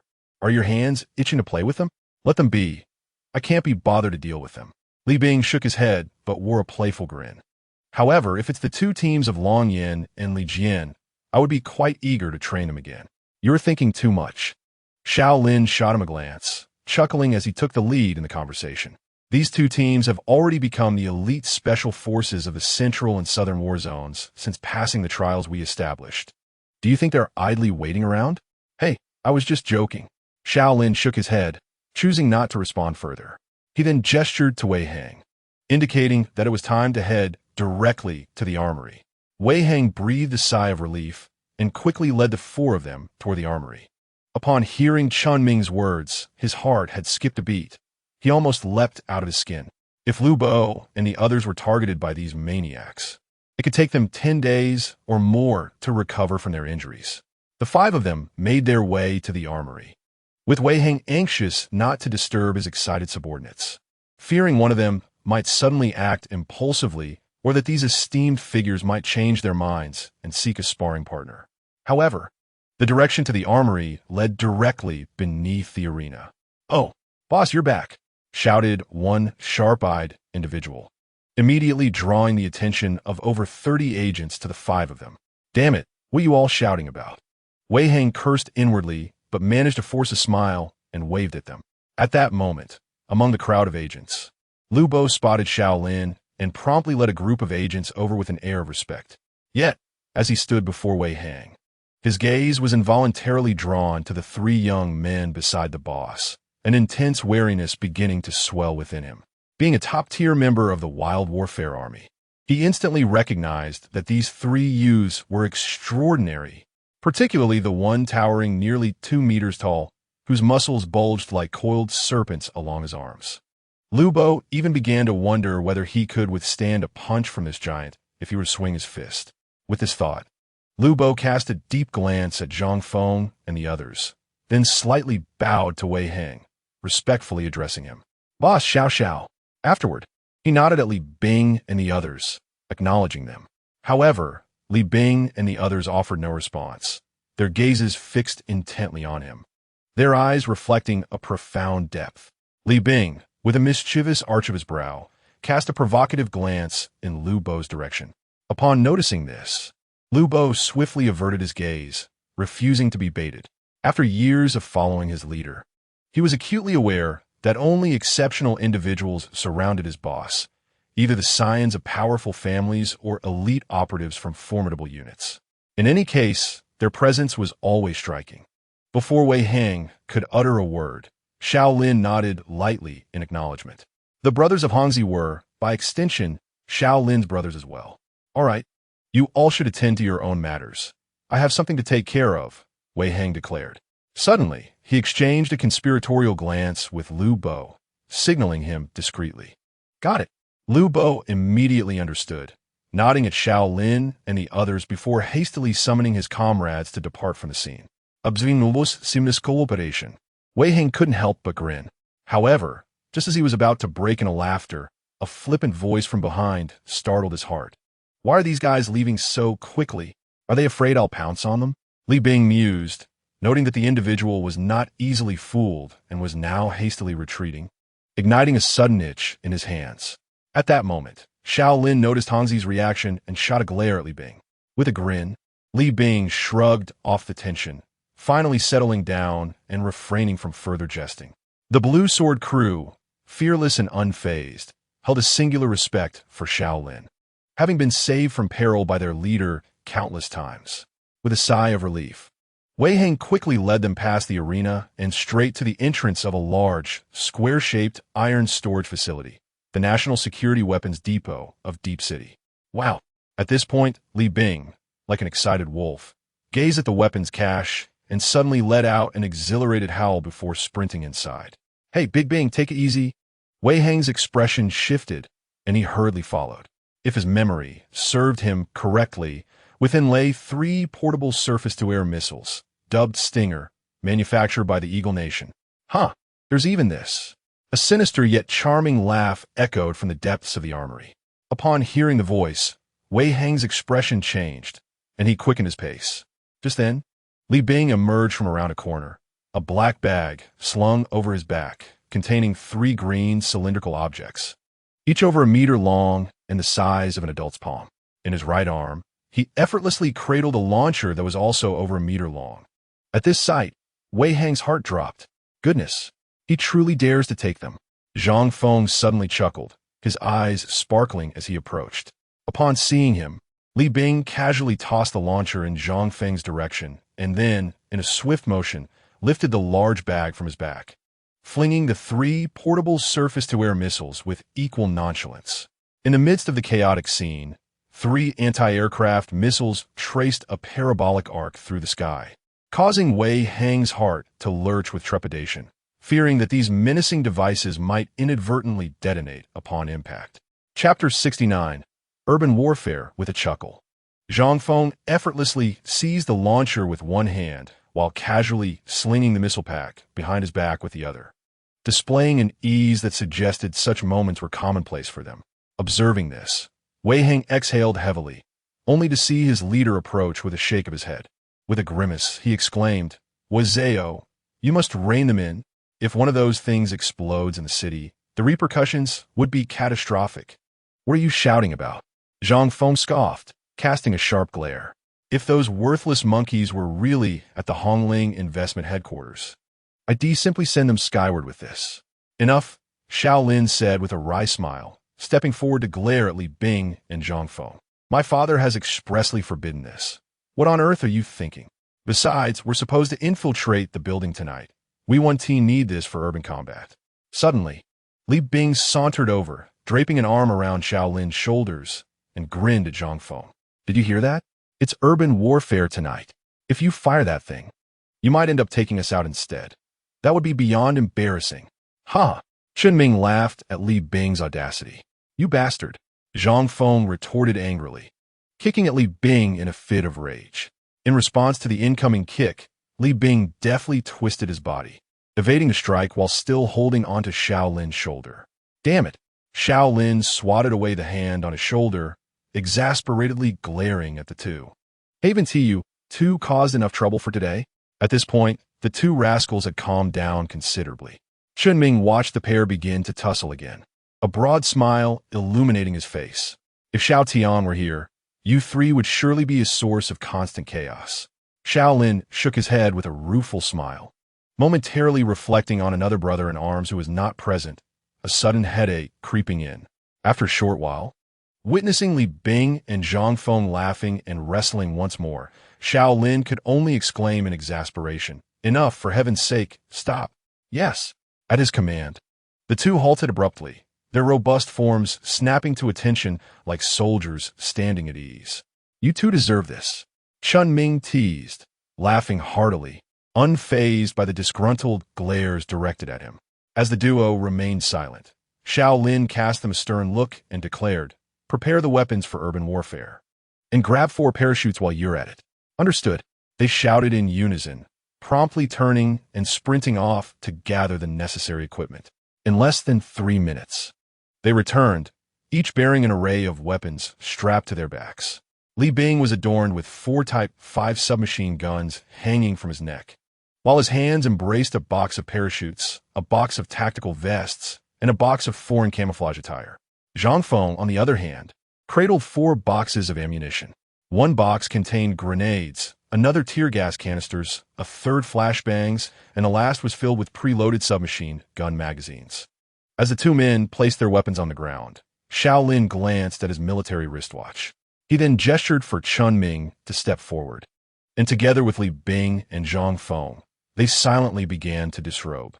They swiftly donned a set of foreign camouflage clothing, followed by the tactical vests.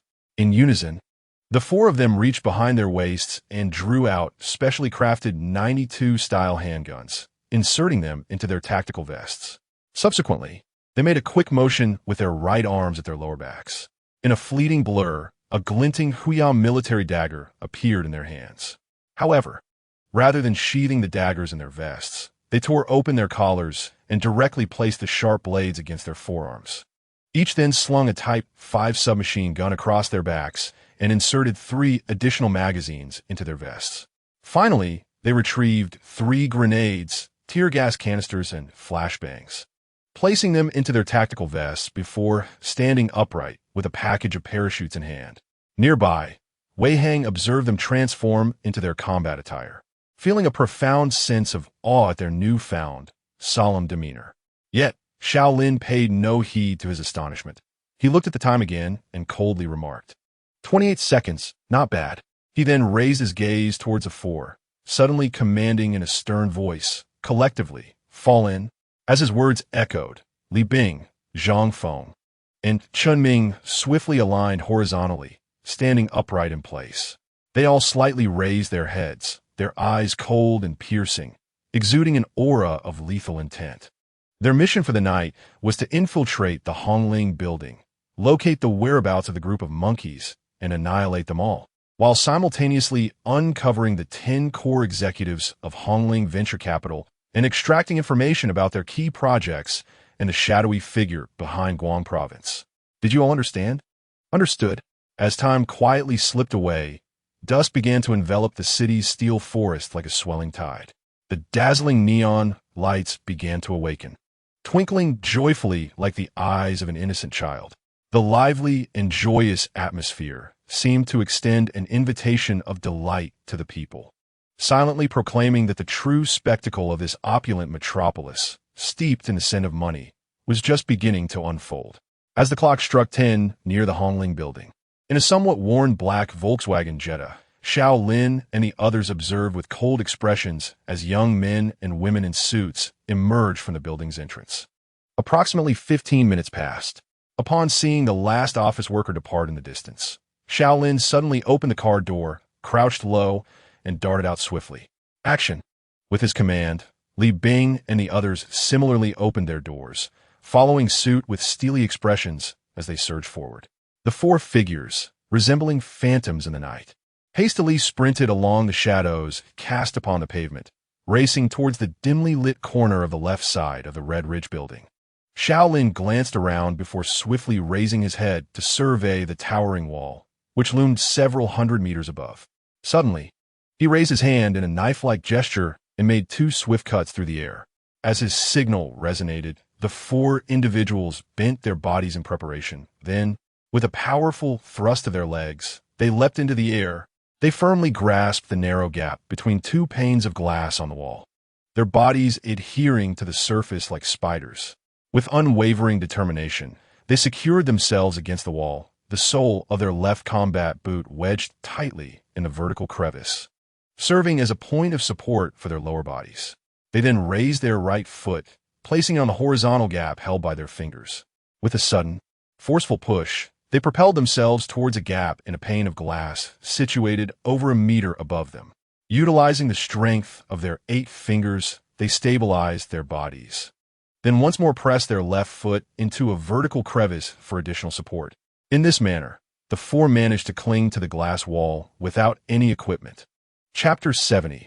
Infiltration. 20 minutes elapsed. On the glass wall of the Red Ridge building, nearly 300 meters above ground, Xiao Lin and the 3 other members of the Blue Sword were akin to spiders, their robust forms clinging tenaciously to the surface. Their hair whipped about by the high-altitude winds. They climbed with remarkable agility and speed, their hands and feet moving in synchrony against the wind. As they grasped a horizontal crevice barely 3 centimeters deep above them, their right foot was already lifted high with stability. With a slight bend and a gentle leap, they effortlessly ascended to the glass wall above. If someone were to gaze upwards from the ground at that moment, they would faintly perceive 4 indistinct shadows of unknown creatures clinging to the wall. The terrifying height was enough to instill dread in any ordinary person, reducing them to a state of sheer panic. At that moment, Xiao Lin sensed a stiffness in his fingers and promptly halted his ascent, exhaling softly. He began to rotate his stiff wrists, alternating hands while simultaneously glancing down at the faintly illuminated figures below, which appeared no larger than ants. His expression remained devoid of joy or sorrow, a testament to his audacious spirit. Damn it! Scaling this wretched structure is far less appealing than navigating a steep cliff from behind. Hearing the commotion, Xiao Lin, Li Bing, and Chun Ming simultaneously cast a glance at Zhang Feng, who was 5 meters away. Upon seeing his predicament, they erupted into laughter. Ha ha! The sight was comical. Due to his height and build, Zhang Feng's pose against the wall was quite awkward, reminiscent of a Chinese rural dog attempting to climb and relieve itself, all while hunched over. Yet, despite the difficulty, he showed no hesitation in following suit. Clearly, there exists an unwavering and absolute confidence in one's own abilities. This is merely the beginning. At this pace, they cannot possibly break our record. Surprisingly, Li Bing refrained from any antics, instead adhering closely to the wall as he moved his hands and feet. At this moment, Xiao Lin slightly parted his lips and glanced up at the glass wall above, calmly stating, "It's progressing well. Let us persevere a bit longer. Regardless, we'll reach the top in 15 minutes. Let us make a concerted effort." The others nodded in agreement, adjusting their positions before resuming their agile ascent. This time, whether due to Xiao Lin's words or the stiffness in their limbs from their previous exertion, their climbing speed surprisingly exceeded that of when they had just begun from the ground. 10 minutes later, on the rooftop of the Hongling building, with a series of soft thuds, the 4 of them, firmly grasping the edge of the rooftop, flipped themselves down. Phew! Zhang Feng exhaled, his expression darkening as he muttered, "Damn it, we finally made it. Those worthless fools, just wait until I squeeze their yolks out." Ha ha ha! As soon as Li Bing arrived, his penchant for banter resurfaced. "How did I not notice your peculiar tendencies before? Always picking on others. You must have some unusual proclivity, huh?" Zhang Feng, having exerted himself, climbing several hundred meters of glass wall, was already brimming with frustration. Now seeing this fellow behaving so mischievously, he charged at him without uttering a word. Ah, how terrifying!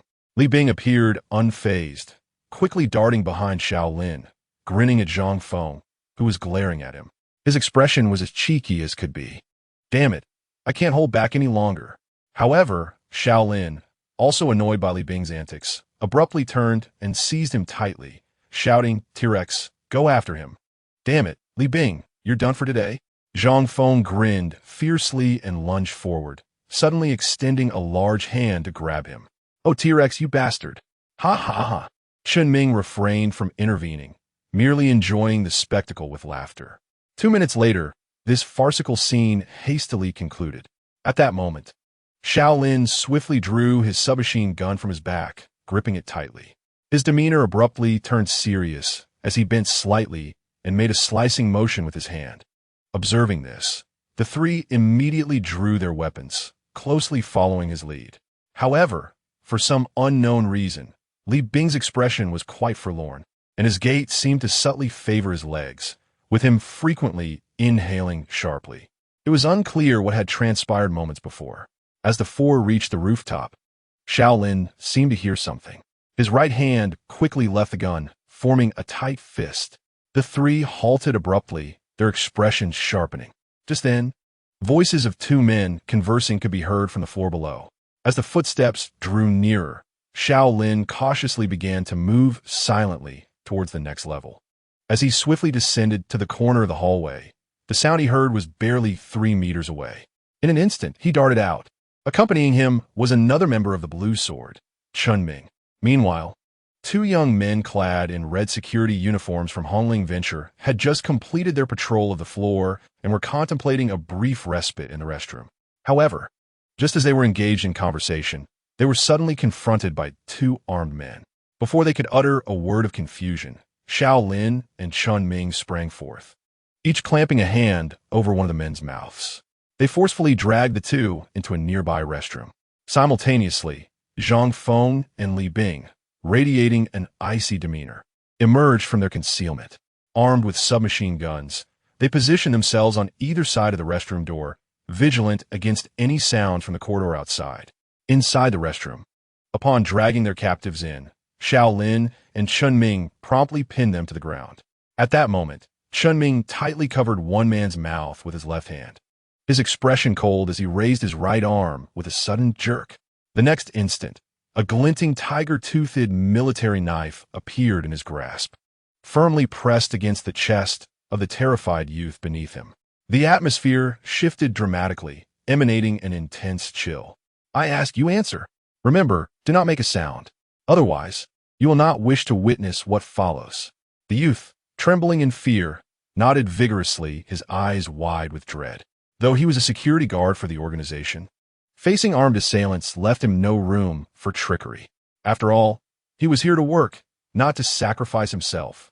Observing the situation, Chun Ming gradually released his left hand, his piercing gaze fixed upon the young man.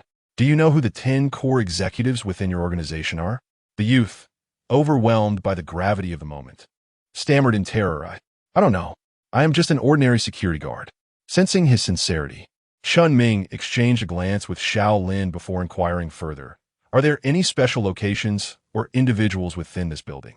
Chapter 71. The True Face of Blue Sword, Special Locations? The RD Center, the youth suddenly recalled, hastily responding, Yes. There's a very special place. Where is it? On the 88th floor, the RD Center. As he perceived the cold gaze of the man before him, he quickly added, Before each employee starts their job, President Chun issues a notice stating that the 88th floor is the RD Center where many significant projects are secretly developed. No one is allowed to enter.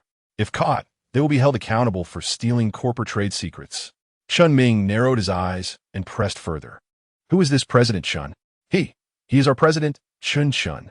At that moment, Xiao Lin interjected, Which departments in your organization are currently working overtime?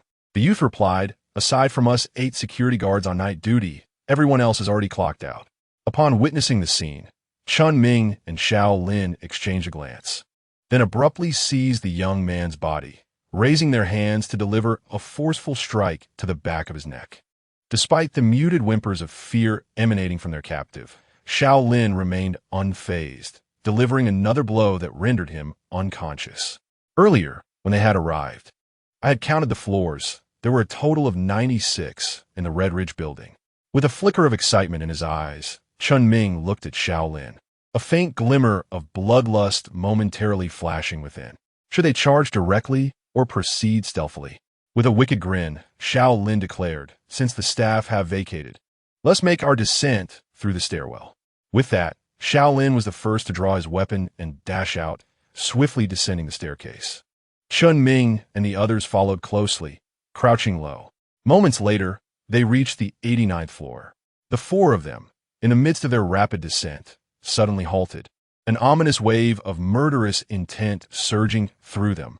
They had overheard 2 individuals conversing fluently in Japanese below, discussing human organs.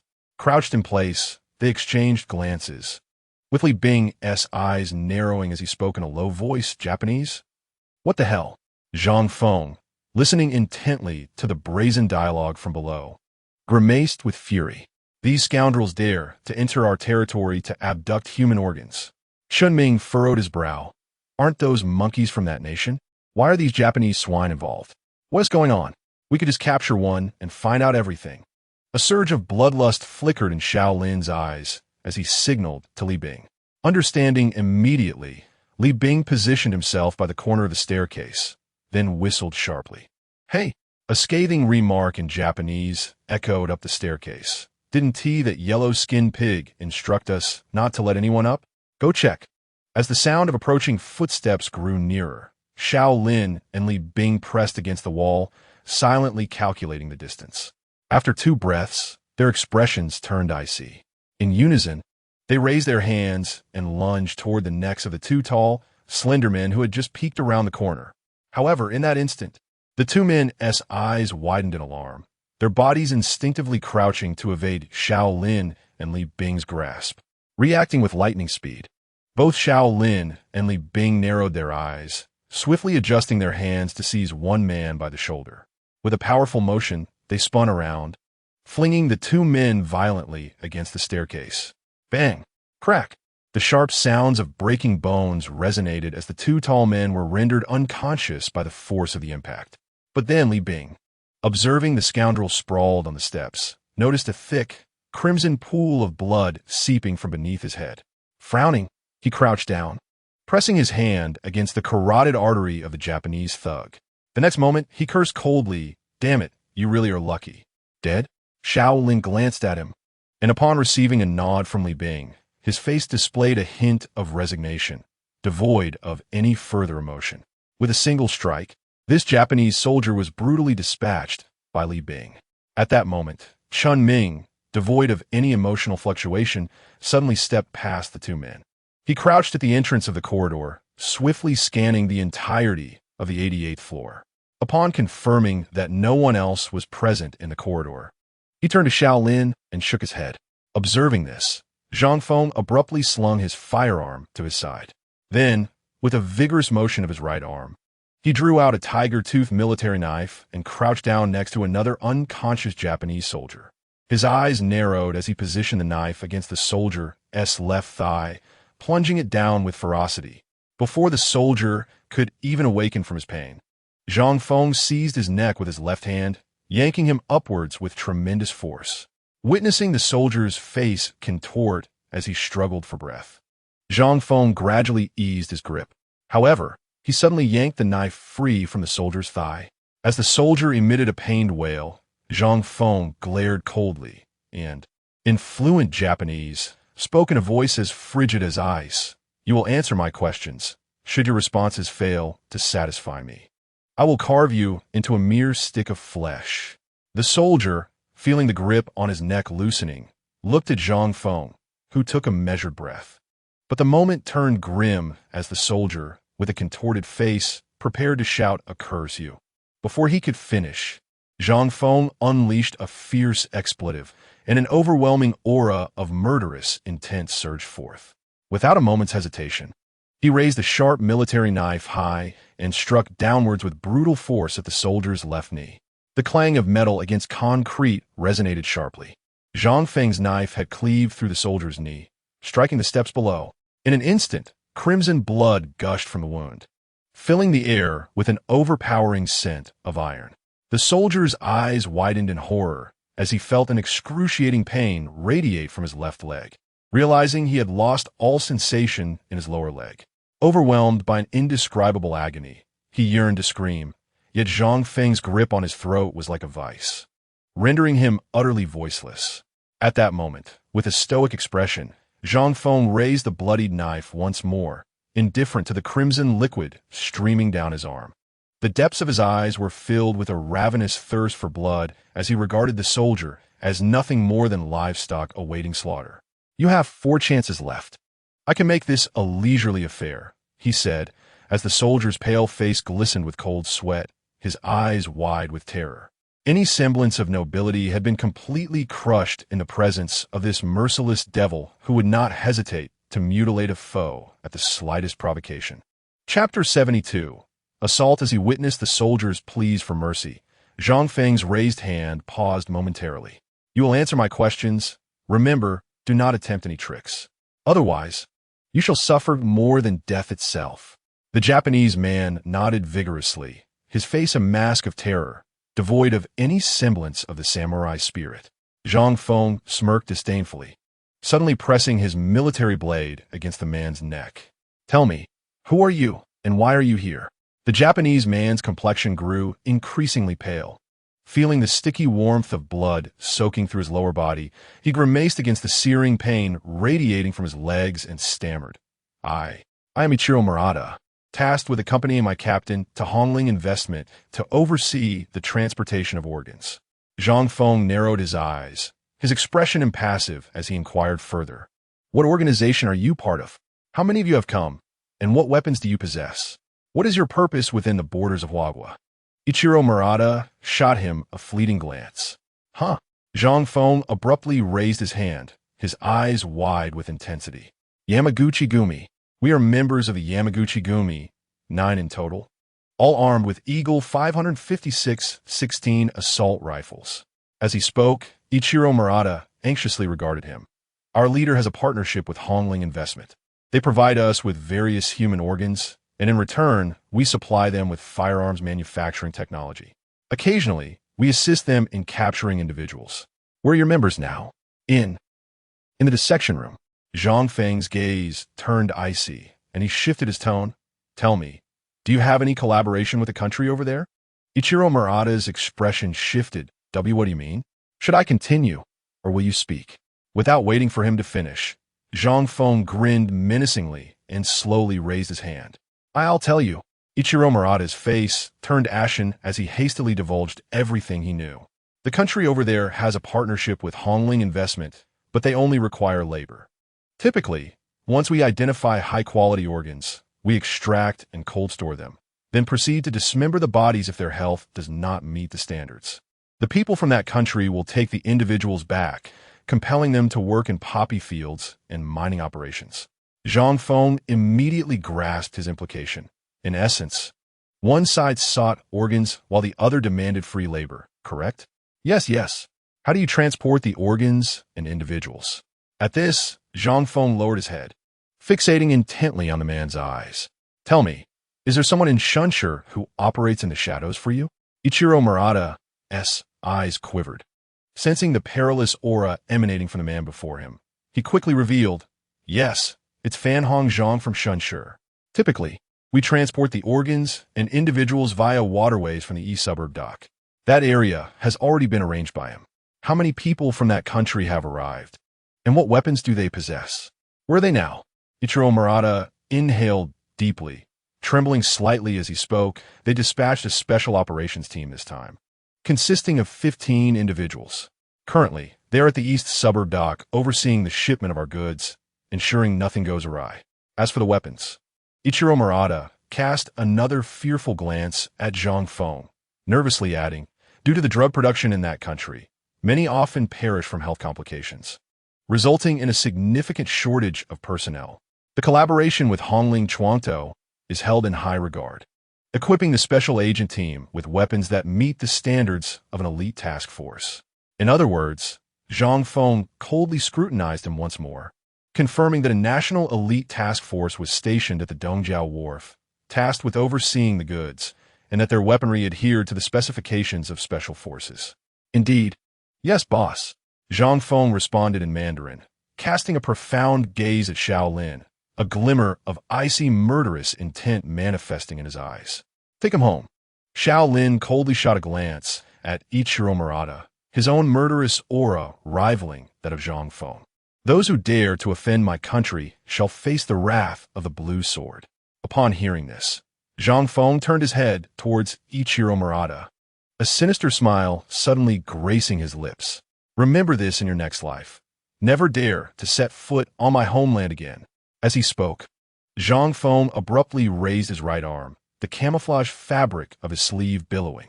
Then, under Ichiro Murata's terrified gaze, he plunged the military knife fiercely into the center of his forehead.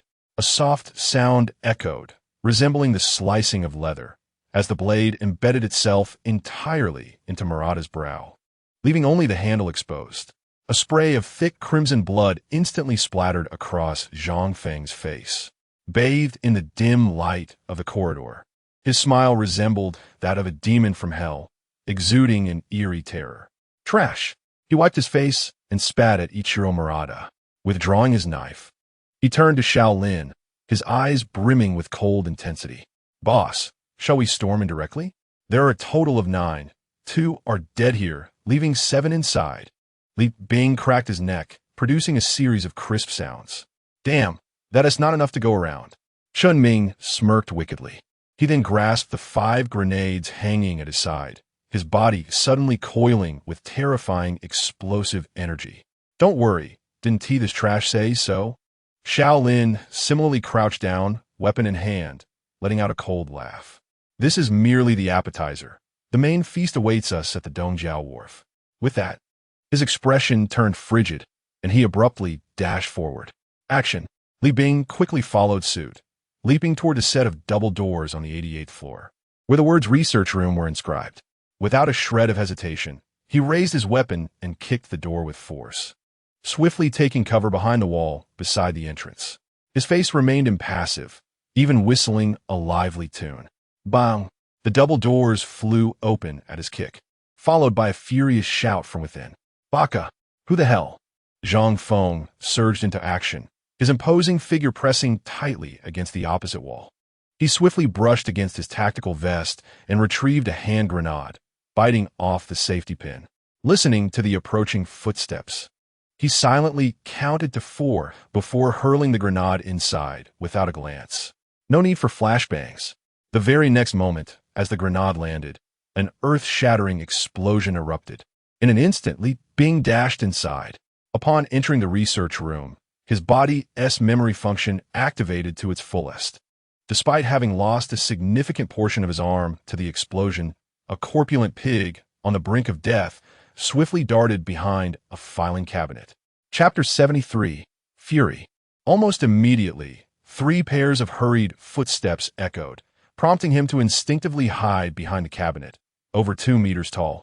Raising his firearm and aiming towards the direction of the sound, he decisively pulled the trigger. Rat-a-tat-tat.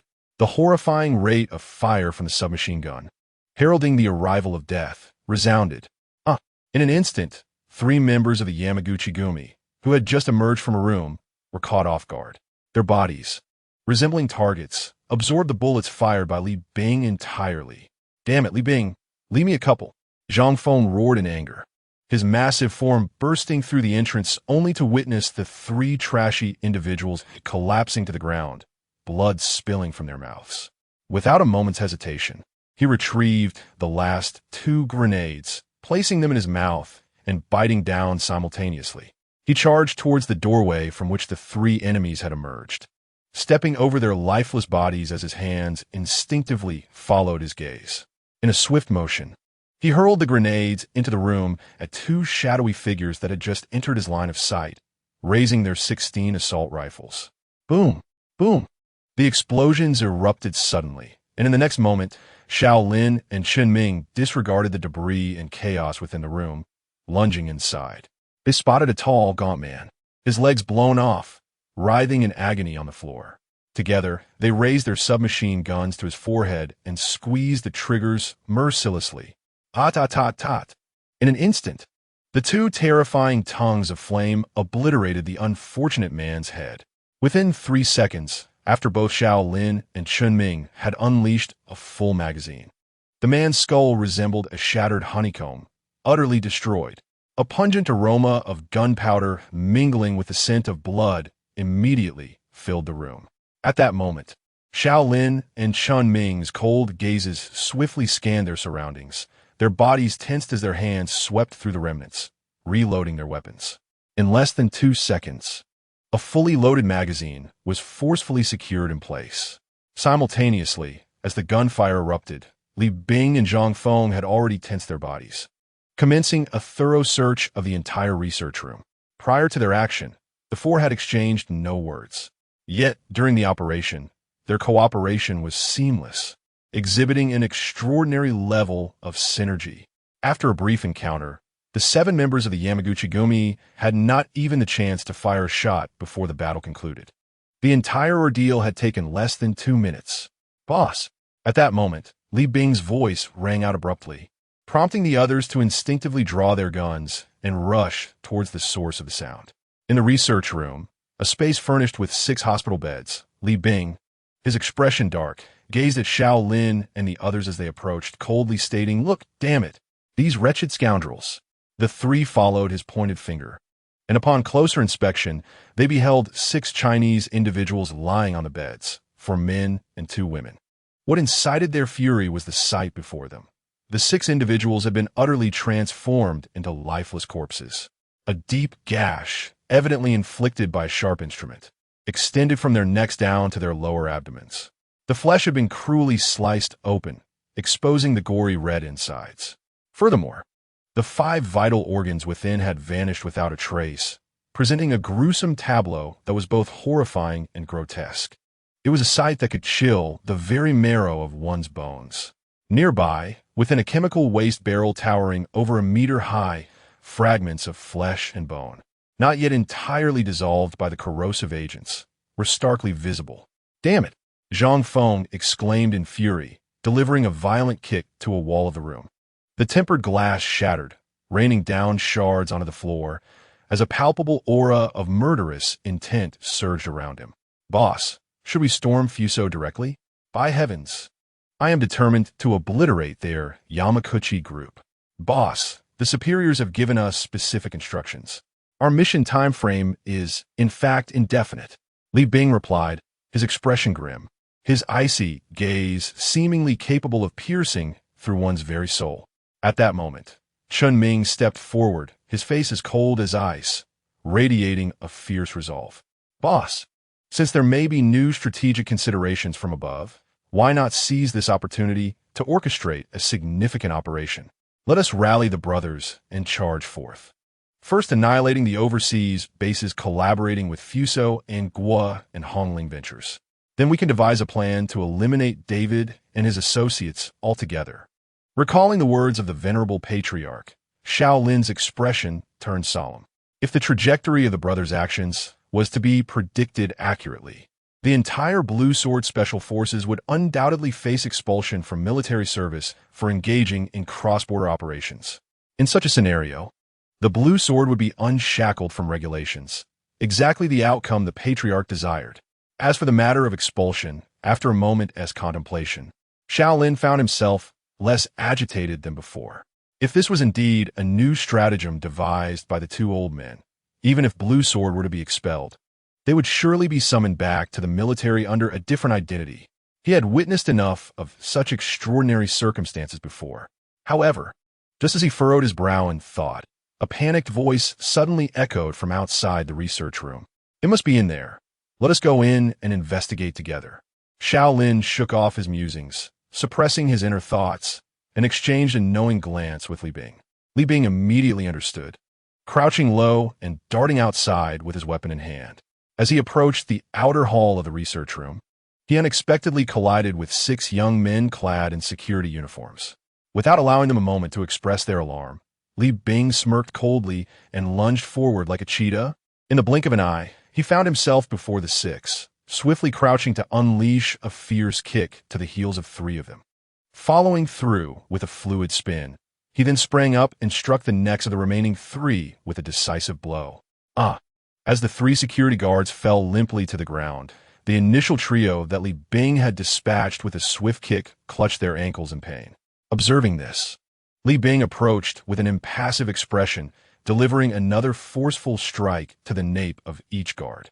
Once he had rendered all 6 security personnel unconscious, he turned to return to the room, only to find that Xiao Lin and his companions had already emerged. "Let us go." The sound of the grenade explosion may have already attracted the police, Xiao Lin remarked, signaling him with a glance as he stepped outside first.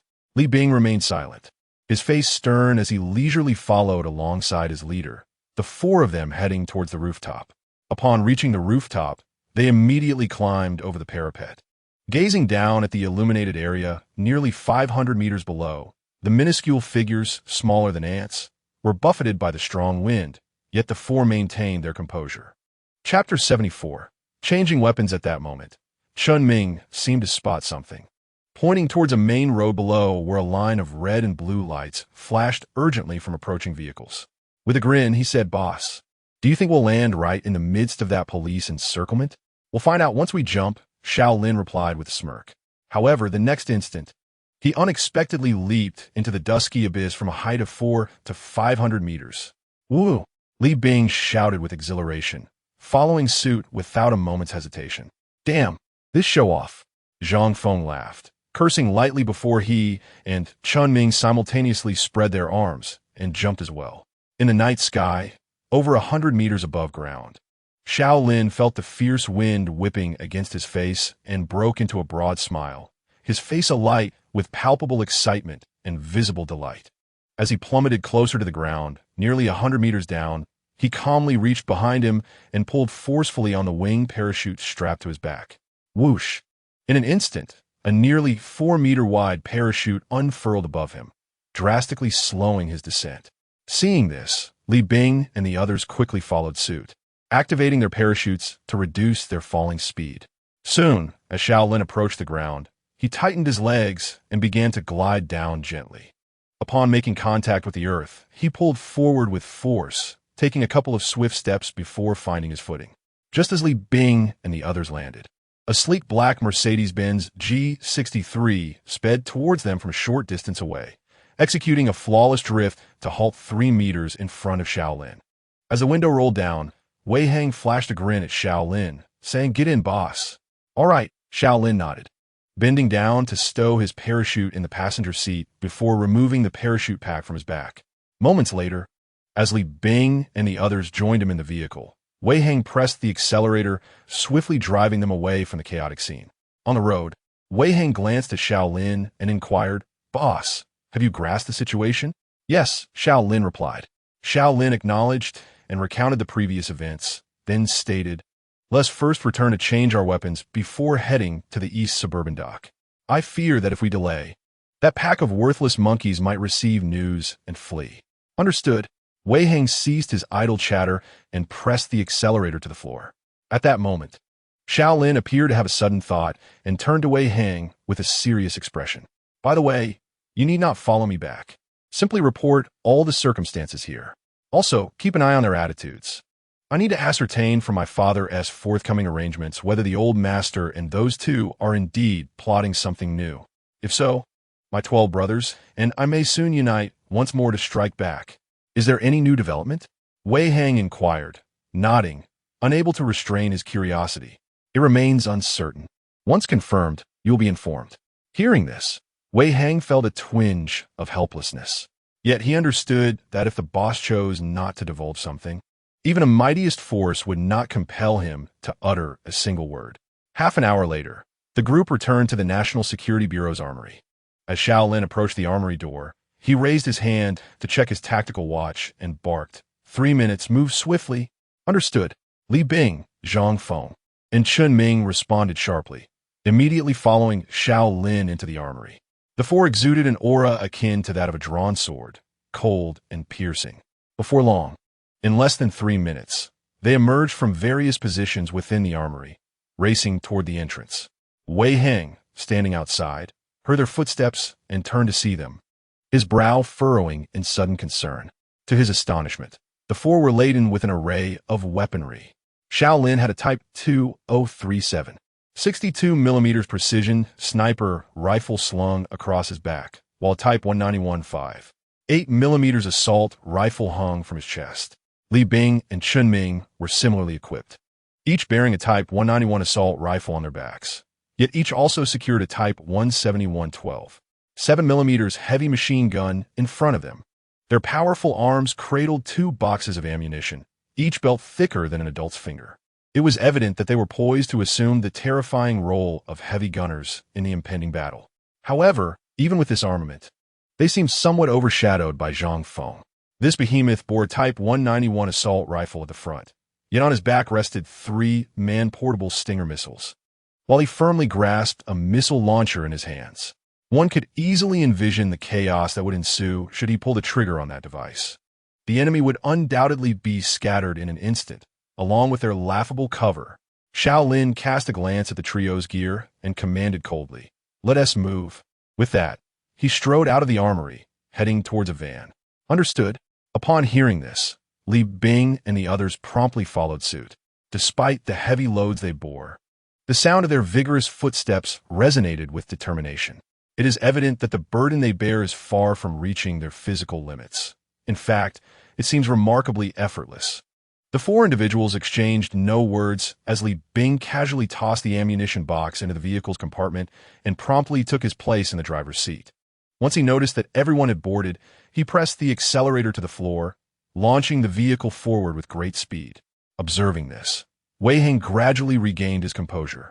Remembering his superior's instructions, he hastily retrieved his satellite phone and dialed a number. General Xiao Tianxiu, the father of Xiao Lin and concurrently the deputy director of the National Security Agency, is a true power broker. After a few rings, upon seeing the call connected, Wei Hang stood upright, his expression serious. Director Xiao.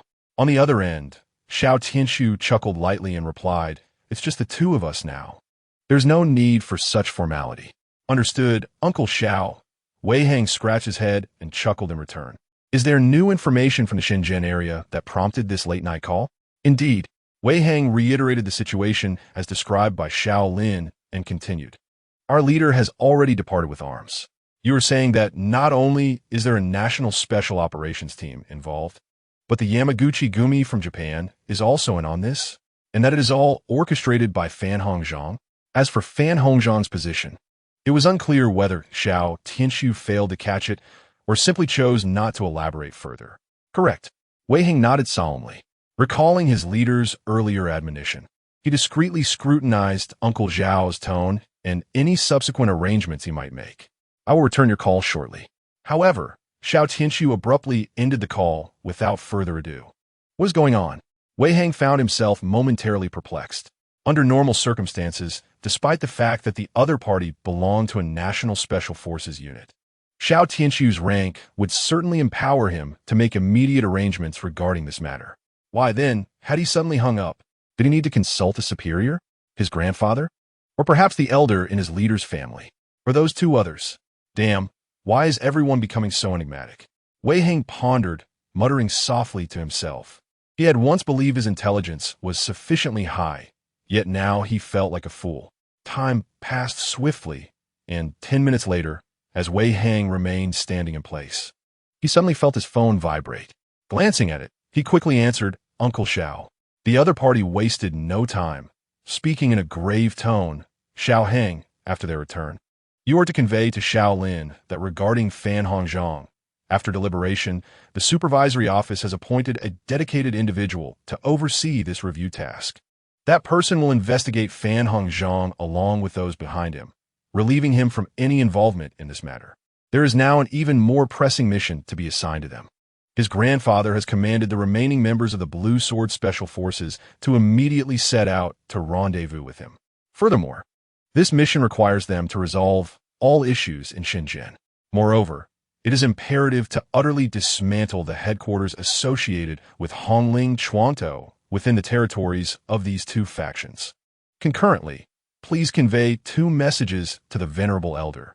The Blue Sword shall forever remain, without question, the esteemed national treasure in the hearts of the soldiers of the Huagua Army. This sentiment holds true now and will persist unchanged in the future. Around 10:30 in the evening, in a luxurious villa district of Nanshan District, inside Villa Number 1, Xue Minghui embraced a voluptuous mistress as they returned to the bedroom, ready to indulge. Suddenly, the entire villa was engulfed in darkness. The abrupt pitch blackness startled the beautiful woman, causing her to shrink in fear within the arms of her affluent partner. "A power outage?" Xue Minghui murmured, sensing something amiss. His large hand slid down gently, accompanied by a mischievous smirk. "You little enchantress, no need to fret. I shall investigate the cause." "Hurry back, darling," she urged. Xue Minghui acknowledged her, playfully teasing her before retrieving his phone to activate the flashlight as he exited the bedroom. However, upon descending to the first floor, he was startled by a long shadow reflected on the ground. Just as he turned to look, a sun-kissed, darkened right arm brandishing a dagger reached toward his neck. With a swift motion, Xue Minghui perceived the crimson blood gushing forth from the carpet beneath him. Panic-stricken, he clutched his bleeding neck, eyes wide in horror as he slowly turned around. He then beheld the tall, dark-skinned man before him, who attempted to speak. Yet, as he opened his mouth, thick blood gushed uncontrollably, preventing him from uttering a single word. Moments later, after witnessing Xue Minghui convulse and finally succumb, the dark-skinned man cast a furtive glance upstairs. A lewd smile appeared on his face as he stealthily ascended. After 15 minutes, he descended, somewhat disheveled. The dark-skinned man, appearing fatigued, breathed heavily as he approached the kitchen to seize a bottle of water, gulping it down voraciously.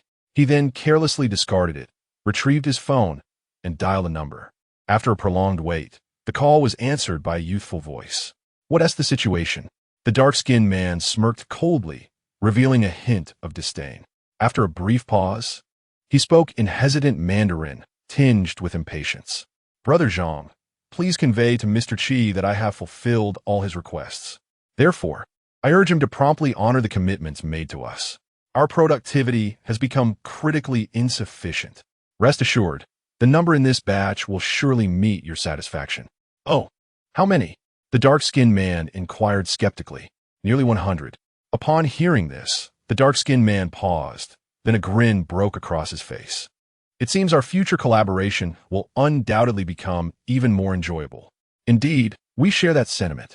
Simultaneously, at the east suburban dock, a van maneuvered into position beside the cargo containers at the dock, coming to a steady halt. Inside the vehicle, Xiao Lin and his companions observed the surroundings as the car came to a halt, but did not disembark immediately. Instead, they scrutinized the area, noting that many fishermen and crew members had vanished from the dock, likely having taken their rest. Aside from this, nothing appeared amiss. "I'll assess the situation. Prepare to engage if necessary," Xiao Lin stated calmly. Without waiting for a response from the others, he crouched, opened the car door, and stealthily exited. After surveying the immediate environment, he suddenly sprinted toward a stack of containers, nearly 20 meters high, where multiple units were piled atop one another. Once beneath the topmost container, he adeptly ascended using both hands and feet. In a brief moment, he reached the summit, lying flat on the container. He swiftly retrieved his precision sniper rifle from his back, aligning the scope with his right eye while deftly adjusting the rifle's body with his left hand for rapid calibration. Soon, he spotted a group on the coastline, approximately 200 meters away, operating a crane to load containers onto a large cargo vessel. The individuals appeared vigilant, periodically glancing around, their behavior suspicious. Xiao Lin's gaze sharpened like that of a hawk, and without hesitation, he pulled back the bolt of his sniper rifle. "Attention! The enemy is likely located at your 10 o'clock, 200 meters on the coastline. Dabin, Amin, proceed with caution to investigate for enemy ambushes." "Received." The two responded coolly through their tactical headsets, then drew their military knives to forcefully pry open an ammunition box. Inside, they found rows of long ammunition belts, which they quickly wrapped around themselves. Finally, they hoisted a heavy machine gun, affixed the ammunition belt, opened the car door, and swiftly crouched as they exited. Following the direction indicated by their leader, they stealthily approached the rear of a line of containers. Li Bing crouched and slowly poked his head out. Casting a casual glance at the group of sun-baked men, over 20 meters away, as they busily transported boxes, ignoring their labor, he began to meticulously observe the area around them with a cold, vigilant demeanor. Before long, Li Bing's keen eyes detected a suspicious occurrence. "Gentlemen, the next scene promises to be thrilling. Please leave a 5-star review to support us. Thank you. If you could shower some gifts, it would certainly motivate the author." Chapter 76. Dimensional strike from a position at 4 o'clock. More than 30 meters away from the men handling the cargo, 14 tall and slender individuals stood alert, spaced within a 5-meter radius, scanning their surroundings. Each was armed with M16 assault rifles, a DSHK-12, 7mm heavy machine gun, and 2 rocket launchers. Alarmingly, they were positioned less than 100 meters directly to the right of Li Bing. Recognizing the situation, Li Bing signaled to Chunming with a glance and activated his earpiece. "Boss, there are 14 of them at your 10 o'clock, 150 meters away. The enemy is equipped with 10 M16s, 2 heavy machine guns, and 2 rocket launchers, arranged 5 meters apart in a horizontal line.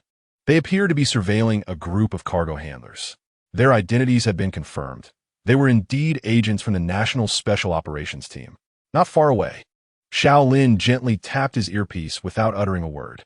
He then slowly maneuvered his rifle, but upon observing the densely packed containers through the scope, he immediately leaped down. Cradling his weapon, the enemy was entirely within a blind spot, likely having anticipated his position beforehand. He was now hastening towards a building located 300 meters to the right of a van, expecting to regain visibility within 2 minutes. "Received. Acknowledged." Shortly thereafter, Xiao Lin deftly climbed up a 5-story private residence, swiftly surveying the surroundings before crouching low on the outer edge of a wall. Through the sniper scope, He peered towards the position indicated by Li Bing. At last, he spotted the upper bodies of 14 men, clearly identifiable. Noticing their subtly revealed weapons, he quietly issued a command. I have reached the designated operational point. Everyone take your positions. Once we engage, I will handle the enemy's heavy firepower. Tyrannosaurus, you must immediately maneuver to their right flank at the 5 o'clock position and prepare to strike. Under the cover of de Bing's heavy artillery, any enemy stragglers will inevitably retreat towards the rear. Let us deliver a blow that send them home. Evidently, Xiao Lin's combat prowess was not only terrifyingly formidable, but his strategic acumen was also remarkably clear and adept. A versatile talent of exceptional caliber. Received. Understood. Zhang Feng responded, immediately grabbing the launcher, flinging open the car door, and sprinting outside. Mere seconds later, upon reaching the designated operational point indicated by Xiao Lin, he effortlessly drew a nearly 2-meter-long surface-to-air missile with one hand. After loading it, he quietly stated, I have arrived at the designated operational point and am ready to fire at any moment. Observing this, Xiao Lin narrowed his eyes, fixating through the rearview mirror on a distant individual cradling a rocket launcher. All positions, prepare to act. He commanded, and without hesitation, he pulled the trigger. Bang! A deafening gunshot echoed across the entire dock. A bullet, the thickness of a finger, sliced through the air, striking the head of an enemy heavy gunner. It exploded with a violent force. Damn you, you filthy monkeys. I'll send you to the heavens. Upon hearing the gunfire, Li Bing and Chun Ming sprang into action simultaneously. They both roared in unison, leaning back as they pressed the machine gun triggers firmly down. In the next instant, with the heavy belt of ammunition quickly rolling around their powerful physiques, 171 type heavy machine guns, known for their rapid fire, began to unleash a furious barrage towards the 13 enemy soldiers 100 meters away. As the fierce flames erupted, 2 terrifying fire serpents swiftly obliterated the containers in their path. Boom, boom, boom. In an instant, they pierced the air and struck down 4 members of the National Special Operations Team, severing them in half. The thunderous gunfire instantly drowned out all other sounds across the dock, enveloping the area in an atmosphere of murderous intent and swirling smoke. Enemy attack. Immediate evasive action. Heavy firepower at 7 o'clock. The remaining 9 members of the Special Operations Team were overwhelmed with a mix of anger and fear, paying no heed to the 5 gruesome corpses surrounding them as they hurriedly took cover, clutching their weapons tightly. As the commander's voice echoed, a man wielding a rocket launcher barely raised his arm when a terrifying flash of fire suddenly illuminated the distant rooftop. Bang! In an instant, before he could even launch the rocket in his grasp, his head was struck by a bullet fired by Xiao Lin, who had a clear view of the battlefield from afar. The explosion was thunderous. 6 o'clock, beware of enemy snipers. Everyone retreat immediately. In the blink of an eye, 6 had perished, leaving the remaining 8 members of the Special Operations Team utterly demoralized. They scrambled across the ground, desperately moving towards the right flank, seeking shelter in the enemy's blind spot. Meanwhile, Li Bing and Chun Ming were undeterred, embodying the very essence of death itself. Their powerful frames vibrated with intensity as they unleashed a barrage of fire from their heavy machine guns, sending forth twin fiery serpents toward the enemy's position. The terrifying tongues of flame roared and surged forth, obliterating every container in their path. The sound of explosions echoed continuously, yet the 2 men remained unfazed. Intoxicated by the pungent scent of gunpowder, the thrill of slaughter reaching its zenith. However, at that moment, Li Bing cursed under his breath as he realized their ammunition had been depleted in less than 2 minutes. Without hesitation, he and Chun Ming discarded their heavy machine guns and swiftly unstrapped their 191 assault rifle from their backs. With a swift motion, they loaded their weapons and charged forth. Just as Chun Ming completed his weapon switch and charged forward, he heard the enemy's furious roar and bellowed back, Tyrannosaurus, don't just sit there. Get to work. Responding to the cue, Zhang Feng, who had been lying in wait on the enemy's right flank, climbed atop a nearby container without a moment's hesitation. He soon spotted the 8 terrified soldiers rushing towards him, their faces contorted in fear. "Welcome to hell," he exclaimed, and with that, he hoisted a missile and aimed it at the 8 special operations team members just 50 meters away before pulling the trigger. Whoosh! A thick plume of smoke erupted from the launcher, followed by a terrifying burst of flame as he propelled the missile toward the position of the 8 soldiers. Boom!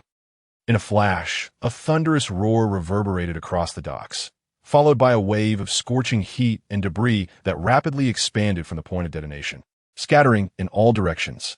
In the blink of an eye, the 8 special operations team members were utterly annihilated by the Stinger missile, their bodies mangled and strewn across the ground. As a few moments passed, the sound of footsteps echoed, and Xiao Lin, Li Bing, and Shen Ming quickly converged at the scene. In silence, the 4 men drew their weapons and thoroughly surveyed the chaotic battlefield. After determining that the scattered limbs could be pieced together to form 14 corpses, they stood in grim acknowledgement of the carnage. The sounds of explosions must have incited panic among the masses. The police and armed forces will arrive shortly.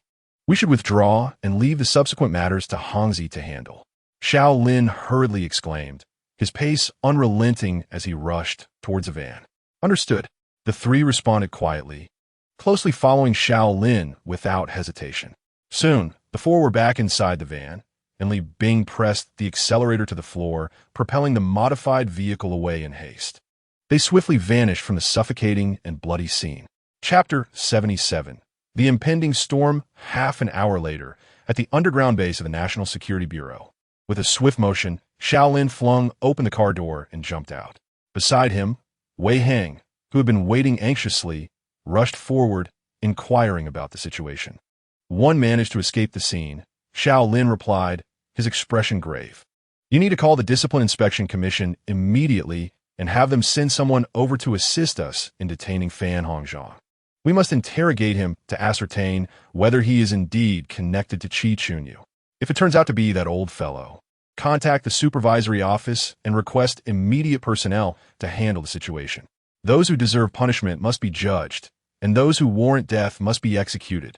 Boss, the people from the supervisory office are already en route," Wei Hang informed him. Xiao Lin was taken aback, but upon observing the seriousness on Wei Hang's face, he suddenly pondered, "Has my father taken action?" "Yes, and it's a significant one," Wei Hang said with a wry smile, though his expression grew increasingly grave. "Uncle Xiao instructed me to inform you that you need not concern yourself with the matters regarding Fan Hongzhang and Qi Chunyu. They have already sent personnel from the supervisory office to manage it. Moreover, Chief Xiao has mobilized all members of the Blue Sword team to converge with you. The directive is to eliminate all strongholds associated with Hongling ventures within the territory of both factions. All of them are coming?" A joyful expression spread across Xiao Lin and Li Bing's faces, completely disregarding the other details Wei Hang had mentioned. However, it wasn't long before Xiao Lin's brow furrowed in sudden realization, stroking his chin as he murmured, "Is Grandpa truly willing to gather us all together this time? Does he not fear that I might lead my brothers to create chaos again?" As he spoke, a weighty thought crossed his mind, and his tone turned serious. Did my father convey anything else of significance? If Grandpa has indeed orchestrated this, my earlier speculation might very well be true. To have Blue Sword intentionally err, leading to the expulsion from military ranks, resulting in their complete concealment in the shadows, transforming into an unrestrained and truly phantom force. However, logically, they should have provided some hints in such a scenario. What about other matters? Wei Hang, Faowen, Purpa. Aren't these the most crucial points? Anything else? Xiao Lin pressed. Could it be just those 2 remarks from the old man? Boss, Uncle Xiao did mention a few other things, but they didn't seem particularly important. Damn it! Xiao Lin exclaimed in frustration, suddenly tapping Wei Hang on the head, his eyes wide with urgency. Quickly tell me. Hey! Wei Hang protected his head, looking at Xiao Lin with the expression of a wronged spouse, his face filled with resentment. Indeed, it was merely 2 statements conveyed to your esteemed elder. Has the old gentleman spoken? Xiao Lin's expression grew grave. What were his words? It appears those cunning old foxes are truly preparing for a significant maneuver.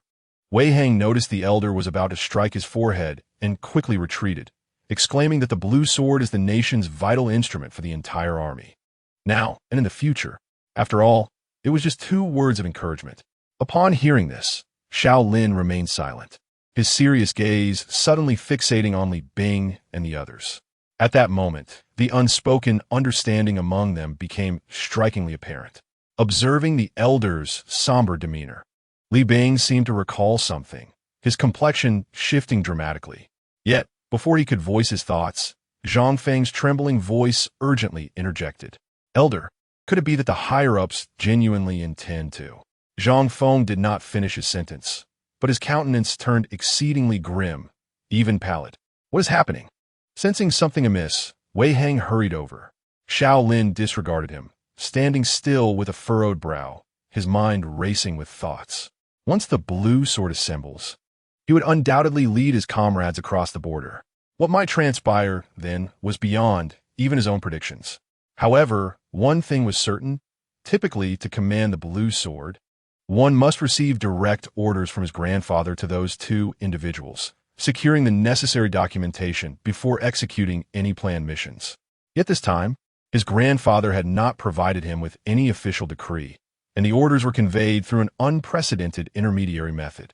Clearly, this was a deliberate maneuver to provoke the entire blue sword into crossing the border erroneously.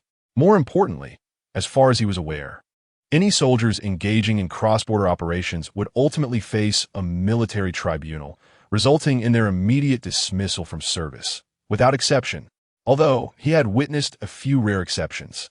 Should this be a component of a significant plan from above, or if the individual or unit made remarkable contributions, there might still be an opportunity for them to be recalled to the barracks. However, they would no longer retain their original designations, nor even their identities, which would be entirely altered. They might return in other capacities, such as instructors, researchers, or related personnel. "Tyrannosaurus, do not rush," Xiao Lin said, patting his shoulder, suddenly speaking with profound significance. "Perhaps we will merely become some related personnel." Zhang Feng was taken aback, as if struck by realization, staring at him in disbelief. "What do you mean, related personnel? Are you suggesting this matter has already been set in stone?" He was well aware of what related personnel signified in Huagua, a nation with over 5,000 years of illustrious history. The language and culture passed down through the ages are indeed profound, while their overall circumstances might not change. The prospect felt exceedingly distressing. To have the identity forged through years of hard work vanish so abruptly. Could you accept it in such a short time? Indeed, Xiao Lin felt somewhat helpless. The current situation had become glaringly clear. There must be a brand new plan from above that requires our execution. Otherwise, such a decision would never have been made. At this point, he shook his head, his tone grave, recognizing the numerous uncontrollable factors at play. A single misstep could potentially spark a local war between nations. Those elderly gentlemen should not have made such a reckless decision. No, I must seek clarification from my father. Finally, unable to comprehend the situation, Xiao Lin resolved to consult his father for clarity. He needed to ascertain whether this was indeed a prelude to a new grand strategy from above. It was incomprehensible that they would dismiss the entire Blue Sword Special Forces, which represented absolute deterrence.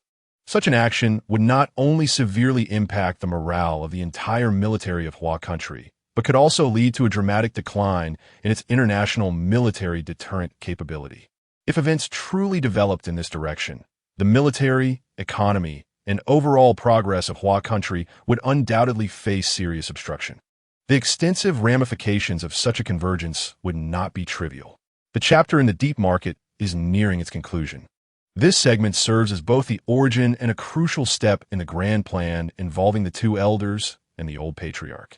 The protagonists are about to enter the global battlefield, where all major powers will rise, ready to unleash chaos and madness. Dear family, please give a 5-star rating to boost our standing. Thank you. Chapter 78. Classified mission. He immediately took out his satellite phone and dialed his father's number without a hint of concern for the late hour approaching 1 o'clock. Soon, the call was answered by Xiao Tianxiu, but it was met with a barrage of exasperated remarks. "Are you out of your mind, you rascal? Calling me at this hour? Are you itching for trouble?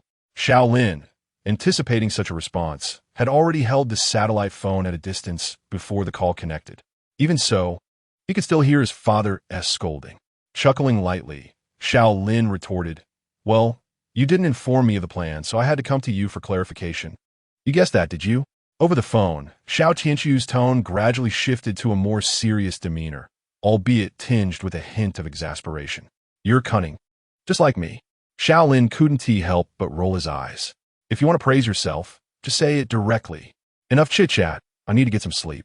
Xiao Tianchu seemed to recognize the transparency of his son's intentions. Clearing his throat, he stated solemnly, after careful consideration, "We have indeed entered the final preparation stage for a highly classified mission. This daunting task can only be entrusted to you. Is it dangerous?" Hearing his father's tone, Xiao Lin furrowed his brow, his expression turning serious. "Indeed, it is very dangerous." Xiao Tianchu's tone was imbued with a gravity that bordered on peril. "It was highly probable that you would find yourselves besieged by elite special forces from various nations. Moreover, we are unable to extend substantial assistance to you. You may encounter a dire situation of utter isolation." Xiao Lin's complexion shifted, his brows furrowing in a heavy expression. What precisely is this classified mission? Upon hearing this, and observing the unprecedented seriousness etched on the leader's face, the expressions of Li Bing and the others instantly turned solemn. Exchanging glances, they tightened their brows. A task that necessitates the assembly of the entire Blue Sword contingent undoubtedly ranks among the most perilous and arduous missions in the world. On the call, Xiao Tianchu's tone suddenly grew exceedingly grave. "This classified mission entails establishing a weapons transport corridor from our border to the Sand Kingdom, while simultaneously delivering 2 Divine Sword 31 missiles and addressing any potential issues that may arise thereafter." "What?" Xiao Lin's countenance drastically altered, goosebumps prickling his skin. "Wasn't our intercontinental missile from the Divine Sword series never to be sold externally? Why would we send forth such a formidable weapon?" Upon hearing this, the expressions of Li Bing, Zhang Feng, Chun Ming, and even Wei Heng simultaneously shifted dramatically. At that moment, Xiao Lin furtively glanced around, urgently signaling to the 4. He then stepped into the armory with an air of grave seriousness. The 4 hastily followed, with Li Bing and Zhang Feng bringing up the rear. Once everyone was inside, they gently closed the armory door securely. Seeing this, Xiao Lin pressed a button on the satellite phone, activating the speakerphone. "Last month, the Sand Kingdom publicly announced a friendly visit to our nation. However, in reality, they were here to procure weapons. During this visit, they secretly dispatched envoys to engage in profound discussions with us, expressing a keen interest in purchasing a substantial quantity of weaponry. In the preliminary phase, their offered sincerity has far exceeded our expectations." "How much are we talking about?" $100 billion. "How can this be?" Xiao Lin opened his mouth, his face a mask of shock. Have they not always relied on the Eagle Nation for their arms? Why would they suddenly turn to us? If this is merely the initial phase, what will their demands be in the future? A wry smile emanated from Xiao Tianchu over the phone, followed by an explanation. "You are well aware of the Eagle Nation's true nature over these years. They have long since monopolized the arms market with the Sand Kingdom, resulting in prices that have soared to more than 10 times their previous levels over the past 2 years. Although there is discontent on the Sand Kingdom's side, they are helpless against the unparalleled military might of the Eagle Nation. It is only in these past 2 years that our nation's military capabilities have surged, rekindling their hopes. Therefore, they have sent envoys to our 2 countries seeking profound cooperation, intending to procure weapons from us moving forward. Yet, there is one request." "What request?" "It is still due to the military might of the Eagle Nation. The Sand Kingdom, fearing retaliation, has requested that we jointly deploy forces within their territory." Xiao Lin was taken aback for a moment, then suddenly seemed to recall something. "Has the Mao agreed?" "Indeed." Xiao Tianchu smiled wryly once more. They had not only deployed troops, but had even promised the Sand Kingdom that if necessary, they could bring along a Yars missile for joint deployment. However, due to the high-profile nature of the operation, It had been discovered by the Eagle Nation, and at this moment, both parties were engaged in a heated clandestine struggle regarding this matter. They had not yet managed to transport the Yanjing. Huh. Xiao Lin suddenly burst into laughter. Yet, given to Mao's audacious disposition, they would indeed dare to take such actions. Damn it. Why can't Mao exercise a bit of discretion? The Eagle Nation has monopolized the Sand Kingdom for so many years. How could they possibly relinquish such a plump lamb so easily? I foresee that the Eagle Nation will not yield an inch in this battle. You are absolutely right. Xiao Tianqiu's tone shifted, filled with gravity, but because of this, we have yet to provide any affirmative response to the Sand Kingdom. Xiao Lin frowned deeply, thoughts racing in his mind, and in a low voice asked, "What are those two thinking?"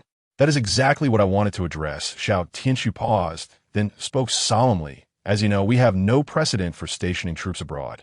Therefore, even when presented with such generous terms, those two did not hesitate to refuse." Xiao Lin remained silent, feeling no surprise at their decision. Because if Huaguo were to send troops, given the strategic significance of the Sand Kingdom, to the Eagle Nation, a direct confrontation between Huaguo and the Eagle Nation would be inevitable, leading to a localized war between nations. This would not be a prudent choice for Huaguo, which aims for development. Yet at this moment, Xiao Tianqiu's voice suddenly came through the phone with urgency. However, upon hearing this word, Xiao Lin fell silent, utterly speechless. It is indeed a notorious habit of the Huaguo people. No matter how beautifully one phrases their earlier words, adding a "but" at the end can instantly alter the meaning, transforming it entirely. Damn. Chapter 79. Unparalleled Luxury. It is said that Huaguo has a history of 5,000 years, rich in cultural heritage. Just the linguistic aspect alone is enough for 99% of foreigners to study for a lifetime. However, at this moment, Xiao Tianqiu's serious voice once again came through the phone.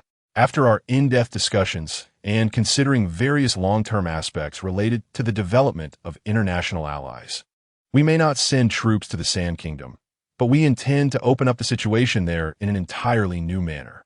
To put it simply, it refers to the so-called stationing of devices. Stationing of devices?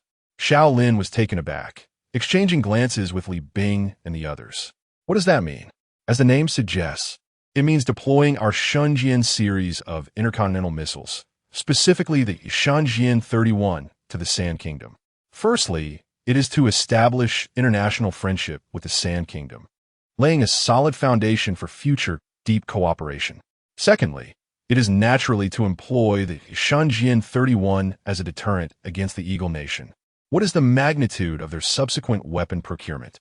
It is astonishing that they could persuade those two to agree to station the formidable divine Sword 31 there. Xiao Lin could not comprehend the rationale behind this decision, unless, of course, the opposing party truly offered an irresistible proposition. Upon hearing this, a deep, bitter chuckle escaped Xiao Tianqiu, who remarked, "You wouldn't believe it if I told you. The Kingdom of Sand has promised us that the initial phase of weapon procurement will not be less than $100 billion. Subsequently, they will procure weapons worth no less than $50 billion each quarter." Astonishing. Even for someone as experienced as Xiao Lin, this revelation was profoundly shocking. An annual demand for $200 billion in weaponry. What does that imply? Even the United States, a superpower, spends less than $1 trillion annually on military defense. Yet, the amount that the Kingdom of Sand alone allocates for weapons from China reaches 1/5 of the total military expenditure of the United States for an entire year. But wait, at that moment, Xiao Lin felt like a naive individual who had never seen the world. Suddenly struck by a thought, he could not help but ask, what if they fail to honor their commitment? Wouldn't we then be dragged into this for nothing? If you can think of such a scenario, do you think those two would overlook it? Xiao Tianqiu's bitter laughter persisted. He continued to address this concern. The Kingdom of Sand has demonstrated their sincerity by prepaying 1 year's worth of weapon procurement costs, an entire $200 billion. They have also committed that if we can indeed station the divine Sword 31 in their territory and resolve any potential issues that may arise, they will pay the full amount for the first year's procurement on the spot. That would be another $100 billion. In essence, those rascals have placed a direct bet of $200 billion with us. As he recalled the moment, his tone was imbued with a sense of profound shock. You should have seen it. The pile of gold and jewels that arrived nearly blinded us. They are still secured in our treasury. Damn, they truly are extravagantly wealthy. It's no wonder that the United States treats them like livestock. Ha ha ha. Upon hearing his father's rare expletive, Xiao Lin could not help but burst into laughter. What is so funny? You'll have plenty to cry about next. Xiao Qianqiu's tone gradually shifted to one of seriousness. We have convened a think tank, and after rounds of in-depth discussions, we have preliminarily decided that your Blue Sword Special Forces will be responsible for transporting the Divine Sword 31 to the Kingdom of Sand, addressing any potential disputes and troubles that may ensue. The significance of the Kingdom of Sand in the strategic landscape concerning the United States is something I need not elaborate on. When the time comes, your entire unit will face the most ferocious onslaught from the United States. Moreover, although your Blue Sword is regarded as the devil by elite forces worldwide, you are simultaneously their common adversary that they wish to eliminate at all costs.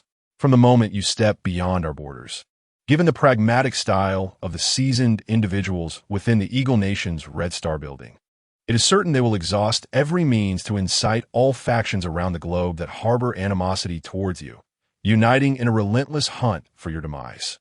Upon hearing this, Xiao Lin's expression changed dramatically. If this is indeed the case, then the entire Blue Sword unit may unwittingly become the world's true pariahs. He remained silent, or perhaps he was simply engulfed by an overwhelming sense of uncertainty about where to begin.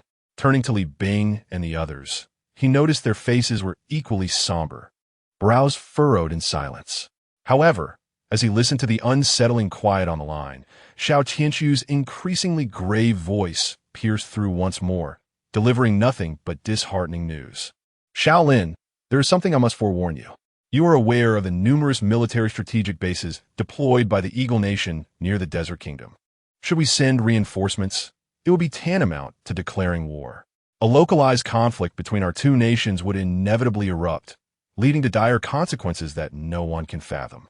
Thus, we may not be able to provide you with any substantial support, which means you could find yourselves in a precarious and isolated situation. All troubles will have to be resolved by your own efforts. Upon hearing this, Xiao Lin suddenly lowered his head, enveloped in silence, lost in contemplation. Time seemed to stretch indefinitely as he absorbed the cascade of ominous tidings. Abruptly, he lifted his gaze, his voice hoarse yet resolute. To comprehend the small while strategizing the grand, to possess little strength yet bear heavy burdens. Though I may be inadequate, who else can rise to the occasion? With these words, a fierce battle intent ignited in his eyes, a torrent of indomitable will surging forth. What merit do I possess to bear such honor? Yet I am fortunate to serve my beloved homeland with loyalty. I, Xiao Lin, shall die without regrets. As for the adversaries, were they but a mere assembly of vanquished foes? Ants remain ants, no matter their numbers. How could they possibly shake a mighty tree? Meanwhile, Li Bing, Zhang Feng, and Chen Ming were thoroughly inspired by their leader's fervent spirit. A surge of ferocious killing intent erupted within them, a tempest of righteous fury ready to burst forth. They were driven to madness, eager to follow him in obliterating everything in their path. Seeing the explosive determination ignited in his brothers, Xiao Lin understood their resolve. Meeting their gazes, he smiled broadly. Have you made your decision? Absolutely, Li Bing replied, twisting his neck, eyes filled with bloodlust. Just say the word, and I won't hesitate to remove the head of the Eagle Nation's leader. Ha ha ha. Zhang Feng laughed wildly. Boss, our lives were saved by you. If anything were to happen to you, at your command, we would tear the enemy apart without a second thought. Indeed, Chen Ming added with a shrug and a grin, his face no longer solemn. Besides their berets, they are merely a rabble. When we all gather together, it remains uncertain who will be the first to perish.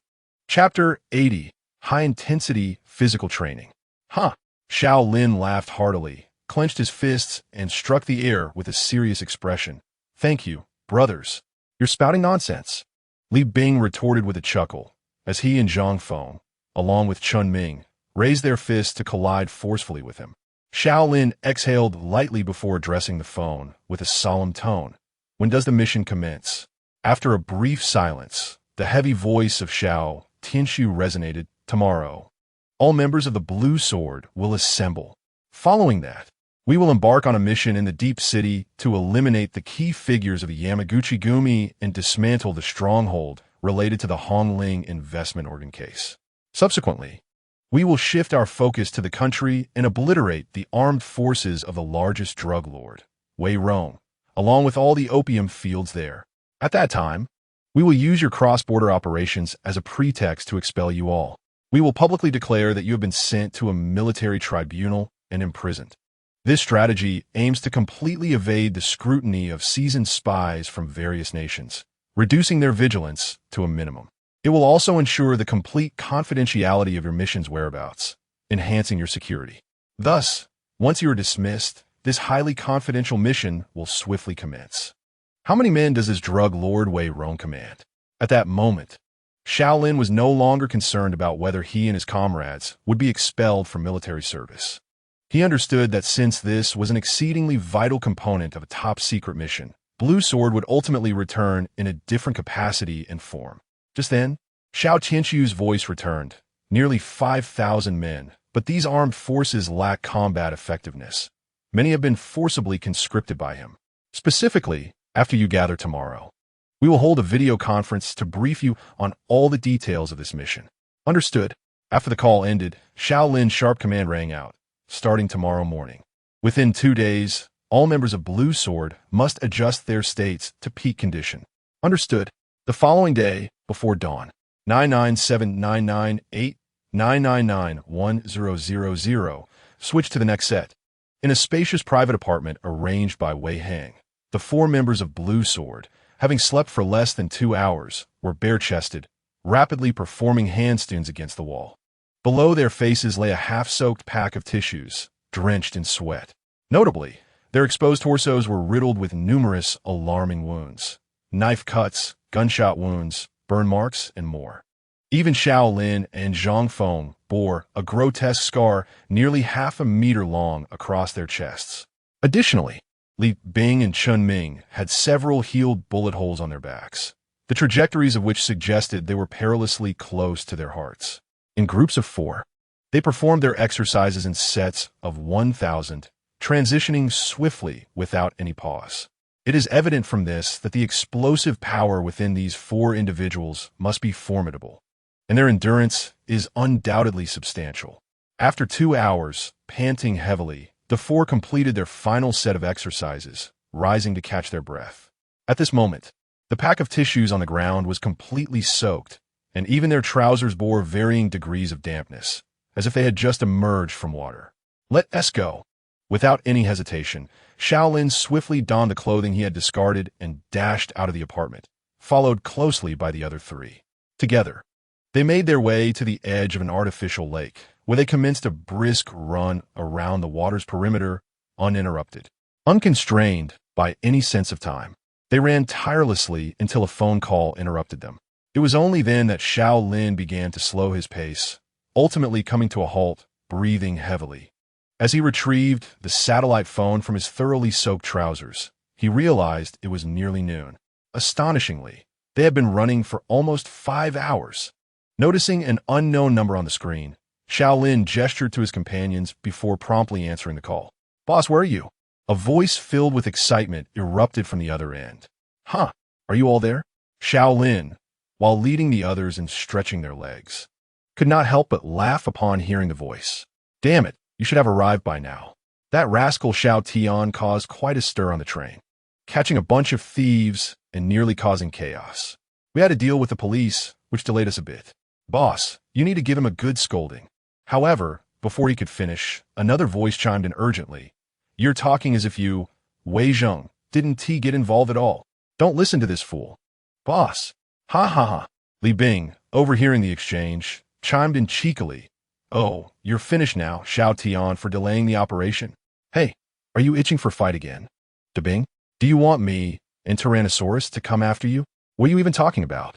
Where are you now?" Zhang Feng interjected with a laugh, sensing the banter. At that moment, a voice, youthful yet remarkably steady, came through the phone. "We just got off the train. Where are we gathering?" Xiao Lin contemplated briefly before responding directly at the empty building. Head straight to the Shenzhen National Security Bureau. We will meet there. We have an important video conference to hold shortly. Is it regarding this mission? Yes, didn't you know? Xiao Lin was taken aback, having assumed that his grandfather had already briefed Dai Konglu. No, the commander merely informed us to come find you, mentioning that we would be undertaking a top-secret mission together, but nothing further. However, it seems this task is quite significant. Significant? More than you can imagine. Xiao Lin reflected on his conversation with his father the previous night, a bitter smile crossing his lips. Boss, do you know the details of the mission? Dai Konglu's tone clearly shifted to one of excitement. Basically, Xiao Lin nodded, glancing around. It was not convenient to speak here, so they would discuss it later when they met. Understood. Xiao Lin hung up the phone and exchanged a knowing glance with the three others. Only then did they cease their physical training and hurriedly hail a taxi toward the National Security Bureau. Half an hour later, at the entrance of the bureau, as Xiao Lin and his companions disembarked and were about to enter, they noticed 3 taxis approaching in succession, eventually stopping at the bureau's entrance. Chapter 81. All hands on deck. The 4 of them were momentarily taken aback, as if struck by a realization, and a wave of excitement spread across their faces. Ha ha ha!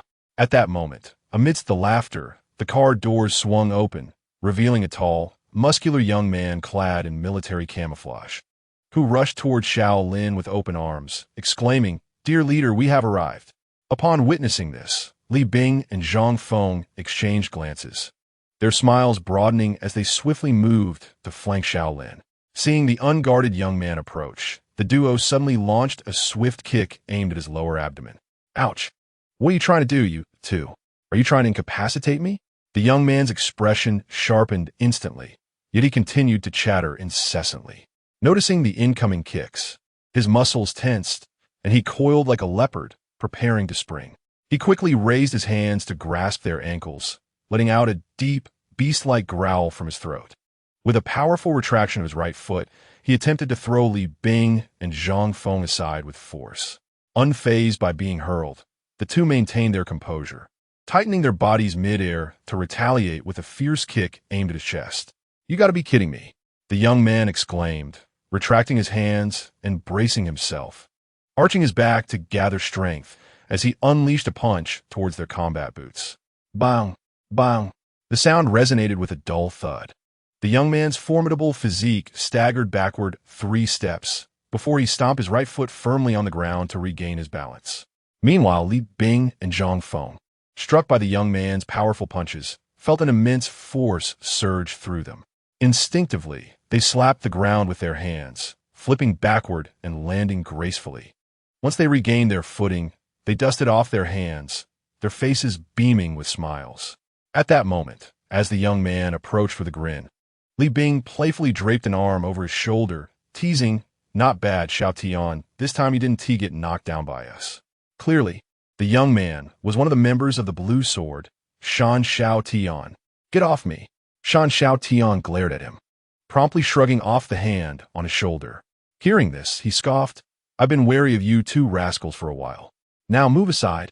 With that, he pushed past Li Bing and Zhang Feng, once again flashing a cheerful smile and opening his arms wide. "Leader, Xiao Tian." Xiao Lin's smile never wavered as he approached, opening his arms for a tight embrace. Indeed, it seemed that his strength training over the past few days had not gone to waste. "Of course, I've been diligent."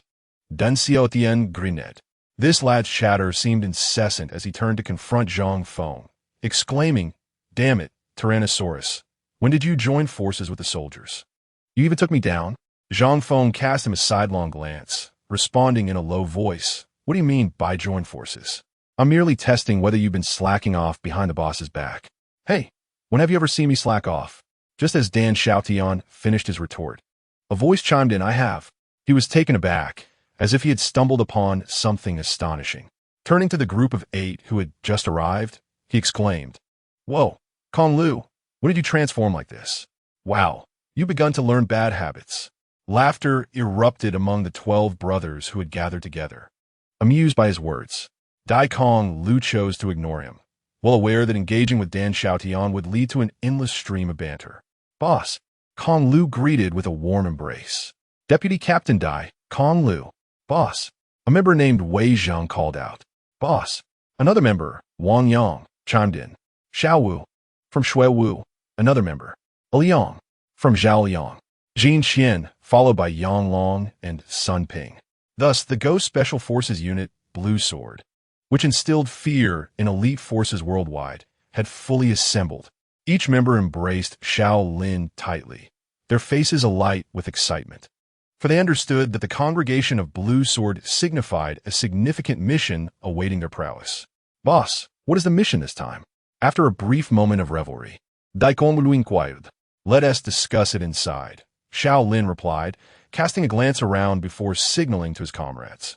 At this, the expressions of Daikong Lu and the other newly arrived members grew serious, as they seldom witnessed Xiao Lin's cautious demeanor. Without elaborating further, Xiao Lin led his brothers into the National Security Bureau, heading toward the director's office on the 5th floor. Soon, as they reached the elevator, Wei Hang rushed down to meet them, having received Xiao Lin's call. Boss, you're here. Yes, let us head straight to the conference room, Xiao Lin instructed. Wei Hang, fully aware of their purpose, nodded and led them to a conference room on the 5th floor. However, as soon as Xiao Lin entered, his gaze fixated on a voluptuous woman, momentarily lost in thought. You've arrived, she greeted. Yes, Xiao Lin replied, shrugging, his lips curling into a smirk. It's been a while, Sister Qing. Undoubtedly, the enchanting woman was Su Qing, the director of the Shenzhen branch of the National Security Bureau. Just as the alluring smile graced her lips, she had yet to utter a word. Beside them, Dan Xiaotian opened his arms and rushed over, his face beaming with joy, resembling a blooming chrysanthemum. Sister Qing, wait. Su Qing raised a delicate finger and pointed it at his chest, clearly devoid of any intention to embrace him. What are you up to? Just a pure, friendly hug, Dan Xiaotian replied with an innocent wink, a hint of melancholy gracing his features. Oh, come on, Sister Qing. When did you start disliking me? Not at all, Su Qing replied, rolling her eyes playfully, exuding a charming allure. However, seeing the persistent melancholy in his eyes, she reluctantly opened her arms and gently embraced him. In the midst of their embrace, Dan Xiaotian suddenly turned his head and, with a cheeky grin, exchanged playful glances with the captain and the brothers. This was clearly intentional. All right then, Su Qing quickly withdrew, shooting him an annoyed glance. Dan Xiaotian grinned, lavishly showering her with compliments. Sister Qing, how do you maintain such flawless skin? It's incredibly smooth. Perhaps you could share some of your beauty secrets with me? As he spoke, he strolled over to a nearby mirror, examining his own face and muttering about how his daily training had left him as dark as coal. Wow, this is just too rough. Everyone, please help me out with some votes. Thank you. Chapter 82. Connection request. Su Qing cast him a sidelong glance. Although she felt secretly pleased by his flattery, she dared not engage further, well aware of his true nature. It was precisely because of his incessant chatter that he often found himself on the receiving end of reprimands from Xiao Lin and the other team members during training sessions. At this moment, Xiao Lin sensed the gaze of the beautiful woman fixed upon him. As a man, he decided against any hesitation and approached her. How have you been lately? Not bad, Su Qing replied, her crescent-shaped eyes lingering on him as if she could never gaze enough, filled with sweetness and affection. And you? Just the same, Xiao Lin scratched his head, feeling somewhat perplexed when it came to matters of the heart. It seemed he had much to say, yet once he opened his mouth, he suddenly found himself at a loss for words. Ha! Hearing their trivial conversation, Dan Xiaotian burst into laughter. Are you two going to ask each other if you've eaten or if you want to grab a meal together next? Xiao Lin's lips twitched as he quickly turned to glare at him, a subtle yet palpable aura of danger rising around him. Haha. Dan Xiaotian trembled slightly, forcing a sheepish smile. You two carry on, I'll go explore elsewhere. This fellow was fearless, even unafraid of the vice captain, Daikong Lu. Yet, he held a profound respect for Xiao Lin, for the captain had risked his life to save him on multiple occasions. While he may not take things seriously when playfully sparring with the other brothers, he would certainly retaliate if provoked. However, Even if Xiao Lin were to strike him down on the spot, Dan Xiaodian would never dare to retaliate. Zhang Feng and his companions stood together, observing the vexatious fellow who had dashed behind them, his face displaying a disgruntled expression. They erupted into laughter. The mockery on their faces was profound. "Haha, I wonder if you still have the audacity to speak back?" Li Bing turned with a playful grin and suddenly interjected. Upon noticing that the leader was no longer fixated on him, Shan Xiaotian immediately breathed a sigh of relief. Yet, hearing Li Bing's taunt, the young man quickly resumed his banter. "Hey, Dabin, as if you were so innocent. Tell me, has there been a training session where you haven't been caught by the leader?" "Hey, surprisingly, this morning was indeed an exception." Li Bing shook his body while wearing a cheeky expression, exuding an air of arrogance. "Hey, you." Shan Xiaotian rolled up his sleeves, visibly displeased. "You thought I'd come over just to spar with you, didn't you? Bring it on. I'm not afraid of you. This time, Tyrannosaurus is on our side." Li Bing glanced at him nonchalantly, the provocation in his gaze unmistakable. He then dragged Zhang Feng into the fray. "Isn't that right, Brother Tyrannosaurus?" Scram! Tyrannosaurus was unfazed. "Too disinterested to engage. I know you well enough. Don't think you can pull me into this." "Ha ha!" Shan Xiaotian burst into laughter. Li Bing's expression darkened, ready to retort. "Damn, are you three troublemakers toxic or what?" At that moment, Dai Conlu, wearing an exasperated expression, glared at the trio. "It's barely been a moment since we met, and you're already squabbling. Be careful lest the leader decides to throw you all out." As anticipated, unable to tolerate their incessant buzzing, Xiao Lin abruptly turned, glaring at them with a rather unfriendly tone. "Damn it, if you keep bickering. Do you believe I'll toss you all out?" "Leader, stand at attention." The trio, not yet finished speaking, immediately fell into line, standing tall and straight in front of Xiao Lin. About face. With a swift motion, they turned around, their movements synchronized and exuding a sense of aesthetic power. "Halt!"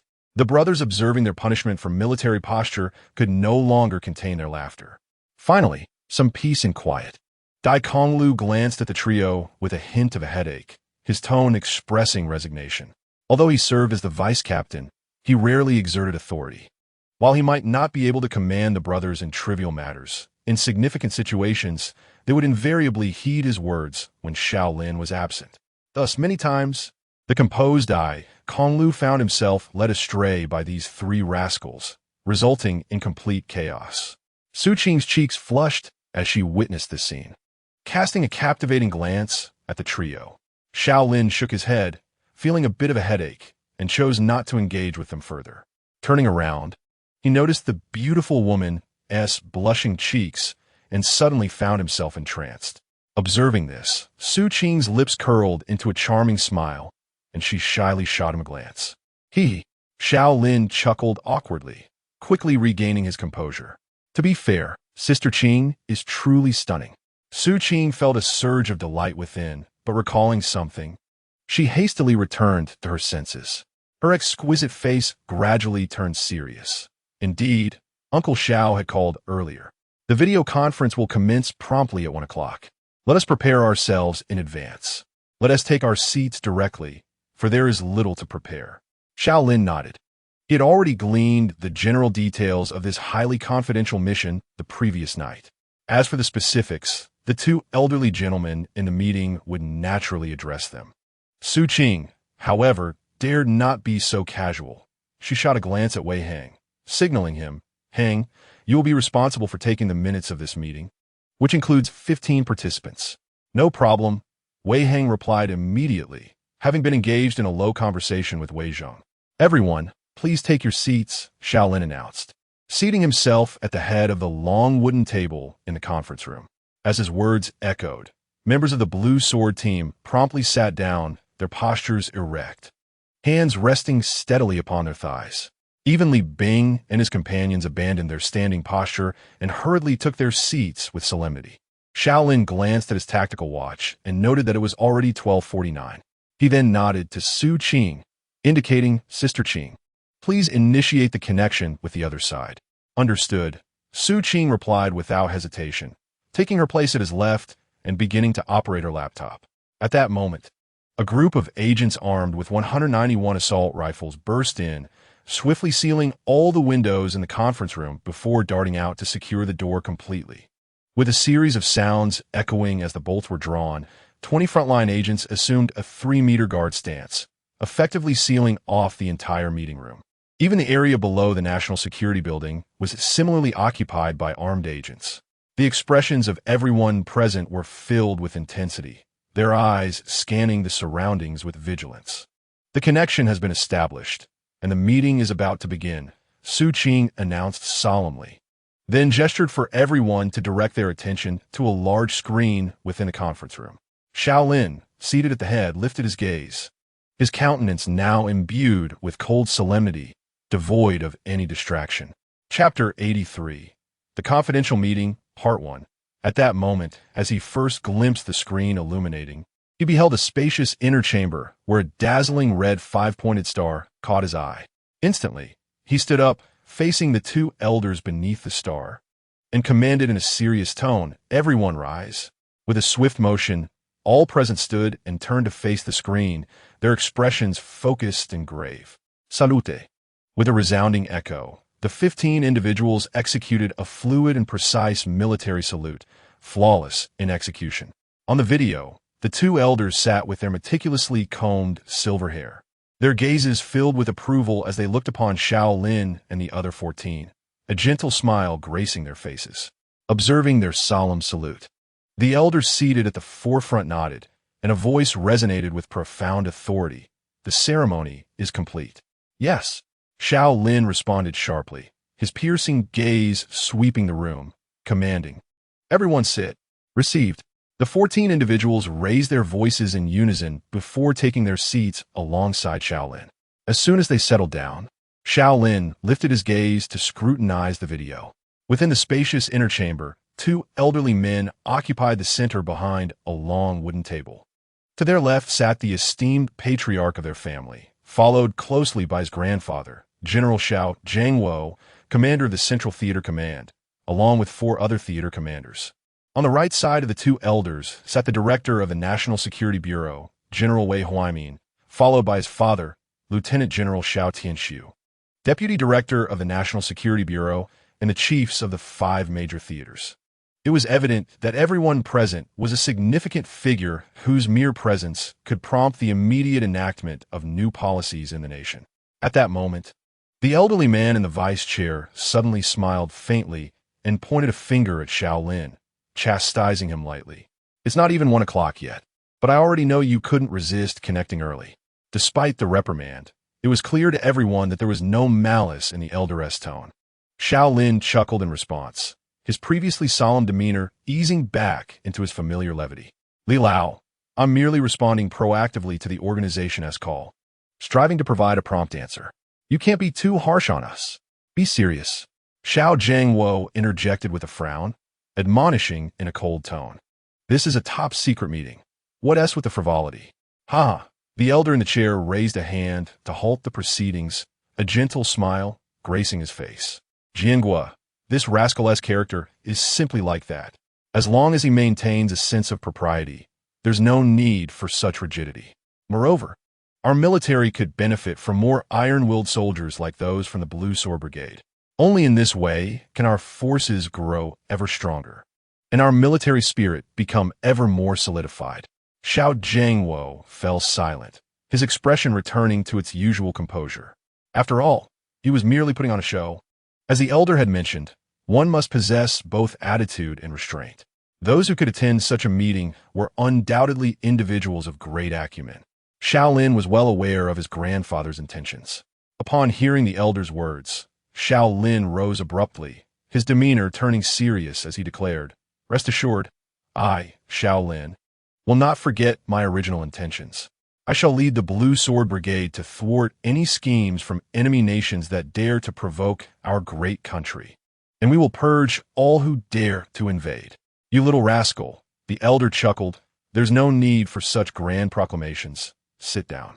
With a gesture that conveyed understanding, he recognized the thoughts swirling in Xiao Lin's mind. His smile remained, accompanied by a glimmer of satisfaction and approval in his eyes. "All right then, Xiao Lin responded with a grin, resuming his seat. Clearly, he had engaged with this elder frequently prior to this meeting. Otherwise, any other young person would likely be too nervous to speak, let alone exhibit such casual ease, which conveyed a relaxed atmosphere. At that juncture, the elderly gentleman beside the elder finally spoke. Since this group of youngsters is gathered, shall we commence the proceedings? You all have pressing duties, unlike me, this old man, who enjoys a leisurely day. Oh, Xiao Lao, your words are too modest. The elder immediately assumed a serious demeanor, turning to grasp the hand of the old patriarch.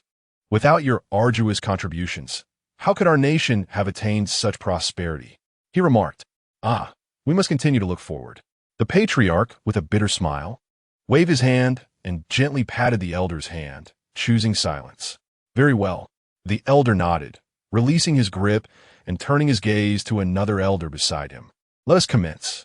Indeed, the elder seated at the vice presidency nodded, his once jovial visage gradually adopting a grave expression as he intoned, Ladies and gentlemen, this confidential meeting is now underway. Received. A harmonious and resounding chorus echoed, and the smiles on every face faded into solemnity. They settled into a respectful silence. The elder scanned the assembly and continued. After extensive deliberations over the past few days, we have reached the final preparatory stage for an international cooperation project. However, this collaboration entails considerable high-risk factors and various instabilities. Moreover, it may escalate our long-standing tensions with the United States into a serious confrontation, potentially marking a turning point towards the outbreak of localized warfare. Upon hearing this, though the individuals in the video remained expressionless, the gravity in their eyes was unmistakably palpable. Outside the video, the 9 recently arrived members of the Blue Sword were taken aback, their gazes fixed upon their leader, observing the seriousness etched on his face. They too felt a somber weight settle in their hearts, pondering the nature of the impending mission. The risks were so substantial that the covert conflict with the United States could potentially transform into open warfare. The elder at the vice presidency exchanged a glance with the elder beside him, and upon receiving a nod, he continued in a somber tone. On the morning of the 8th of last month, a special envoy from Saudi Arabia secretly met with us for a 3-hour discussion on cooperation. During the meeting, they indicated their intention to transfer their annual weapon procurement from the United States to us, starting this year. The initial procurement amount is set at $100 billion, which will subsequently increase to $200 billion annually, delivered quarterly. Furthermore, they have secretly transported jewelry and gold worth $200 billion to be held as collateral in our treasury as a gesture of goodwill. They have also promised that if we agree to successfully deliver 2 Sword of God 31 units to their embassy and resolve all retaliatory crises from the United States, they will pay the full amount of this year's $100 billion in cash, thereby initiating our first strategic cooperation. As the elder's words concluded, the 9 members of the Blue Sword, who had just arrived, felt a shiver run across their skin. Unable to suppress their bodies from trembling, their expressions turned gravely serious. Yet, they dared not indulge in premature thoughts. The matter at hand involved the Sword of God 31, a national treasure, and was a precarious endeavor to snatch from the jaws of the United States. A single misstep could ignite a world-class, localized conflict. At that moment, no nation on the blue planet would be able to remain safely insulated. At this juncture, the elder vice chairman paused momentarily, his tone laden with gravity as he continued. It is common knowledge that the Americans have long established a monopoly on weaponry in Saudi Arabia. However, the true nature of the members of Congress from the Red Star building should not escape your notice. Over the years, they have increasingly imposed exorbitant prices on Saudi Arabia, which, upon calculation, now reach an astounding 147 times the original cost. The base cost of the American F-22 Raptor aircraft is merely $200 million. Yet, when sold to Saudi Arabia, they demand not only the full research and development expenses, but also insist on acquiring the pilots, along with the aircraft. Consequently, the final price for a single F-22 Raptor has escalated to an astonishing $3 billion. In stark contrast, our own aircraft, the J-20, has a production cost of less than $1.5 billion, meaning that the cost-plus profit of one American fighter jet could purchase as many as 15 J-20s from our side. What does this signify? It is tantamount to treating our Saudi allies as mere sheep for slaughter. The elder emphatically rapped his right hand, shaped like a sword, against the table before him. Even one as composed as he could not help but reveal a flicker of emotion upon confronting such absurdity. As he spoke, the audience, initially heavy with the weight of the discussion, began to stir, their stiff lips twitching involuntarily, though no one dared to smile. Thus, Saudi Arabia has grown increasingly dissatisfied with the Americans. However, their grievances bear no fruit. The elder struck the table once more, his voice resolute. They are also wary of American military hegemony, and indeed, apart from the Russians, nearly every other nation harbors varying degrees of apprehension. Consequently, Saudi Arabia has dispatched emissaries to engage in deep discussions with both China and Russia. Currently, Russia has agreed to deploy troops to Saudi Arabia and has even audaciously proposed to station a Yar strategic nuclear missile there. This development has inevitably led to a fierce confrontation, with one side seeking to establish a foothold in Saudi Arabia, while the other aims to maintain its monopoly over the Saudi arms market, striving to achieve its strategic objectives across regions spanning from 16 to 75 E and from 2N to 40N. In response to this situation, the Americans have swiftly adopted a resolute stance, dispatching their Green Berets to command all strategic bases surrounding Saudi Arabia to prepare for immediate military action. As a result, both sides are now engaged in a covert war at the coordinates of 25N and 44E. The situation there is exceedingly dire, verging on an all-out conflict. Regarding Iran, as the elder's words fell, Xiao Lin furrowed his brow and interjected, "Logically, the Russian Yar strategic nuclear missile should be transported by sea, should it not? It would be expected that naval operations would unfold in the Black Sea or the Red Sea." Upon hearing Xiao Lin speak, the elder nodded, a hint of amusement gracing his lips. "You are well aware of the character of the Russian leader. He would relish the opportunity to drag the Americans into the fray. Although the Americans have established numerous military bases in Iran, these forces pale in comparison to their capabilities within the First Island Chain and the Black Sea. After all, the strategic experts of the Eagle Nation are not fools. They're currently on high alert, not only guarding against us, but also keeping a wary eye on the Russians. They will certainly refrain from engaging directly, opting instead to deploy special forces disguised as mercenaries, exercising utmost caution. Meanwhile, the Russian leader, recognizing this scenario, has chosen to make a conspicuous entrance from the Caspian Sea, aiming to compel the Eagle Nation to withdraw its forces, thereby decisively removing them from the battlefield in Iraq. As the elder spoke, a hint of amusement graced his tone. However, we anticipate that the Eagle Nation will ultimately hesitate to deploy troops, given their strategic positioning along the First Island Chain and the Russians' maneuvers in the Black Sea, which they must also consider. Thus, it is likely that the primary battleground will evolve into a covert conflict involving the special forces of various nations, with the main forces of the Eagle Nation refraining from direct involvement. Upon hearing this, Xiao Lin and the members of the Blue Sword team breathed a sigh of relief. If the Eagle Nation's main forces remain uninvolved, then the Blue Sword would undoubtedly assert dominance in that region. The worst-case scenario would still present a tripartite standoff. Suddenly, a thought crossed Xiao Lin's mind, and he smirked coldly, exclaiming, "It serves the Eagle Nation right. If this is indeed the case, they have unwittingly found themselves in a predicament with no clear way forward or backward. If so, we must certainly make our entrance. I even believe we can not only secure the Saudi contract, but also completely disrupt the Eagle Nation's arrangements in that area while rallying the neighboring powers to our side. Moreover, we have a vast arsenal of weapons nearing their expiration dates. With so many factions present, we shall either eliminate them or compel them to purchase our arms. Let us infuriate the Eagle Nation to the point of hemorrhage, maximizing their losses." "Ha ha!" Hearing Xiao Lin's words, the dozen or so superiors in the video burst into laughter, akin to a congregation of benevolent Buddhas observing a mischievous yet exceptionally skilled monkey, both exasperated and amused. "You little rascal!"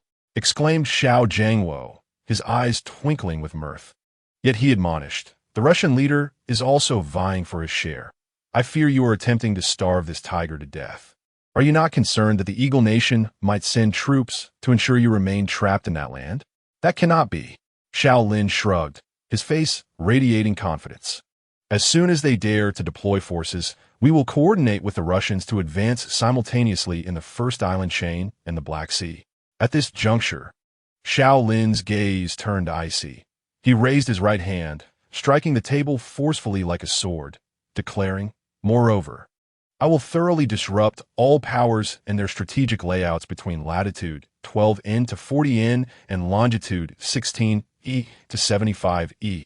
By then, if I cannot ensnare them in a situation where they find it impossible to advance or retreat, then I shall write my name backward." Laughter erupted once more among the crowd, yet no one voiced any objections. In other words, this implied that these esteemed individuals shared the same sentiments. Although Xiao Lin did not participate in their clandestine meeting with the think tank, he astutely identified the core focal point from the information provided by the elders. This indicates that he possesses a profound personal understanding and insight into the global landscape and military strategic layouts. At that moment, the elderly vice chairman suddenly restrained his smile, his tone taking on a grave seriousness. "Do not underestimate the situation, young one. While the main forces of the Eagle Nation are restrained by both our sides and unable to advance, one must remember that this region remains a significant strategic area for the Eagle Nation, cultivated over many years. Even if only special forces are involved, entire Delta and Green Beret units are already deployed there. Moreover, the absence of Team David may suggest they have preemptively stationed themselves there in anticipation of your movements. If this is indeed the case, given their wariness and intent to eliminate you, it is entirely plausible that all special forces eager to see you eradicated may converge upon you, sealing your fate." As the elder's words echoed in the room, the 9 recently arrived members of the Blue Sword, including Su Qing and Wei Hang, wore solemn expressions. The beautiful woman, deeply concerned for him, frequently cast anxious glances at the impassive figure beside her, her heart heavy with worry. Xiao Lin paid no heed to anyone else, leaning back in his chair, his fingers unconsciously tapping the tabletop as his thoughts raced through his mind like lightning. After a moment, he suddenly broke into a cold smile, a chilling, detached grin. "Allies, after all, are driven by self-interest. As long as there are sufficient incentives, I believe that upon reaching that place, Blue Sword need not find itself isolated in battle. If they can summon reinforcements, why can't I?" Upon hearing his words, a glimmer of satisfaction flickered in the depths of the elder's eyes as he gravely remarked, "It seems you have conceived a plan. Do share it with us." Xiao Lin nodded, letting out a cold snort that transformed into a smirk. As the saying goes, "The enemy of my enemy is my friend." The long-standing dominance of the Eagle Nation between latitudes 12 to 40 north and longitudes 16 to 75 east has undoubtedly provoked strong resistance from that region. Since their main forces are currently restrained, I am bold enough to assimilate all those factions. Should any refuse, I shall eliminate them until their power is entirely subdued. Simultaneously, I will promise them that any who join our Chinese faction will have the extermination of the Eagle Nation's forces as their primary objective, and all supplies obtained from the Eagle Nation will belong to them. In this manner, when faced with the onslaught of multinational special forces, Blue Sword will not be caught in a passive position. They will at least have the opportunity to retreat and engage in guerrilla warfare. With this strategy, I am confident in assuring everyone that the entire Blue Sword Special Forces will no longer fear any encirclement. Upon hearing the leader's explanation, the solemn expressions of the entire Blue Sword team transformed into confident smiles. Given a moment to breathe, they would no longer fear any military encirclement, not even if the formidable forces of the Eagle Nation charged forth. The elder at the forefront exchanged glances with the other dignitaries, each revealing a smile. It seemed that this young man's thoughts aligned perfectly with their own. Seeing the smiles of those in the video, Xiao Lin was momentarily taken aback. "Did you all share the same sentiment?" "Indeed." The elder nodded, his expression becoming serious. "You must have surmised it. This top-secret mission to transport the Divine Sword 31 intercontinental strategic nuclear missiles to the Sand Nation will be entrusted to your Blue Sword team. You are well aware of the strategic significance that the Sand Nation holds against the Eagle Nation. Our undertaking is akin to seizing food from the jaws of tiger. Thus, the risks involved are substantial. Most critically, the Eagle Nation has established a military strategic deployment there over many years. Should we dispatch troops? It would be tantamount to instigating a war. Such an action would inevitably lead to severe and uncontrollable shifts in the global order. For our development, this is not a judicious choice. Therefore, after in-depth discussions with the think tank, we have devised this singular breakthrough to consolidate all factions in that region, not limited to coercive deterrence, logistical support, and effective defenses against retaliatory actions from the Eagle Nation. We shall have them publicly declare themselves allies of our Chinese side, thereby generating momentum on the international stage to facilitate our opportunity for peacekeeping intervention. In this manner, the crisis facing your entire Blue Sword team can be entirely resolved. Furthermore, you could successfully establish a strategic partnership with the Sand Nation, rendering you impervious to any retaliatory strikes from the Eagle Nation. At this juncture, the elder paused, observing the gleaming eyes of Xiao Lin and the others before continuing. However, despite this, your mission remains fraught with peril. As previously mentioned, the entire Delta Force and the Beret Team 2 are stationed there. Should David and his team have already fortified their position, you may find yourselves ensnared in their lethal trap upon arrival. The predicament faced by Mao and his team serves as a cautionary example. Thus, you must always be prepared to confront the Beret Teams 1 and 2, as well as the entire Delta Force, and, indeed, special operations teams from around the world that may jointly converge to eliminate you. Regarding this matter, we have deliberated and resolved to initiate from your task in the Deep City. Shortly, the founding committee will transmit the pertinent confidential tasks to you. I grant you 3 days. Within this time frame, you are to thoroughly eradicate the malevolent forces in the Deep City. Any individuals guilty of heinous crimes shall be executed on the spot. Subsequently, you shall immediately cross the border to the land of the rising sun, eliminating key members of the Yamaguchi Gumi and dismantling all organ bases associated with Hongling investment there. Finally, you shall proceed directly to the nation, with the imperative task of obliterating the entire population base over there and utterly eradicating the drug lord Wei Rong along with all other armed forces. When the time comes, we shall expel you all under the pretext of your excessive bloodlust and cross-border operations. Simultaneously, your personal dossiers will be classified at the highest level of confidentiality. Only in this manner can the safety of your mission in the Desert Kingdom be assured. Understood. As soon as the Elder's words fell, the entire Blue Sword Special Forces sprang up, roaring in unison. However, at that moment, Xiao Lin appeared to recall something, chuckling awkwardly. Zheng Lao. After we return, heh. The elder, well aware of his thoughts, huffed in exasperation. A nation has its laws, and a family has its rules. You have already engaged in cross-border operations. Do you still wish to rejoin the military? Hey, don't. Xiao Lin immediately grew anxious. This is all due to the necessities of the mission. After all, you must consider granting us a new identity to reintegrate, right? Otherwise, it would be disheartening for our fellow soldiers, wouldn't it? Chapter 86, Blue Sword, Invincible. Ha. Upon hearing his words, the dozen or so magnates in the video burst into laughter. The elder glanced around, smiling faintly at everyone. You see, this little rascal, although difficult to fool, dares to issue threats. Zheng Lao, you misinterpret my intentions. I have done no such thing. This is purely a statement of fact. Xiao Lin secretly rolled his eyes, refusing to acknowledge it. Let us discuss this matter collectively after you all return safely. Upon hearing this, Xiao Lin and his comrades exchanged glances, secretly relieved. They understood that there was still room for negotiation. As for why the elder made such a statement, it was likely to provide them with a silent encouragement. May the entire Blue Sword Special Forces return safely from this arduous mission. Understood. The elder nodded, turning his gaze towards Wei Huaimin, who was not far off. Huaimin, please brief them on the upcoming mission details. Certainly. Wei Huaimin, the director of the National Security Bureau, nodded, looking at Xiao Lin with a jovial reprimand. You little rascal, still able to smile amidst such seriousness.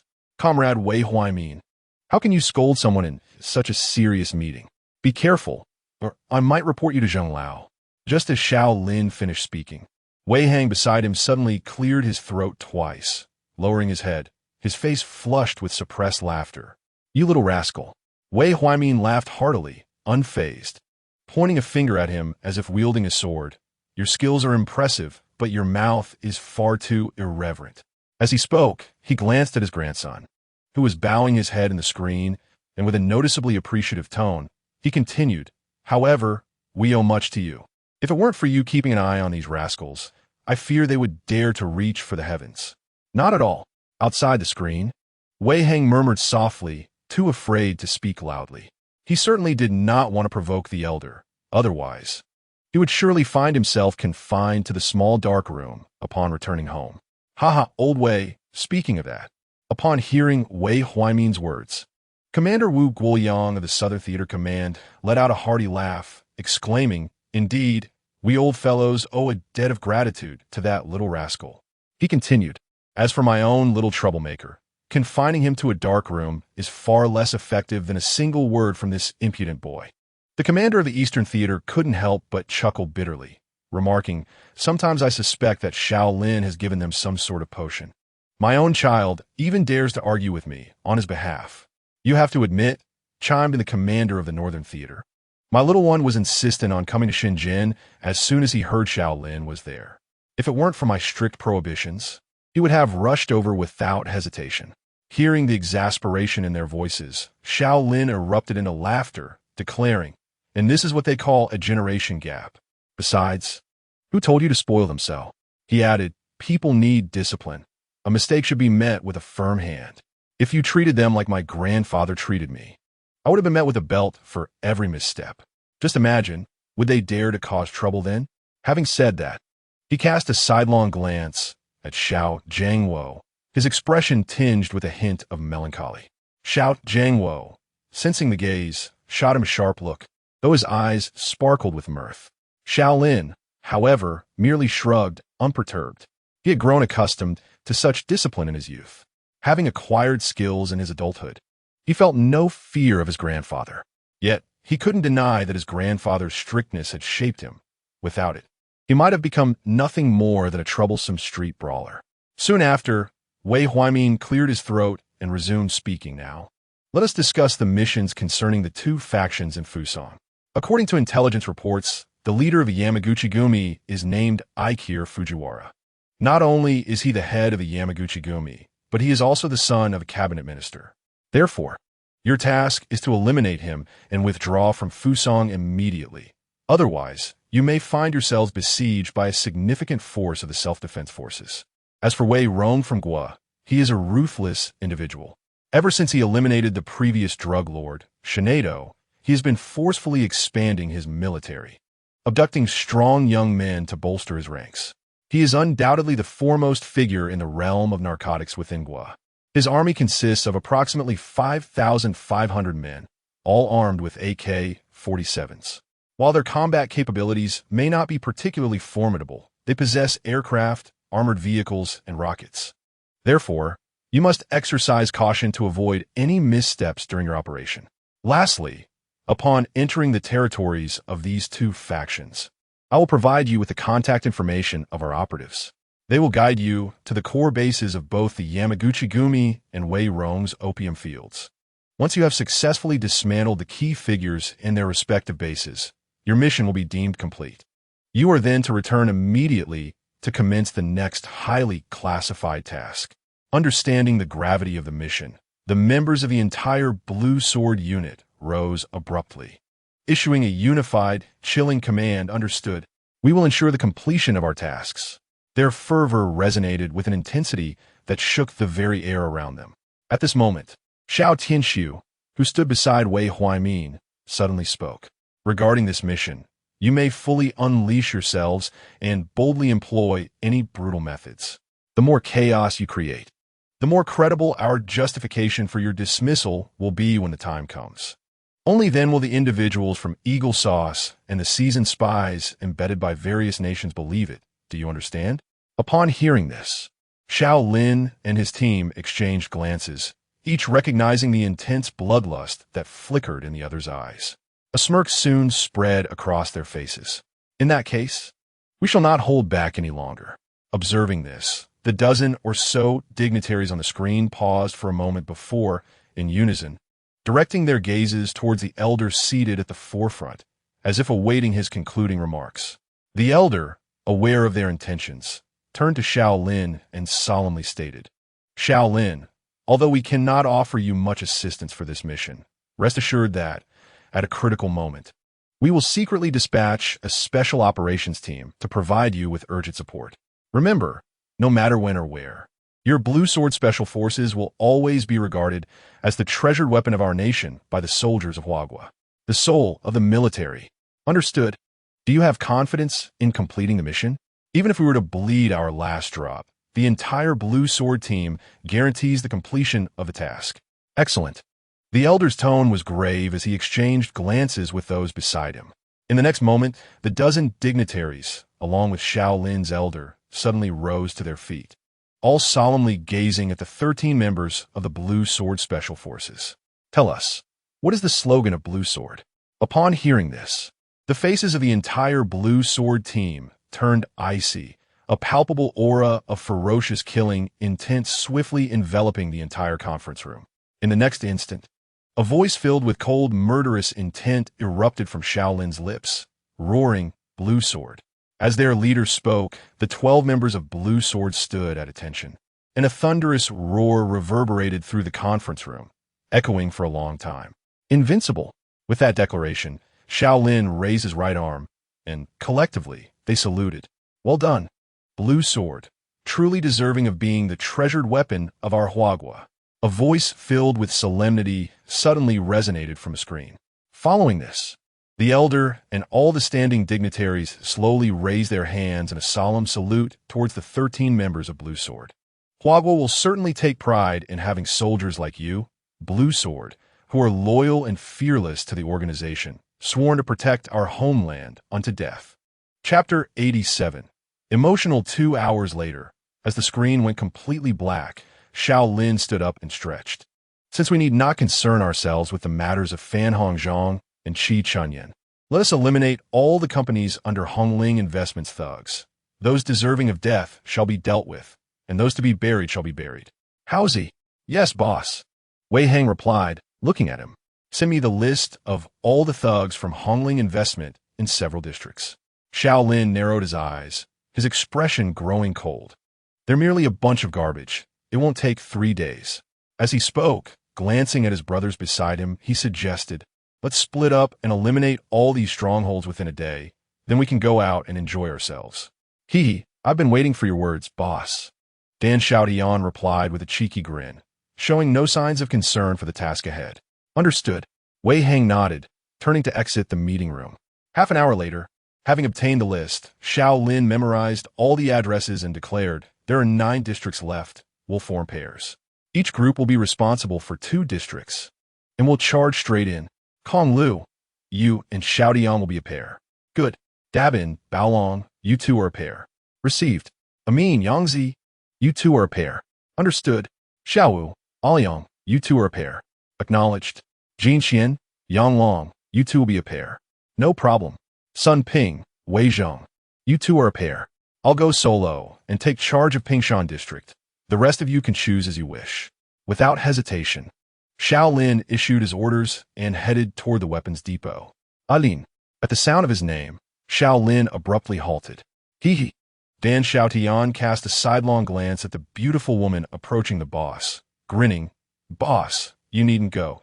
There's hardly enough for us to divide among ourselves." Xiao Lin shook his head, contemplating for a moment before conceding. "All right, but remember we must eliminate all the debt-collecting thugs in every district today. Aim to set off tomorrow." "Understood." A few minutes later, witnessing his brothers leave together, Xiao Lin felt a sense of unease as he was left alone with the beautiful woman beside him. He scratched his head and turned, ultimately choosing to face her directly. "You're going out on a mission soon. Can you accompany me for a meal this time?" Su Qing's gaze softened, her eyes sparkling with delight. Xiao Lin stared at the enchanting woman before him, sighing inwardly. To be honest, he did have feelings for her. However, as he had mentioned, he was unaware of when he might sacrifice himself. Moreover, this mission was particularly arduous, despite his assurances to his superiors. He lacked absolute confidence in returning unscathed. In such circumstances, how could he dare to delay this beautiful soul? My upcoming task," he began. But Su Qing interrupted him, her emotions flaring. "I don't care what the future holds. I will wait for you. Furthermore, I have already applied to my father, urging him to submit a request to Uncle Xiao.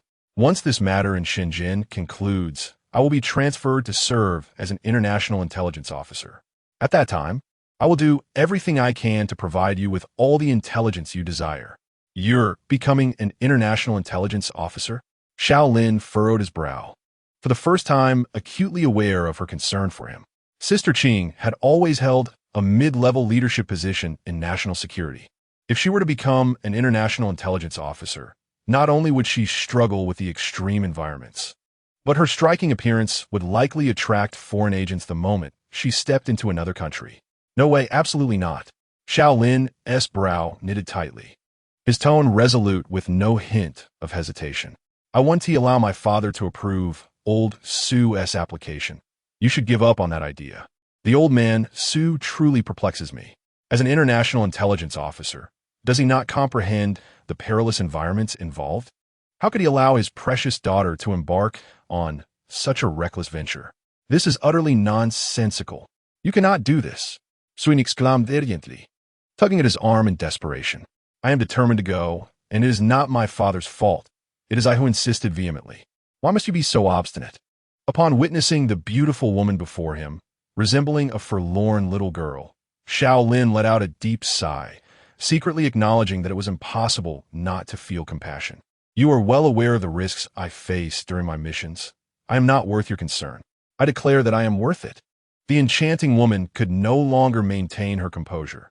She lunged forward, enveloping him in a tight embrace, burying her head in the sanctuary of his strong physique. "I understand your fear of what might happen to me, and your desire not to delay my pursuits, but I am unperturbed." As Su Qing spoke, she nestled closer, lifting her head to reveal her alluring eyes, now glistening with unshed tears. "Regardless of what fate befalls us, I simply wish to be your woman." The warmth of her soft body enveloped him, and the air was infused with the delicate scent of musk, causing Xiao Lin to tremble involuntarily. Caught off guard by such an intimate test, he felt himself stiffen, unsure of how to react. Is this truly a trial for an old veteran? How can one withstand such temptation? At that moment, Su Qing seemed to sense his turmoil, her cheeks flushing a rosy hue. "You cannot possibly say that you do not have feelings for me." Her gaze became increasingly mesmerizing, filled with affection, and her tone carried a hint of playful reproach. Her charm utterly captivating. "Please, do not jest. Sister Qing, you are so beautiful. Who could possibly resist?" Xiao Lin forced a smile, realizing he was powerless to control the situation. "How about you release me for now? We wouldn't want any accidental discharges, now would we?" "I refuse to." Su Qing persisted, playfully shaking him. She secretly yearned for this younger man, 9 years her junior, to indulge in such reckless abandon with her. She had resolved that in this lifetime, she could only be his woman. For a woman to reach such a determination, it would be irresistible to anyone else. Yet, while Xiao Lin felt a surge of passion, he was acutely aware of his mission. It is often said that some wish for a life among ordinary folk, devoid of such heavy burdens, allowing them to freely pursue their romantic ideals. However, he genuinely harbored feelings for Sister Qing. It was disingenuous to claim he was unaffected. This woman dared to confront the opinions of others on his behalf. For this reason alone, she was worthy of his deepest affections. "Sister Qing, may I finish my thoughts?" The boy's demeanor shifted from casual to serious as he gently helped Su Qing to her feet. "You understand the dangers inherent in this mission, but I promise you, if we return safely, we shall explore the possibility of a relationship, and if it feels right, we will be together. Is that agreeable? Are you truly serious? Su Qing was instantly overwhelmed with joy, her eyes brimming with emotion as she gazed at him, filled with excitement. Of course, as you know, I, Xiao Lin, have always been a man of my word. Upon hearing this, the elegant woman, who had endured years of gossip, finally felt her long-held wishes fulfilled. Unable to contain herself any longer, she threw herself into his warm embrace, tightly holding him and weeping uncontrollably. Xiao Lin sighed, fully aware of the pressures she had borne over the years. After a moment's thought, he gently raised his arms and firmly held her voluptuous form, wishing to offer her silent comfort through this gesture. At that moment, a wave of affectionate emotions began to clearly spread within Xiao Lin's heart. Meanwhile, in Pingshan District at New Era Company, two young men clad in military camouflage swaggered through the entrance. It was none other than Li Bing and Zhang Feng. Li Bing glanced at the beautiful receptionist, grinning as he greeted her. "Hey there, gorgeous." The receptionist appraised him with a hint of disdain and arrogantly replied, "If you're here for an interview, go directly to the third floor." "Not at all," Li Bing replied, unfazed, still wearing a bright smile. "I'm here to see your boss, Zhou Ming." "Where is he?" The receptionist was taken aback and instinctively glanced toward the elevator, momentarily believing that these two were guests of the boss, especially since he had just arrived. However, noticing their attire was not fitting for guests, she became suspicious and asked, "Do you have an appointment?" "We don't need an appointment to see him," Li Bing said, recognizing her little gestures as confirmation that he had come to the right place. "Now tell me where he is." Realizing their intent, the receptionist scoffed, showing no fear. "You think you can cause trouble here? I believe you've come to the wrong place." Li Bing let out a chuckle, yet his expression grew increasingly cold. With a stoic demeanor, he approached her. "It seems you're a bit unclear about the current situation. What are you going to do?" The beautiful girl stuttered, feeling frightened by Li Bing's intimidating presence. Without further ado, he stepped closer, grasped her neck, and lifted her effortlessly off the ground. "Either take us to Zhou Ming, or you will pay the price." A voice, devoid of emotion, echoed from Li Bing's lips. Despite her being a woman, in the eyes of the ruthless Blue Sword Special Forces, they executed Xiao Lin's orders without a shred of hesitation. Those deserving of death would face it. Those needing to be buried would be buried. Aware that New Era was involved in illegal activities, yet still choosing to work, there was a clear indication of their dubious character. Eliminating such threats would only serve to protect the masses. "Let go of me. What do you want?" The girl, infuriated, protested. Having worked at New Era for nearly a year, she had never been so humiliated. In the face of Li Bing's cold gaze, she momentarily forgot her fear. Li Bing suddenly revealed a row of gleaming white teeth, his right arm contracting fiercely as he pressed down hard on her neck, slamming her against the inquiry desk. Bang! With a dull thud, a surge of blood erupted from the girl's forehead. She barely had time to cry out in pain before she completely lost consciousness. "Damn, is she so fragile?" I held back my strength. Li Bing muttered, regarding the girl as though she were mere prey, his gaze devoid of any emotion. "Damn it, stop talking nonsense. Can a girl withstand your blows?" Zhang Feng scolded, his expression one of disbelief.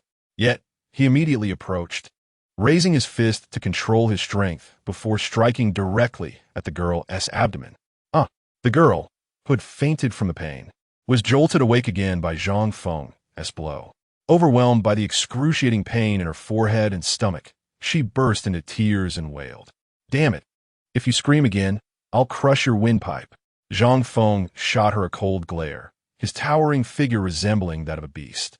The terrifying visual impact was something the average person could hardly withstand. "Mr. Zhou is on the 5th floor." The girl's eyes were now filled with sheer terror, leaving no room for disdain. "Damn it, consider yourself lucky," Li Bing sneered, carelessly tossing her aside like refuse. He then followed Zhang Feng as they rushed up the fire escape to the 5th floor. Upon arrival, they found the entire floor deserted except for two young ladies at the front desk. With keen eyes, Zhang Feng spotted an office door labeled President's Office and immediately exchanged a knowing glance with Li Bing.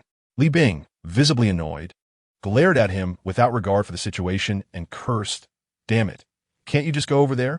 We are a team. Do you think I'm just a muscle?" He, Zhang Feng chuckled, finding amusement in Li Bing's irritation. If you don't mind, I suppose that could work. Scram.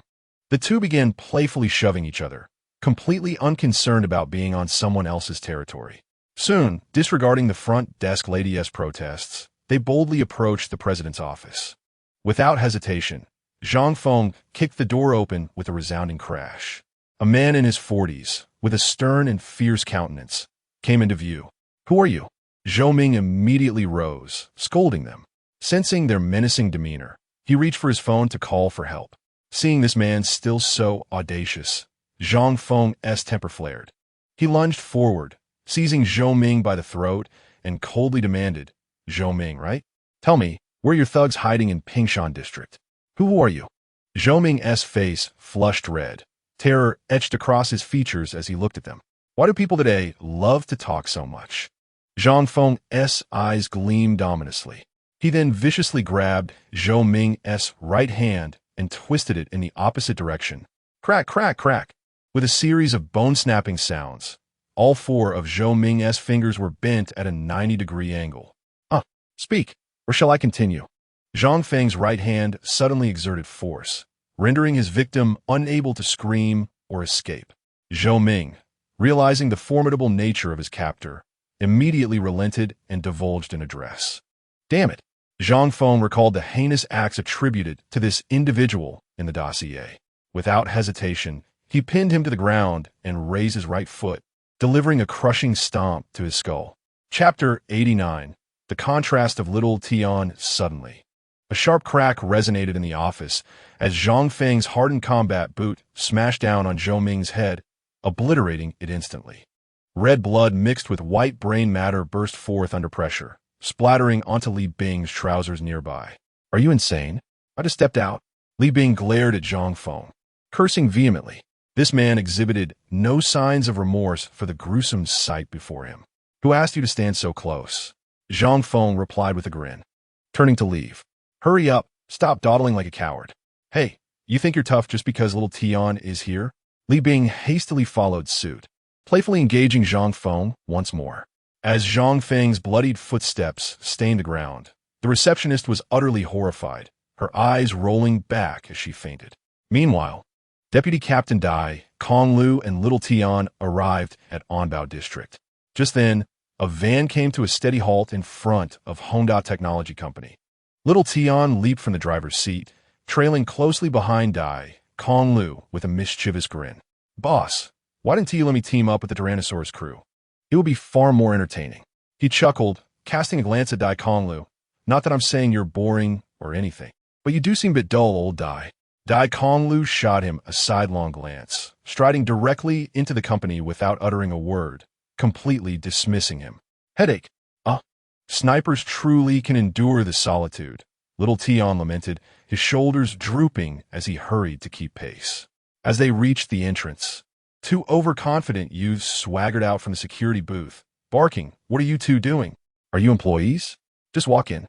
The guards, observing Dai Kong Lu and Little Tian clad in camouflage uniforms, their skin darkened from prolonged exposure to the sun during training, could easily mistake them for laborers newly arrived in the city. Upon noticing this, Little Tian's eyes lit up. While he couldn't play with Dai Kong Lu, he could certainly have fun with these brash youths. Without hesitation, he bypassed Dai Kong Lu, approaching the two young men with an even more audacious stride. Dai Kong Lu facepalmed, silently mourning the misfortune that awaited these two, having witnessed this impudent individual crush the arms of petty thieves on the train. They were destined for a fate of crippling injury. You two seem quite formidable. Is it due to that Jean de fellow? Xiao Tian approached the two individuals with a smile, yet his expression was laced with an icy coldness. Without hesitation, he seized them by the sides of their necks and forcefully slammed them against the wall. What? Tell me, is it true?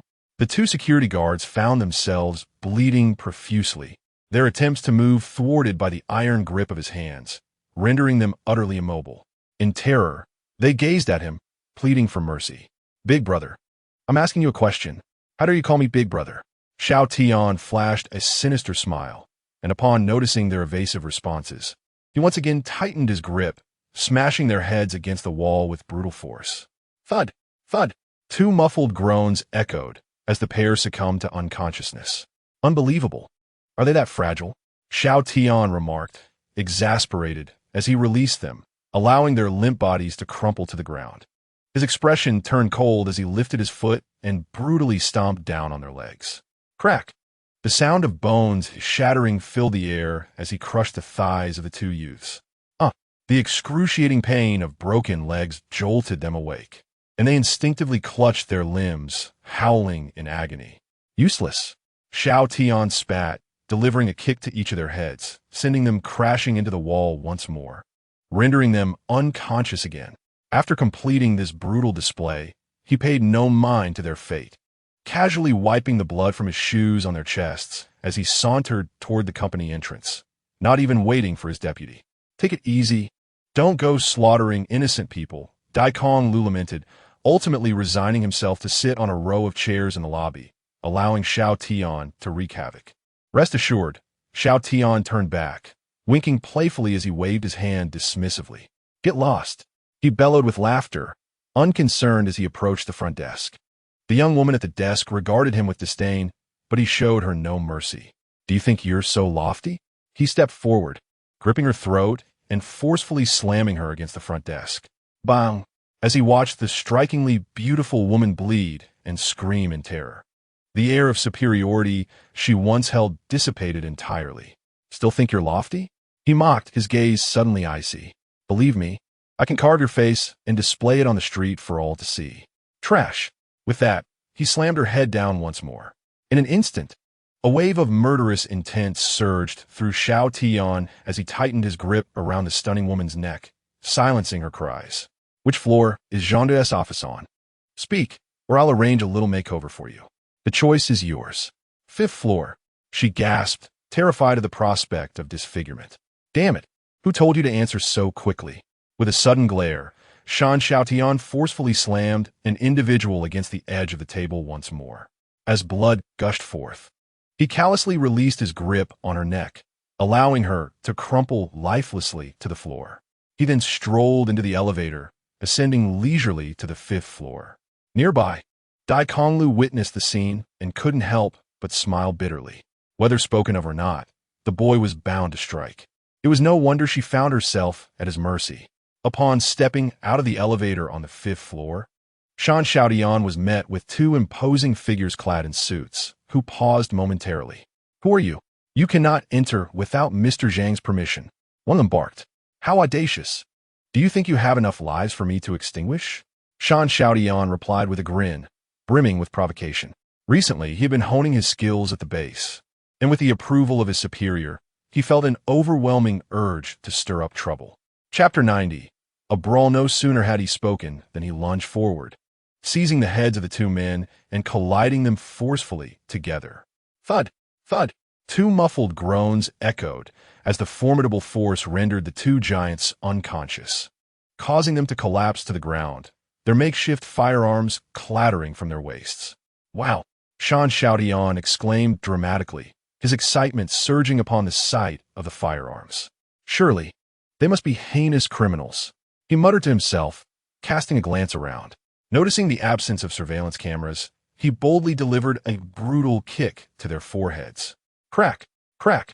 The sickening sounds of watermelon-like explosions filled the air as he brutally shattered their skulls. Damn it! Xiao Tian glared at the two lifeless bodies on the floor, muttering coldly. Just then, he sensed an impending danger and swiftly executed a military roll to take cover behind a nearby table. Bang! Bang! Bang! 3 gunshots rang out, and in an instant, the faint scent of gunpowder ignited his bloodlust. Xiao Tian transformed, his expression void of emotion, neither joy nor sorrow, as his gaze grew cold and predatory like that of a beast. Hearing the approaching footsteps, he noticed a container of water-based pens on the table, seized one, and hurled it towards the sound. Simultaneously, he crouched low and darted forward. Ah! Ah! Ah! With agonizing cries, the two suited men found themselves impaled by the pens. As they clutched their wounds and wailed in agony, a swift figure materialized before them. Xiao Tian flashed a grin at the two, then abruptly raised his hand, using the short nails of his fingers to viciously slice across their necks. A silent sound, akin to leather being severed, resonated as blood erupted from their throats, splattering Xiao Yin's face and camouflaged attire in crimson. Having dispatched 4 adversaries, he surveyed his surroundings with a grim expression before striding toward the general manager's office. Upon reaching the door, rather than entering directly, he sidestepped and delivered a forceful kick to the office door. Bang! Bang! Bang! Bang! Bang! The grand door shattered open with a resounding crash, swiftly followed by a barrage of gunfire. Standing by the door, Xiao casually twisted his neck, showing no concern as bullets shattered a glass wall before him. Soon, as the gunfire in the office ceased for a moment, he darted in like a panther. In a single breath, he spotted a corpulent figure and, without a second thought, leaped over the desk to seize the man by the throat. Simultaneously, he forcefully twisted the wrist of the gun-wielding hand.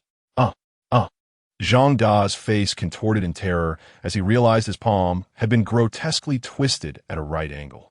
He looked into the eyes of the young man before him, filled with dread. Who are you? I haven't wronged you, have I? Zhang Da, right? Xiao remained unfazed, regarding him as one would a mere beast. Tell me, where are your subordinates hiding? Seeing Zhang Da's compliance, he momentarily found himself without justification to harm him further. What do you want? Zhang Da's expression turned alarmed. Look, there's your reason. Xiao suddenly grinned, then swiftly switched his grip, tightening around Zhang Da's throat with a vigorous motion. With a flick of his right arm, a gleaming military knife appeared in his hand, and to Zhang Da's shock, he raised the blade and brought it down viciously upon his own severed arm. The agonized wails of Zhang Da echoed through the room as his entire right arm was severed in one swift stroke. Thick, crimson blood began to flow profusely from the stump, draining his face of color and leaving it pallid and ashen. However, this sight seemed to awaken the bloodlust within Xiao. He raised the bloody knife once more, a frigid smile illuminating his face, resembling a demon risen from the depths of hell, and he swung down mercilessly at Zhang Da's other arm. Please, I'll talk. I'll tell you. Zonda, witnessing his severed limbs on the ground, felt a soul-crushing pain and terror that words could not capture. Seeing the young man lift the knife again, he hastily blurted out an address. Xiao arched an eyebrow, mentally noting the location, then suddenly flashed a chilling smile. Too late. With that, he raised the knife once more, and under Zhang Da's horrified gaze, he delivered a brutal slash across his neck. A minute passed, covered in blood. Xiao stood amidst a pool of crimson, looking down at the head, wide-eyed in terror, and the dismembered limbs strewn across the floor. A satisfied smile creeping onto his lips. With the emergence of his grin, a palpable aura of dread enveloped the entire office. Soon after, he slightly tilted his head, suppressing the intense bloodlust within him, and cast a cold glance at the dismembered Zhang Da before turning to leave. In a lobby on the first floor, Dai Konglu seemed to sense something amiss and lifted his gaze. Upon seeing Xiaotian's expressionless, blood-soaked figure approaching, he rose to meet him, his face betraying no emotion. Did you get out of him? Absolutely. Upon catching sight of him, Dan Xiaotian immediately reverted to his former harmless demeanor, grinning broadly as he approached for an embrace. Come here. You nearly scared me to death just now. Get lost. Don't touch me. Dai Konglu retorted, delivering a disdainful kick in his direction. Ha ha ha. Dan Xiaotian deftly sidestepped, voicing his dissatisfaction. What is wrong with you, Lao Dai? As the vice captain, shouldn't you console your team members after they've been startled? Be wary, or I might just report you to the captain. Dai Konglu, unfazed, merely smiled at him. Go ahead. Let us not even mention how the captain would react. Do you dare to complain about me? Just wait until the next training session when I triple your workload. Dai Konglu, you've changed, Dan Xiaotian exclaimed. His expression won a surprise. However, when he saw Dai Konglu turn to leave, he quickly rushed in front of him, protesting, Hey, I'm not backing down. I challenge you to a one-on-one duel. Let us settle this right here. His challenge was not born from genuine defiance, but rather stemmed from his inherent playful nature. relishing the thought of dragging the composed vice captain into a bit of mischief. Dai Konglu cast a sidelong glance at him, suddenly pulling out his phone as if to make a call. "Hey, what are you doing?" Dan Xiaotian sensed something amiss and hurried to intervene. "Nothing much. Just reporting to the captain. If he agrees, I'll gladly fight you." Chapter 91. Ruthless Annihilation. Dan Xiaotian promptly fell silent. All right, I was just joking. You know me, Dan Xiaotian. I wouldn't dare to defy you. If the captain hears about this, I'll definitely end up getting pummeled." "Really?" "Absolutely." Dai Konglu suddenly flashed a grin, once more feigning a phone call. "All right then, I'll tell the captain you refuse to obey him." "Dai Konglu, you scoundrel." Dan Xiaotian's expression darkened as he lunged to snatch the phone away, intent on smashing it. "Ha ha ha." Dai Konglu laughed heartily, nimbly dodging and making a swift escape. He couldn't be bothered with this rascal any longer. "Hey, don't actually do it. Wait for me." Dan Xiaotian hastened after him, growing increasingly frantic. Meanwhile, in another part of the city, near a dilapidated factory long abandoned in the southern outskirts of Deep City, a fairly new van came to a steady halt. As the door swung open, two young men leaped out. The duo was entangled in thick chains, their arms wrapped around a formidable weapon, the so-called Ultimate Reaper. The 134 God of Fire heavy machine gun. Should the barrel spin, the terrifying flames it unleashed would render any cover utterly futile. These two were none other than Chun Ming and Wang Yang, dispatched on orders from Xiao Lin. "The arms manufacturing facility should be here, right?" Wang Yang inquired of a colleague from the National Security Bureau, nodding at him. "Yes, right here. Let us go." Wang Yang nodded, signaling to Chun Ming before boldly shouldering the heavy machine gun and striding towards the factory. "Hey, Yangzi, aren't you afraid a sniper might take you out with a single shot?" Chun Ming jested, a cheeky grin on his face, though his own expression bore no trace of fear. "Honestly, it's not that I underestimate them." Wang Yang let out a sinister laugh, his tall and robust physique inexplicably emanating an oppressive aura. A mere gathering of street scum. Could they possibly be regarded as a legitimate army? If that were the case, I would have launched a direct assault. Damn it. As if you brought this contraption here without the intention to attack. Chun Ming chuckled and scolded him. So what? If they dare to manufacture firearms, they are clearly no good. If they die, so be it. As the two conversed, Wang Yang approached the entrance of the factory and noticed a large iron chain locking the door, sneering disdainfully. With both hands firmly clutching the Vulcan cannon, he stood steadfastly in place, his formidable frame leaning slightly back. Without waiting for Chun Ming to speak, he lifted his leg and delivered a powerful kick to the iron gate. Bang! A tremendous, muffled sound erupted from the iron door, causing the iron anchor embedded in the cement wall to shatter. Damn it! Wang Yang cursed under his breath, seeing that the door had not fallen. He raised his foot and kicked again. Bang! This time, with an even more resounding thud, the iron door finally fell slowly, producing a metallic clatter. Who the hell is it? At that moment, a group of well-built men wielding makeshift firearms suddenly rushed out from within the factory. However, upon seeing the two young men with unfriendly expressions standing outside the iron gate, now reduced to rubble, they were instantly filled with rage, raising their guns to confront the duo. Wang Yang narrowed his eyes at the approaching thugs, and as they aimed their weapons at him, a sinister smile crept across his face. Farewell. Without a moment's hesitation, he pulled the trigger of the heavy machine gun. In the next instant, as several dark barrels began to whirl at breakneck speed, a terrifying firestorm of bullets surged forth, roaring towards the group of thugs. Rat-a-tat-tat. The distinctive sound of the machine gun's rapid fire echoed loudly. In less than a second, over a dozen of the thugs were cut down mid-stride, leaving no trace of their existence. Ha ha, it's been ages since I've felt this exhilarated. The sight of the blood-soaked corpses ignited Wang Yang's bloodlust. He laughed heartily, then released the trigger and charged directly into the factory workshop. Damn it, Yangzi, leave some for me. Chun Ming cursed under his breath, hurriedly following after him. Hot-tot-tot-tot. Boom!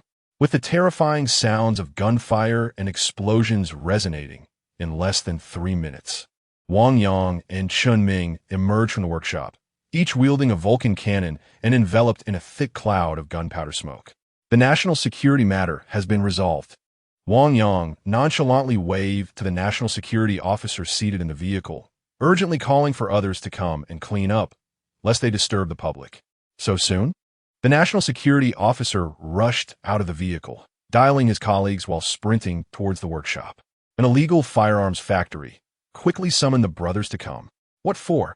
The officer, momentarily at a loss for words, gazed at the scene of carnage before him, his legs growing weak. His complexion turned pale. The entire workshop was eerily filled with dismembered corpses.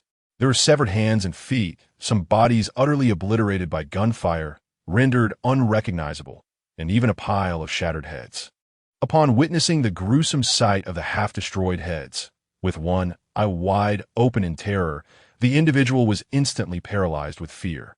The once dark gray floor was now completely stained crimson with blood, the viscous liquid saturating the ground, creating an atmosphere of unimaginable horror. Simultaneously, across various districts of the city, such inhumane and terrifying events unfolded sporadically. In each location, only two young men armed with heavy weaponry executed a devilish harvest. Some wielded heavy machine guns, others carried grenade launchers and rocket launchers, while some hurled grenades directly. The air was filled with the thunderous sounds of explosions, startling the surrounding populace, who were left to wonder if another onslaught had begun. As time swiftly passed, it was now 5 p.m. at the National Security Building. With a resounding thud, the Tyrannosaurus leaped from the vehicle, casually discarding the grenade launcher onto the ground, stretching languorously. Finally, it was over. Li Bing followed suit, jumping from the car and carelessly tossing down his rocket launcher, his expression reflecting discontent. The combat effectiveness was lacking, yet the number of adversaries was significant. The duo had just annihilated all the enforcers employed by the Hongling venture capital, who specialized in ruthless debt collection. Covered in blood, they were oblivious to the number of lives they had extinguished, yet the pale countenance of the national security officer, who stumbled down from the vehicle, conveyed that the toll was undoubtedly substantial. At that moment, a van hurriedly approached the National Security Building, coming to a halt within mere inches of the Tyrannosaurus. The creature, remaining still, glared at the vehicle with evident displeasure. Who the hell was it? Suddenly, as the modified door swung open, Dan Xiaotian hopped out, cheerfully humming a tune. Noticing the Tyrannosaurus's glare, he casually draped an arm around his shoulder, grinning widely. What's up? Who's bothering you? Tell me, and I'll take care of them. Get lost. Zhang Feng swatted his hand away and kicked towards him. Hey, Tyrannosaurus, are you looking to spar again? Dan Xiaotian si de stepet effortlessly. Cursing playfully and rolling up his sleeves in preparation for a brawl. Typical behavior of a tough guy, always ready for a fight. However, upon hearing a voice, he promptly became subdued. Have the tasks been completed? At that moment, Xiao Lin emerged from the National Security Building, closely followed by Su Qing, with Wei Heng standing beside her. The exquisite features of the beautiful woman were tinged with a slight blush, exuding a unique charm and allure. Observing this, Dan Xiaotian couldn't help but comment, Hey, wow, Sister Qing, what were you two up to? Your faces are all red. As he spoke, the lad broke into a grin, a teasing smirk playing upon his lips. How delightful it was. Upon hearing this, Li Bing, Zhang Feng, and the recently arrived Dai Konglu simultaneously turned their gazes towards the enchanting woman, then swiftly to Xiao Lin, their faces momentarily illuminated by a glimmer of gossip. Xiao Lin cleared his throat and immediately shot him a glare. Are you asking for a beating again? Oh, boss, please don't scare me. Dan Xiaotian remained cheerful, even retreating behind Su Qing. He playfully poked the delicate arm of the beautiful woman, murmuring in a pitiful tone, Sister Qing, do rein in your man. His cruelty is unparalleled. Not even a tyrant would silence others so. Cough, cough. Su Qing's already rosy cheeks turned crimson as she cast him a sidelong glance. But inwardly, she relished the attention. Were you whispering behind Sister Qing's back? Sensing the tension, Xiao Lin immediately advanced. Hey. A gentleman uses words, not fists. Dan Xiaotian hastily shielded himself behind Su Qing, surreptitiously nudging her arm. Well, you know little about Xiao Yin's character. Strangely enough, Su Qing unexpectedly began to speak favorably of Dan Xiaotian. Xiao Lin glared at him, but ultimately refrained from acting further. Observing this, Dan Xiaotian quickly hid behind Su Qing, stifling laughter as if he had discovered a new world. Sister Qing is impressive. She can keep this fellow in check. Upon hearing this, Su Qing felt a mix of shyness and sweetness as she cast a glance at his retreating figure. Her alluring charm was simply breathtaking. Even Li Bing and the others, witnessing their boss refrain from chastising this mischievous lad, found it rather astonishing. Consequently, their gazes towards Su Qing shifted to a more flattering demeanor. Perhaps this woman might indeed become their sister-in-law in the future. They mused silently, stealing glances at Dan Xiaotian, cursing under their breath, "Damn, this lad is quite cunning." Just then, the remaining members of the Blue Sword team seemed to have reached an unspoken agreement. As a series of vans came to a steady halt in the courtyard, the 8 remaining members of the Blue Sword jumped out, greeting Xiao Lin. Boss. Xiao Lin nodded. Is the mission accomplished? All sorted. Though we encountered a few more people than expected, which took some time, Dai Konglu replied, seamlessly continuing the conversation. Xiao Lin nodded and turned to Su Qing, instructing her. Notify the relevant departments to immediately seal off the Hongling Investment Group and send personnel to interrogate all employees within the group. Those who are culpable should be detained. Clear them all out. Understood. Su Qing, sensing his seriousness, offered him a charming smile, her beautiful eyes sparkling, before glancing at Wei Heng beside her. Wei Heng, fully aware that the boss was about to undertake a task, hesitated to move. What are you waiting for? Hurry. Su Qing glared at him, an air of authority rising, and it seemed she meant business. All right. The lad dared not defy her, swiftly turning away with a resigned expression as he hopped into a van, departing with the others.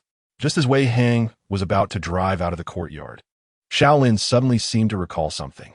Hastily, he was stopped. Forget it, Hongzi, come back. Let the brothers take a break, he said with a chuckle. Wei Heng immediately jumped out of the car with a smile, issuing a few commands before returning. At that moment, Xiao Lin chuckled and remarked, "This mission in the deep city is nearing its conclusion. Let us gather all the brothers responsible for this case tonight and celebrate with a feast. I'll cover the bill." Then we must indulge you thoroughly, Dan Xiaotian exclaimed excitedly, shouting, "Brothers, order only the finest tonight, not the ordinary. After enduring such rigorous training for so long, we deserve to indulge ourselves." "Hey, you rascal, are you getting cheeky again?" Xiao Lin glared and rolled up his sleeves. "Ready for action." "Oh my!" Dan Xiaotian yelped in mischief, quickly retreating behind Su Qing. Xiao Lin, fully aware of the boy's antics, grinned wickedly and approached. "You think hiding behind her will save you? Come on." Dan Xiaotian panicked and poked Su Qing's arm. "Sister-in-law, you must help me out." "All right," Su Qing said. Her face flushed. She suddenly tugged at Xiao Lin's shirt, gently intervening. "Your behavior will spoil these rascals." Xiao Lin halted, a bitter smile creeping onto his face. He hadn't expected Sister Qing to actually speak up for the boy. Damn it, who knows what nonsense Xiaotian has been telling her. Honestly, you know his character well enough. Su Qing shot him a glance, secretly pleased to see him relent. After a moment of silence, Xiao Lin pointed at Dan Xiaotian, glaring. "Next time you get cheeky, no one will save you." Seeing this, Dan Xiaotian sighed in relief, silently vowing, "Next time, I will dare." Ha. The brothers laughed heartily as they observed the boy finally behaving a bit more. Though they were closer than blood brothers, dealing with Dan Xiaotian's incessant chatter was often quite a headache. Moreover, for reasons unknown, he was exceptionally diligent in training, never slacking off. Due to his incessant chatter, he often faced intensified training as punishment from the empty building.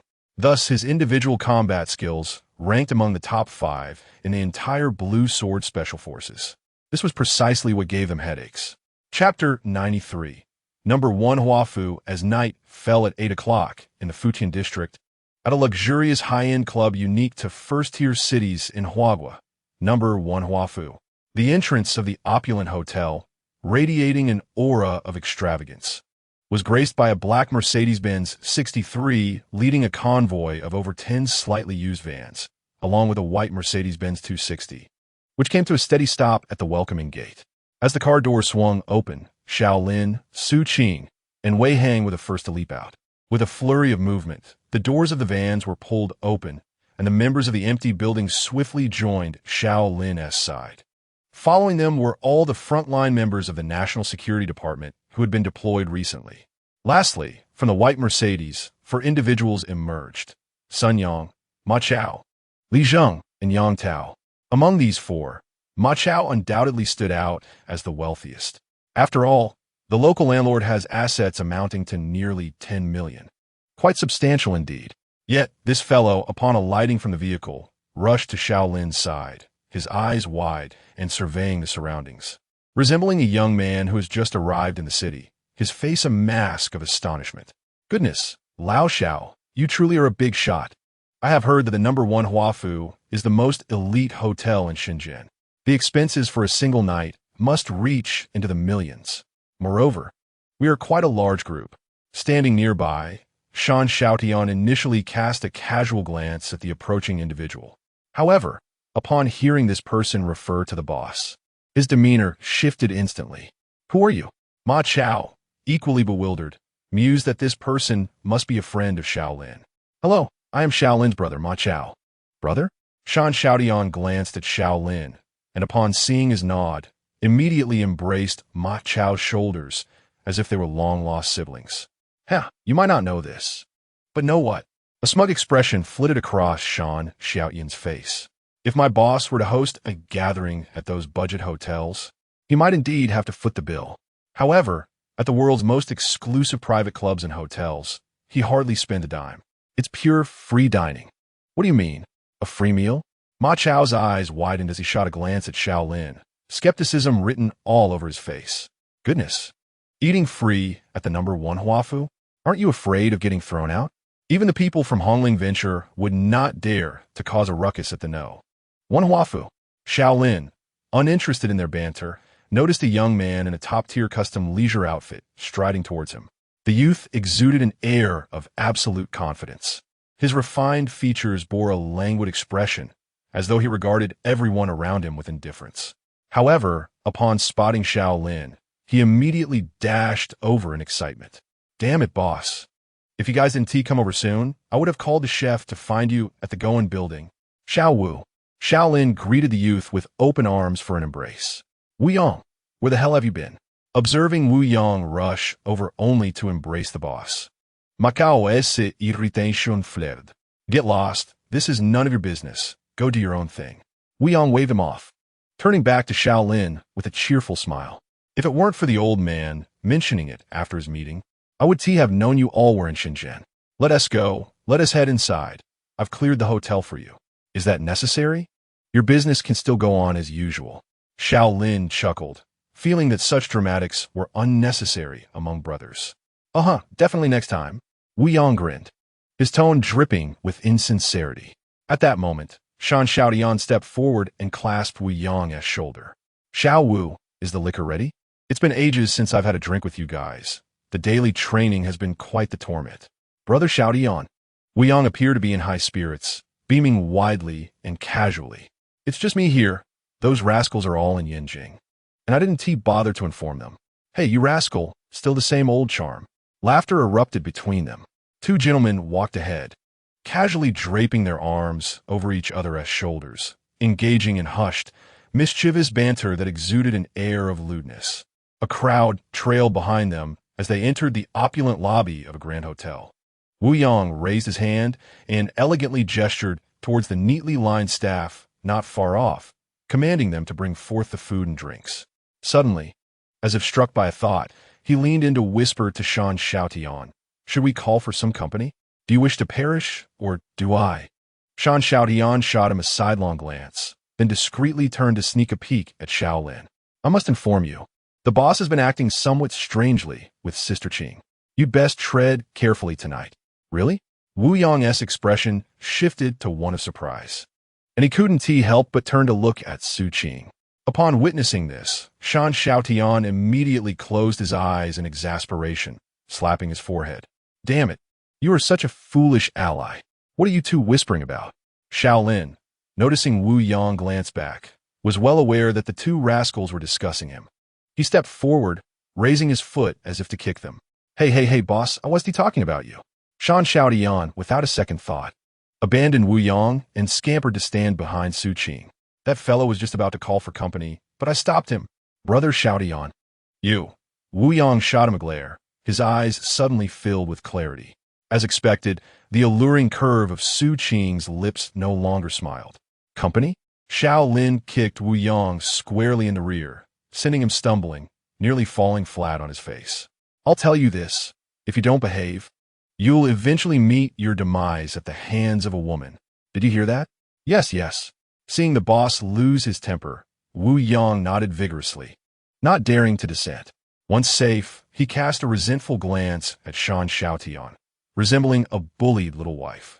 Shan Xiaotian grinned, shrugging as if to say it was not his concern. Ha. You, just upon meeting, are already playing the role of the caretaker for this guy. Li Bing stealthily moved to stand beside Shan Xiaotian, teasing him quietly. Major Li Bing, mind your language. This is an undeniable fact. Shan Xiaotian replied with a serious face, casting a warning glare at him. Undeniable, my foot. But honestly, you are quite cunning, aren't you? Sneaking in a connection with Sister Qing? Shan Xiaotian suddenly regarded him with a deep gaze, testing the waters. He merely raised an eyebrow, smiling enigmatically. Damn. Upon hearing this, a group of brothers, nearly Bing, shifted their attention towards him. Soon, they began to engage in playful banter once more. 2 minutes later, the large group arrived at a spacious hall. The room was filled with round tables adorned with exquisite dishes. On the floor lay countless crates of flying Mao Dai. Chapter 94. Wu Yang's business card. After welcoming everyone to take their seats, Wu Yang approached the main table, leaning on Xiao Lin's shoulder. Stealing a glance at Su Qing beside him, he whispered with a smile, Boss, what is the current situation? Are we about to have a sister-in-law? Noticing his gaze, Xiao Lin discreetly swatted his hand back. Don't speak nonsense. There is not even a hint of that. Oh, come on. Wu Yang muttered a low curse. His expression slightly altered, and he immediately darted away. Eventually, he settled beside Wei Heng, casting a glance at Xiao Lin that was tinged with a hint of resentment.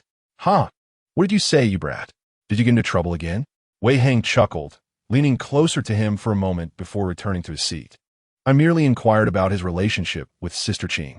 Ha. Wei Heng's smile grew even brighter as he leaned in again, whispering, I must tell you. Xiao Tian nearly received a thorough beating from the boss at the Goen building this afternoon, due to his loose tongue. Damn it, I almost forgot. That rascal was just scheming against me. Wu Yang shot a furtive glance at Dan Xiaotian, seemingly concocting some mischievous plan. But who was Dan Xiaotian? He ranked among the top 5 in individual combat prowess within the Blue Sword, and few could match him in a one-on-one confrontation worldwide. Sensing someone gazing at him, he quickly locked eyes with Wu Yang. Seeing the boy's eyes darting about, he began to feel wary. Damn, this kid isn't planning to poison my drink, is he? Xiao Wu. At that moment, hearing the boss speak, Wu Yang immediately turned his attention. Hey, get the television turned on. There should be a news report from the Shenzhen market shortly. He had already instructed Wei Heng to notify the relevant departments to record and broadcast the entire process of the raid on Hongling Investment. This was to inform the entire Shenzhen populace that Hongling Investment was utterly finished. Good. Wu Yang nodded, gesturing to a beautiful waitress in a cheongsam from a distance to activate the large screen in the hall and display the Shenzhen news channel. Aldikt, Wu Ye. The waitress approached a control panel and, with a few deft movements, the massive screen measuring 10 meters long and 5 meters high sprang to life. Soon, the content from Shenzhen news channel began to play. Xiao Lin raised his eyes and realized they were currently live broadcasting the operation. Observing a contingent of armed police coordinating with officers to apprehend employees and involved parties from Hongling Investment, watching intently. Hearing the commotion, everyone in the hall fell silent, joining Xiao Lin in earnestly watching the news. Just then, upon witnessing the arrest operation on the screen, Ma Chao couldn't help but curse vehemently. Damn it. Hongling Investment is finally done for. His eyes suddenly reddened, remembering the brother who had shielded him from bullets, feeling both a sense of sorrow and a thrill of vengeance fulfilled. He lifted his glass and took a hearty gulp. "Who is this guy?" Wu Yang glanced at him and leaned in to whisper to Wei Hang. "A few colleagues from the local police station the boss knows. The kind willing to risk their lives." "Oh." Wu Yang nodded, rising to approach him. "What's wrong, brother? Talk to me, and I'll help you out." He mistakenly believed Ma Chao had been targeted by someone from Hongling Investment. Observing the scene, Xiao Lin chose not to speak further. The matter had already passed. Letting Ma Chao vent his feelings was acceptable. Moreover, Xiao was quite articulate and clever, making him a good choice to counsel Ma Chao. Wu Yang approached Ma Chao. Noticing his dazed expression, he rested a hand on his shoulder and leaned in, inquiring, "Who has wronged you? Tell me their name, and I shall bring them before you." As he spoke, he gestured towards the large screen. At that moment, Ma Chao understood the implication, feeling a twinge of surprise. Given that they were live streaming, how could this individual speak so nonchalantly about retrieving someone? Yet, he dismissed the thought. His brother's vengeance had been fulfilled, and he had merely been venting his frustrations. "It's nothing, really. I just felt relieved seeing Hongling Chuanto get shut down." Wu Yang paid no mind, pulling a refined business card from his pocket, which contained only 3 cards. He extracted one and handed it to Ma Chao, patting his shoulder as he stood. "If you ever need anything, just give me a call. I'll handle it for you." He didn't specify what anything entailed, merely that it could encompass a multitude of matters. As the young man returned to his seat, Ma Chao felt somewhat bewildered. He examined the card in his hand, which appeared rather unremarkable. Just an ordinary card bearing a string of numbers and the title Wu Yi. There were no affiliations or positions listed. However, recalling that this young man was also a brother of Xiao Lin, he took it in good faith and casually slipped the card into his pocket, deciding to keep it for the time being. Not far away, Wei Hang, who had been observing both him and Wu Yang, chuckled as he remarked meaningfully, "Brother, I can assure you this fellow's identity is quite extraordinary. Moreover, he seldom hands out his business cards. Some individuals have spent billions, yet still failed to make contact with him. I suggest you memorize this private number and perhaps encase the card in protective film for safekeeping. You never know when it might come in handy." His advice stemmed from the fact that he had witnessed this young man risk everything for his leader. Otherwise, he would not have offered such a generous warning. Ma Chao was taken aback. Upon hearing Wei Hang's words, he immediately glanced at Xiao Lin, who nodded in affirmation.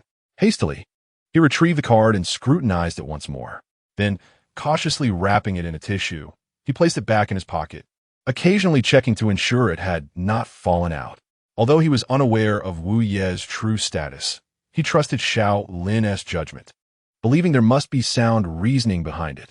Subsequently, he lifted his glass and approached Wu Yang with a serious demeanor. Wu Yi, if you hold me in regard, you may call me Old Ma or Little Ma. Should you require anything, just have Old Xiao reach out to me. I work at Futian Station." Wu Yang burst into laughter upon hearing this and playfully patted his shoulder, saying, "It's not that I look down upon you. But if I truly needed something from you, I doubt you would have the courage to even listen, would you? Let us just drink without all the unnecessary chatter," he added, noticing Ma Chao's discomfort. Xiao Lin quickly intervened to alleviate the tension. He suggested that they should all be as relaxed as possible, allowing the brothers to speak freely. However, Ma Chao still needed to be treated with respect, for given the nature of those rascals, it was certain that once the drinks flowed, they would undoubtedly take advantage of the 4 of them. Wu Yang shrugged, picked up a bottle of Feiqian Matai, and wondered what sort of glass a man of his stature should use. Hangzi promptly brought him a bottle.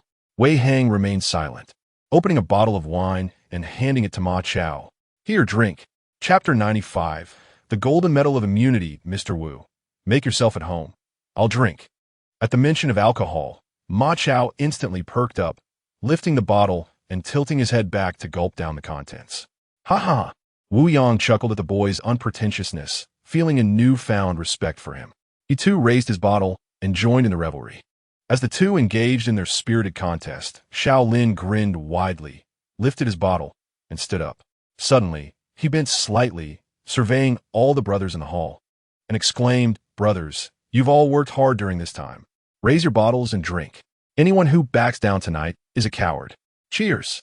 Li Bing and his crew sprang to their feet, clinking their bottles with their comrades and downing their drinks in unison.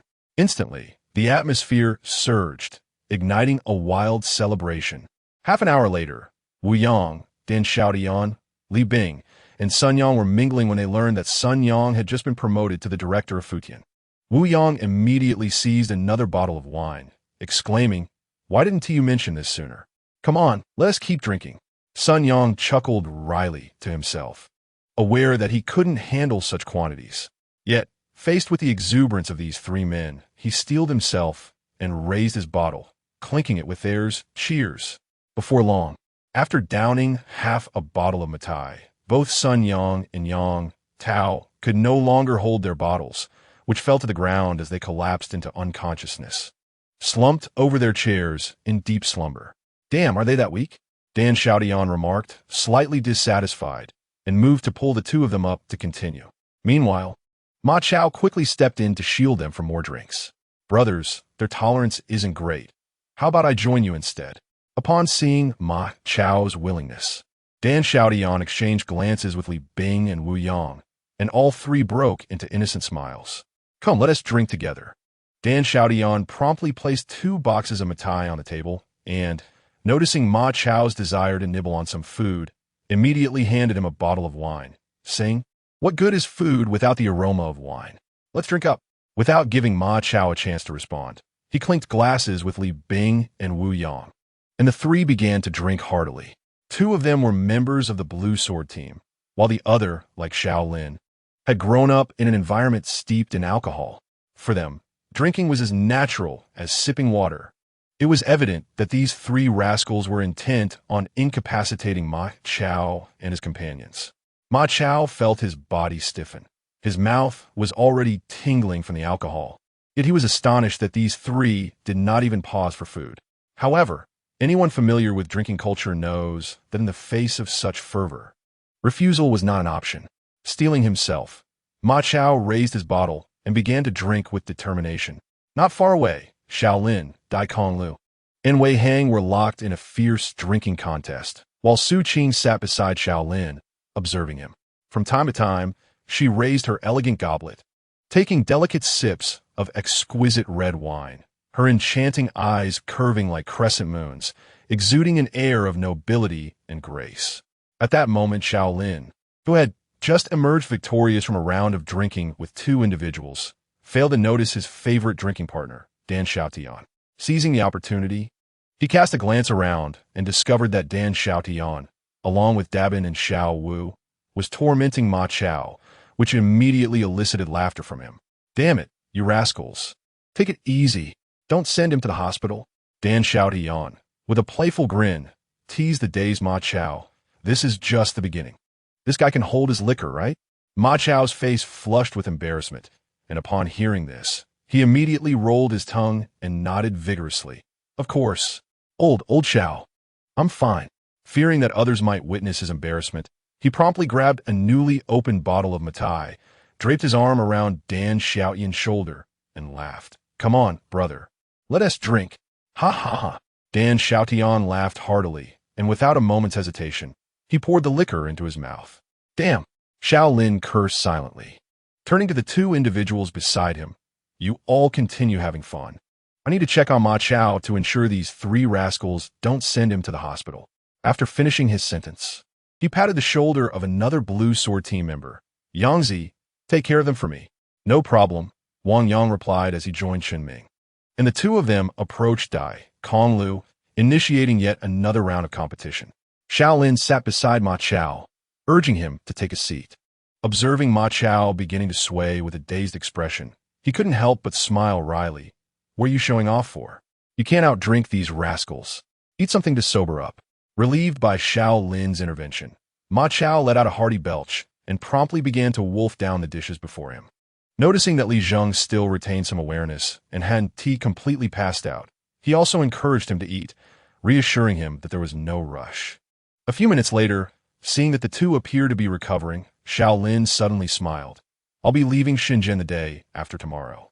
"What?" The 2 turned sharply to look at him, feeling the effects of the alcohol dissipate significantly. Xiao Lin shrugged, Chuckling lightly, why so surprised?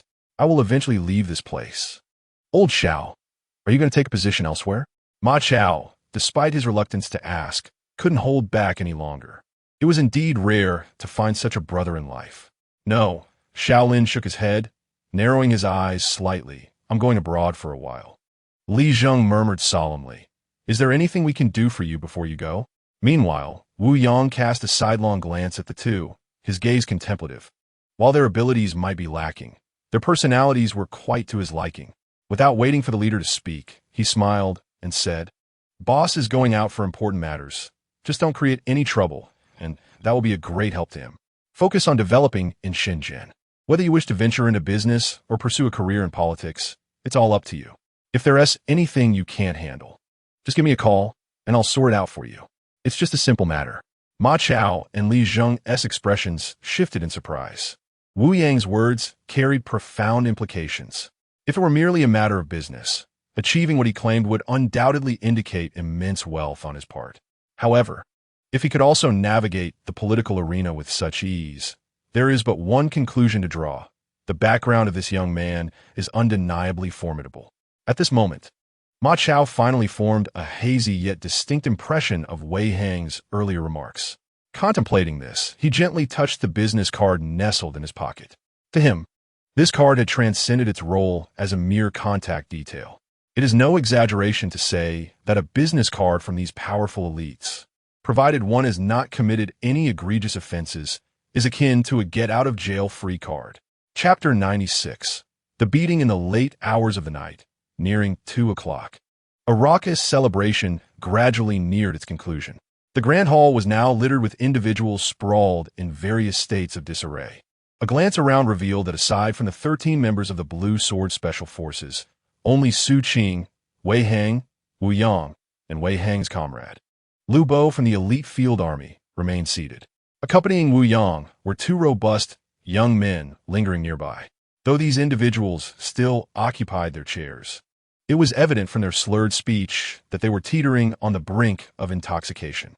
That's enough, Xiao Wu.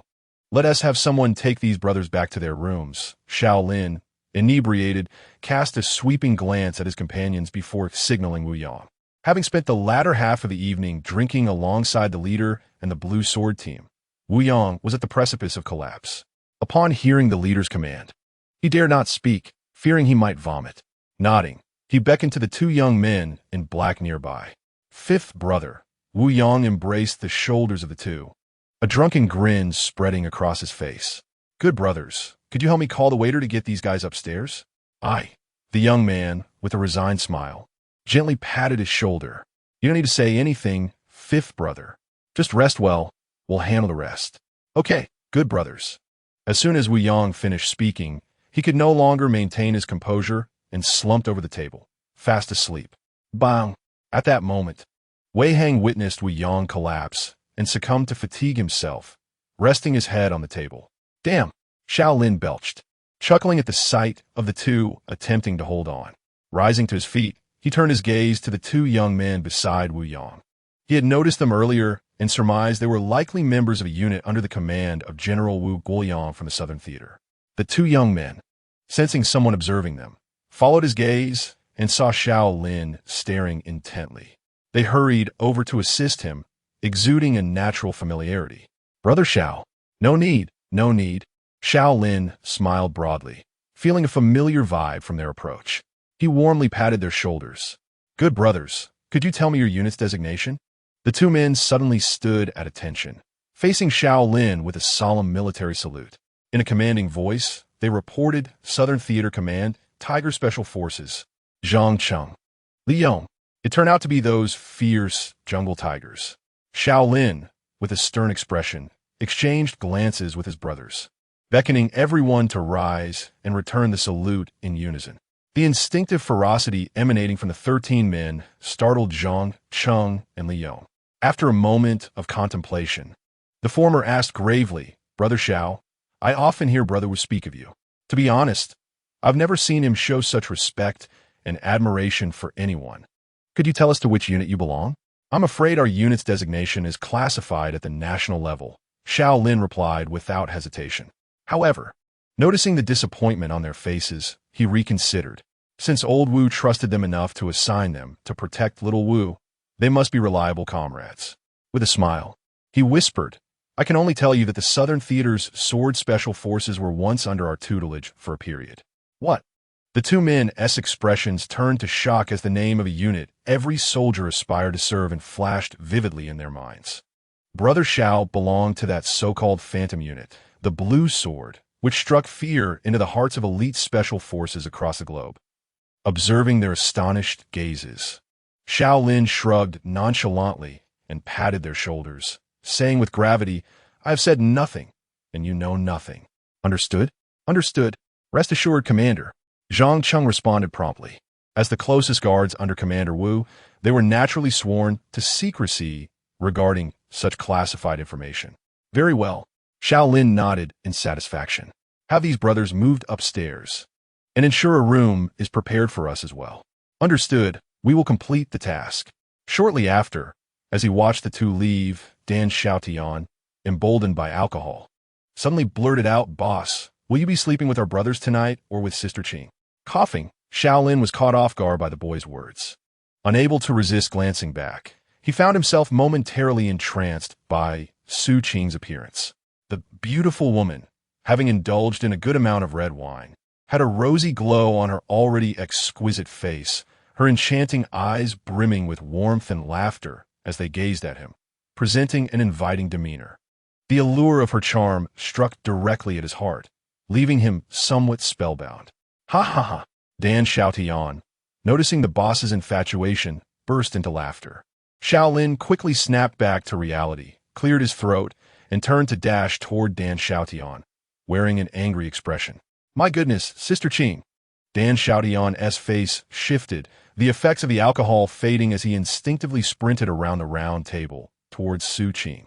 However, Su Qing was also momentarily taken aback by his words. While she had entertained similar thoughts, it was improper for him to voice them.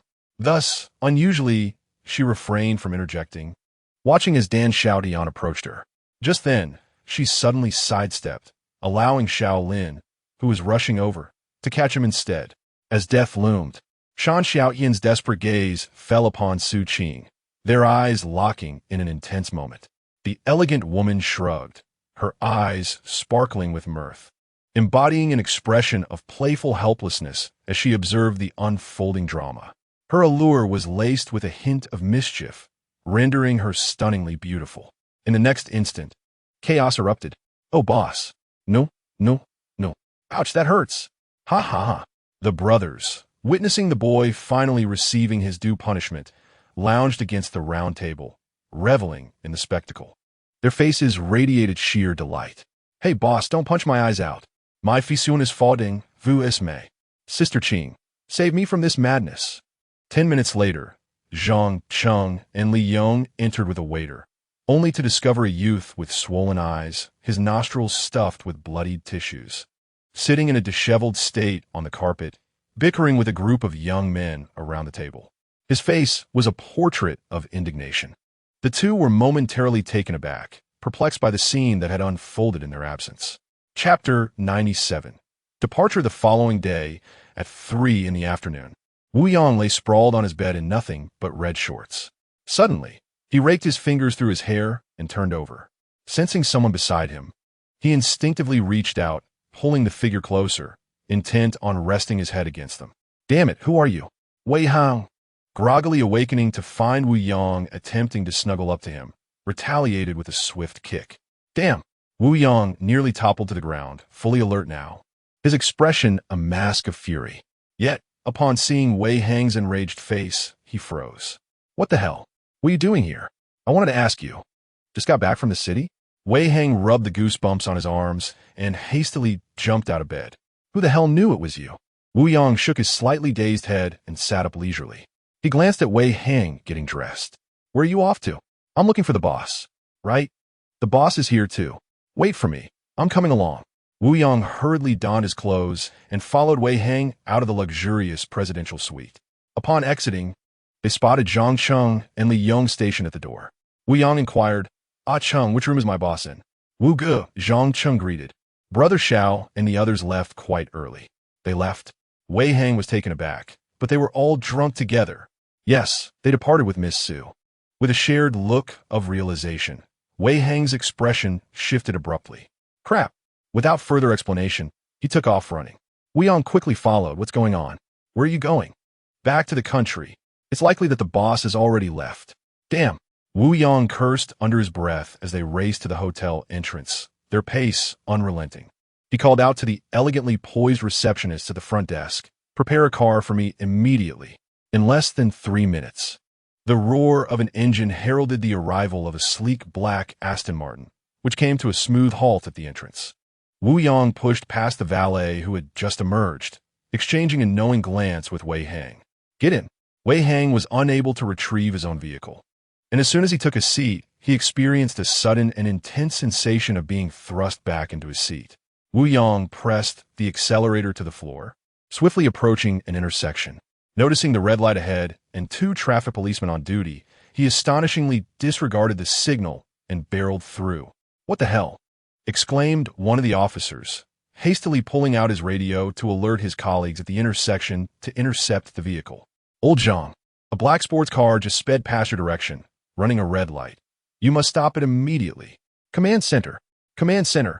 Please assist in checking the vehicle's license plate number." Received. Received. As the officer's voice echoed back to the command center, a group of personnel monitoring the cameras quickly identified Wu Yang's Aston Martin. A young man then picked up the radio. "Old Zhang, the vehicle is an Aston Martin. License plate number U66666. Please be vigilant in intercepting it." Received. However, just as the young man's words fell, a middle-aged man rushed in. "What was the license plate number again?" Upon seeing him, everyone in the command center stood up, and the young man, momentarily stunned, replied, "The license plate number is U66666. Zhang Yaomin confirmed it was Wu Yang's vehicle and immediately issued a serious command. "Track this car and ensure all intersections along the route are cleared for it." The staff were taken aback, but none dared to question Zhang's orders, promptly tracing Wu Yang's driving route and facilitating his passage through the green lights. As Zhang Yaomin glanced back before departing, he murmured softly, "What could young Master Wu be in such a hurry for?" 15 minutes later, at the National Security Building, Wu Yang remained blissfully unaware of the commotion the traffic department had stirred up on his behalf. He drove to the entrance as if returning home, hastily parking his car and rushing inside with Wei Hang, leaving the car door wide open. Upon reaching the 5th floor, Wei Hang discovered that Su Qing was not in her office, and without a second thought, he dashed toward the underground base. Observing this, Wu Yang, like a loyal follower, foolishly trailed behind him. Upon arriving at the underground base, Wei Hang's sharp eyes immediately spotted a beautiful woman standing at the entrance of the weapons storage.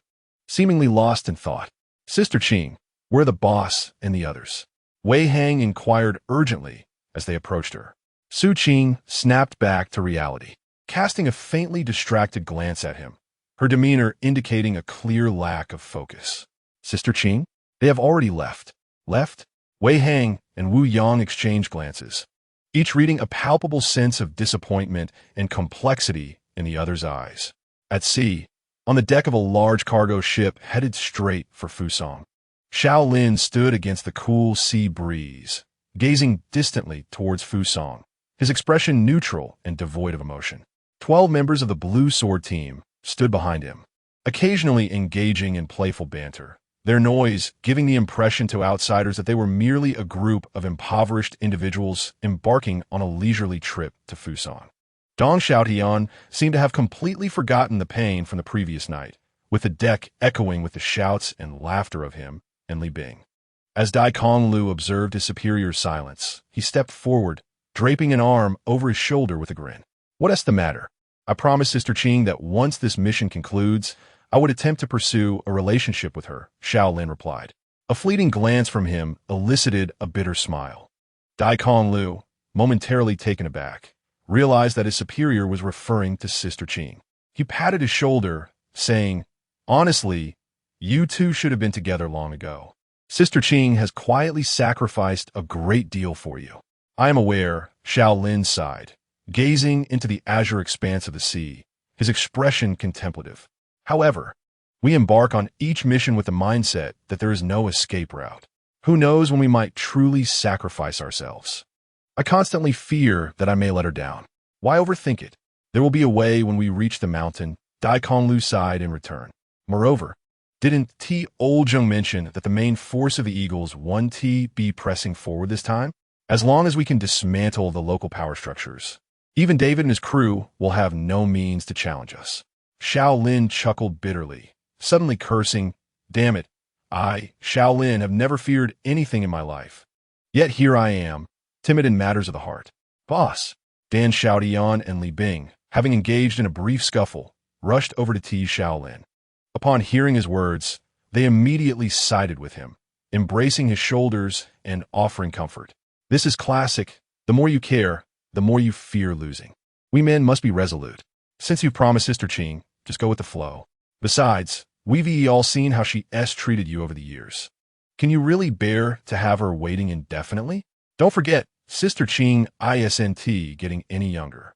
Chapter 98. And am your father, is your eye feeling better? Xiao Lin shot a glance at him, responding with an answer that sidestepped the question. His tone, though seemingly concerned, lacked warmth. He found Dan Xiaotian simultaneously amusing and infuriating. The lad often teased him when there was nothing else to do. He was always the first to rush to his defense in times of trouble. All right, all good. Dan Xiaotian's arm tensed, his smile becoming somewhat strained. Well, as long as you're aware of your own heart, I'll go join the others. Without waiting for a response, he turned and dashed away. Xiao Lin shook his head with a smile, thinking of the restless bunch, akin to a pack of wolves. However, spurred by Dan Xiaotian's reminder, Xiao Lin suddenly recalled something important. He pulled out his phone and dialed his father's number. "Speak," came the calm voice of Xiao Tianxiu as the call connected. "If old Su requests to have Sister Qing work at the International Intelligence Station, you must not agree," Xiao Lin stated bluntly, foregoing any preamble. The line fell silent for a moment before Xiao Tianxiu chuckled deeply. "Ah, has the cub learned to be considerate? What do you mean?" Xiao Lin frowned, wondering if his family had come to accept his relationship with Sister Qing. "Nothing of consequence." "All right, I understand. Is there anything else?" "We have already set off toward Fusong and expect to arrive in 5 days." "Understood." The phone emitted a faint sound, and after a brief pause, Su Tianxiu's voice resonated once more. "Be cautious. This time, upon your return from the nation, do remember to come home for a meal. Your mother and the old man have been incessantly mentioning it." "All right, I understand," Xiao Lin replied with a smile. Just as he intended to hang up, his father's voice came through again. "When the time comes, don't forget to ask Xiao Qing if she would like to come over for a visit." At this, Xiao Lin could no longer maintain his composure and curiously inquired, "Dad, from what you've said, it seems the family is quite concerned about my relationship with Sister Qing. Why have you never mentioned this before?" "Nonsense," Xiao Tianxiu replied sharply. "I am your father. Why would I not care about this? In the past, if you had dared to provoke a woman, even if I didn't discipline you, your father would have surely broken your legs." "Ha!"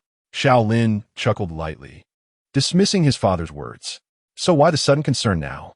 "Hey," Xiao Tianxiu teased with a sly tone, "you are about to be discharged so naturally. It's time for you to establish a family and career. Goodbye." The smile on Xiao Lin's face vanished entirely as he hung up the phone in annoyance. In Yanjing, at a traditional courtyard on Ichuan Mountain, Xiao Tianxiu sat on a stone bench. Upon hearing the busy signal from his phone, he shrugged at the few people before him. That little rascal hung up. That brat, he doesn't even think to inquire about his mother. After all these years, this is how he repays us, Zheng Yaqing said. Hands on her hips, her cheeks flushed with irritation. At her words, everyone in the courtyard burst into laughter. "Mom, you know my brother has personality.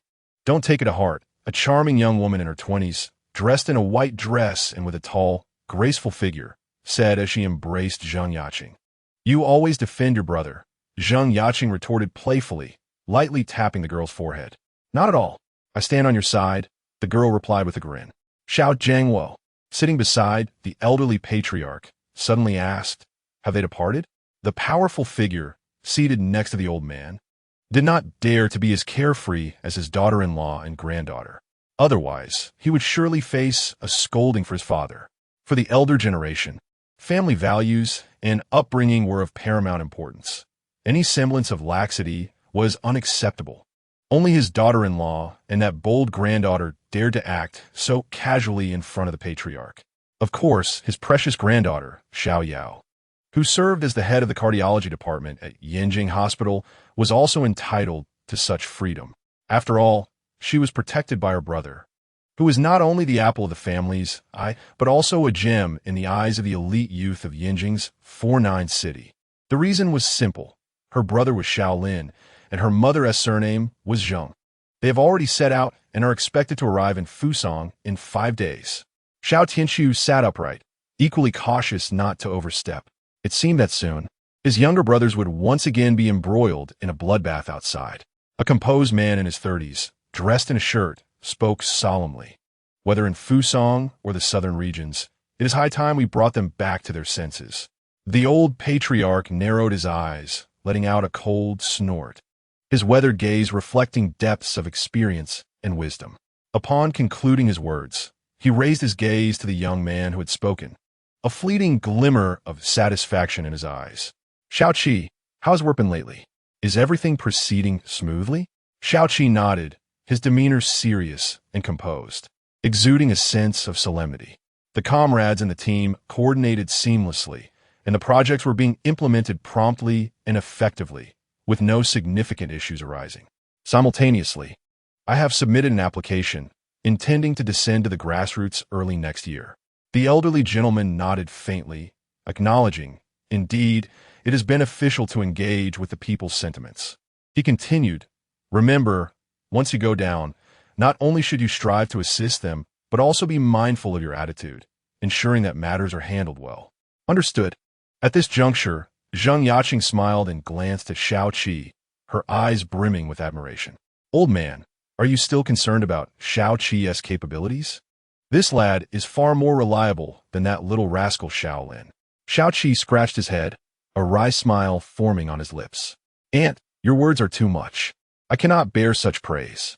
Though my younger brother may be a bit unruly, his reliability surpasses that of anyone else. Xiao Yao giggled, seizing the moment to chime in playfully. Who else could be as formidable as I am? 2 brothers so indulgent towards me. One a captain of the Blue Sword team, the other, at the tender age of 32, already the executive in the bustling metropolis. Truly, our Xiao family's prodigal son. Hearing this, Xiao Qi refrained from matching her audacity. He could only cast a discreet glare at his sister, though the fondness in his eyes was unmistakable. In response, Xiao Yao playfully stuck out her tongue and made a silly face at him. Ha ha, you little rascal. The elderly gentleman, upon hearing this, appeared genuinely delighted. Xiao Yao obediently approached him, refilling his tea, and with a cheerful demeanor, said, Grandfather, please enjoy your tea. Ah, very well. Huh. The elderly gentleman chuckled, his smile widening as he took a gentle sip. He then sighed, his tone tinged with nostalgia. What a pity that our family gathering is lacking Tianming and Liping today. Chapter 99. The first family upon hearing the elderly gentleman's lament, Xiao Tianqiu immediately interjected, My elder brother is quite occupied with his duties, often descending for research and inspections. Aside from festive occasions, he scarcely has time to return home. As for his sister-in-law, she is currently in a state of complete closure, with no news forthcoming. Zheng Yaqing smiled wryly. My sister-in-law visited briefly some time ago. She mentioned that a research project at the group is nearing completion. It seems to be a new type of advanced weapon, something related to laser cannons. She is currently quite busy and will likely be stationed at the base for some time. The elderly gentleman sighed, yet his tone was filled with contentment. It is indeed good to be busy. While one still possesses vitality, it is essential to contribute to the nation. The individuals present nodded in agreement, all expressing their deep recognition. By the way, the elderly gentleman seemed to recall something, casting a keen glance at Xiao Tianqiu. Is that little rascal Xiao Lin interested in little Su's daughter? Xiao Tianqiu glanced at Zheng Yaqing, noticing her flushed cheeks as she turned her head away, and realized this matter had once again been brought up by his wife. Nodding slightly, she said, Yes, her name is Su Qing. She is 35 years old. and her disposition is delightful, gentle, and gracious. At this point, she smiled, revealing that upon learning Xiao Lin was to undertake a classified mission. She had even wished for old Su to request a transfer for her to the International Intelligence Station. Nonsense, he replied. The outside world is far more perilous than our domestic affairs. It will be too dangerous for a young woman. The elder smiled faintly, turning his gaze to Zheng Yaqing. Yaqing, what is your perspective on this matter? You may arrange as you see fit. We shall defer to your judgment, Zheng Yaqing replied. In truth, she held a fondness for Su Qing, for over the years, the affection Su had shown towards her son had become widely known. It was impossible not to feel touched and sympathetic for a woman who would go to such lengths for her son. Moreover, her father was not only the deputy but also a brother to his own, and in terms of lineage, she was not lacking. She was indeed a suitable match. However, she hesitated due to the generational gap and decided to leave the decision entirely to the elder, effectively passing the ball back to him. You, my dear girl, the elder mused. Having navigated numerous grand occasions, he had become a sagacious old fox, fully aware of his granddaughter-in-law's sentiments. After a moment's contemplation, he smiled gently, remarking, with the evolution of times, our family must also adapt to the changing tides. We cannot remain overly traditional. He neither expressed agreement nor dissent. Yet his words ignited a spark of excitement among those present. Did the elder tacitly approve of this union? Did he truly overlook the issue of generational disparity? The Xiao family was not like other ordinary noble families. The matrimonial alliances of their heirs directly influenced the fates of both families and even the entire nation. Should Xiao Lin and Su Qing unite, it would not be an exaggeration to assert that the entire Central Theater Command would fall firmly under Xiao Jiangwo's dominion. Coupled with Zheng Yaqing's formidable identity, the position of the Xiao family's second branch would remain unshakable for a century to come. Indeed, as long as that elder remained, the Xiao family would undoubtedly reign as the foremost family in the nation. Furthermore, the Xiao family and that elder were already connected by marriage, maintaining a close relationship within the same faction. Noticing the silence among the guests, the elder let out a light huff of annoyance and then spoke with depth. Jiangwo, invite little Su over tomorrow for a visit. Xiao Jiangwo was taken aback, furrowing his brow in contemplation. Father, might this be a bit hasty? Xiao Lin has only just departed. What? Am I, an old man, not allowed to have little Su come to keep me company? Do you fear it would waste your precious time? The elder's expression grew serious, casting an unfriendly glance at Xiao Jiangwo. Father, you speak as though. Xiao Jiangwo quickly offered a wry smile. Very well, I shall have him come by tomorrow. Then, as though struck by a thought, he squinted and inquired, should I ask him to bring along Xiao Qing for you to meet? This is not a mission assignment. Let him decide if he wishes to bring her. The elder replied, shaking his head. This matter is indeed not urgent. Moreover, I wish to discern little Su's thoughts. If he truly intends to align himself with the Xiao family's reputation, he must surely discern their intentions. Furthermore, he would promptly summon his youngest daughter, anticipating her proactive visit the following day. This marks the first encounter between the Xiao family and both Xiao Lin and his daughter. Those present were all astute individuals. Upon hearing the elder's words, they immediately grasped his thoughts and nodded in silent agreement. Xiao Jiangwo spoke in a grave tone, affirming his understanding, and declared he would call him immediately. The elder nodded, offering no further comment. Without hesitation, Xiao Jiangwo retrieved his phone, located Su Changmin's contact, and dialed, activating the speakerphone. The call was swiftly answered, and a familiar voice resonated. Commander Xiao. It was not a work-related matter, so there was no need for formalities. Xiao Jiangwo chuckled. What are you up to, old Su? All right, brother Xiao, replied Su Changmin, who smiled but quickly fell into deep contemplation upon hearing the address. Individuals like them never spoke without purpose. This implied that brother Xiao had something significant to discuss. Brother Xiao, I'm currently working on an application. Is there something on your mind? Application? Xiao Jiangwo sidestepped the question. Is it regarding Xiao Qing's transfer to the International Intelligence Station? You needn't concern yourself with that. Tian Su will not approve the application. Xiao Jiangwo glanced at those around him and continued. I have something to tell you. Please, Brother Xiao, Su Changmin responded, his demeanor shifting to one of solemnity, his tone becoming serious. No need to be so grave. I merely wish for you to visit my home tomorrow. Visit?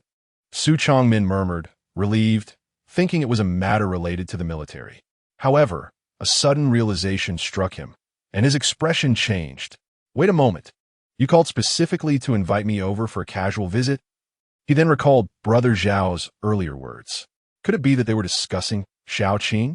If so, the invitation to his home might mean that the Xiao family had indeed consented to the relationship between Xiao Qing and Xiao Lin. With these thoughts swirling in his mind, Su Changmin dared not be careless and spoke with gravity. Brother Xiao, is this suggestion from the elder himself? My elder hasn't seen you in quite some time, and thought it would be nice to share a meal and converse. Xiao Jiangwo, knowing his thoughts, responded with a statement laden with significance. To sit with the elder means the conversation will be far from casual. Su Changmin's expression remained serious. Yet his heart soared with joy. It appeared that the elder had no objections regarding Xiao Qing's standing. However, the specifics would only be clarified during their meeting the next day. Chapter 100, Returning to Beijing. With these considerations, Su Changmin promptly replied, "All right, I shall bring Xiao Qing along to pay a visit to the elder tomorrow. It will also provide an opportunity for her to report on the outcomes of the work in Shenzhen to Tiansu." Xiao Jiangwo's eyes sparkled with brilliance as he cast a meaningful glance at those beside him, suddenly breaking into a smile. "Very well, then come over at 9 tomorrow morning." "Understood, Brother Xiao." After ending the call, Xiao Jiangwo turned to the elderly patriarch, a smile curling at the corners of his lips. "Father, it seems that the Su family indeed intends to draw closer." The patriarch nodded in agreement, a faint smile gracing his features. "This endeavor holds no detriment for us. Should the marriage succeed, my eldest son's career will undoubtedly ascend without hindrance." This situation was anticipated. However, it ultimately hinges on Xiao Lin's thoughts. "We shall meet tomorrow for a simple meal. As for the rest, I will address that rascal when he returns home." Meanwhile, in the family compound, in a 3-story villa, Su Changmin sat on the living room sofa. Upon witnessing Zhao's termination of the call, he promptly reached for his daughter's number and dialed without a moment's hesitation. "Hello, father," came the gentle, charming voice of Su Qing after a brief pause. "Prepare a concluding report on the Shenzhen project at once, and return to Beijing immediately," Su Changmin commanded in a tone reminiscent of an order, without indulging in unnecessary pleasantries. "Is there a new work arrangement?" Su Qing hesitated, suspecting that her father might be informing her that her application had been approved. This moment of uncertainty arose from Xiao Lin's explicit refusal to allow her to work at the International Intelligence Station. Su Changmin, taking a deep breath to quell his excitement, adopted a serious tone and stated, "The Xiao family was just discussing matters concerning you and Xiao Lin. The patriarch has invited me to join him for a meal tomorrow. I believe he is not concerned about the generational gap between you two. I have already mentioned that I will bring you along. You must prepare a detailed report for Tianxu regarding the Shenzhen project's conclusion. Thus, get ready and return to Beijing promptly. We will go together tomorrow." "Really?" Su Qing's voice brimmed with joy, a noticeable tremor lacing her words. "Will Aunt Zheng and Uncle Xiao agree?" Su Changmin chuckled softly, sensing his daughter's excitement through the phone. Feeling a pang of affection, the Xiao family, under the management of the patriarch and Xiao Jiangwo, was remarkably united. Therefore, anything emerging from the Xiao family would be well considered. Since Xiao Jiangwo has stated this, it signifies that the entire Xiao family supports a relationship. "Do not worry. All right. I will return to Beijing immediately. Before I arrive home, I will ensure the report is complete." Su Qing's exhilaration rendered her speech somewhat incoherent. She intended to laugh, but suddenly found herself stifling joyful sobs to avoid worrying her father, believing that his precious daughter was merely overwhelmed with excitement. Su Changmin smiled understandingly and chatted with her for a while before hanging up. He then stood, eager to ascend the stairs. "Dear, let's hurry to the market and purchase some gifts." At the National Security Building in Shenzhen, in the 5th-floor office of the director, Su Qing, after hanging up the call, sprang to her feet, hurriedly arranging important documents on her desk. Just then, the office door swung open, and Wei Heng and Wu Yang entered. They were taken aback to see Su Qing in such a flurry. "Qingjie, what are you doing? Are you heading out?" Wei Heng inquired. "Yes," she replied. Su Qing raised her gaze to glance at the two individuals, continuing to tidy up the documents, her enchanting smile curving alluringly at the corners of her lips. With an air of captivating charm, she was stunningly beautiful. "Please keep an eye on the work here in the city for me. I need to return to Beijing immediately." Back to Beijing? Wei Heng felt increasingly confused, wondering what was happening. Su Qing smiled at the two of them, the joy radiating from her exquisite cheeks. "Old Master, Xiao has invited us for a home-cooked meal tomorrow morning at 9. The two were momentarily stunned, then their expressions shifted in unison. A glance exchanged between them revealed mutual astonishment. "Oh my!" Wu Yang could not help but rush to Su Qing's side, speaking gravely. "Sister Qing, does this mean the old master has approved your relationship with the boss?" "I'm not certain." As she mentioned this, Su Qing paused, but recalling her father's words filled her with renewed confidence. "Since we're already having a meal at home, it's highly likely." Wei Heng first cast a serious look at Su Qing, then broke into a smile, sincerely offering his congratulations. "Wow, Sister Qing. Does this mean you are about to become our sister-in-law? Congratulations."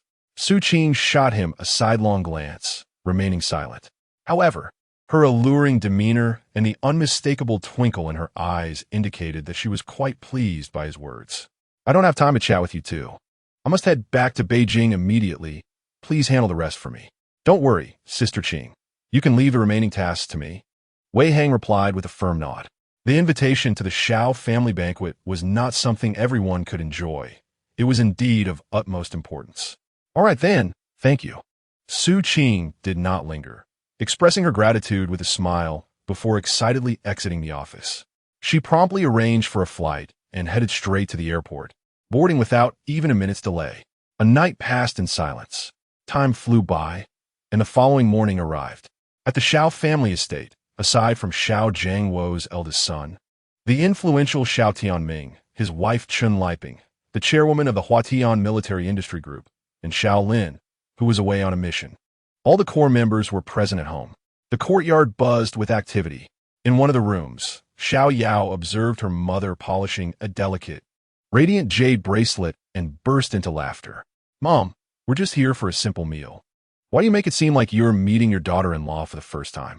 You even brought out the heirloom jade bracelet." Zheng Yaqing shot her a disapproving glance. "What do you know, dear? They are attending a family banquet. It's about time we made a good impression."